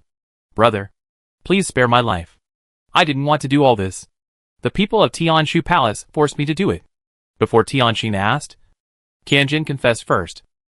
Tianqin's eyes flickered slightly. This time he came for Tianshu Palace. Seventh brother, I want to know what you were thinking when you issued the order to massacre the people of the city. No matter how we fight, I have always regarded it as a conflict within the royal family. I have never thought of doing anything to you. Even the Prince of Jin's mansion has been reserved for you. But what did you do? He asked with suppressed anger. And there was unspeakable disappointment and heartache. As soon as the emotional card was played, the Prince of Jin felt hopeful and hurried to pass the blame. I am heartbroken. But if I don't do this, it will be my people who die. You know the means of the heavenly palace, and I am powerless to resist. See, I am also a victim. We should unite to deal with the heavenly palace. That is the culprit. The emperor's eyes were full of disappointment. He thought that this brother dared to be a rebel and finally became brave and fearless. But it turned out to be the same as before, without any responsibility. Really? Why didn't you think of informing the court? There are still hundreds of thousands of people. Can't they match the millions outside? Seventh brother, if you had said that you wanted to use the heavenly palace to change the master of the great Zhou, I wouldn't be so disappointed. He shook his head regretfully. Chapter 378. Let's go to hell together. The king of Jin panicked. Brother, what to say? If he said he had this idea, he would be convicted of treason and die. If he said he didn't have this idea, he would be a running dog of the heavenly palace and slaughter the people at will. And die. For a moment, he was speechless and scratched his head anxiously. The emperor glanced at him indifferently. But he was not stupid. Seventh brother, I will give you a chance to make up for your crime. As long as you tell the truth, I can keep a trace of your bloodline. I thought he was going to spare him. But in the end, he only kept a trace of his bloodline. The king of Jin's face was so ugly. He didn't want to die. Brother, as long as you forgive me, I will do anything for you. Do you want to know the news of the heavenly palace? I can tell you that the rebellion was instigated by the heavenly palace. They also helped me plan and occupied the Yinhua mountain range. This time, the massacre and the plague were all done by the heavenly palace. I was forced. I am willing to hand over all my belongings. just asking my brother to spare my life." As he spoke, the king of Jin knelt down and kowtowed to him. Seeing his cowardly look of fear of death, the emperor thought, no wonder the people of the heavenly palace would find him. He said, "How could this person suddenly change his nature? I thought that after not seeing him for more than 20 years, he was not as weak as he was when he was a teenager. But there was someone behind him." Seventh brother, where did the heavenly palace move to? Do you know? If you tell me, I can let you leave with dignity. Or die. Brother, I can lead troops to wipe out the heavenly palace and make meritorious contributions. Can you spare my life? I will not be a prince anymore." The emperor sneered. Did he want to be a prince before? How could he have the nerve? Now he is negotiating with him. He really doesn't know the situation. You don't have to say it. Lingqi or 5 horses torn apart. You choose one. Ah! The king of Jin was so scared that his face turned pale and trembled all over. He didn't want to choose any of them. Your Majesty. Fifth brother, please spare me for the sake of our same clan and of father. I am willing to leave and never set foot on the territory of the great Zhou for the rest of my life. He cried and begged, lowering his request again. The emperor looked at him coldly and saw him like this without any sympathy or pity. When he thought of nearly 1 million people, he wanted to execute him immediately. It's just that the location of Tianshu Hall has always been uncertain, and he needs to get accurate information from him. The king of Jin also guessed this, so he wanted to bargain. Unfortunately, the emperor was determined to kill him. The person who was begging also knew that he was doomed. So, go to hell with him. A vicious light flashed in his eyes. Go to hell, he roared, and took out a gun from somewhere. Bang! Your Majesty, be careful. Father, be careful. The faces of the dragon guards changed in shock. One wanted to step forward to block the bullet, and the other drew his knife to cut the arm of the king of Jin. Yin Yan's speed was faster than the bullet, and she teleported in front of the emperor. Before she could stretch out her energy, the bullet arrived. Fortunately, the position originally aimed at the heart became the shoulder due to her height. Yin Yan groaned. It hurt so much. Ah! The next second, the king of Jin screamed, and his wrist was directly cut off by the dragon guards. Jiaha! The emperor was startled, and when he came to his senses, he quickly hugged the person in his arms. You silly child. I'm wearing a bulletproof vest. The emperor wanted to scold her, but seeing her frowning brows because of the pain, he felt so distressed. Yin Yan endured the pain and forced a smile that was uglier than crying. I forgot in a hurry. The only thought at that time was that you couldn't get into trouble. Silly child. The emperor was very relieved. Even his own children might not be able to block bullets for him. It's not in vain that he loves her. Long Wei knelt on the ground and apologized. I didn't do my job well. I didn't expect the traitor to have a sharp weapon in his hand. Please punish me, Your Majesty. Although they didn't understand where the gun came from, they were obviously stripped naked for inspection. But this was not an excuse. His Majesty almost got into trouble, and it was their fault. The emperor kicked one of them angrily and anxiously. Tian Yu, what are you hesitating about? Hurry up and find the imperial physician. Ah, yes. No need. Yin Yan endured the pain and squeezed the bullet out of her shoulder. Then a faint white light appeared at the wound, and the wound healed quickly at a speed visible to the naked eye. It was not the first time they saw her use magic, but they were still shocked every time they saw it. Yin Yan moved her shoulder, and it was fine. Jia He, do you really not need an imperial physician to check it? The emperor was still worried. Don't worry, Father. As long as the bullet doesn't hit my heart and brain, I'll be fine. Last time in Tianji Palace, she was hit by more bullets. There was another thing she didn't say, since she discovered the existence of the musket. Her heart and brain have been protected at all times, and it is impossible for them to be hit. However, if you hit other places, it will really hurt, which is inevitable. With that said, the emperor felt relieved and turned to look at the culprit angrily. You actually want to kill me? Then there is no need to keep your lineage. Originally, I wanted to leave him a bloodline so that someone would worship him in the future. Now, get out. The king of Jin hugged his arm that had lost its wrist, and he was sweating all over. He lost too much blood and his face turned pale, and his breath was much weaker. Haha. I'm dead? What's the point of leaving an heir? Tianqin, you are so lucky. He looked at the other party unwillingly, no longer hiding his hatred. Do you want to know the location of Tianshu Hall? I can tell you. If he can't kill him, then let Tianshu Hall do it. Once he destroys Tianshu Hall will definitely not turn a blind eye. And then it will be his death. Tianshu Hall mainly raises poisonous insects. So the location is in the Yanwen mountain range. And there are 2 addresses. One in Dou and the other in the neighboring country. Yin also got a piece of news. Whether it was bats, sparrows, or this time's bloodworms, they were all cultivated by Tianshu Hall. This time, King Jin was very cooperative and honest, as if he had completely let it go. And he didn't ask for mercy. And he explained everything he should explain. There was nothing to ask. The emperor left a sentence to let Liu deal with it. And then left. If you want to say who hates King Jin the most, besides the people who were harmed by him, it is Liu. The emperor originally wanted to leave him a complete body, or let him die quickly. As a result, this man was not doing anything. And he actually wanted to assassinate him? Longwei went to investigate. Who gave him the musket? Such a tight surveillance was still exploited, indicating that the problem was serious. Tianjin looked at the departing back with a creepy smile on his lips. After a while, he used his other intact hand to take out a small blade from the gap under the prison car. He stared at the blade for a long time, but didn't do it. Can't you do it? Do you want me to help you? At this time, a middle-aged man came out from the shadows. His words were filled with a hint of sarcasm and ridicule. Chapter 379, Why Did You Betray Me? Tianjin looked up, staring at him with a pair of dark eyes, wishing he could kill the man with the anger in his eyes. Chung-hee, I treated you well. Why did you betray me? If he didn't trust this thief, how could he be caught so easily? Damn it. Chung-hee held the corner of his mouth with a fan, smiled softly, and looked at him as if he was a fool. Not bad? Ha. He laughed as if he heard a very funny joke. As he laughed, the teasing in his eyes was replaced by deep hatred. Prince Jin, do you still remember the White Horse Temple 20 years ago? When mentioning the White Horse Temple, the long-lost memories in Tianjin's mind became clear, and the 2 figures overlapped.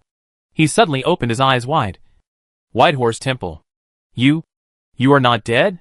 He remembered that he was thrown off the cliff at that time. It was precisely because he thought the other party was dead that he met him. A somewhat similar person. More than 10 years later. And didn't think much about it. She died with her eyes wide open. So she turned into a ghost to take my life. Chung-hee had a short knife in his hand, and walked towards him step by step. After so many years, I can finally avenge her today. Ha. I've been waiting for too long. And I can't wait any longer. He licked his lips, his dark eyes flashing, staring at him intently, as if he was looking at delicious food, studying where to start. Seeing him like this, Tianjin was afraid and regretful. If he had known that people couldn't die on such a high cliff, he would have ordered people to cut her into pieces on the spot, and there would be no current situation. Chung-hee, she's just a woman. As long as you let me go, I can give you women, money, status, whatever you want. I want your life. After he finished speaking, a ruthless light flashed in his eyes, and he raised his knife and cut it off. Ah! Tianjin's other hand was cut off. The severe pain made his face twisted and trembling. You bastard. I really regret not cutting you into pieces. Really? That's a pity. The smile on his face became brighter and brighter. But he was very ruthless and never dragged his feet. Ah! Tianjin screamed again, and a deep cut appeared on his thigh, and blood flowed out like money. Scumbag. I am a prince. What's wrong with playing with a woman? Ha. I'm done playing with her, and I'll let my men play with her. You don't know how desperate she was at the time. And she kept shouting your name. Ha. Ah. Chung-hee looked gloomy, staring at him with red eyes, one knife after another, stabbing in and stirring, making him taste the taste of life worse than death. Tianjin kept screaming, and his voice became hoarse. In the huge military camp, no one showed up at this time. It can be said that they acquiesced to everything Chung-hee did. Chung-hee finally stopped, but the hatred in his eyes did not diminish at all. Looking at Tianjin again, his body was covered in blood, and even his breathing became weak, but his eyes stared at him without admitting defeat. Chung-hee, if you have the ability, you can kill me. and I will avenge your fiancé. Do you think I dare not? Chung-hee, don't be impulsive. Inu hurried out to stop him. Torturing him is one thing, but killing him is another. Chung-hee naturally understood that the other party said this on purpose. If he really killed him, even if the emperor didn't say anything, other people in the Tian family would not look good when they saw him in the future. Inu was worried. So she held his hand and asked him to calm down. The king of Jin committed a crime. And it was fine if the emperor wanted to kill him. And it was fine if the people who carried out the order were killed. But he couldn't do it. Chung-hee stared at him intently, wishing to cut him into pieces. Tian Jin curled his lips in disdain. Provoking. Suddenly, Chung-hee smiled. He stepped forward, lowered his head, and said something in his ear. Tian Jin looked up at him suddenly, from shock to astonishment. It turned out to be you, Emperor. Ah! The tip of the knife was inserted into his mouth fiercely, and then his tongue was cut off. MMM. MMM. The king of Jin wanted to say something eagerly, but blood flowed out of his mouth when he opened it. But he couldn't say what he wanted to say. He was anxious, and slapped the prison car with his broken arm, wanting to call someone to come. He was innocent, and was framed by this bastard. Unfortunately, no one came, and no one could understand his sign language. Chung-hee admired his expression leisurely, feeling very happy. Inu frowned slightly, not liking his look. Let's go. Leave this to General Liu. Okay. Chung-hee agreed very happily, and when he heard the sound of the prisoner's car behind him, his steps were much lighter. Along the way, neither of them spoke. Chung-hee seemed to be in a good mood, and Inu accompanied him silently, but his mood was a little heavy. Soon, the two came to the commander's tent.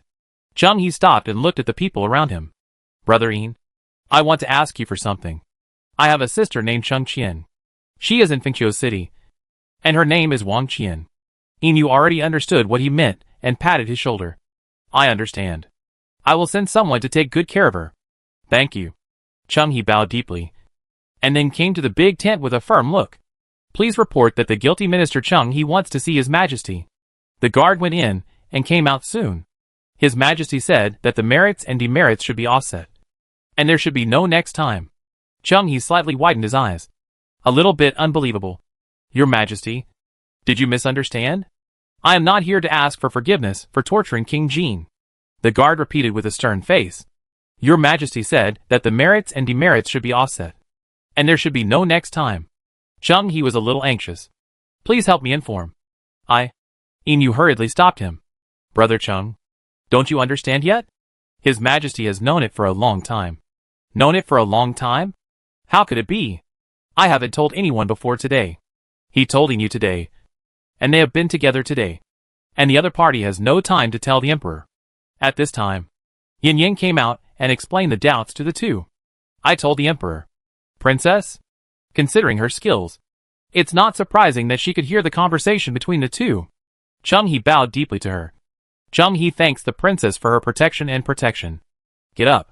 Yen Yen looked at his appearance. No wonder she felt familiar. Wang Qian is your sister. What's the relationship between you and the eldest young master of the Min family?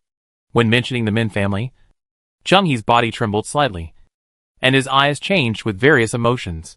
He didn't expect that he just found a reason to deceive the king of Jin. But the other party really knew his sister. And even the Min family knew. In just a few breaths, he thought a lot. And the most common thought was to deny it, and then find various reasons and excuses to push the matter away. But the words came to his lips, but couldn't come out. Minister and Min family minister. He looked tangled, not knowing what to say. That was the past he didn't want to mention. Chapter 380, he had died 20 years ago. At that time, Miss Min was pregnant before marriage, and no one knew who the father of the child was. Later, a junior apprentice of the Min family stepped forward to take all the responsibility. Every time Yen Yen said a word, Chung-hee's face became more painful. She suddenly stopped and stopped asking. I have some intersections with the Min family, so I told the emperor about your use of Prince Jin. Don't have such thoughts in the future. Especially don't think about using Tian Palace. Thank you, Princess. Chung-hee didn't expect that the relationship he wanted to cut off would save himself once. However, he didn't want this grace, and didn't want to owe favors anymore. Although I had no choice but to choose Tingji Palace, This is not a reason for me to get away with it. If I hadn't introduced Prince Jean to the other party, Prince Jean would not have become a rebel, and there would be no massacre and plague now. I can't escape the blame for all this. So please punish me, Your Majesty." After saying that, he knelt down directly, begging for death. Inu had sensed his determination to die, and couldn't help but persuade him. "It's not your fault. Even if there was no King Jean, they would have found someone else. So, what happened today would have happened." He shook his head. "There is no if. In fact, I'm already in it. I can't pretend that nothing happened. And I can't convince myself not to feel guilty." At this point, he kowtowed 3 times respectfully to the big tent. "I thank Your Majesty for your kindness and support. And thank Your Majesty for giving me a chance to take revenge. I can't repay Your Majesty in this life. I only hope that I can be reborn here in the next life, and do my best for the court and the great Zhou." After saying that, He took out a dagger from his sleeve pocket and stabbed it into his heart without hesitation. Yin Yin grabbed his wrist and frowned slightly. "You don't care about your sister and your son?" It was said that the massacre and the plague had nothing to do with him, but he insisted on taking it on himself, without considering his family at all. He's eyes shook slightly. Of course he was reluctant, but his death would be the best for everyone. Thinking of this, he made up his mind, and his expression became cold and hard. "Don't worry about my family affairs, Your Highness." "You?" Yin Yin was slightly angry. This man didn't know what was good for him. He had an expression of "you are meddling in other people's business." Then he shook off the other person's hand forcefully, and stabbed the dagger into his heart again. It hurt, but he felt relieved. In the blur, it seemed that he saw a pink figure coming, with a gentle and beautiful smile on her face. Slowly reaching out to him, he reached out his hand, and after 20 years, they finally met again. He's mouth moved slightly twice, with a happy smile on the corner of his mouth, and he slowly closed his eyes. Yin Yin felt bad. She could save him, but she knew that he didn't want to live anymore. Inu also understood. Of course, she was worried that he would be determined to die after revenge. As a result, he really left without any worries. Some people are alive, but their hearts are dead, while some people are dead, but they live in people's hearts.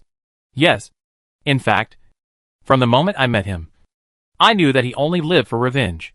His heart had long been dead, and it was the idea of revenge that kept him alive. After the person died, there was no need to worry about touching the other person's sad things again. Yin Yin asked Inu about him and the Min family.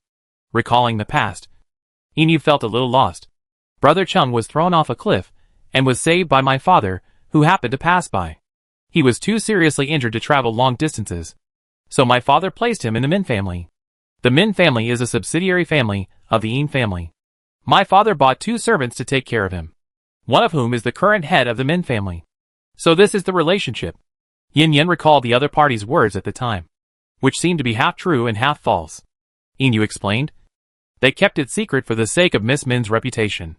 At that time, my father had something else to do, so he left after only a few days, and Brother Chung stayed at the Min family to recover. 3 years later, my father sent someone to see him, wanting to recruit him for his own use. But he had already left, and Miss Min was pregnant. Yin Yin was puzzled. Speaking of children, I am a little confused. How could he fall in love with another person so quickly if he could endure for 20 years to take revenge? Inu shook his head slightly with regret. It would be great if he could like Miss Min. At least, he wouldn't die after taking revenge. Miss Min's matter was a true love for her, but it was a careful plan for the Min family, and it was pain and torture for Brother Chung. The words made Yin Yin understand that this matter was not a simple love between a man and a woman, and Chung He's feelings were calculated by the Min family. Inu continued. After Chung He was plotted against, he left the Min family directly, and then hid his identity and secretly managed his own power, ready to take revenge at any time. The Yin family got news from him again, which was his letter for help. It turned out that because of his affairs, his parents and sister were implicated, and they were driven out by the Chung family. When he went to look for someone, his sister had already disappeared. Yin Yin thought of the woman with vicissitudes and sadness, and was afraid that something bad had happened. Inu also skipped this part. After finding Chung Qian, I originally wanted to take her back to the Yin family, but she disagreed and was unwilling to go home. After hearing that her brother had a child, she begged the Yin family to send her to Fengqiu City. Until 4 years ago, when King Jin became a rebel, Chung He officially entered King Jin's sight and soon served as a counselor. Over the years, Chung He has been in contact with the Yin family, and my father has also informed His Majesty that he is a spy planted by King Jin. So that's the case? Then he has never seen the child? No. But I know he cares. Otherwise, he would not let the apprentice, who served him, become the head of the Min family, and take care of them for him. This is not Chung He's fault. He actually died 20 years ago, and has been relying on revenge to support himself for so many years. Now that he has taken revenge, even if he has stopped now, he will kill himself when no one is around. After so many years of getting along, Inu has long understood him. Death is a relief for him. Yin Yin was a little sad, but understandable. As for the Min family, it is actually fine now, and there is no need to figure out who is whose child. By the way, is Chung He from Chengjiabao? She felt that he looked a bit like Chung Tai. Inu nodded. Chung Tai is his nephew, and Chengjiabao has long been in name only. There is one thing he didn't say. In fact, many people in Chengjiabao have become medicine men in Tianshu Hall. Chung He would never let go of the people who drove his parents and sister out. If they hadn't driven their family out for fear of offending King Jin, Chung Qian wouldn't have experienced those indelible pains. At this point, Yin Yin connected all the things together, and the previous doubts were solved. In addition to sighing, she also lamented the tricks of fate. Chapter 381 Familiar Life Fluctuations. Yin Yin was about to go back, and Inu suddenly bowed deeply to her. Thank you, princess, for your help back then. Ah? Oh. No. No. Yin Yin was stunned at first, then realized what he was talking about, and then waved her hands repeatedly, saying that it was just a misunderstanding. A mistake. If it weren't for your fruit, Jenner, you would never forget the great kindness of Her Highness, and would go through fire and water for Her Highness in this life. For her, it was just a misunderstanding. But for him, it was saving the life of his beloved. The only way to repay the life-saving grace is to use one's life. If His Majesty is the master he is loyal to, then Yin Yin is the one he wants to protect with his life. Yin Yin can see his sincerity. She thought for a while and said, if you really want to thank me, then treat Jenner well. She is my sister now. Although they didn't meet many times in the Song Mansion, she really liked this lively and smart girl. My life's wish. When it comes to Song Jenner, Inu's face softened a lot, with a hint of tenderness in his eyes. By the way, do you want me to talk to the Emperor about your affairs? It seems that there is also the Xia family in the middle. Now I am the little favorite of the Emperor, and I still have to hug my thighs.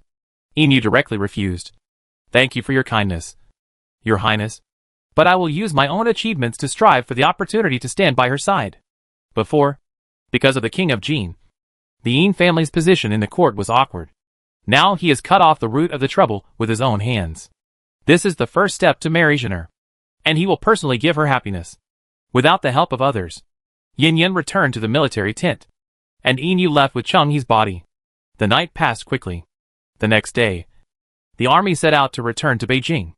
In the dense forest, a light figure jumped on the treetops, facing the morning sun, coated with a layer of warm light, like a mountain elf, blending with nature, so harmonious. This person is Yin Yin. She is going to solve the Tianshu Temple, which is her second purpose here. Now the 5 supermarkets have been opened, and each has held activities, and the effect is no worse than that of the capital. At present, 10 energy crystals have grown on the energy tree. She gave one to the Emperor last night, and helped him absorb and digest it. The Emperor's Sea of Consciousness has appeared as superpower nuclear seed, and I believe it will not take long for the superpower to awaken. There are 9 energy crystals left, and she plans to give one to each of the 3 children in the family. Then, there is Xiuhu, whose demon pill is about to form, and this time, she will try to make it transform into a demon beast. If there are any left, she will eat them herself. There are still members. When she returns, the remaining 20 cards can be issued. By then, the members will be all over the country, forming a complete chain. With the addition of the 5 supermarkets, it will be no problem to have a fixed income of over 1 million per month, and the mission will be guaranteed.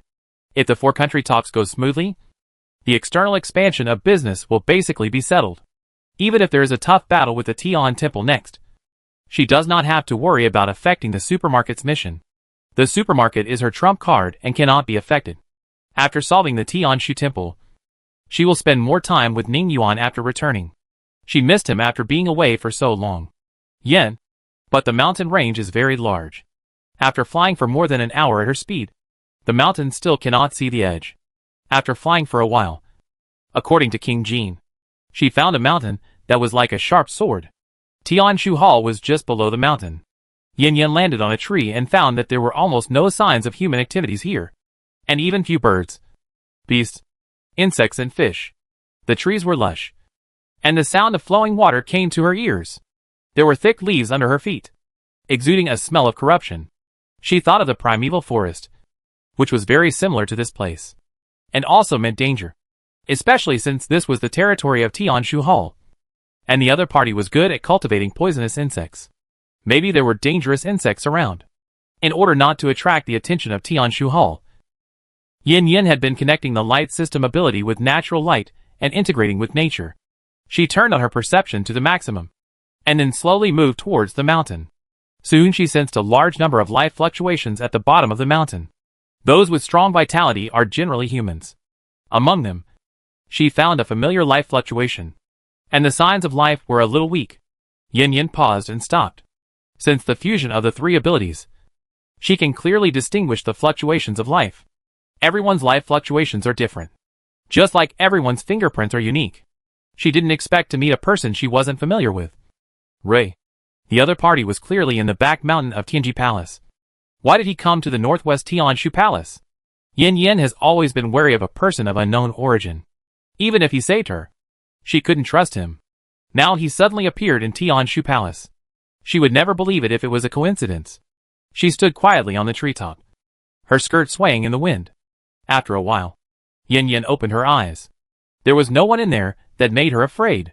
She just had to pretend that Rui didn't exist. Kill him. And leave. What happened to Song Xiaobao must never happen again. A cold light flashed in her eyes, and she moved and disappeared. The branches and leaves on the treetops swayed slightly, proving that someone had been here before. This is a very deep passage. The extended steps are endless, and every few steps, there is an oil lamp hanging on the wall. The oil lamps are always on, and no one knows what oil is used. Duh. The sound of footsteps came from the passage. An envoy wearing a tights and a hood was walking down the steps. He was holding a tray with a red cloth on the plate. There was something inside, and the cloth was moving slowly. When he thought he would keep going down, the other party stopped and pressed on a protruding stone. Caw. The stone wall slowly opened, revealing a cave. The envoy turned and walked in, and the stone wall slowly closed again. The oil lamp suddenly flickered, and the passage that had not seen wind for many years was actually windy. How is it? Did the angel say anything? The angel gave some nutrients. If nothing goes wrong, the mother body will be born in the next few days. It's finally done. For this mother body, I stayed in this cave for 5 years. I haven't been out for 5 years. Thank you for your hard work, Lord number 9. Fortunately, we caught Zero, which accelerated the evolution speed a lot. Speaking of Zero, we really have to thank Yin Yin, the evil star. Otherwise we wouldn't have caught him. I thought he died a long time ago, but I didn't expect that he had been hiding for more than 10 years. He is worthy of being the first successful culture body. He has been here for a short time, and the mother body's evolution speed has caught up with the previous years. TSK. Okay. Quickly pour the nutrients into the blood pool. The mother body will be born sooner, and our mission can be completed sooner. I really don't want to stay in this broken place. Anyone who stays here and can't go out will go crazy. Okay. Mr. Number 9. The cave is very large, with a pool of blood in the middle. In the center of the pool is a blood-red sphere with 9 strings. One end connected to the sphere, and the other end connected to a person. Chapter 382. It's really a ghost. There are 9 people in total. 6 men and 3 women. Each of them is tied to a pillar with an iron chain, and a line is connected to the heart. 4 of these people are skinny and have some weak breathing, and 4 are only a layer of skin on the outside, with no vitality and no breathing. There is another person, and 5 lines are concentrated on him alone. The bright red blood slowly flows into the sphere along the line. There is a strong life fluctuation in the sphere, which is stronger than the vitality of any creature here. The man came to the blood pool and opened the cloth on the tray. There are 10 bright red hearts inside. The 10 hearts are still beating. If you look closely, you will find that there is a lizard-like creature inside each heart. TSK TSK. The seeds of the Goo King. The angel is really willing to give them up. The man sighed and prepared to throw the 10 hearts into the blood pool. Suddenly, a gust of wind passed. The tray in his hand disappeared. Who? The man turned around suddenly and realized that something was wrong with his body. His head moved, but his body did not. Gulyulu. Plop. A head fell off and rolled to the side, while the body fell into the pool of blood. Number 25? The accident happened suddenly, and number 9 did not react. He immediately stood up and drew a long sword. Death. The cold wind mixed with a word blew past his ears. Number 9 did not even see anyone, but felt a pain in his neck. He touched his neck in surprise, and the wet liquid soaked his palm. He wanted to see the blood on his hand, but when he lowered his head fell directly. Plop. His body fell to the ground, and he didn't know who killed him until he died. He could only die unwillingly. The wind passed. Yin Yin appeared, and kicked the body on the ground into the blood pool. She looked at the person tied to the pillar, and didn't expect it to be Ray. His originally fair skin became even paler, without a trace of blood, and he was so thin that he lost his shape.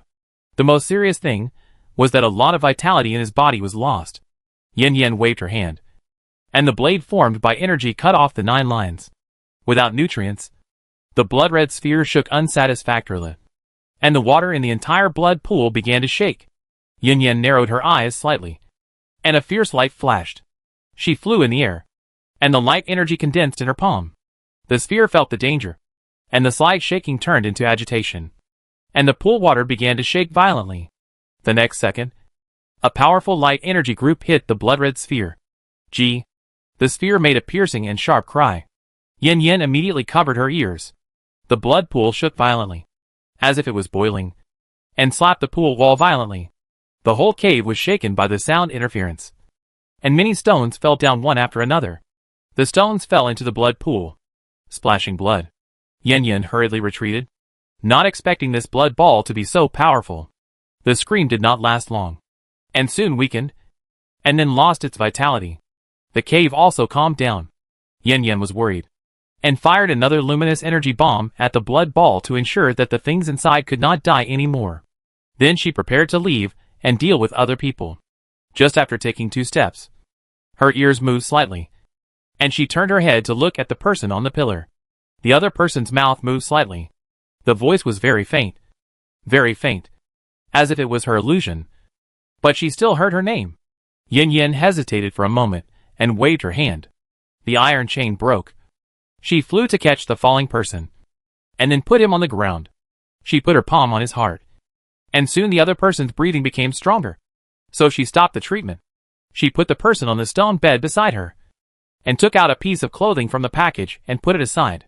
She didn't speak the whole time, and after doing all this, she turned around to leave. Suddenly, she felt the corner of her clothes being pulled. Yin Yin turned her head. The person on the bed slowly turned his head.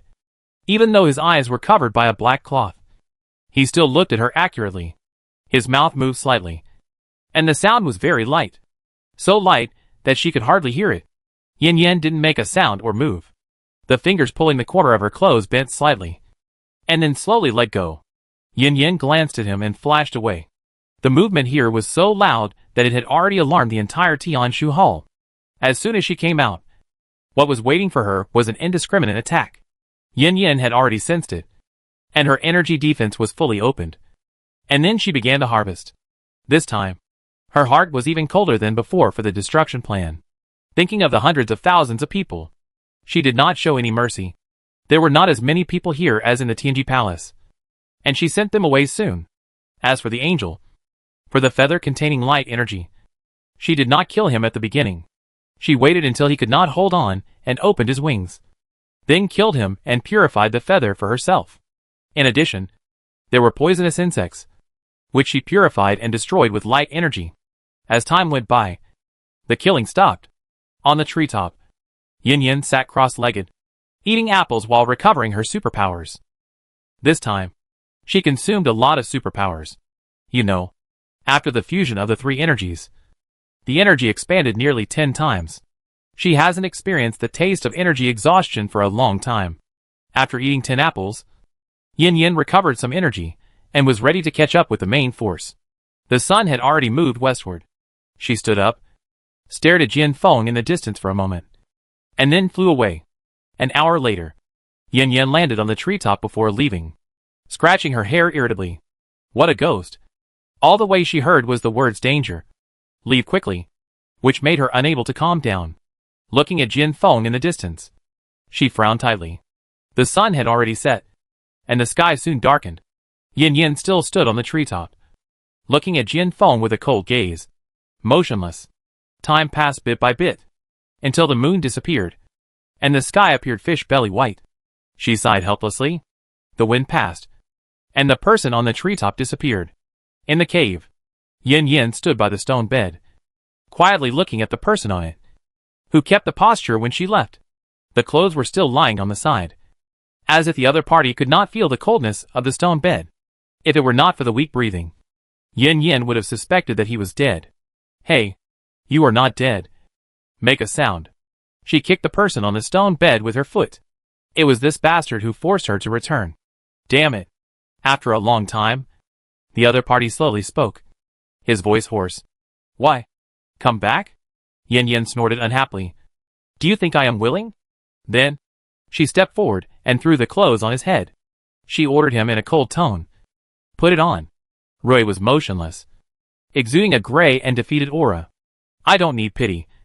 Please leave. Right off the previous life-saving grace? Do you really think she is looking for trouble for herself? He snorted lightly and said disdainfully. That kind of thing.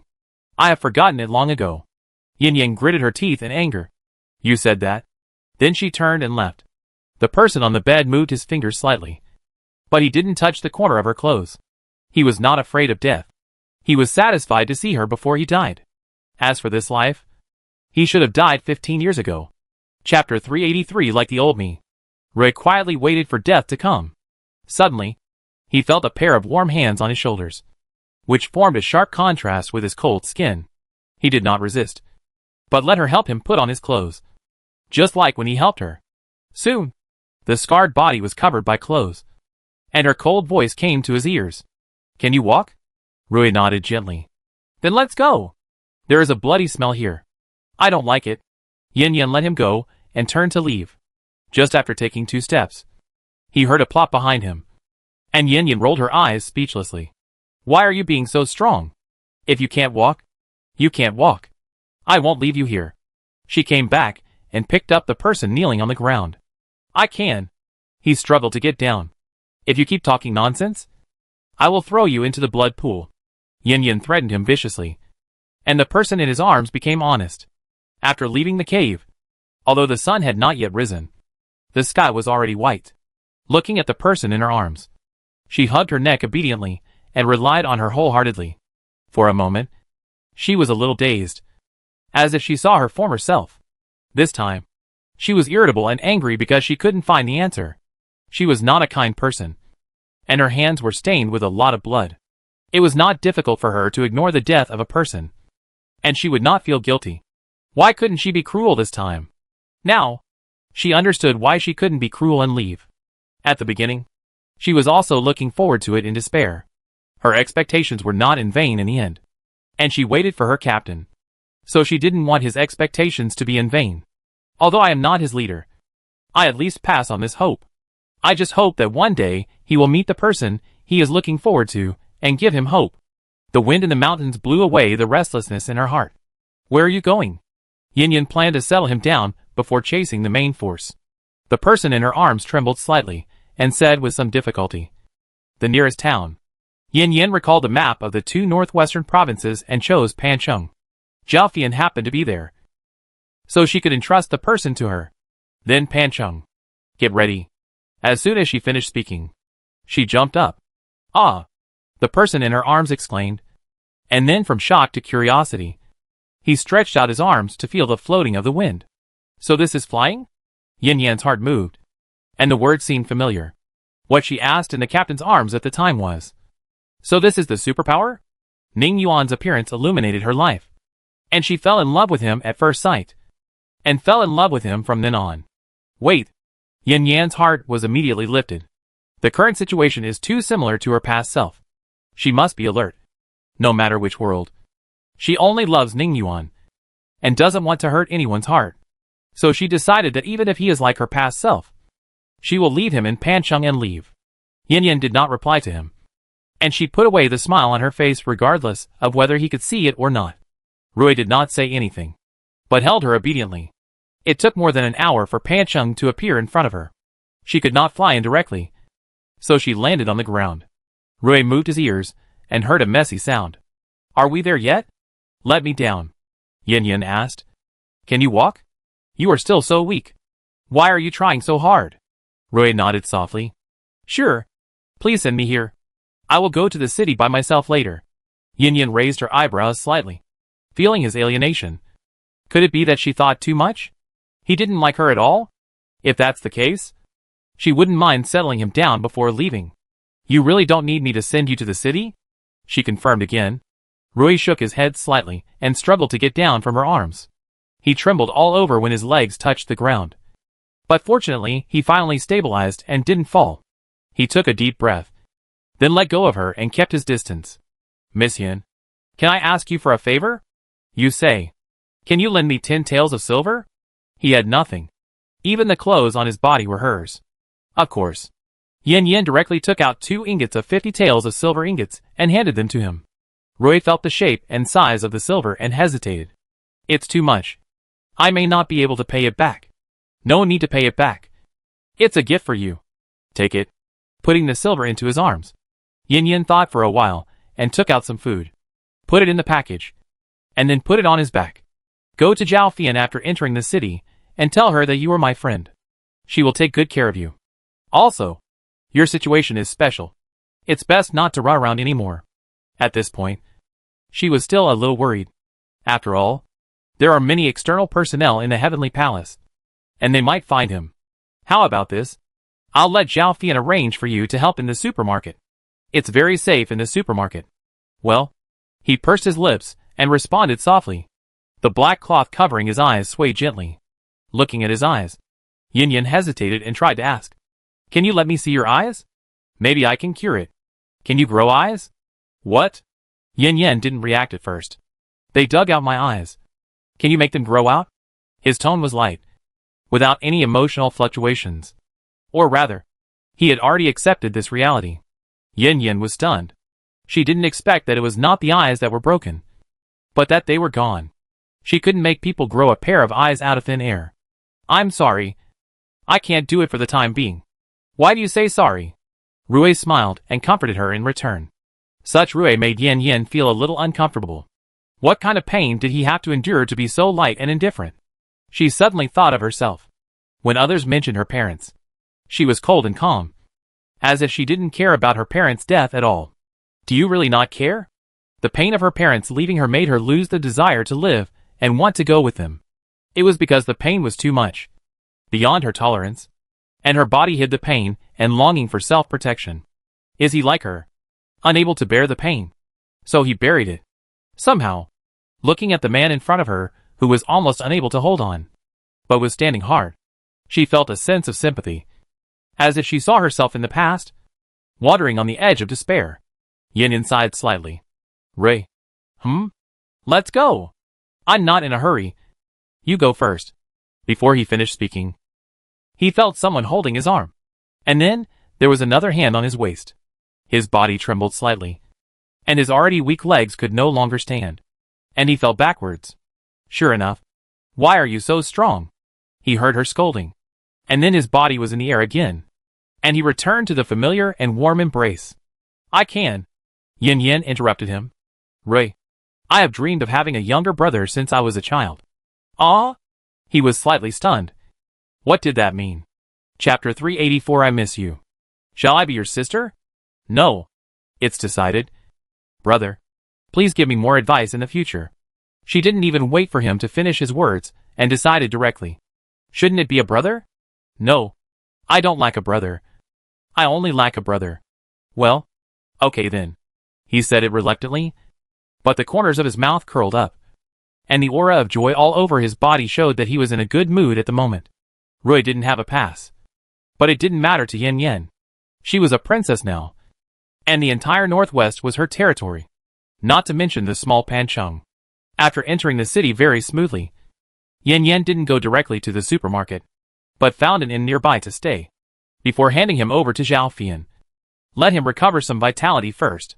Although she recognized her brother, Yin Yen didn't give him any fruit. After all, his identity has always been a mystery, and it is impossible to have no doubts just because he is similar to his former self. Things like energy fruit can only be given to the most trusted people. He had lost too much vitality. He had been using his heart's blood to nourish that blood cell. Even if his body was healed, the vitality would not be restored so quickly. Yin Yen went to the pharmacy to buy some tonics, and made him a fruit porridge with ordinary fruits. Rui's hands and feet were still weak, so Yin Yen held him and fed him. This guy was awkward at first, but later he got used to it. But his face was red the whole time. Yin Yen sighed. He was really thin-skinned. I couldn't help pinching his cheeks. You need to learn to be thick-skinned. You know? Otherwise, how can you be a waiter? Rui almost spit out the porridge in his mouth. He wiped his mouth with a handkerchief in a panic, and the shyness on his face was about to drip out. Yin Yen chuckled softly. Rui pouted slightly, dissatisfied with her antics. If he had eyes, he would definitely roll his eyes at this time. With rich and colorful expressions. Yin Yen thought so. She thought she could try it after her ability was upgraded. There are not many healing abilities in the other world. She is only level 3 with the support of the base, which is still a long way from the highest level. Even so, her level is still high. After all, the other world has only been 3 years. Only a very few abilities have reached the highest level, such as the captain, whose ability can already communicate with the power of nature. If his ability had not been downgraded, the drought in Dezhou would not have existed at all. So, she guessed that if her ability reached the highest level, she might be able to make a pair of eyes. However, she just thought about it in her mind and didn't tell him. Are you still eating? The bowl of porridge was already empty. Rui shook his head, indicating that he was full. You. The two spoke at the same time. You go first. The two spoke at the same time again. Rui pursed her lips and stopped talking, indicating that she should speak first. Okay. I'll say it first. Rui, I can't stay in Pancheng for too long, and it's not convenient to take you back. So I have to entrust you to someone else to take care of you. Is it inconvenient? He whispered softly, with a hint of loss in his words. Yin Yen heard his whisper, but it was a fact that she couldn't take him back, so she pretended not to hear it. What did you want to say just now? Rui shook his head slightly and stopped talking. Then you take a rest for a while. I'll go find someone. She's a very good person, and you don't have to worry about food and clothing in the future. After that, she helped him to lie down on the bed and covered him with a blanket. Leaving the inn, Yin Yen came to the supermarket. The supermarket was very lively, with people coming and going, carrying large and small bags of things home. After all, it had just opened not long ago, and everyone was worried that it would close or increase prices in the future. So they all wanted to stock up some food. After a month or two, when they found that the supermarket was still running, the price of food remained unchanged, and even the price would be reduced on the weekly member activity day. No one would stock up food anymore. Inside the supermarket, the living area and the food area had the most people, and there were also some people in the cosmetics area, but they were all rich people in the city. The internal structure was the same as that in the capital. It can be said that the 4 supermarkets were exactly the same, except that the store where Ning Yuan worked as an employee had an extra second floor. Yin Yin walked around inside and then came to the checkout area. I thought I would see Zhaofian, but she was not there, and all the money was packed in a big box. The box was filled with silver, copper coins, and silver bills, and there was already half a box. There were 10 guards with knives around the box. Can it be like this? She thought someone had to guard it, but it turned out that it could be recorded in the account in the end. This is a good idea. I will talk to Uncle Song later and release the eldest princess. Since she is not there, Yin Yin has to find her through the employee group. Employee group? Pancheng Zhaofian, Your Highness.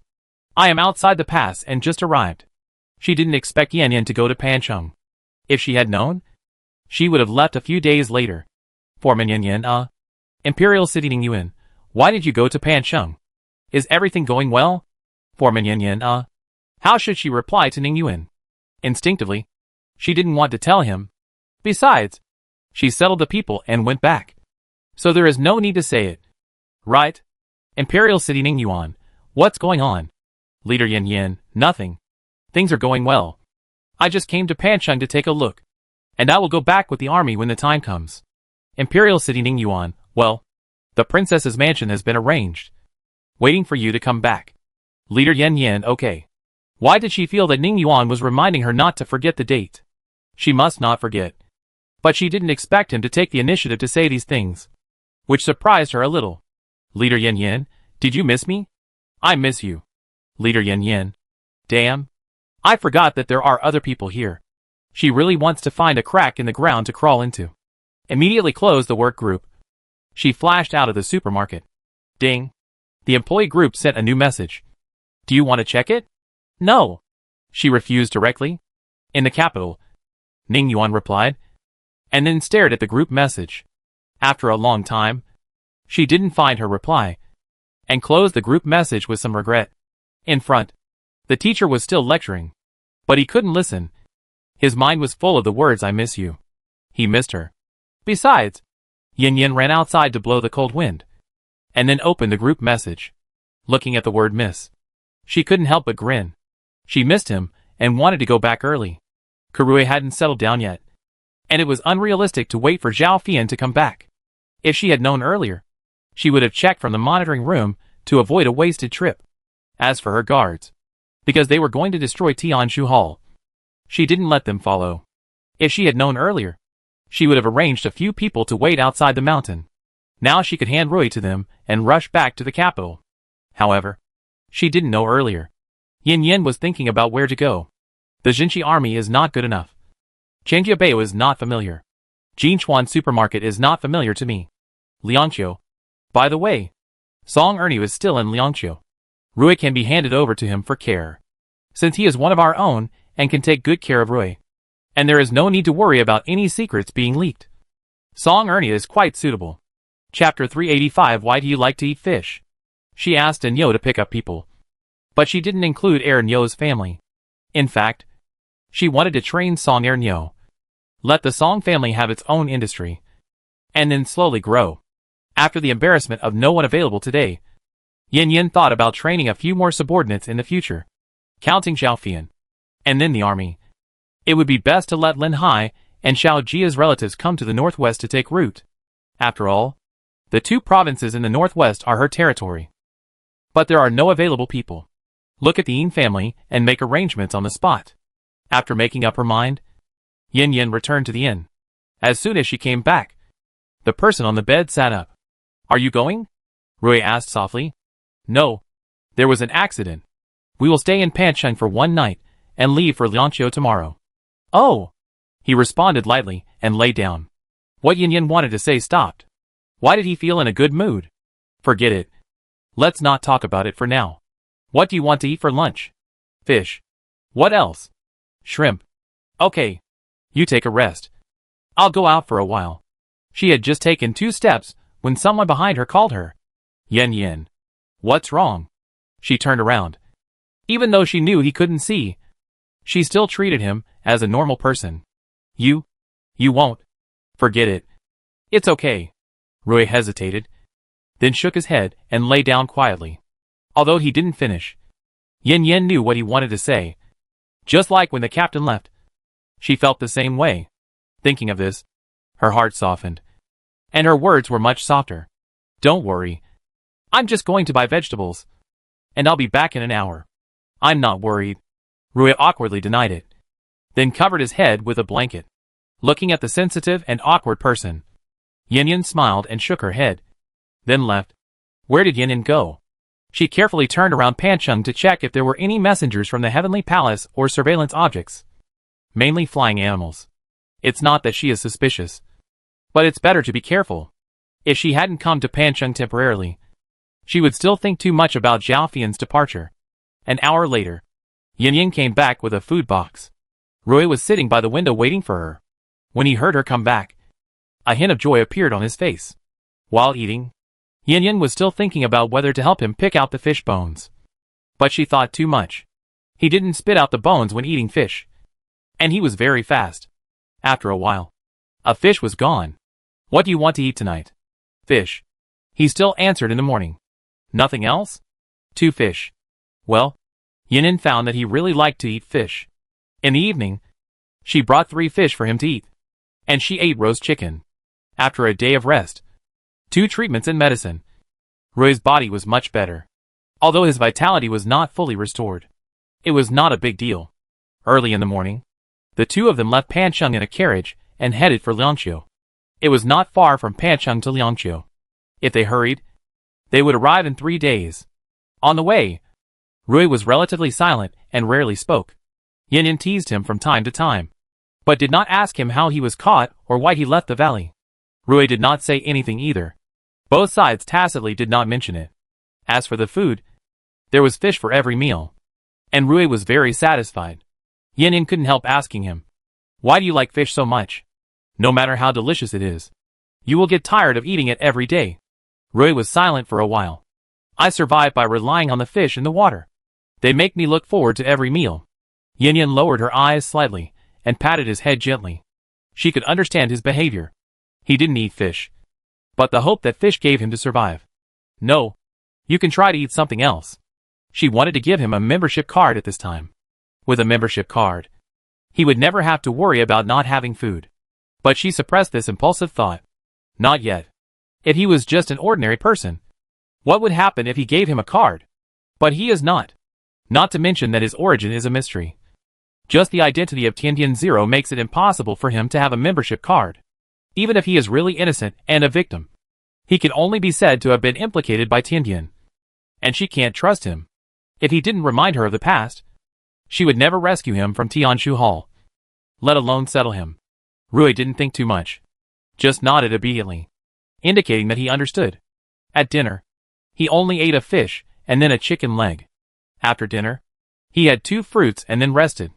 They rested in the car, and the horse slowly moved forward. Yin Yin calculated the time. The army didn't need to rush back. It was estimated that it would take 4 or 5 days to reach the capital. She could still catch up. And the main thing was not to let Ning Yuan think too much. Obviously she didn't do anything, but she felt a little guilty, and didn't want Ning Yuan to know what she was doing. At noon on the 4th day, they arrived in Liangqiu. After placing Roy in the inn, she went to find Song Erniu. Song Ernie became the head of the mine.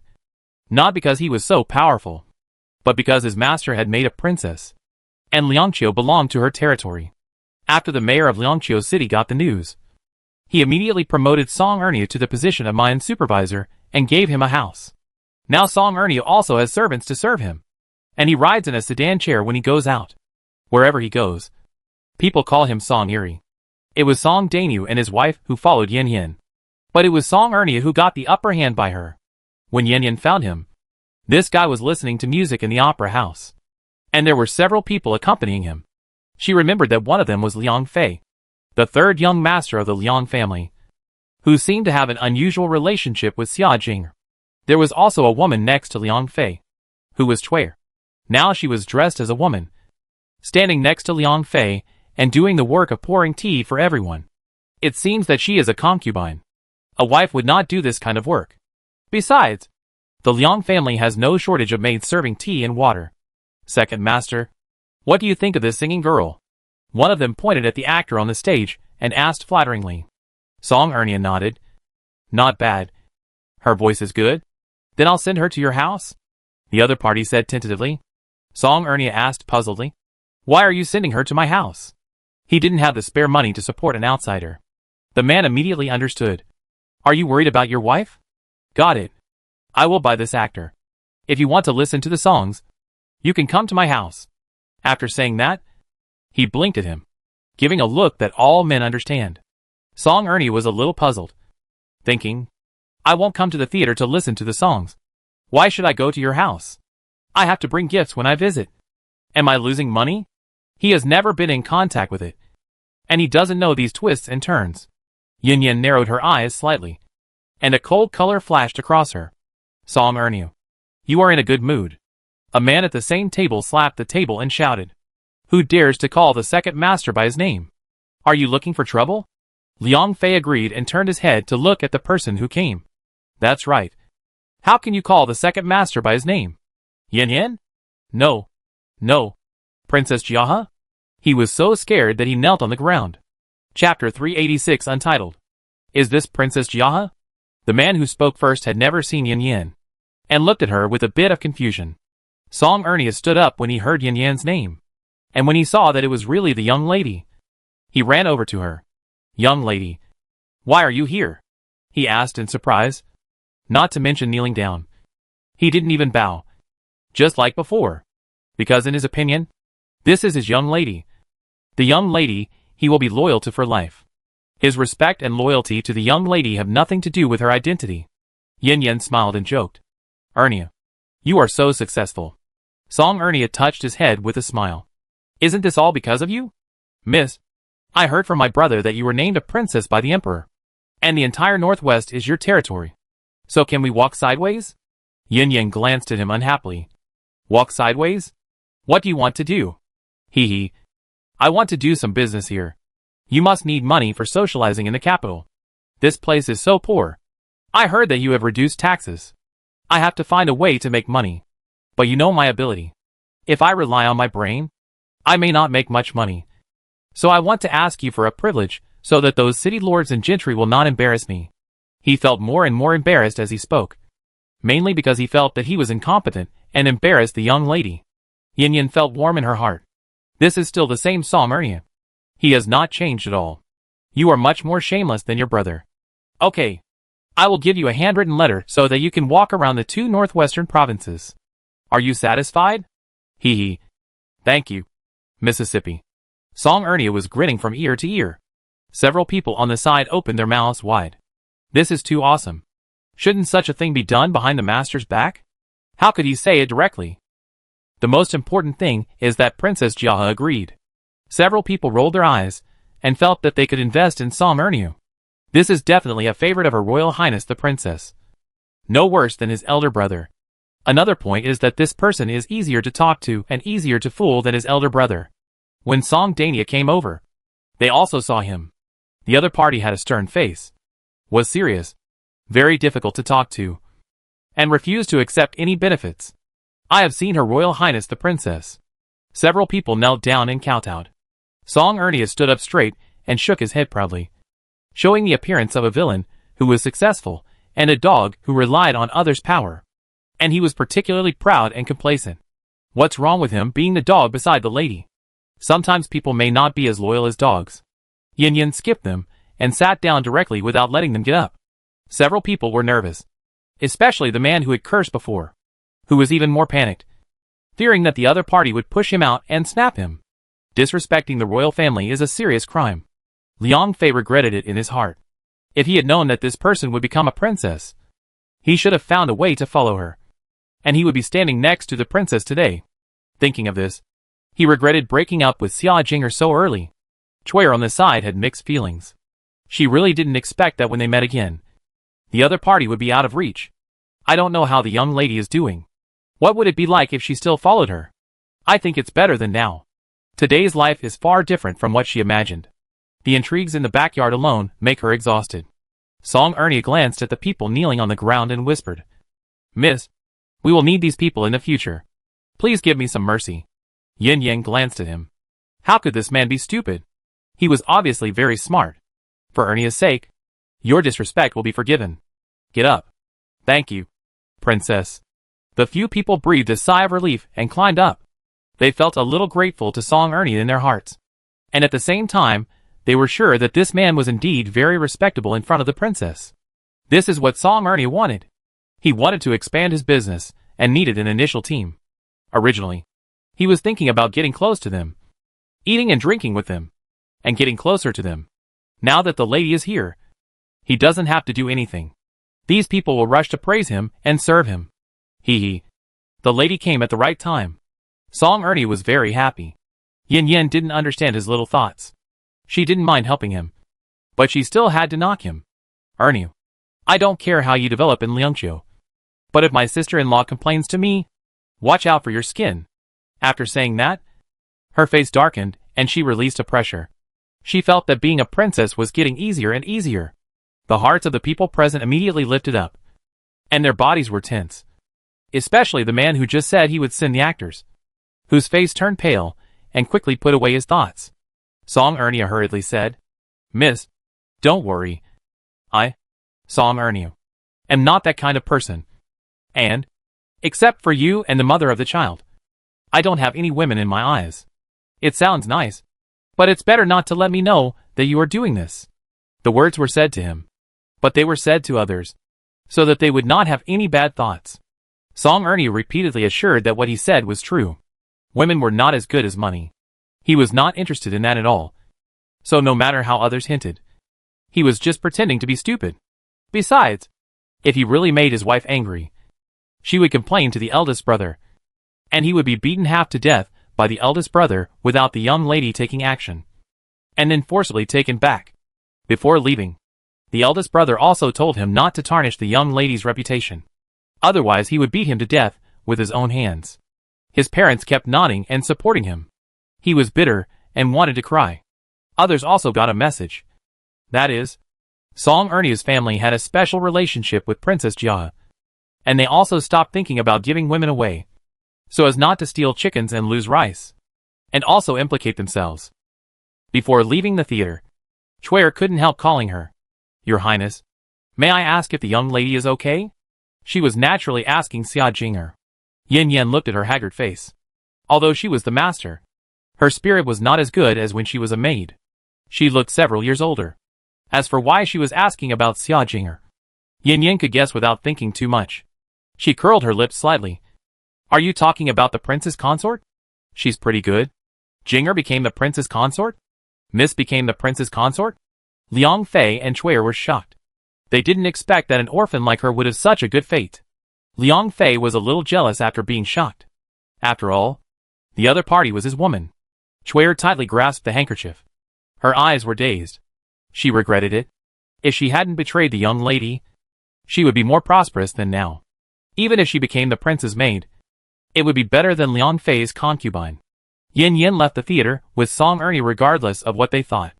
Song Ernie lived in a rich area, and the security environment here was very good. Yin Yin thought it was good, and then brought Rui over. Song Ernie vacated the best yard for the other party to live in, and sent servants to take care of him. Chapter 387 Don't Forget Your Identity. Yin Yin told him to take good care of people. This is her adopted brother. Then she told Rui to live here with peace of mind. Ernie's family is reliable, and promised that she would come to see him after a while. Rui listened honestly and said nothing, until she was about to leave. He hooked the corner of her clothes. Yin Yin looked back at him. He just stood quietly, pursed his lips, and didn't say anything. But she understood his uneasiness. She reached out and patted his shoulder gently, then flew away, looking back inadvertently, looking at his lonely figure. His whole body was full of loneliness and loneliness. Yin Yin felt a little uncomfortable and wanted to go back and take him away. But reason told her that the current arrangement was the best. She turned her head away cruelly and left Liangqiu. After leaving the city, the guilt in her heart had long disappeared, and she only wanted to catch up with the main force as soon as possible, and then return to Beijing to see Ning Yuan. After a long journey, it was dark soon. Yin Yin found a tree and sat on it to meditate. Dinner was fruit. She planned to continue her journey after her energy was restored, and try to catch up with the main group the day after tomorrow. Who knew that she received a message from Song Ernie in the middle of the night? Because he wanted to do business. Yin Yin gave him a membership card, which was also convenient for contact at any time. Member Group 3. Mrs. Ernie, Miss, Master Rui is missing. Yin Yin, what do you mean? Did the people from the Heavenly Palace go to look for him? Mrs. Ernie, he should have left by himself, and left a letter on the table. The letter said, Thank you for my care, and said that he was not used to life in the city and wanted to go back to where he came from. Yin Yin, his legs and feet are inconvenient, and the city gate has been closed for a long time, so he must not have left the city. You go to the city lord and ask him to guard the city gate and don't let him leave. Ernie from the young lady's family I know. Young lady. After closing the chat group, Yin Yin looked solemn. Did Rui find out? She insisted on finding someone to take care of him. And actually she also wanted to monitor him. But she didn't expect that he would disappear not long after she left. So was the weakness and pity before all pretended? This is good. She doesn't have to feel guilty. And she doesn't have to always see her own shadow through him. I just don't know what role this Rui plays in the heavenly palace. The breeze came slowly, taking away the faint sigh. She retracted her thoughts and continued to guide the vitality in her body and transform it into energy. An hour later, the group received another message. Member Group 3. Ernia from the young lady's family. Young lady. The person may not have left by himself, but was taken away. Yin Yin, did you find anything? Ernia from the young lady's family. I heard from the lord of the city that 2 messengers from the Tianshu Palace came in the afternoon and suddenly disappeared at night. I asked the lord of the city to search for Master Rui throughout the city, but he was not found. His legs and feet were inconvenient, so it was impossible for him to leave Liangqiu's city. Combined with the sudden disappearance of the messenger, I suspected that he was taken away by those 2 people. Yin Yin thought his idea was reasonable. She didn't expect that they would find Rui so quickly. Yin Yin, I know. You don't have to worry about Rui's whereabouts. Ernia from the Mrs. family. Okay. Miss.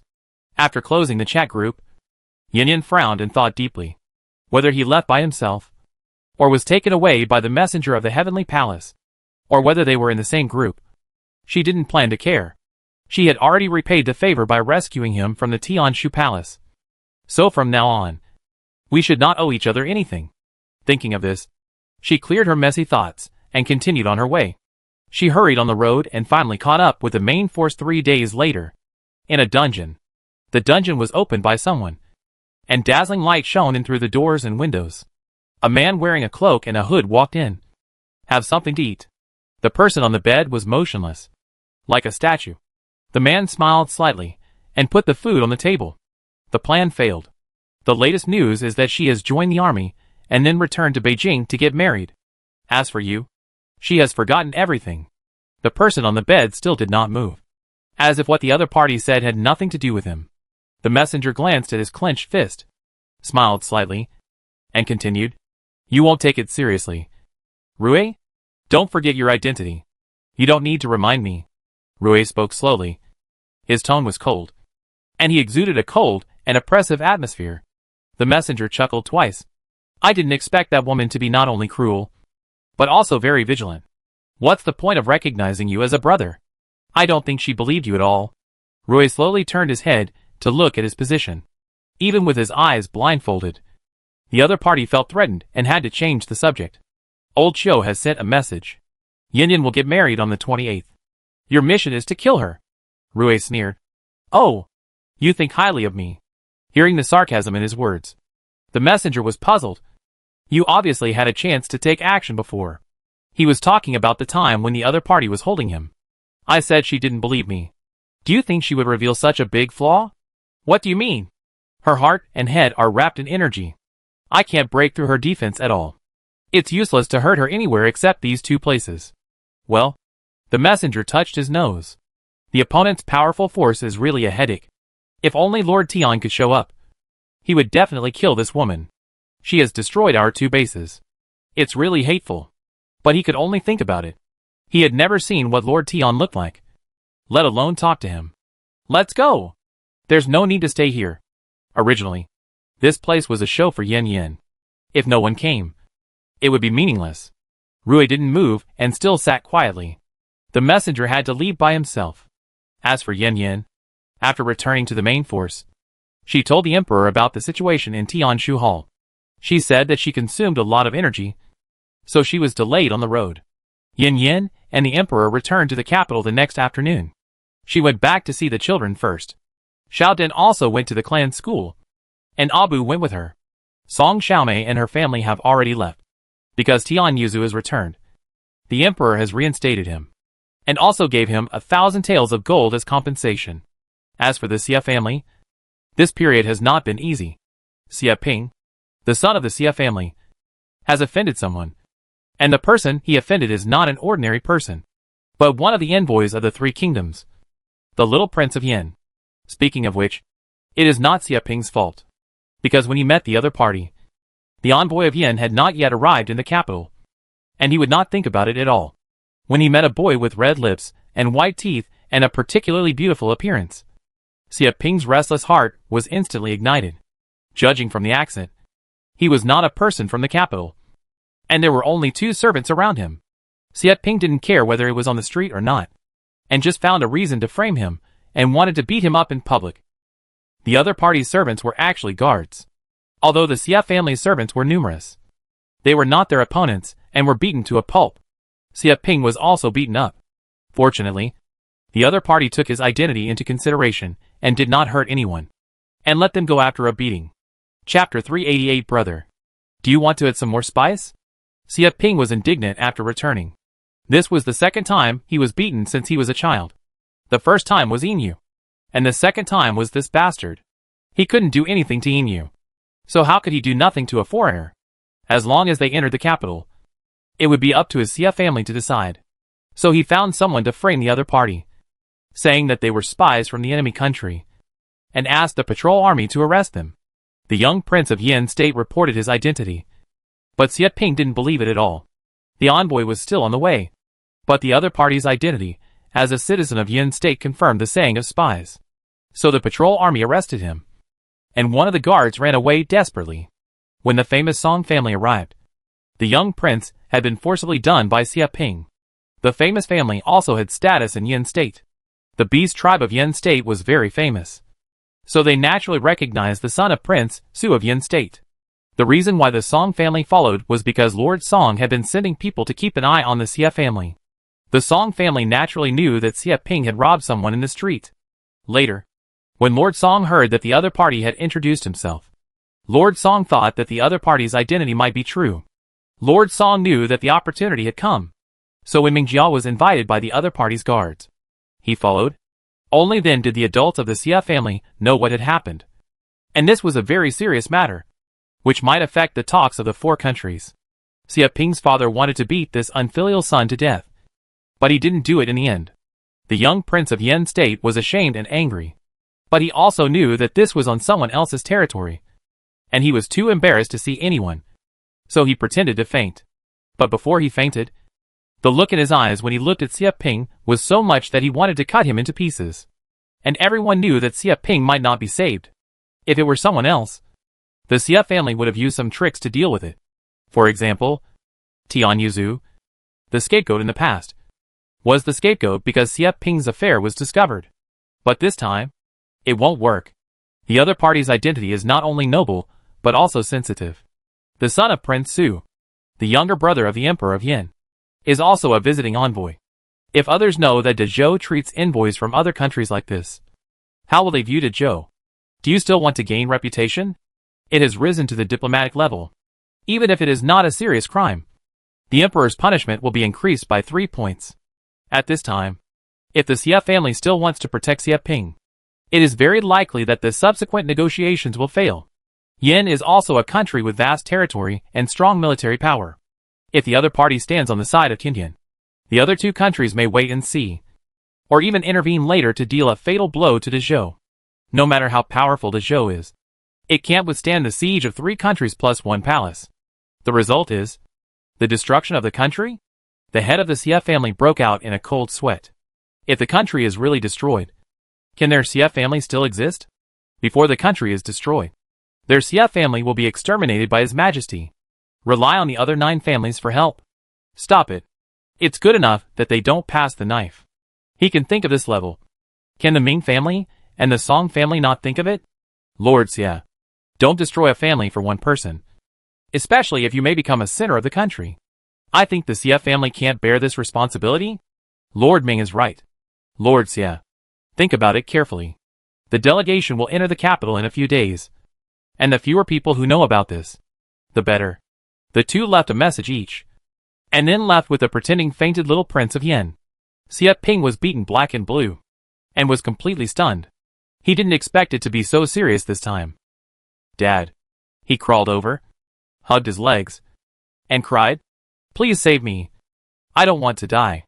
Marquis Xie looked at his son lovingly and raised his hand to touch his head. Ping. Don't worry.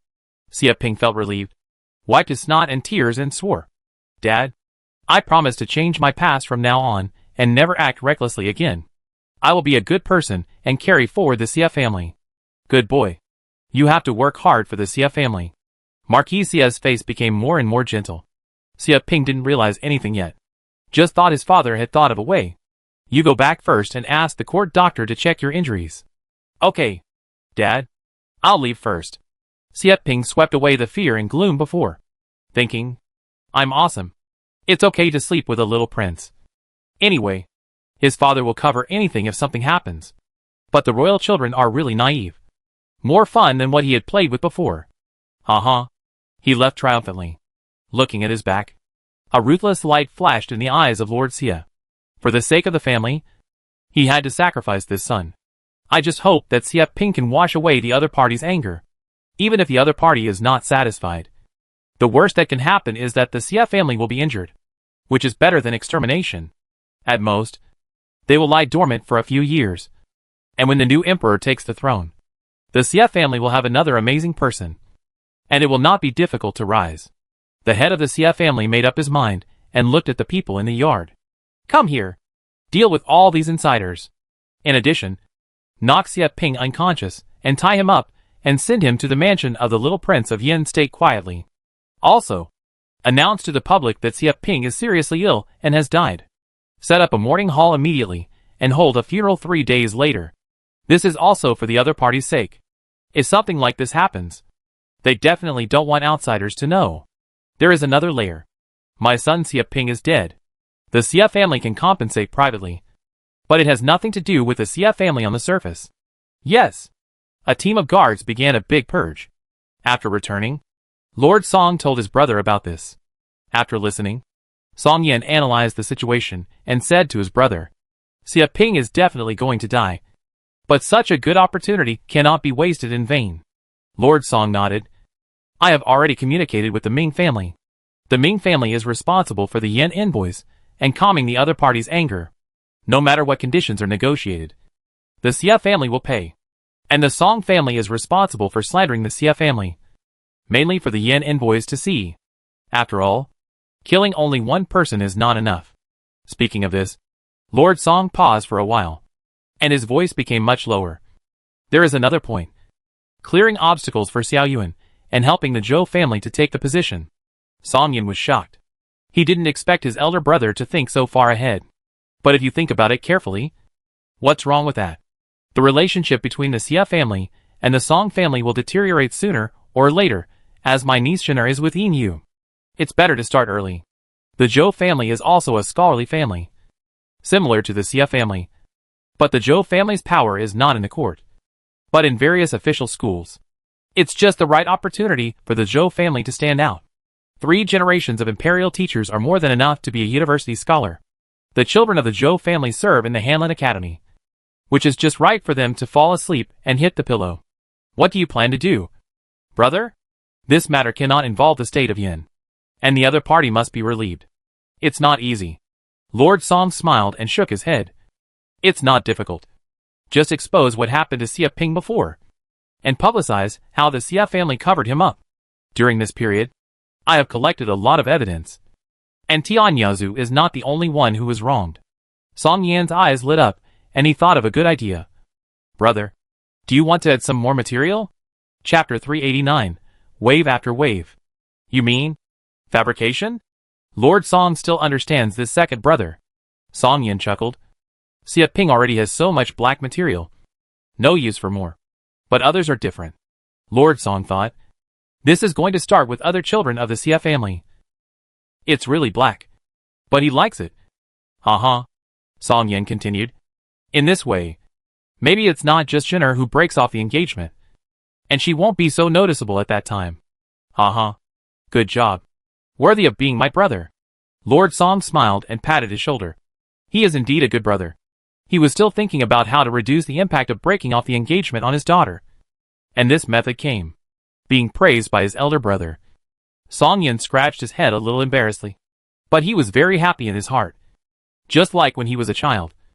It was a very proud thing for him to be praised by his brother.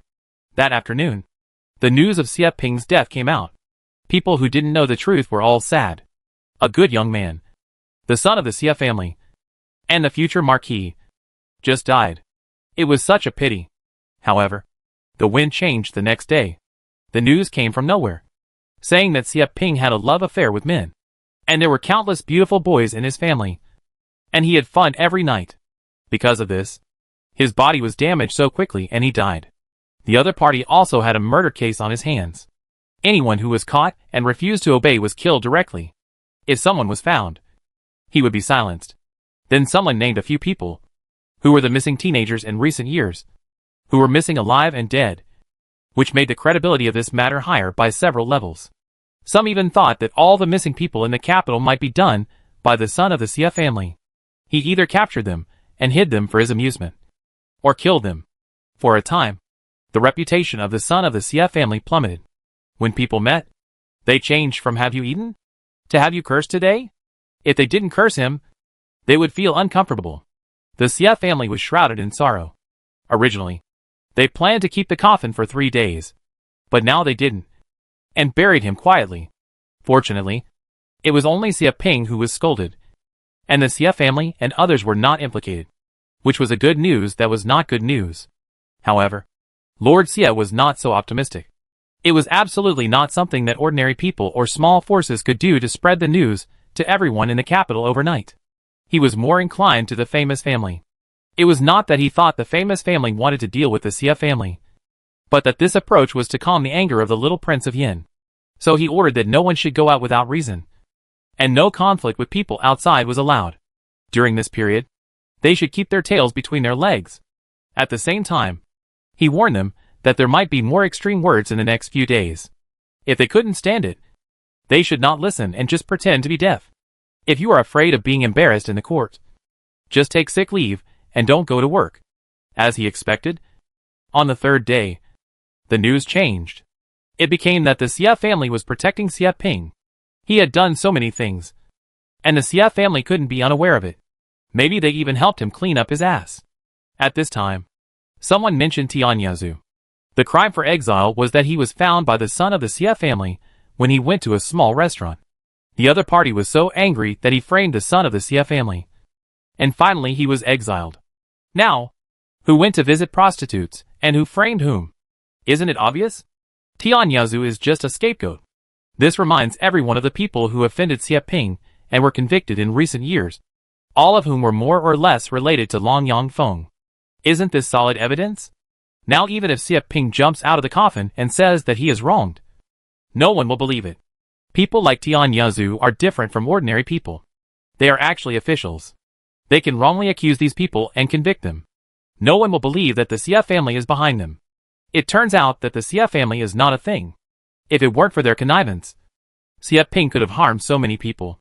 For a time, the Xie family, whether it is the main family or the branch family, became the target of people's criticism. At this time, the emperor had not returned yet, but the memorials on the dragon case in the imperial study were piled up high. The Xie family was very angry.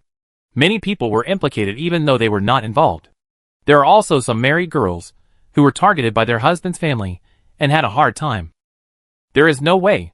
The big family cares most about reputation. On the 4th day, new news came out. Someone from the Xie family had a good relationship with Xie Ping, and the servants around him seemed to be all handsome boys. Could it be that they were also in a relationship with Long Yang? In the case of Tianyazu, it seemed that not only Xie Ping was present, but also his cousins. Could it be that they went there in a group to do that? Also, several children of the Xie family have passed the age of marriage, but they have not yet married, which makes people wonder. It was even rumored that someone who got married would not enter his wife's room for 10 days or half a month. And someone who got married for many years did not even have a child. Either he was not good enough, or he was like Xie Ping, not close to women.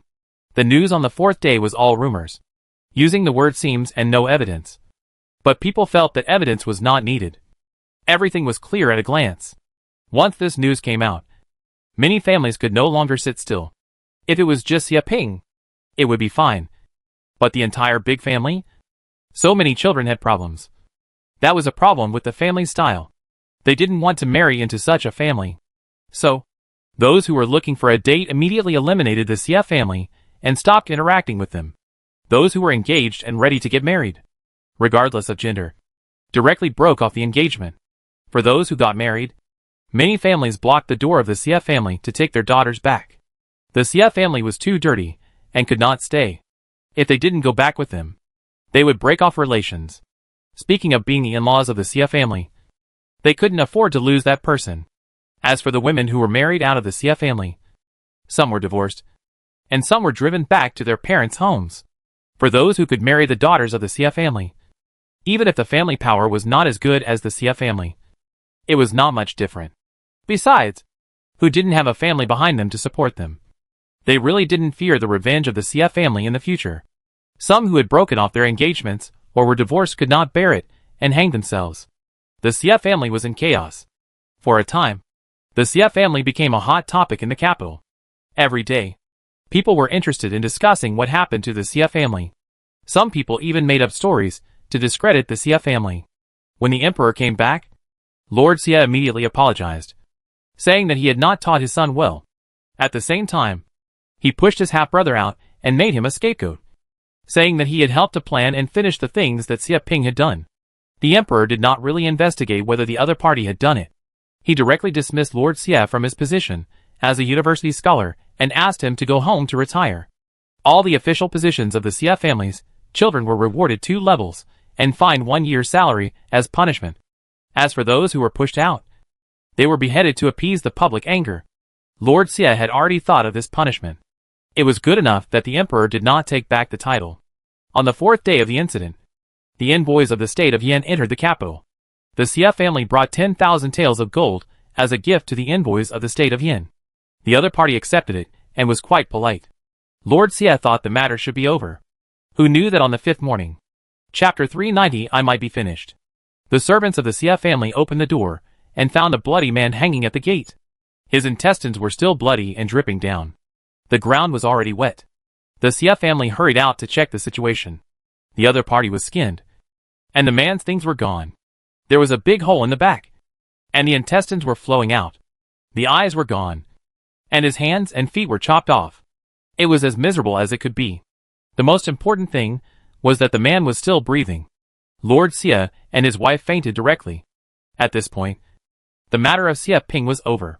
As for the envoys of the state of Yan, they never mentioned this matter from beginning to end, as if nothing had happened. It seemed that the Xie family was not hurt by this incident. But later they would find that everyone in the court avoided the Xie family, as if they were a flood and a beast. The sons of the Xie family, who were of marriageable age, could not marry, and the women could not find a husband's family. No one wanted them. Either lower the threshold. Those small families will definitely accept the Xie family for their own benefit. But this also means that the status of the Xie family will decline. As a last resort, they had to find a suitable one from the branch family to marry, or find some people with good status but bad reputation. Of course, widows or divorced people can also make do. Even so, the other party still despises their Xie family for their bad family tradition. However, the matter is far from over. Later, Lord Xie will find that the extermination of the Xie family was doomed from the incident of Xie Ping, Prince Su of Yan State, the emperor's younger brother. A prince with real power is not so easy to mess with. Ning Yuan couldn't sit still when he heard that the army was back, and he couldn't listen to anything the teacher said. Master Zhou had already seen that the boy's heart was no longer here. He simply put down the book. Today's class ends here, because the army has returned victorious. We need to celebrate, and we will also have 3 days off. Okay, get out of class is over. The 3 students immediately stood up and bowed deeply. Goodbye, sir, Master Zhou hummed, then left with his hands behind his back. Jian, and I have something to do, so I'll leave first. Ning Yuan said hello to his 2 friends and ran away like the wind. Nandongan and Zhao Jian looked at the impetuous man and smiled and shook their heads. This guy Yuan. This is the first time I see him so anxious. The power of love. Tut tut. He has been absent-minded these days. It's strange that he is not anxious when the person he has been looking forward to comes back. Do you want to go and see? I haven't seen this Princess Jia yet. It is said that she is very magical, Zhao Jian suggested. Speaking of which, my cousin is the wife of the prince of the Song family, so I can be considered a relative of her. Nandongan rolled his eyes at him. If you count it that way, my aunt is the queen. So should I call her sister? Okay. Okay. You are closer than me. Okay. Let's go and see this person who makes Yuan soul haunted. Zhao Jian put his arm around his friend's shoulder and left the second floor of the supermarket with great interest. On the first floor of the supermarket, there were palace maids and eunuchs shopping. Since the supermarket was built, most of the food for the imperial kitchen was purchased from the supermarket, which was not only convenient, fresh, but also cheap. The income from fruits here became the biggest part, and every day, everyone in the palace would use up their share. 5 apples per person is 501. And there are more than 3,000 servants in the palace, and more than 10,000 guards. So the daily income from fruits is guaranteed to be 5,000 taels of silver. Counting other things, the daily income is 7,000 to 8,000 taels of silver, and the minimum monthly guarantee is 200,000. There is no need to do anything deliberately. The supermarket task is completed. The two looked at the first floor of the supermarket, thinking about the person who came back, and marveled again. How could there be such a powerful person? No wonder the family arranged for them to become Ning Yuan's classmates and friends. Besides, Ning Yuan ran out to go to the Song family. But as soon as he left the supermarket, he saw the person he had been thinking about under the winter jasmine opposite. She was wearing a white dress under the yellow winter jasmine and smiled at him with her eyebrows lowered. And that smile was more beautiful than the flowers. The breeze was gentle, and the petals fell, beautiful like a painting, which made his heart ripple and shocked. The two looked at each other, and countless thoughts and deep affection wrapped them in it. At this moment, there was only you and me in the world, and there was no room for others. Yin Yin saw him motionless at the door of the supermarket, looking at herself stupidly, and couldn't help laughing in her heart. This idiot. She slowly stretched out her hand. The next second, a flash of lightning flashed, and she was already tightly held in his arms. Yin Yin, I'm done. He accepted his fate helplessly. What? She didn't understand for a moment. I'm in love with you. Idiot. Yin Yin laughed and hit him, then put her arms around his waist, smelling the familiar smell on each other. The two hearts leaned tightly together. Nandongan. Zhao Jian came out and saw a beautiful and harmonious picture. The winter jasmine flowers bloomed, and a man and a woman hugged happily. The long-lost miss and sweet attachment seemed to turn into pink bubbles that surrounded the two. Everything around them seemed to lose its color at this moment, and could not be compared with it. I'm a little envious. One of them rubbed his nose. As long as we love each other, I don't care about the other person's status. The other person said sourly. Me too. But it's a pity that I don't have the final say on who to marry. Ah. They both sighed at the same time, feeling sorry for each other. Being born in a big family has endless benefits, but also responsibilities, such as marriage and the road to the future. For a long time, Ning Yuan was reluctant to let her go, and his black gemstone-like eyes were full of her shadow. Let's go home. The princess's mansion has been decorated. I decorated the bedroom myself. Do you like it? Well, let's go home. The big hand held the small hand, looking at each other, and the happy smile on their faces did not fade for a long time. The princess's mansion was decorated as early as mid-March. In addition to the bedroom, the yard where the two were located was also decorated by Ning Yuan himself, and the rest was handled by Dainya's wife. As for the courtyard where the children lived, Ning Yuan completely followed their wishes and preferences, and arranged it as they wanted. Apart from giving some suggestions, he did not interfere at all. Song Dainya brought his parents and his children to the capital. Although Yin Yin was a princess, the princess's mansion was configured according to the status of the eldest princess, belonging to the prince level. Therefore, there were many official positions in the princess's mansion, and the emperor asked her to choose people by herself without any restrictions. Among them, the highest officials, one left and one right chief, were equivalent to the housekeeper of an ordinary mansion. Yin Yin directly asked Song Dainyu and his wife to serve as the left and right chiefs, people she fully trusted.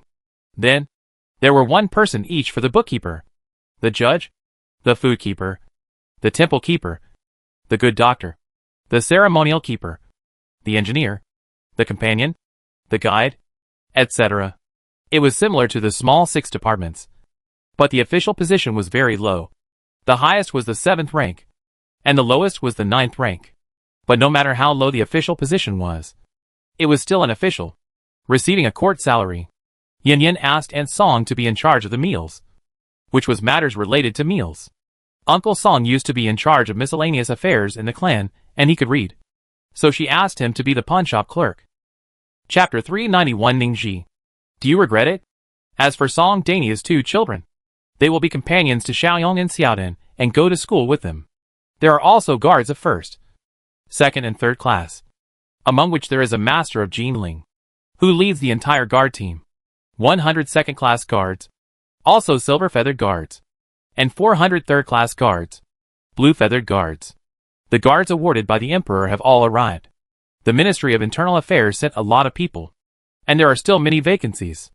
Yin Yin left 2 people for each position, 1 principal and 1 deputy, to support and supervise each other. As for the servants, she was not used to having someone around her. In addition to the servants needed for normal cleaning, she left a maid and a servant to serve each child. Of course, Xiaohu also needs someone to serve him. With her return, the princess mansion has entered the final stage of personnel and decoration. There are still 8 days before the 2 get married. Although time is tight, the Ministry of Rites and the Song family have basically prepared everything. Only the list of guests needs Yin Yin to confirm. According to the arrangement of the Ministry of Rites, it is naturally perfect. But who knows if the princess has anyone she doesn't like, or doesn't want to associate with, or doesn't get along with, or doesn't like. Also, the princess is a commoner after all, and some people are not among the nobles, so they are easily ignored by them. So the list of people needs to be finalized by Her Royal Highness the Princess. The wedding dress has been sewn, and she is just waiting for her to come back and try it on. If there is something that doesn't fit, or if she wants to add or subtract something, she needs to reserve time to change it. As for the guests, except for the people from the Ning family and the Xia family, the others have not been moved. As for the wedding dress, she was very satisfied and did not increase or decrease it. But she still took out a lot of diamonds, wanting to put them on the phoenix crown as an embellishment. In addition to the visit of the envoys, Princess Jiahe was preparing for the wedding. And there was another thing that shocked the court and the public. Ningji, the prime minister, actually colluded with the rebel Tianjin. Many people did not believe it. And Ningji was not stupid. Even if his head was kicked by a donkey, he would not do such a stupid thing. However, as the handwritten letter of the rebel Tianjin was copied from the Ning family, everyone had to believe it. It was not just as simple as buying and selling weapons and food. In the previous encirclements and suppressions, Ningji informed the army and also tripped up the army, so that each encirclement and suppression of the army ended in failure. This time it was even more excessive. The massacre and plague were actually participated by Ningji. The charge of treason was undoubtedly true. The emperor was furious. The crime of treason should be the execution of 9 clans. However, the emperor considered that many families were innocent, so he only arrested 3 clans of the Ning family. The Ning family has existed for hundreds of years. It is a big family. In the capital alone, the main family and the branch families add up to tens of thousands of people. Not to mention those outside the capital. The entire Ning family may have more than 100,000 people. And the 3 clans are almost 1 million people. This is the price of treason. Many families immediately broke off relations with the Ning family. 1 second they were complacent about climbing up to the Ning family, and the next second they wished that the Ning family could get out as far away as possible. For a time, everyone was in danger, and the capital was in a state of panic. Then the eldest princess entered the palace. When the eldest princess came out again, the emperor issued a new decree. Except for the Ning family, the wives of other families were not implicated, but they had to ask to leave and could not have any relationship with the Ning family. In other words, only the father, brother, and children were executed, while the mother and wife could be spared. As for the servants in the mansion, except for the Ning family, the servants of other families were sold by the government. The concession to the wife's family was actually for the sake of the face of the other families. Even the Song family had a woman marrying into the Ning family. Not to mention those families that were on good terms with the Ning family. Everyone sent people to pick up their daughters, aunts, etc., and go home to save their lives. As for the children, don't even think about it. It's impossible to take them away. This is a crime of treason. They are lucky to be able to save their lives.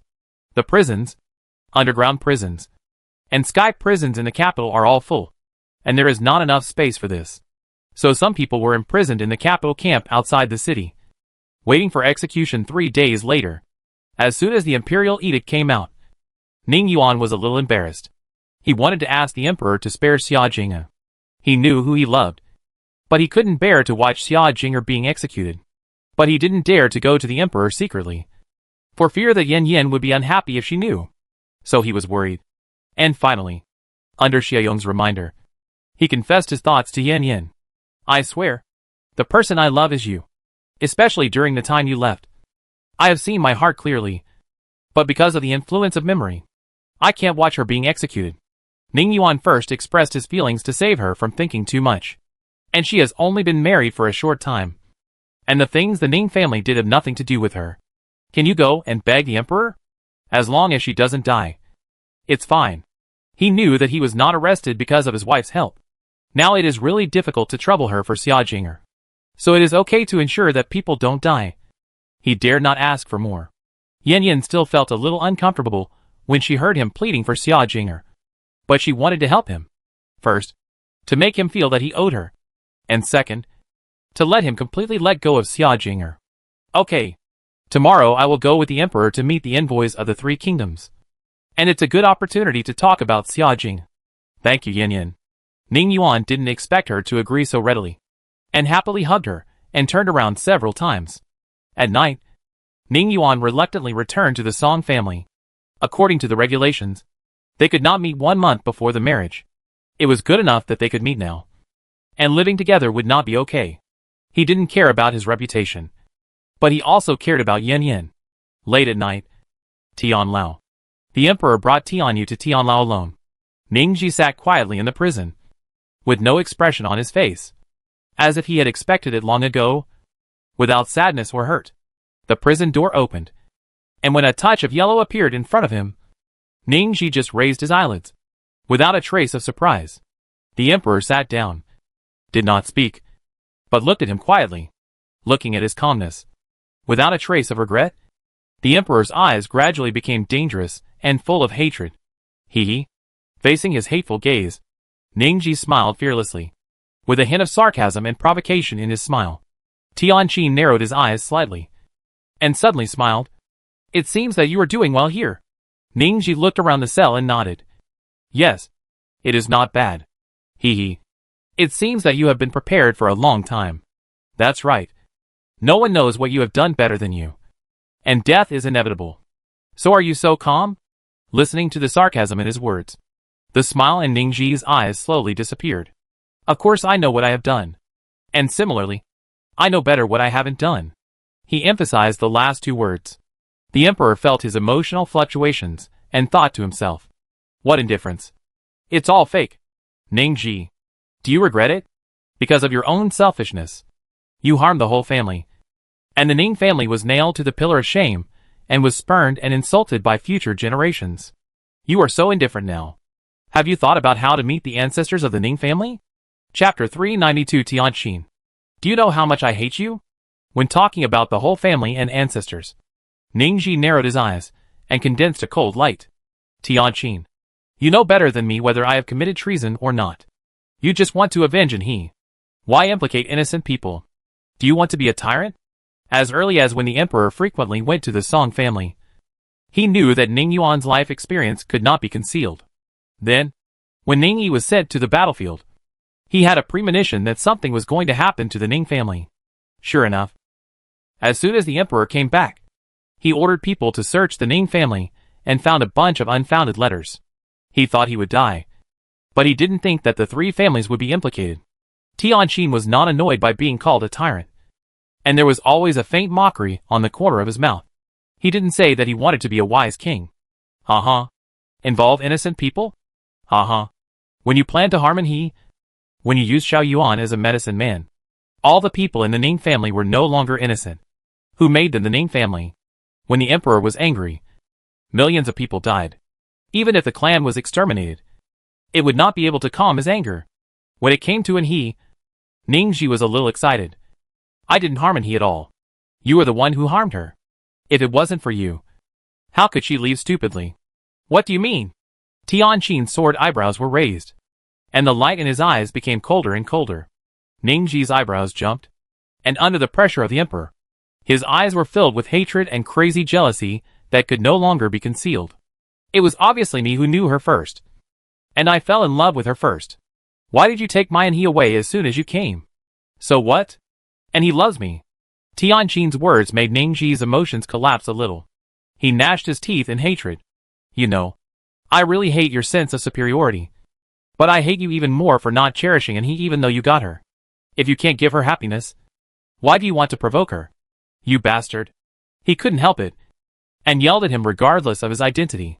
Tianqin looked at him with complicated eyes. I didn't expect you to love and he. So why did you hurt her? I didn't. I say it again. I didn't. I would never hurt her even if I killed myself. Ningji yelled with a flushed face, trying to prove his innocence. She is willing to marry me. Do you know how happy I am? I wish I could give her my whole heart. And I don't mind raising her and your child. I even told her that I would treat Xiao Yuan as my own child. That she would only have this one child in her life. And that he would inherit the Ning family. I only asked Anhe to stay with me. His red eyes were shining with tears. He really loved Anhe, and his love for her was no less than that of this bastard. But Anhe refused to give him a chance. Although he couldn't be sure whether his words were true or not. Tianqin believed it because Anhe was worth it. Her smile was like the afternoon sun. So bright, warm, and healing. No one could resist her charm. It was normal for Ningji to love her wholeheartedly. Then why do you treat Xiao Yuan like this? Because she wants to abandon me for this child and for you. Obviously. I don't ask for anything. I just hope to be able to protect her silently by her side. But she doesn't give me any chance. And doesn't leave me any thoughts. Hee hee. His smile was full of vicissitudes and helplessness. And in the end, it was even more desperate and sad. You want to kill me. And I want to kill myself. So I have no defense for your frame-up. Death is a relief for me. Tianqin could feel that he was determined to die. And he wanted to use his hand. He quietly looked at the man who was almost collapsed in front of him. And recalled what he had said before. Regarding Anhe's death. Tianqin felt that his guess still had loopholes. Tell me. What happened? Ningji glanced at him. Sneered. And asked disdainfully. Why should I tell you? What qualifications do you have to know? As long as you tell me everything. I can spare Ningyi's life. Ha ha. Ha ha. Ningji suddenly laughed. The whole prison was filled with his almost crazy laughter. And Tianqin heard a strong sense of ridicule and contempt from it. His face darkened involuntarily. And he asked him coldly, Ningji, don't you want to leave a trace of blood? Ningji stopped laughing wildly, staring at him with red eyes. Blood? Ha ha. What a joke. I have never touched other women at all. Do you think I am as superficial as you are in my love for Anhe? Damn it. What do you know? Tianqin was poked in the sore spot. Rushed forward and punched him in the face. What do you know? What right do you have to say that my love is superficial? What right? He scolded him angrily, and then punched him hard, venting the pain and gloom of the past 20 years. Ningji was beaten with a swollen nose and blood on his face. But he had a smile in his eyes. Looking at his anger, he playfully hooked the corners of his mouth. What right? Because I kept my virginity for her. And you not only have many wives and concubines, but also a lot of children. Damn it. I'll kill you. Tianqin snatched the sword from Tianyu's hand and chopped it down at him. Ningji looked at him fearlessly. His resolute eyes showed no sign of retreat. The sword stopped at an inch between his eyebrows. Tianqin stared at him. The hatred and murderous intent in his eyes were as real as substance. As long as he cut it with a knife, he would avenge Anhe, which was what he wanted to do 26 years ago. But now, facing his resolute eyes, Tianqin couldn't do it. Coward. Ningji suddenly said. Tianqin gritted his teeth in anger. Ningji, don't you think I dare not kill you? Ningji raised the corner of his mouth and challenged. Then do it. You? Tianqin stared at him. Veins on his forehead bulged, and his hands tightly grasped the sword. He really wanted to kill him with a knife. But the previous words made him unable to do it. Ha ha. Tianqin. You know, if you had thought less, been more decisive, and been more ruthless, you, me, Anhe, we would not have come to this point. He smiled a little sadly, and there was endless regret. I regret it. If I had known that Anna wanted to leave in this way, I would rather she hadn't married me. Although she would be in pain in the future, at least she is still alive. Tianqin frowned tightly. What do you mean? If she married me, I would never let her suffer. I would put her at the top of my heart and pamper her. Ningji laughed as if he heard a joke. Tianqin was a little annoyed. That's enough. My love for Anha is definitely not less than yours. Really? Then why have a child with another woman? You? Ningji was choked by his words, and he couldn't refute. No matter what the reason was. Even if he was drunk. It was a fact that he and Mingyi had a real marriage. What about your child? That's my brother's woman and child. I have to find an heir for the Ning family. Except for he doesn't like anyone else, and no one deserves his love. Chapter 393, What did Mingyi do to Xiaoyuan? Tianqin didn't know what to say for a moment. Mainly because he didn't expect Ningji to do this. Ningji suddenly stopped laughing, and looked at him seriously. Tianqin, if I asked you to kill Mingyi, would you be able to do it? Why? Tianqin asked in surprise. Although I don't love her. She is the mother of the child after all. See, you always worry so much and are unwilling to make up your mind. No wonder he left you. These are two different things. Tianqin argued. No. This is one thing. Ningji directly refuted. If you had resolutely given up your status as a prince, and he would not have left you. If you had rejected Mingyi, and he would not have married me. If you had not had so many concerns and put pressure on she would not have taken on everything and finally chose to leave. Tianqin did not quite understand what he said. What prince's status? I have promised that I will not inherit the throne. Ningji sneered. Uh-huh. What's the point of your promise? They have many ways to let you sit in that position. Unless you completely give up your royal status. Tianqin was slightly startled. And suddenly remembered that a long time ago, and he had asked him if he had ever thought about not being a prince. And she would not be the eldest daughter of the Song family. And the two of them lived like an ordinary couple. He didn't care about this issue at all at the time. And only said that the status of a prince would give her a better life. Why didn't she say it clearly? As long as she wanted. I would agree. For her own sake. She would even give up her life. Ningji couldn't help rolling his eyes at such an idiotic question. What do you want her to say? What if you regret it later? She cherishes the relationship between you so much. But Tianqin understood it after thinking about it. It was not easy for he to mention such a thing in a vague way. After all, he did not understand the deeper meaning. What's wrong with Mingyi? The only person I love from beginning to end is he. Doesn't she understand my heart? Mingyi has liked you since childhood. We can all see it. Only you don't know it. Ning Jimu's face was wooden. This is known to everyone. But you are so slow that you don't see it. You can say that he has no emotional intelligence. But he has caught the goddess in their hearts before everyone else. Damn it. He was thinking of proposing marriage when he came of age. But the treasure he had guarded for many years was taken by this bastard first. It's even more shameless to rely on the status of a prince to let the emperor directly issue an order for engagement. After he knew it, he wanted to kill him. Really, if the other party's status was not precious, he would have been put in a sack and beaten with a club. Tianqin shook his head in a daze. I really don't know. At that time, all my attention was on Anha. As for Minjai, I only knew that she was Anha's good sister. It is because your attention is on Anha that she became Anha's good sister. Do you understand? Even if Tianqin is slow in emotions, he understands. She became Anha's good sister in order to get close to me. Good sister? Ningji sneered. She likes you. You like Anha? Do you think Minjai really wants to be Anha's sister? I said I want to be a good brother with you, and have no other thoughts.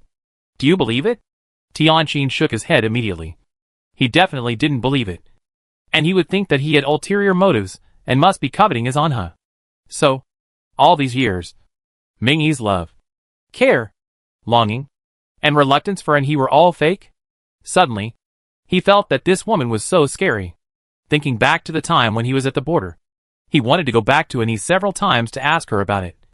But she stopped him. It wasn't that kind of deliberate. But she was either sick or had problems when she was out, and needed him to solve them. Anyway, it just happened that there were always things that stopped him from coming back. However, it only took a year for him to be separated from he. By the way, Mingyi ran back to avenge he at that time. Was that also fake? You finally asked this point. Ning Ji's eyes were full of teasing. Don't you want to know why I trained Ning Yuan to be a medicine man? Yes. Didn't you say you would treat Xiao Yuan well? Why did you poison him? Looking at the sarcasm in his eyes, Tianqin suddenly had a thought in his mind. Did she do something? He didn't want to think so. But his intuition told him that Ming Yi would not return to the capital for nothing. She must be doing something. And he would not doubt that she was in the name of revenge for He. When Xiao Yuan was mentioned, Ning Ji was silent for a moment, feeling a little heavy. It's the seat of the Gu King. What? Tianqin's face changed drastically, and he grabbed his collar. Unbelievable. Are you sure it's the seat of the Gu King? Ning Ji nodded slowly. Yes. That's why I locked him up and had to feed him with the blood of the medicine man. Yes. From beginning to end, he never thought of harming Ning Yuan. That's He's child. How could it be? How could it be? The truth caught him off guard, and he stepped back in despair, stumbling and falling backwards. Tian Yu quickly recovered from his shock, stabilized the emperor, and helped him sit down. Ning Ji still looked sad. He almost died several times over the years, and I had to increase the dosage of the medicine. But I also knew that doing so was like drinking poison to quench thirst. But there was nothing I could do. I couldn't watch him die. Tianqin was unwilling to give up. Then what's wrong with your appearance? Didn't you drink Xiao Yuan's blood? He hoped that Ning Ji was lying to him. Otherwise Xiao Yuan was doomed to die. Ning Ji certainly understood what he meant. But this was the fact. He didn't explain, but picked up the sword on the ground and slashed his arm.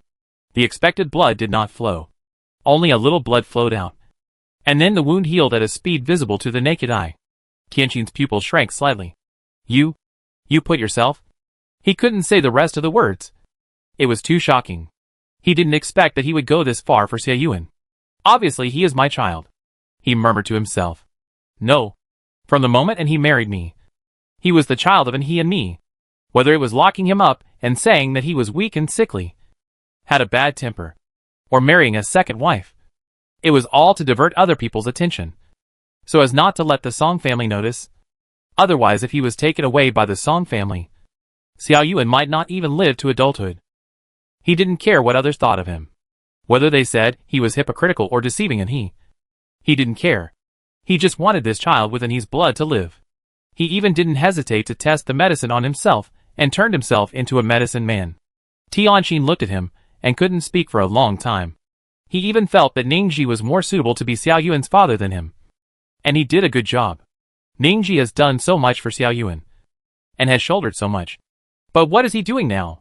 When he thought of this, his heart was in pain, and he felt uncomfortable. You are right. I am not worthy of He's love. And I am not worthy of being Xiao Yuan's father. I am a failure. Chapter 394. The late emperor was involved. For a moment, he was depressed and haggard, surrounded by a strong sense of frustration. Your Majesty, Tian Yu felt bad seeing the emperor like this. This is not your fault at all. You have been kept in the dark. You are the victim of losing your love and being plotted against by Ming Yi. He felt that Princess Anha did not trust the emperor enough, no matter whether it was Tianyan, Ming Yi, or what she was carrying. As long as she told the emperor would definitely be able to solve it. How could it come to this? In his opinion, the emperor should not bear all this. She would rather believe Ningji than you. So you don't even. What do you know? Ningji glared at him and yelled at him. You don't know anything, and you're talking about He's faults. It's really abominable. Do you know what He is carrying? Tianqin.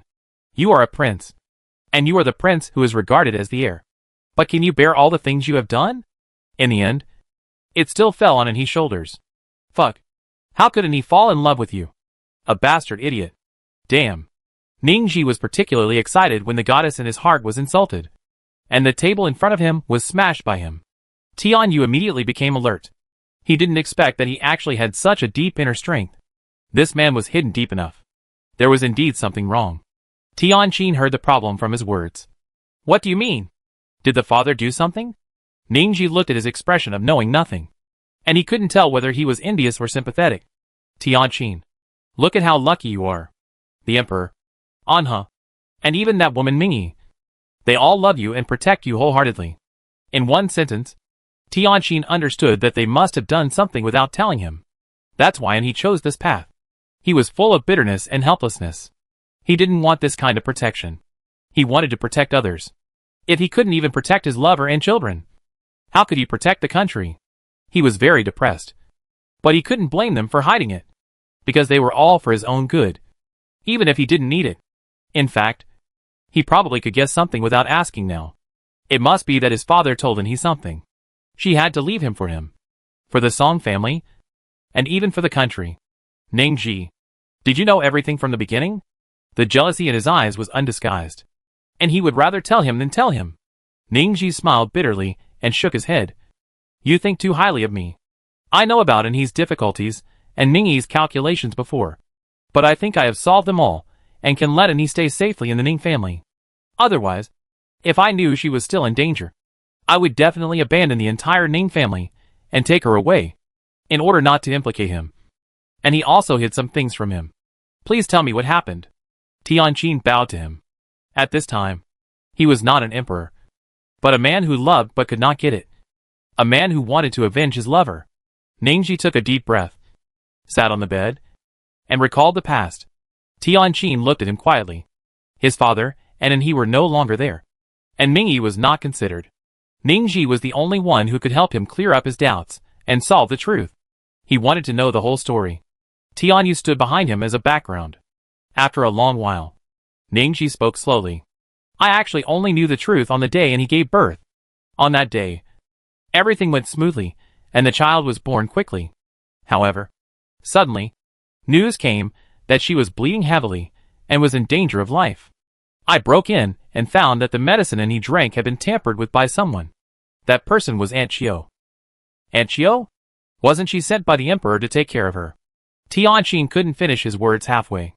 Since his father wanted to deal with Anhe, how could he really send someone to take care of her during childbirth? Aunt Chiu was the late emperor's person. His purpose was to kill the mother and keep the child. After I found out, I killed Aunt Chiu on the spot. I originally wanted to find a palace doctor to stop her bleeding, but Anhe disagreed, because if the emperor did something, if she survives, Xu Yuan will be in danger and will also implicate me. I don't understand why the emperor wants to intervene. Anha has already married me. I begged her at that time. Let her believe me. I will handle everything. Beg her not to give up. Don't treat me so cruelly. But do you know what she said?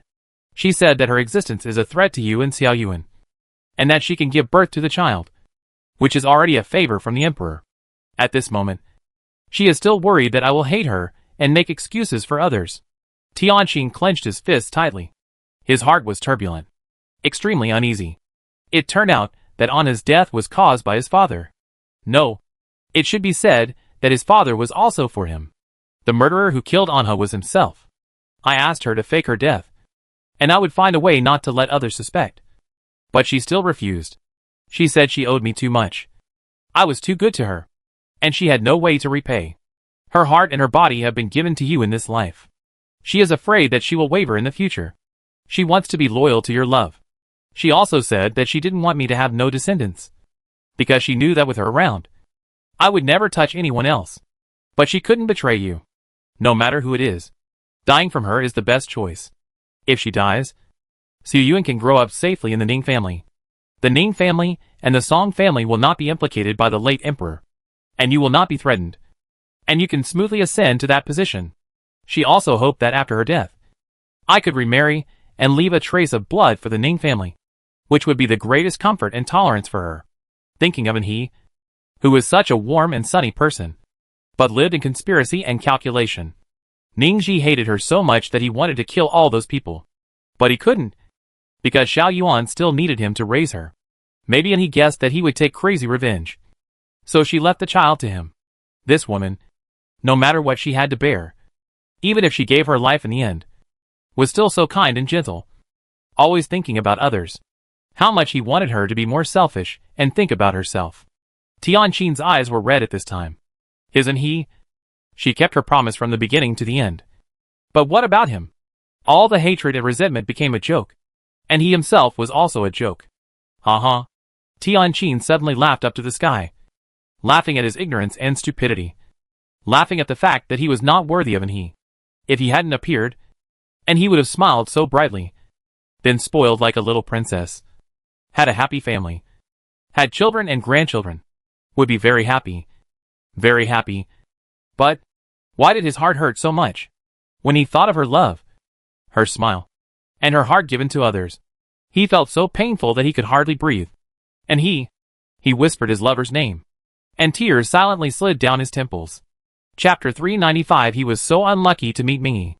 Ningji looked at his regret and helplessness, and did not feel the pleasure of revenge as expected. Instead, he felt sad, and even felt sorry for him, because from the beginning to the end, he was kept in the dark. There were many things that he had no chance to redeem even if he wanted to. I really hope and he can be a little selfish. Tianqin sighed, and he couldn't even blame her except for a bitter smile. Ningji shook his head slightly. I have the same idea as you. But it's a pity that she wouldn't be her then. Indeed, Tianqin agreed. Didn't he know who when he was a long time ago? She gave sunshine to others and left pain to herself. That's why he felt distressed. Go on. Did you and my father reach any agreement? His mood cheered up a little, and he wanted to know all the truth. Ningji continued. Mingyi came back suddenly, used a tiger to attract my attention, and then secretly planted the seeds of the Gu King in Xiaoyuan. When I found out, it was too late. I didn't know much about the Tiandian. The imperial physician asked me to ask the late emperor for help. I learned that the late emperor had reached an agreement with the Ming family. What agreement? Tianqin asked coldly. When talking about Mingyi's attack on Xiaoyuan, his face had turned cold, and he wanted to kill her. The emperor wants the Ming family to ensure that the fifth prince, that is, you, will inherit the throne in the future. You know, the Ming family is not only a famous family in Dazhou, but also in Yin State. The Ming family can really influence the selection of the new emperor. And Mingyi's request is to train Anna's child into a medicine man to ensure that her child will not be handed over to the Tiandian in the future. Damn it. Tianqin punched the wall hard. Veins popped up on his face. His eyes were red, full of hatred and murderous intent. Ningji glanced at him, and suddenly laughed, not knowing what he thought of. Tianqin was a little puzzled. What are you laughing at? Laughing at your stupidity. You? Tianqin glared at him fiercely. But he was indeed stupid, being played around by a woman. Tianqin, do you know how much I hate you? I hate that you have Anha but don't cherish it. So when I knew Mingyi's plan, I chose to remain silent because I wanted to take revenge on you. I know you can't do that, woman. I want you to suffer. Torture yourself for the rest of your life. Let her become your stain. And you won't even have the face to see Anha when you die. Ha. You? Damn it. Tianqin was furious. And at the same time, he made up his mind to kill Mingyi. If it weren't for her, there wouldn't be so many things that happened later. He was unlucky to meet her for 8 lifetimes. Seeing that he calmed down so quickly, and didn't even get angry and beat him up, Ningji felt a little regretful. What was I talking about? Yes, the deal between the late emperor and Mingyi. From this deal, we can see that she is determined to get the position of your wife. Although I want to use her to take revenge on you, I don't want her to get everything. So I calculated her in the end. Tianqin was moved after hearing this. So that's how the imperial edict from the Nandong family came from? The imperial edict definitely states that the 5th prince Tianqin will succeed to the throne. And it is not a fake as others suspect. In addition, marrying the Nandong family's legitimate daughter as the queen is also one of the conditions. Ningji raised his lips. Not only that, I also asked the famous families to completely withdraw from the capital. How can a family that is not in the circle of the capital be called a family? Tianqin understood. He was talking about the tiger attack. He was not in the capital at that time, and did not know the details very well. But in the end, Ningji must have done something to make the 9 major families demand that the famous families either hand over their pets or leave the capital. What did you pay? He wanted to know. Why should I tell you? This has nothing to do with you. Ningji raised his chin a little proudly, as if he would not tell. Tianqin clenched his fists and wanted to hit him. Ningji ignored his anger and talked about another thing. Although Xiaoyuan's condition is stable, it will not be safe until the seeds are taken out. The Abu next to Yin Yin. Do you know his identity? Although it was a question, his tone was firm. Tianqin nodded slightly. I know. But that is Jiahe and Xiaoyuan's adopted son. Oh! Woman's kindness. Is he more important than Xiaoyuan? But what about Jiahe? Tianqin still hesitated, because Jiahe was too important. If it weren't for her, Xia Yuan would not know what happened. Moreover, the subsequent plan also needs her. Ningji sneered. Do you think Yin Yin is as indecisive as you? Don't look at her usual smile and easy to talk to. In fact, she is decisive and ruthless. She doesn't care about anyone except Xia Yuan. He didn't even count the 2 children. It was a kind of obscure look that didn't take everything in the world into consideration. Others couldn't see it, but he could. She and I are the same type of people. But she has not experience to spare. So she still retains a bit of kindness towards life and human nature. And Xia Yuan is to her what Anha is to me. They are each other's reverse scales and bottom lines. Tianqin didn't say anything, but thought about the feasibility. If he touched Abu, what would happen to Jiahe? Seeing that he was still hesitating, Ningji was a little impatient. I really hate your overthinking. Can you be more decisive? I can guarantee that Yin Yin will only be sad for a while. And she won't blame you. Because she knows who is most important to her. If it doesn't work, tell her the real situation of Xia Yuan. If she can take out the seeds in other ways without hurting Xia Yuan, no one will touch Abu. After all, a living Du King is more useful than a dead one. Isn't it? I'll consider it. Tianqin didn't say whether he agreed or not, but said he would consider it. Ningji snorted and thought. It's true that I can't rely on him. I still have to rely on myself. I just hope that the next plan will go smoothly. But it's a pity that he can't see it. Okay. I've said everything I should say. You can go. He sat on the bed and closed his eyes. Seeing that he had no intention of begging for mercy, Tianqin's eyes became complicated and he couldn't understand him. You can let me spare the Ning family as a reward for your care for Anhe and Xiao Yuan. I will agree. Although he will be questioned for going back on his word, which will damage his majesty as an emperor. Ningji opened his eyes and snorted in dissatisfaction. Taking care of Anhe and Xiao Yuan is what I should do. What does it have to do with you? The implication is, who wants your reward? Tianqin was choked. This man is really annoying. That's the 3 families of the Ning family. Tens of thousands of people. Don't you care? Don't talk as if I harmed them. You framed them. And you issued the order. I won't bear this debt. He grinned. His smile was very bright. Tianqin's face darkened. And he felt his strong sarcasm from it. This man really wanted to beat him up again. I'm not Anhe. What country and people? You just fooled me, and I felt I had a responsibility. Even if you said I could pardon millions of people, I wouldn't be moved. I'll just say one thing to you. It's none of my business. You. Chapter 396 about how the Xia family was wiped out.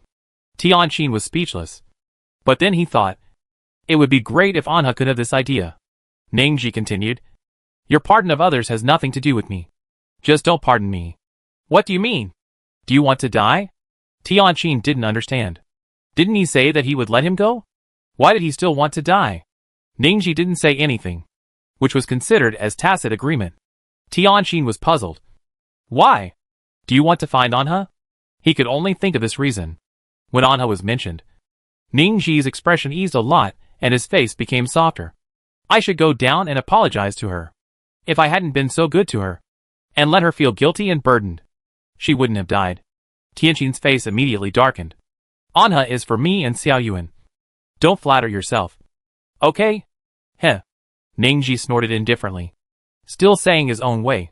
If I hadn't been so good to her, she wouldn't have left so soon. So I deserve to die. Even if you spared my death penalty, I would still kill myself. Seeing that he was stubborn and moved by himself, Tianqin really wanted to beat him up again to make him sober. It's up to you. Anyway, I will revoke the previous order. If you want to die, go back to the Ning family and die. By the way, if you want to die, wait until Xiao Yuan gets married. Don't cause trouble for him, and look for bad luck. Tianqin's self-proclaimed name changed back. And he should leave. Go back and think about what to do next. Xiao Yuan's illness and Mingyi must be solved. Are you planning to use Xia Jinger? Ningji suddenly called him. Tianqin stopped and thought of his plan. He looked at the other person with a slightly cold look. What did she tell you? Ningji was not afraid of the coldness in his eyes and reminded him. What I guessed is actually not difficult to guess. You want to overthrow even the heavenly palace. And it is even more impossible to tolerate the 10 major families jumping around in front of you. However, Xia Jinger is very similar to Mingyi. She will do anything to achieve her goals. You have to be careful. Tianqin actually saw that she would do anything to achieve her goals. Which is the best sharp blade. I know my limits. By the way, is there any hidden reason behind the extermination of the Xia family? Ningji nodded slightly. I exterminated them because Xia Yangho discovered the secret of Xiao Yuan's body and wanted to cooperate with Tianji Palace to kill Xiao Yuan. So I took the initiative and exterminated the Xia family by making up a random crime. But I didn't expect that Xia Yangho had 2 daughters. Twin sisters. The younger daughter was weak and sickly. Outsiders didn't know that Xia Jinger had a younger sister. He wanted to kill Xiao Yuan to treat his younger daughter. When the Xia family was exterminated, it was Xia Jinger's sister who died for her. So she escaped and left the capital with the help of Han Ju. She lived incognito for several years until she met Song Yin and Xiaoguzi. The reason why Xiaoguzi was mentioned was to remind him that this girl also had a relationship with Tian Palace. So he should not be careless. So that's how it is. He said that just because Xia Yangho knew that Xiao Yuan was his child, he would not be exterminated by his father. There is a reason behind this relationship. If you want to use Xia Yuan as a cure, then the Xia family deserves to be destroyed. If others know about this, Xia Yuan will be in danger. No wonder Ningji wanted to lock him up and fabricate some false statements. All to protect him. Ningji saw that he had figured it out. And talked about another thing. Han Ju knows Xia Jinger's weakness. Right?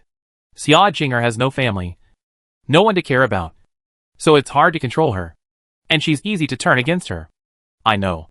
I also found out something that may be useful to you. Ningji came over and whispered something. Tianqin's eyes lit up. He didn't expect that he knew such a secret thing. It was late at night when the emperor returned to the palace.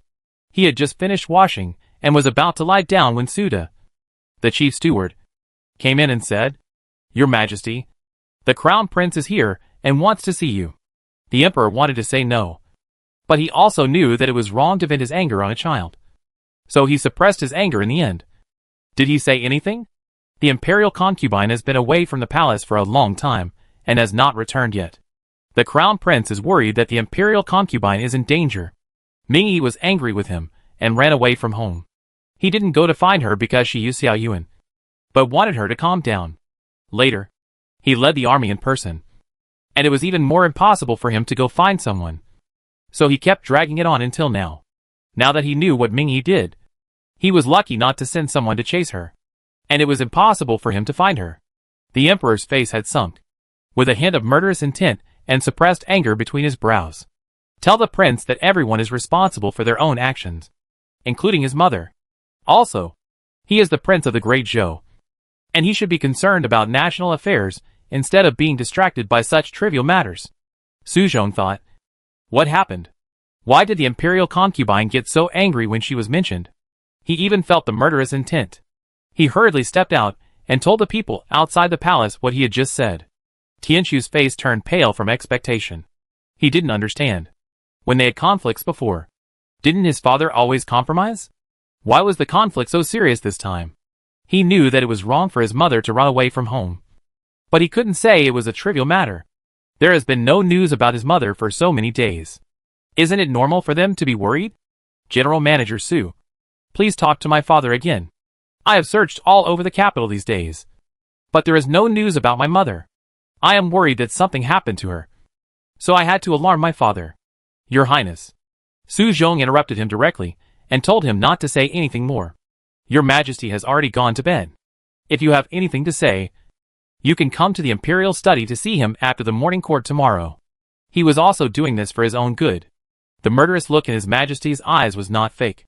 If the prince continued to pester him, he might get himself into trouble. But Tianxu couldn't calm down. Don't blame my mother for what happened last time. I wanted my cousin Ning Yuan to help me. If my cousin Ning Yuan doesn't want to, I won't force him. If my father is angry about this, I can apologize. Your Highness, be careful with your words. Su Zhong knew Ning Yuan's identity.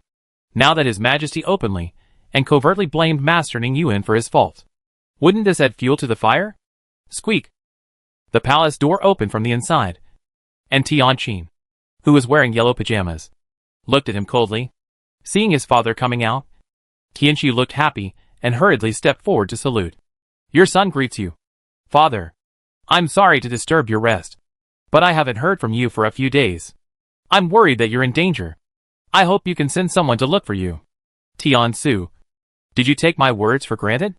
If you don't want to be the crown prince anymore, I don't mind replacing you. The emperor's eyes were cold, and his tone was cold. Chapter 397 Ningji. Why are you here? What? Tian-su stared at his father blankly. The cold eyes made him tremble.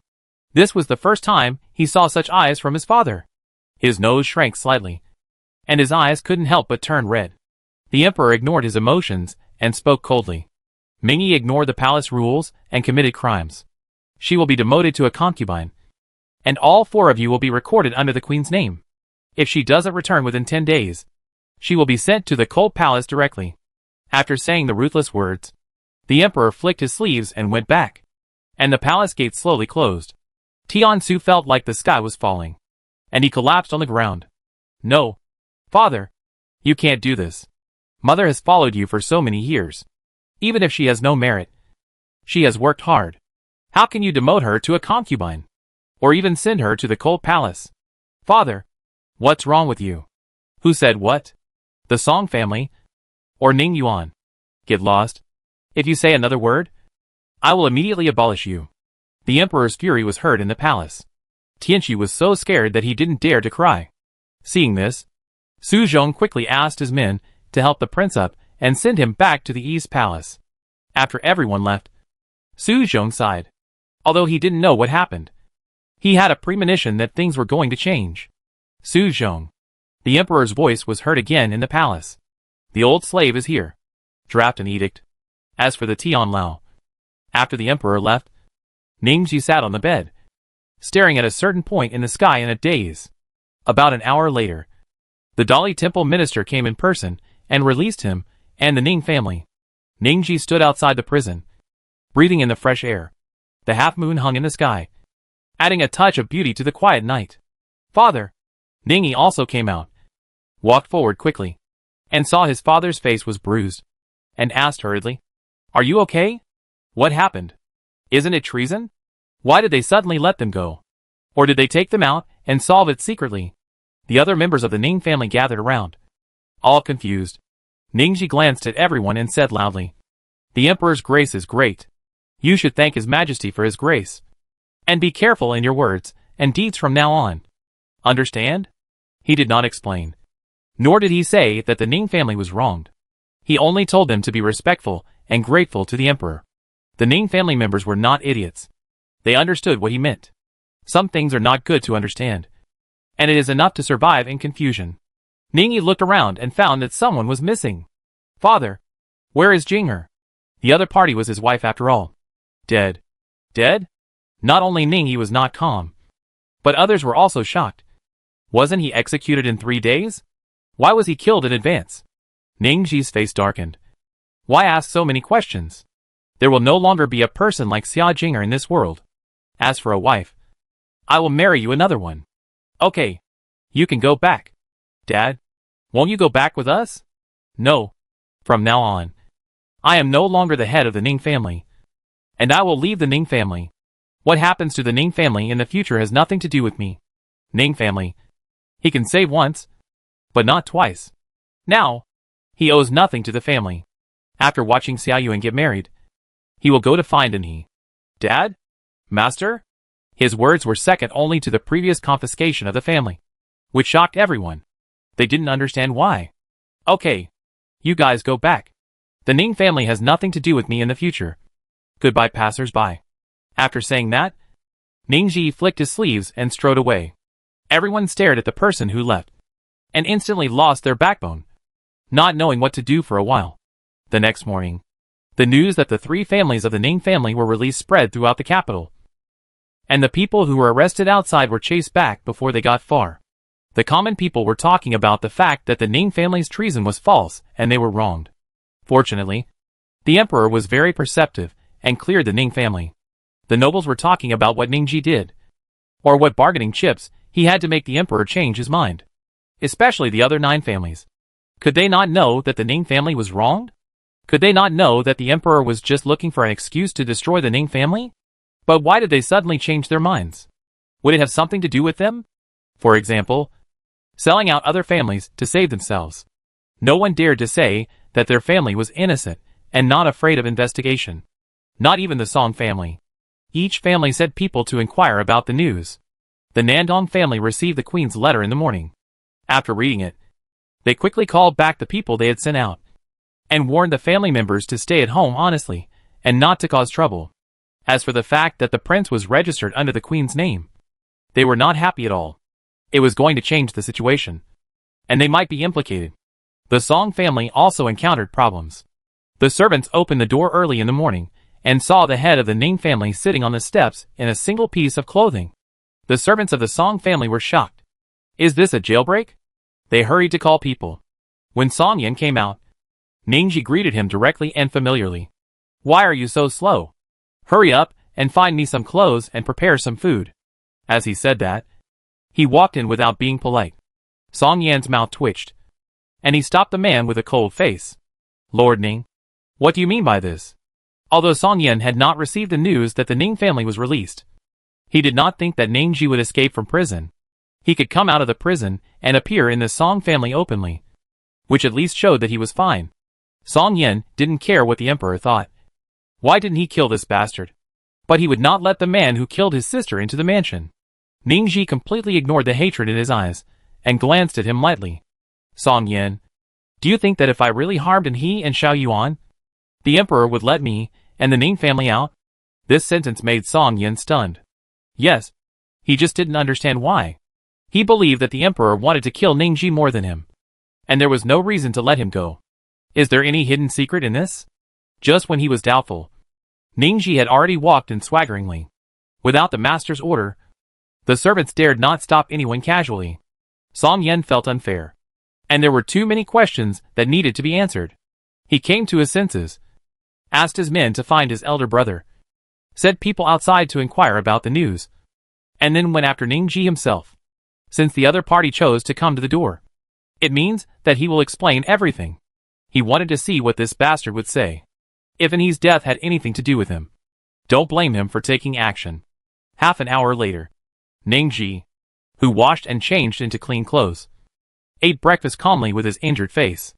There were two people sitting opposite him, the eldest and second masters of the Song family. Would you like some? You shouldn't have eaten either?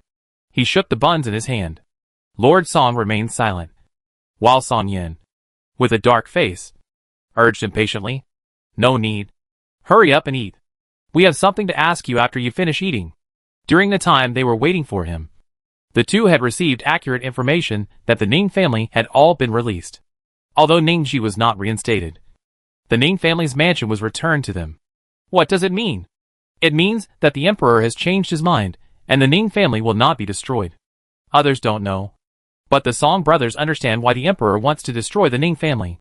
There is only one reason for the sudden change of mind now, and the information they got before was wrong. This is also the reason why the two can watch him eat and drink patiently. Chapter 398 Song Yin, why didn't the emperor beat you to death? No hurry. I haven't eaten for a day. You have to let me eat. Ningji took a sip of tremella porridge and sighed. It's better outside. The prison is really not a place for people to stay. By the way, I'll ask the court doctor to come over later to show me the wound on my face. The emperor was really cruel. Really? Why didn't he beat you to death? Song Yin muttered, wishing he could go up and punch him twice. Lord Song winked at his brother, asking him to be patient and wait until he had finished asking questions, and then asked the servants to ask the court doctor to come. Soon the doctor came. Ningji's facial wound was not serious. He simply treated it and applied some medicine. He grimaced and cried in pain, not looking like a prime minister at all. Another stick of incense passed. The two sat opposite him, and Song Yin spoke. We've had our meals and tea. Ningji, isn't it time for you to say something? If he dares to play tricks on them, he'll definitely be in trouble today. Ningji finished the last piece of watermelon and wiped his mouth with satisfaction. Fruits in supermarkets are still delicious. In the future, give me one serving every day according to this standard. Song Yin slapped the table angrily. Enough. Ningji, don't go too far. This is not your Ning family. Ningji glanced at him calmly. Second brother, why are you so angry? Shut up. Who the hell is your second brother? Even if Song Yan was well-mannered, he couldn't help it now, and stood up to beat him. Song Hao hurriedly stopped him. Second brother? Why are you in such a hurry? You'll get a beating later. Sit down first. Fuck. This guy deserves a beating. No wonder the emperor beat him. If it were me, he would be beaten so hard that he couldn't take care of himself. Okay. Sit down first. I'll let you beat me later. Lord Song coaxed his brother. And in front of Ningji, he said he wanted to beat him without hesitation. Ningji had a smile on his face, and he didn't care what they said at all. Song Yan finally suppressed his anger and glared at him fiercely, as if to say, "You wait." Lord Song was afraid that his brother was impulsive, so he asked him hurriedly, "Ningji, you came here today to settle with the Song family?" Ningji corrected, "Not to settle, but to recognize your relatives." Get out. Get out right now. Who the hell wants to recognize your relatives? You murderer who killed my sister. Song Yan's face was red with anger. His sword eyebrows were upside down, and he wanted to throw this guy out. He felt that it was a mistake to let him in, and he should have beaten him out with a stick at the beginning to vent his anger. The smile on Ningji's face disappeared, and his expression became serious. Second brother, you are wrong. I didn't kill He at all. I would rather exchange my life for hers. Song Hao narrowed his eyes and said coldly, "Okay, let me ask you. How did He die? Don't tell me it was a difficult birth. When it comes to He's death." Ningji's heart is filled with sadness and helplessness. The late emperor intervened. What? The Song brothers stood up in shock. Song Hao realized something and hurriedly asked all the servants to withdraw, and asked the guards to stay outside and not let anyone in. They thought of all kinds of possibilities, but they didn't think it was the late emperor who did it. Didn't the eldest princess agree with the late emperor back then? And he will marry you, and the royal family will not interfere. The Song family said that they would not recognize He, but they still arranged everything for her behind the scenes so that she could marry with peace of mind. Ningji felt bitter in his mouth. Yes, he also thought so. So he was negligent and caused He to be harmed by Aunt Qiu. The late emperor made a deal with Mingyi, so he broke the promise with the eldest princess. Wait, Mingyi. The past events replayed in the mind of Lord Song, when Mingyi was regarded as the murderer. Everything she had done before, as well as many confusing behaviors, suddenly became clear. No way. Isn't the imperial concubine He's good sister? Song Yan believed Mingyi more than Ningji. Really? I hope you still insist on this statement after I finish speaking. Then, Ningji told all about the deal between Mingyi and the late emperor, as well as the conversation he had with the late emperor after he found out. The more the Song brothers listened, the colder their hearts became. They didn't expect Mingyi to be such a person. She was like a poisonous snake lurking beside He. It was terrible. Although it was only Ningji's one-sided statement, they chose to believe it, especially Song Yan, who hated it so much. It's a pity that our Song family has always supported her, with all kinds of resources and connections. We are generous with whatever she and the prince need. I didn't expect that she is such a vicious woman. What I hate most is that she actually deceived He's feelings, and he always treated her as a good sister. It's really abominable. The resources were given, but what they couldn't accept the most was that He and Xiao Yuan were harmed. I want to kill her. Song Yan couldn't hide his murderous aura and hatred, which was even more than what he hated Ningji at the beginning. They were like idiots, being fooled around by Mingyi. Lord Song patted his brother's shoulder. Don't be impulsive. Killing her would be a bargain for her. The eldest brother's words calmed Song Yan down a lot. Yes, death is a good thing for her. We need to destroy everything she cares about and make her live a life worse than death. What does Mingyi care about? Of course, it's the emperor. Then, there's her child. Since she dared to do this to Xiao Yuan, she should treat him the way he treats her. Lord Song didn't say anything, even though the other party was the prince. Ningji took a sip of tea slowly. It's not difficult to destroy everything she has. She just relies on the Ming family. The Song brothers looked at him together. Do you have any plans? At this moment, they are the revenge trio, with the same goal. In fact, it's not difficult to deal with the Ming family. They just rely on the beast. Ningji said it lightly, but Song Yan didn't think so. But that's not an ordinary beast. Even the tiger next to Mingyi. It would take at least 20 strong men to take it down. Not to mention that the Ming family has so many beasts. Second brother is right. Otherwise the late emperor would not have traded with her. Isn't it the other party's ability to control beasts that he is interested in? With the Ming family, even if they break up with the Tian Palace, at least the Tian family can retain a glimmer of hope. Lord Song also felt that it was difficult to deal with the Ming family. Not to mention that Dian also had a Ming family. Ningji shook his head, confident of victory. It was not possible before, but it is possible now. Lord Song suddenly thought of someone. You mean Jiahe? To be precise, it's the child next to Jiahe. Abu. Abu? Can the king of Gu Jinlong do it? Doesn't that control insects? In their impression, Gu is an insect. How can you control animals as big as tigers, bears and wolves? I have been studying the seeds of the king of Gu for many years, and I found that Xiao Yuan's blood also has an effect on animals. I have investigated that Abu subdued the tiger next to him when he was 4 years old, so he could survive in the dangerous mountains and forests combined with the ability and spirituality of the tiger. It can be concluded that the king of Gu has an influence on any living being. Chapter 399 Slap. Ningji's words also included people. Think about how Xiao Yuan was controlled by someone to marry Xia Jinger. If even people can be controlled, let alone animals. Lord Song and the others pondered for a moment, and felt that his analysis made sense. What does it take? Abu's blood? At this point, Song Yan couldn't help but frown. Jiahe won't agree. Seeing him like this, Ningji couldn't help but frown. You are just like the emperor. You are too soft-hearted. Sacrificing Abu can bring down the entire Ming family. Why should you hesitate? Song Yan didn't think so. This is not soft-hearted. Abu is Jiahe and Xiao Yuan's adopted son. He is also engaged to Xiaodan. I like this child very much. It is wrong not to sacrifice our own people to deal with the enemy. But sacrificing him can ensure the safety of Xiao Yuan and thousands of people in the entire Song family. Isn't it worth it? Ningji thought he was very stubborn. But for some reason, he saw the shadow of an he in it. She was so stubborn and insisted on her own way at the beginning. Song Yan still shook his head. You are misleading me. This is not a question of whether it is worth it or not, but a question of whether it should be done or not. Abu is a member of the Song family and a descendant we need to protect. If there is a sacrifice, it is not his turn.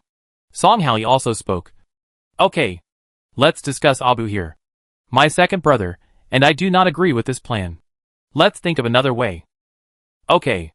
Ningji's words were full of regret, but his expression was a faint smile, as if he had guessed the result.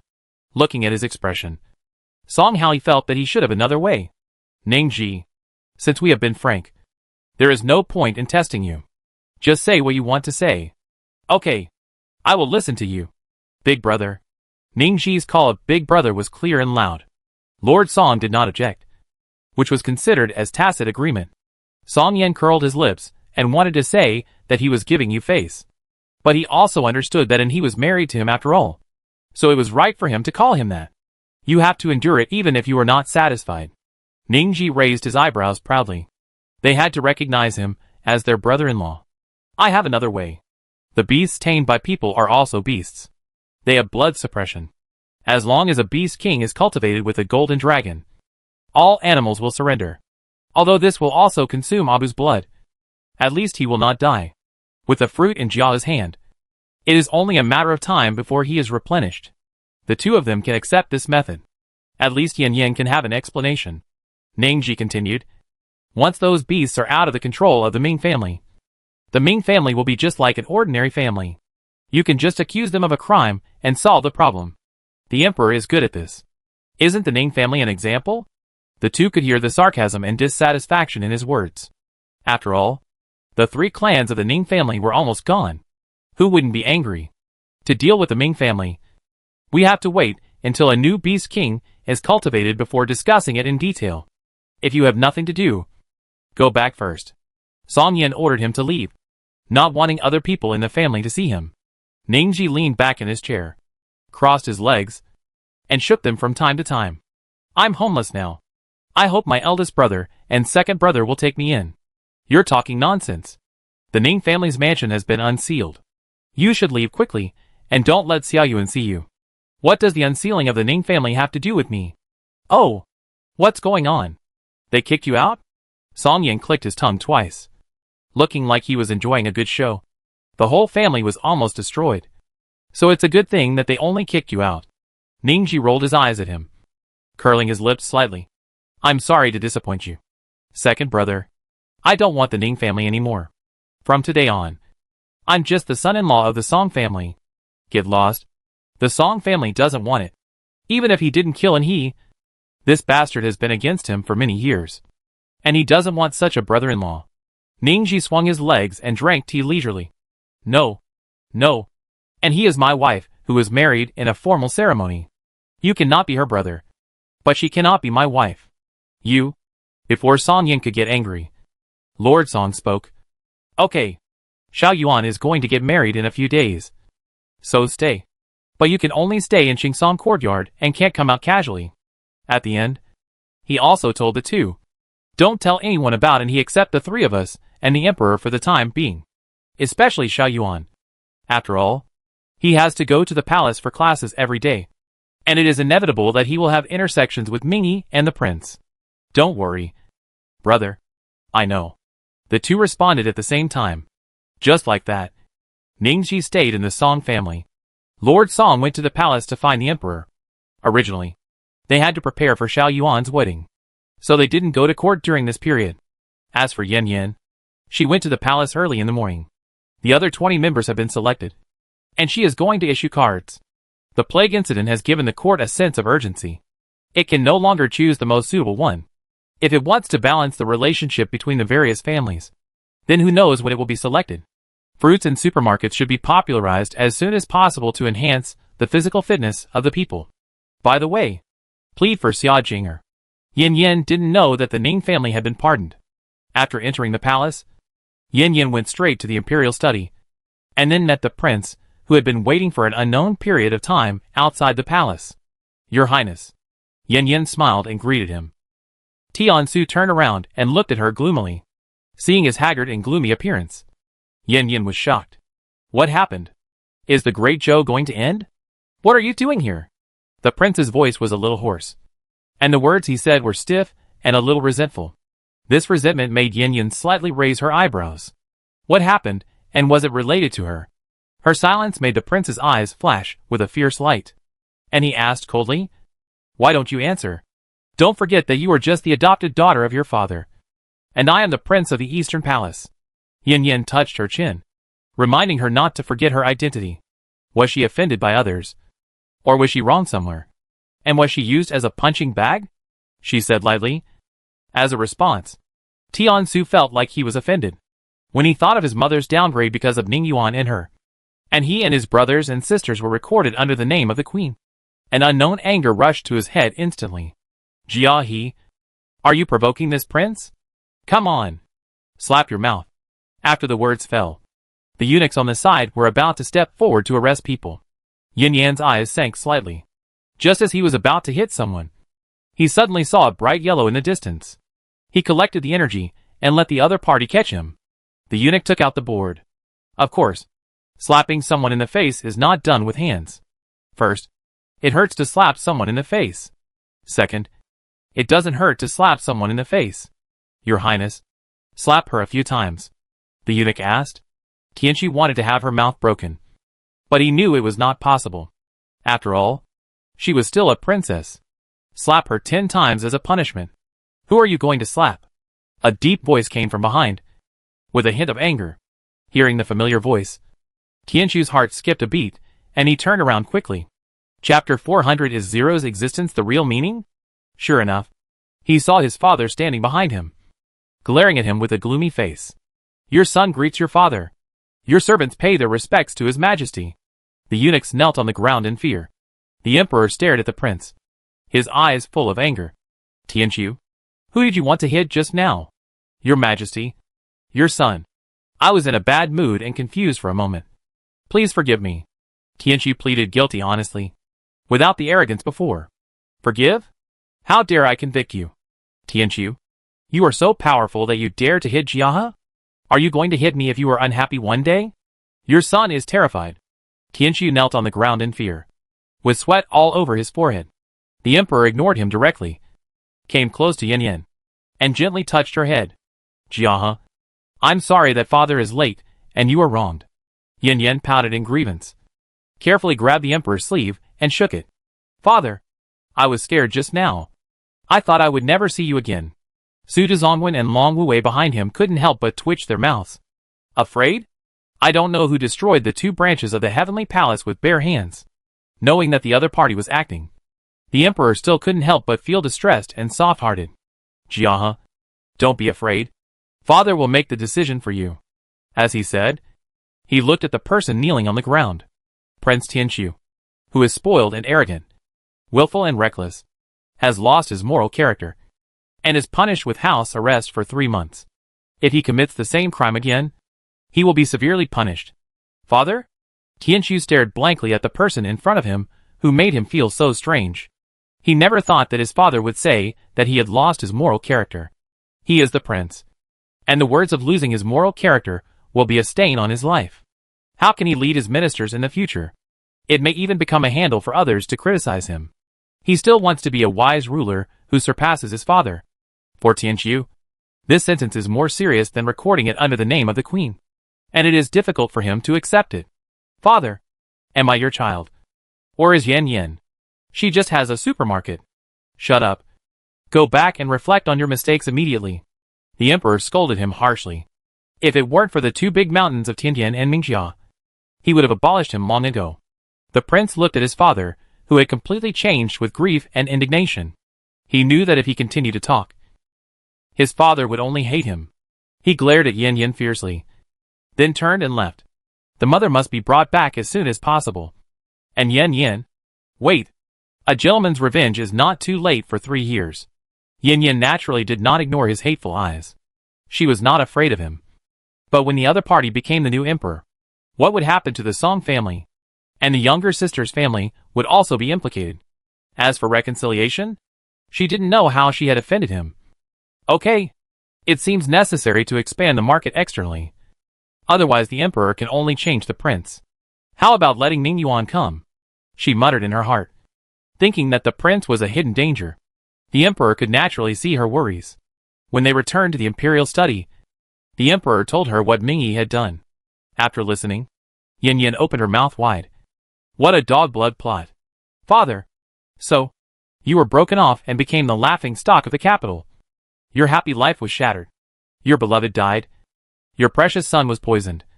And the culprit of all this turned out to be Mingyi? The emperor had a smile on his lips. This girl. She was always so straightforward when she was eye drops. Yes. She is behind all this. I am telling you this today because I hope you and Xiao Yuan will be careful to name me and the children in the future.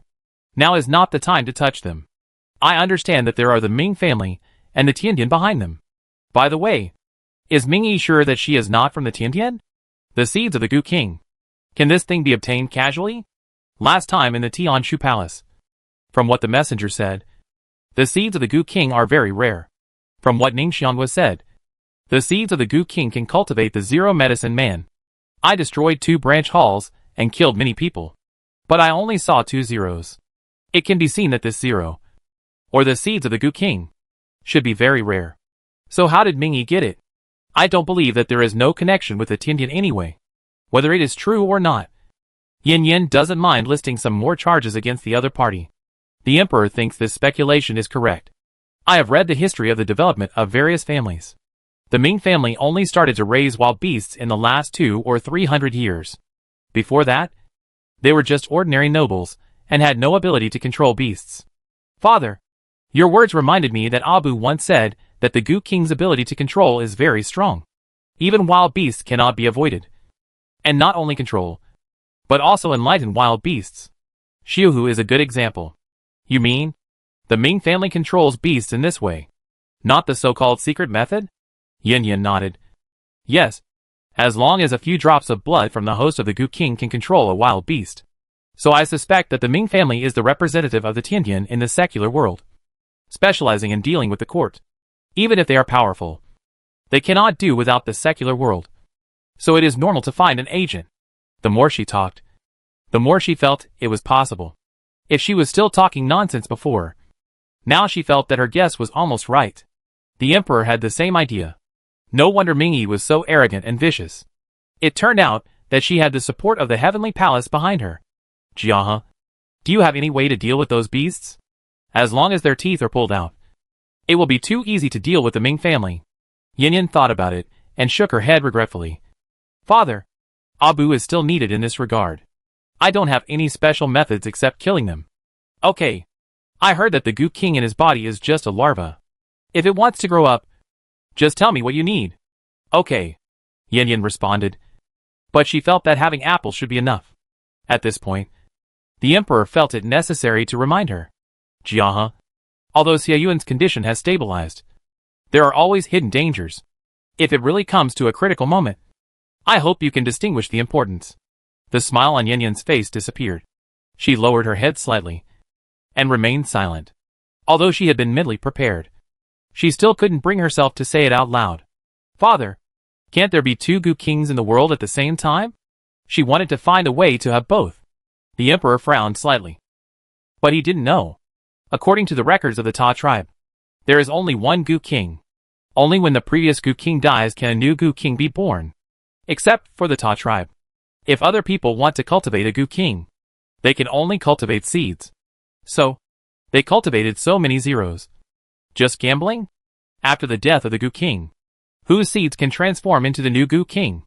In her opinion, this is the mode of casting a wide net to win the jackpot.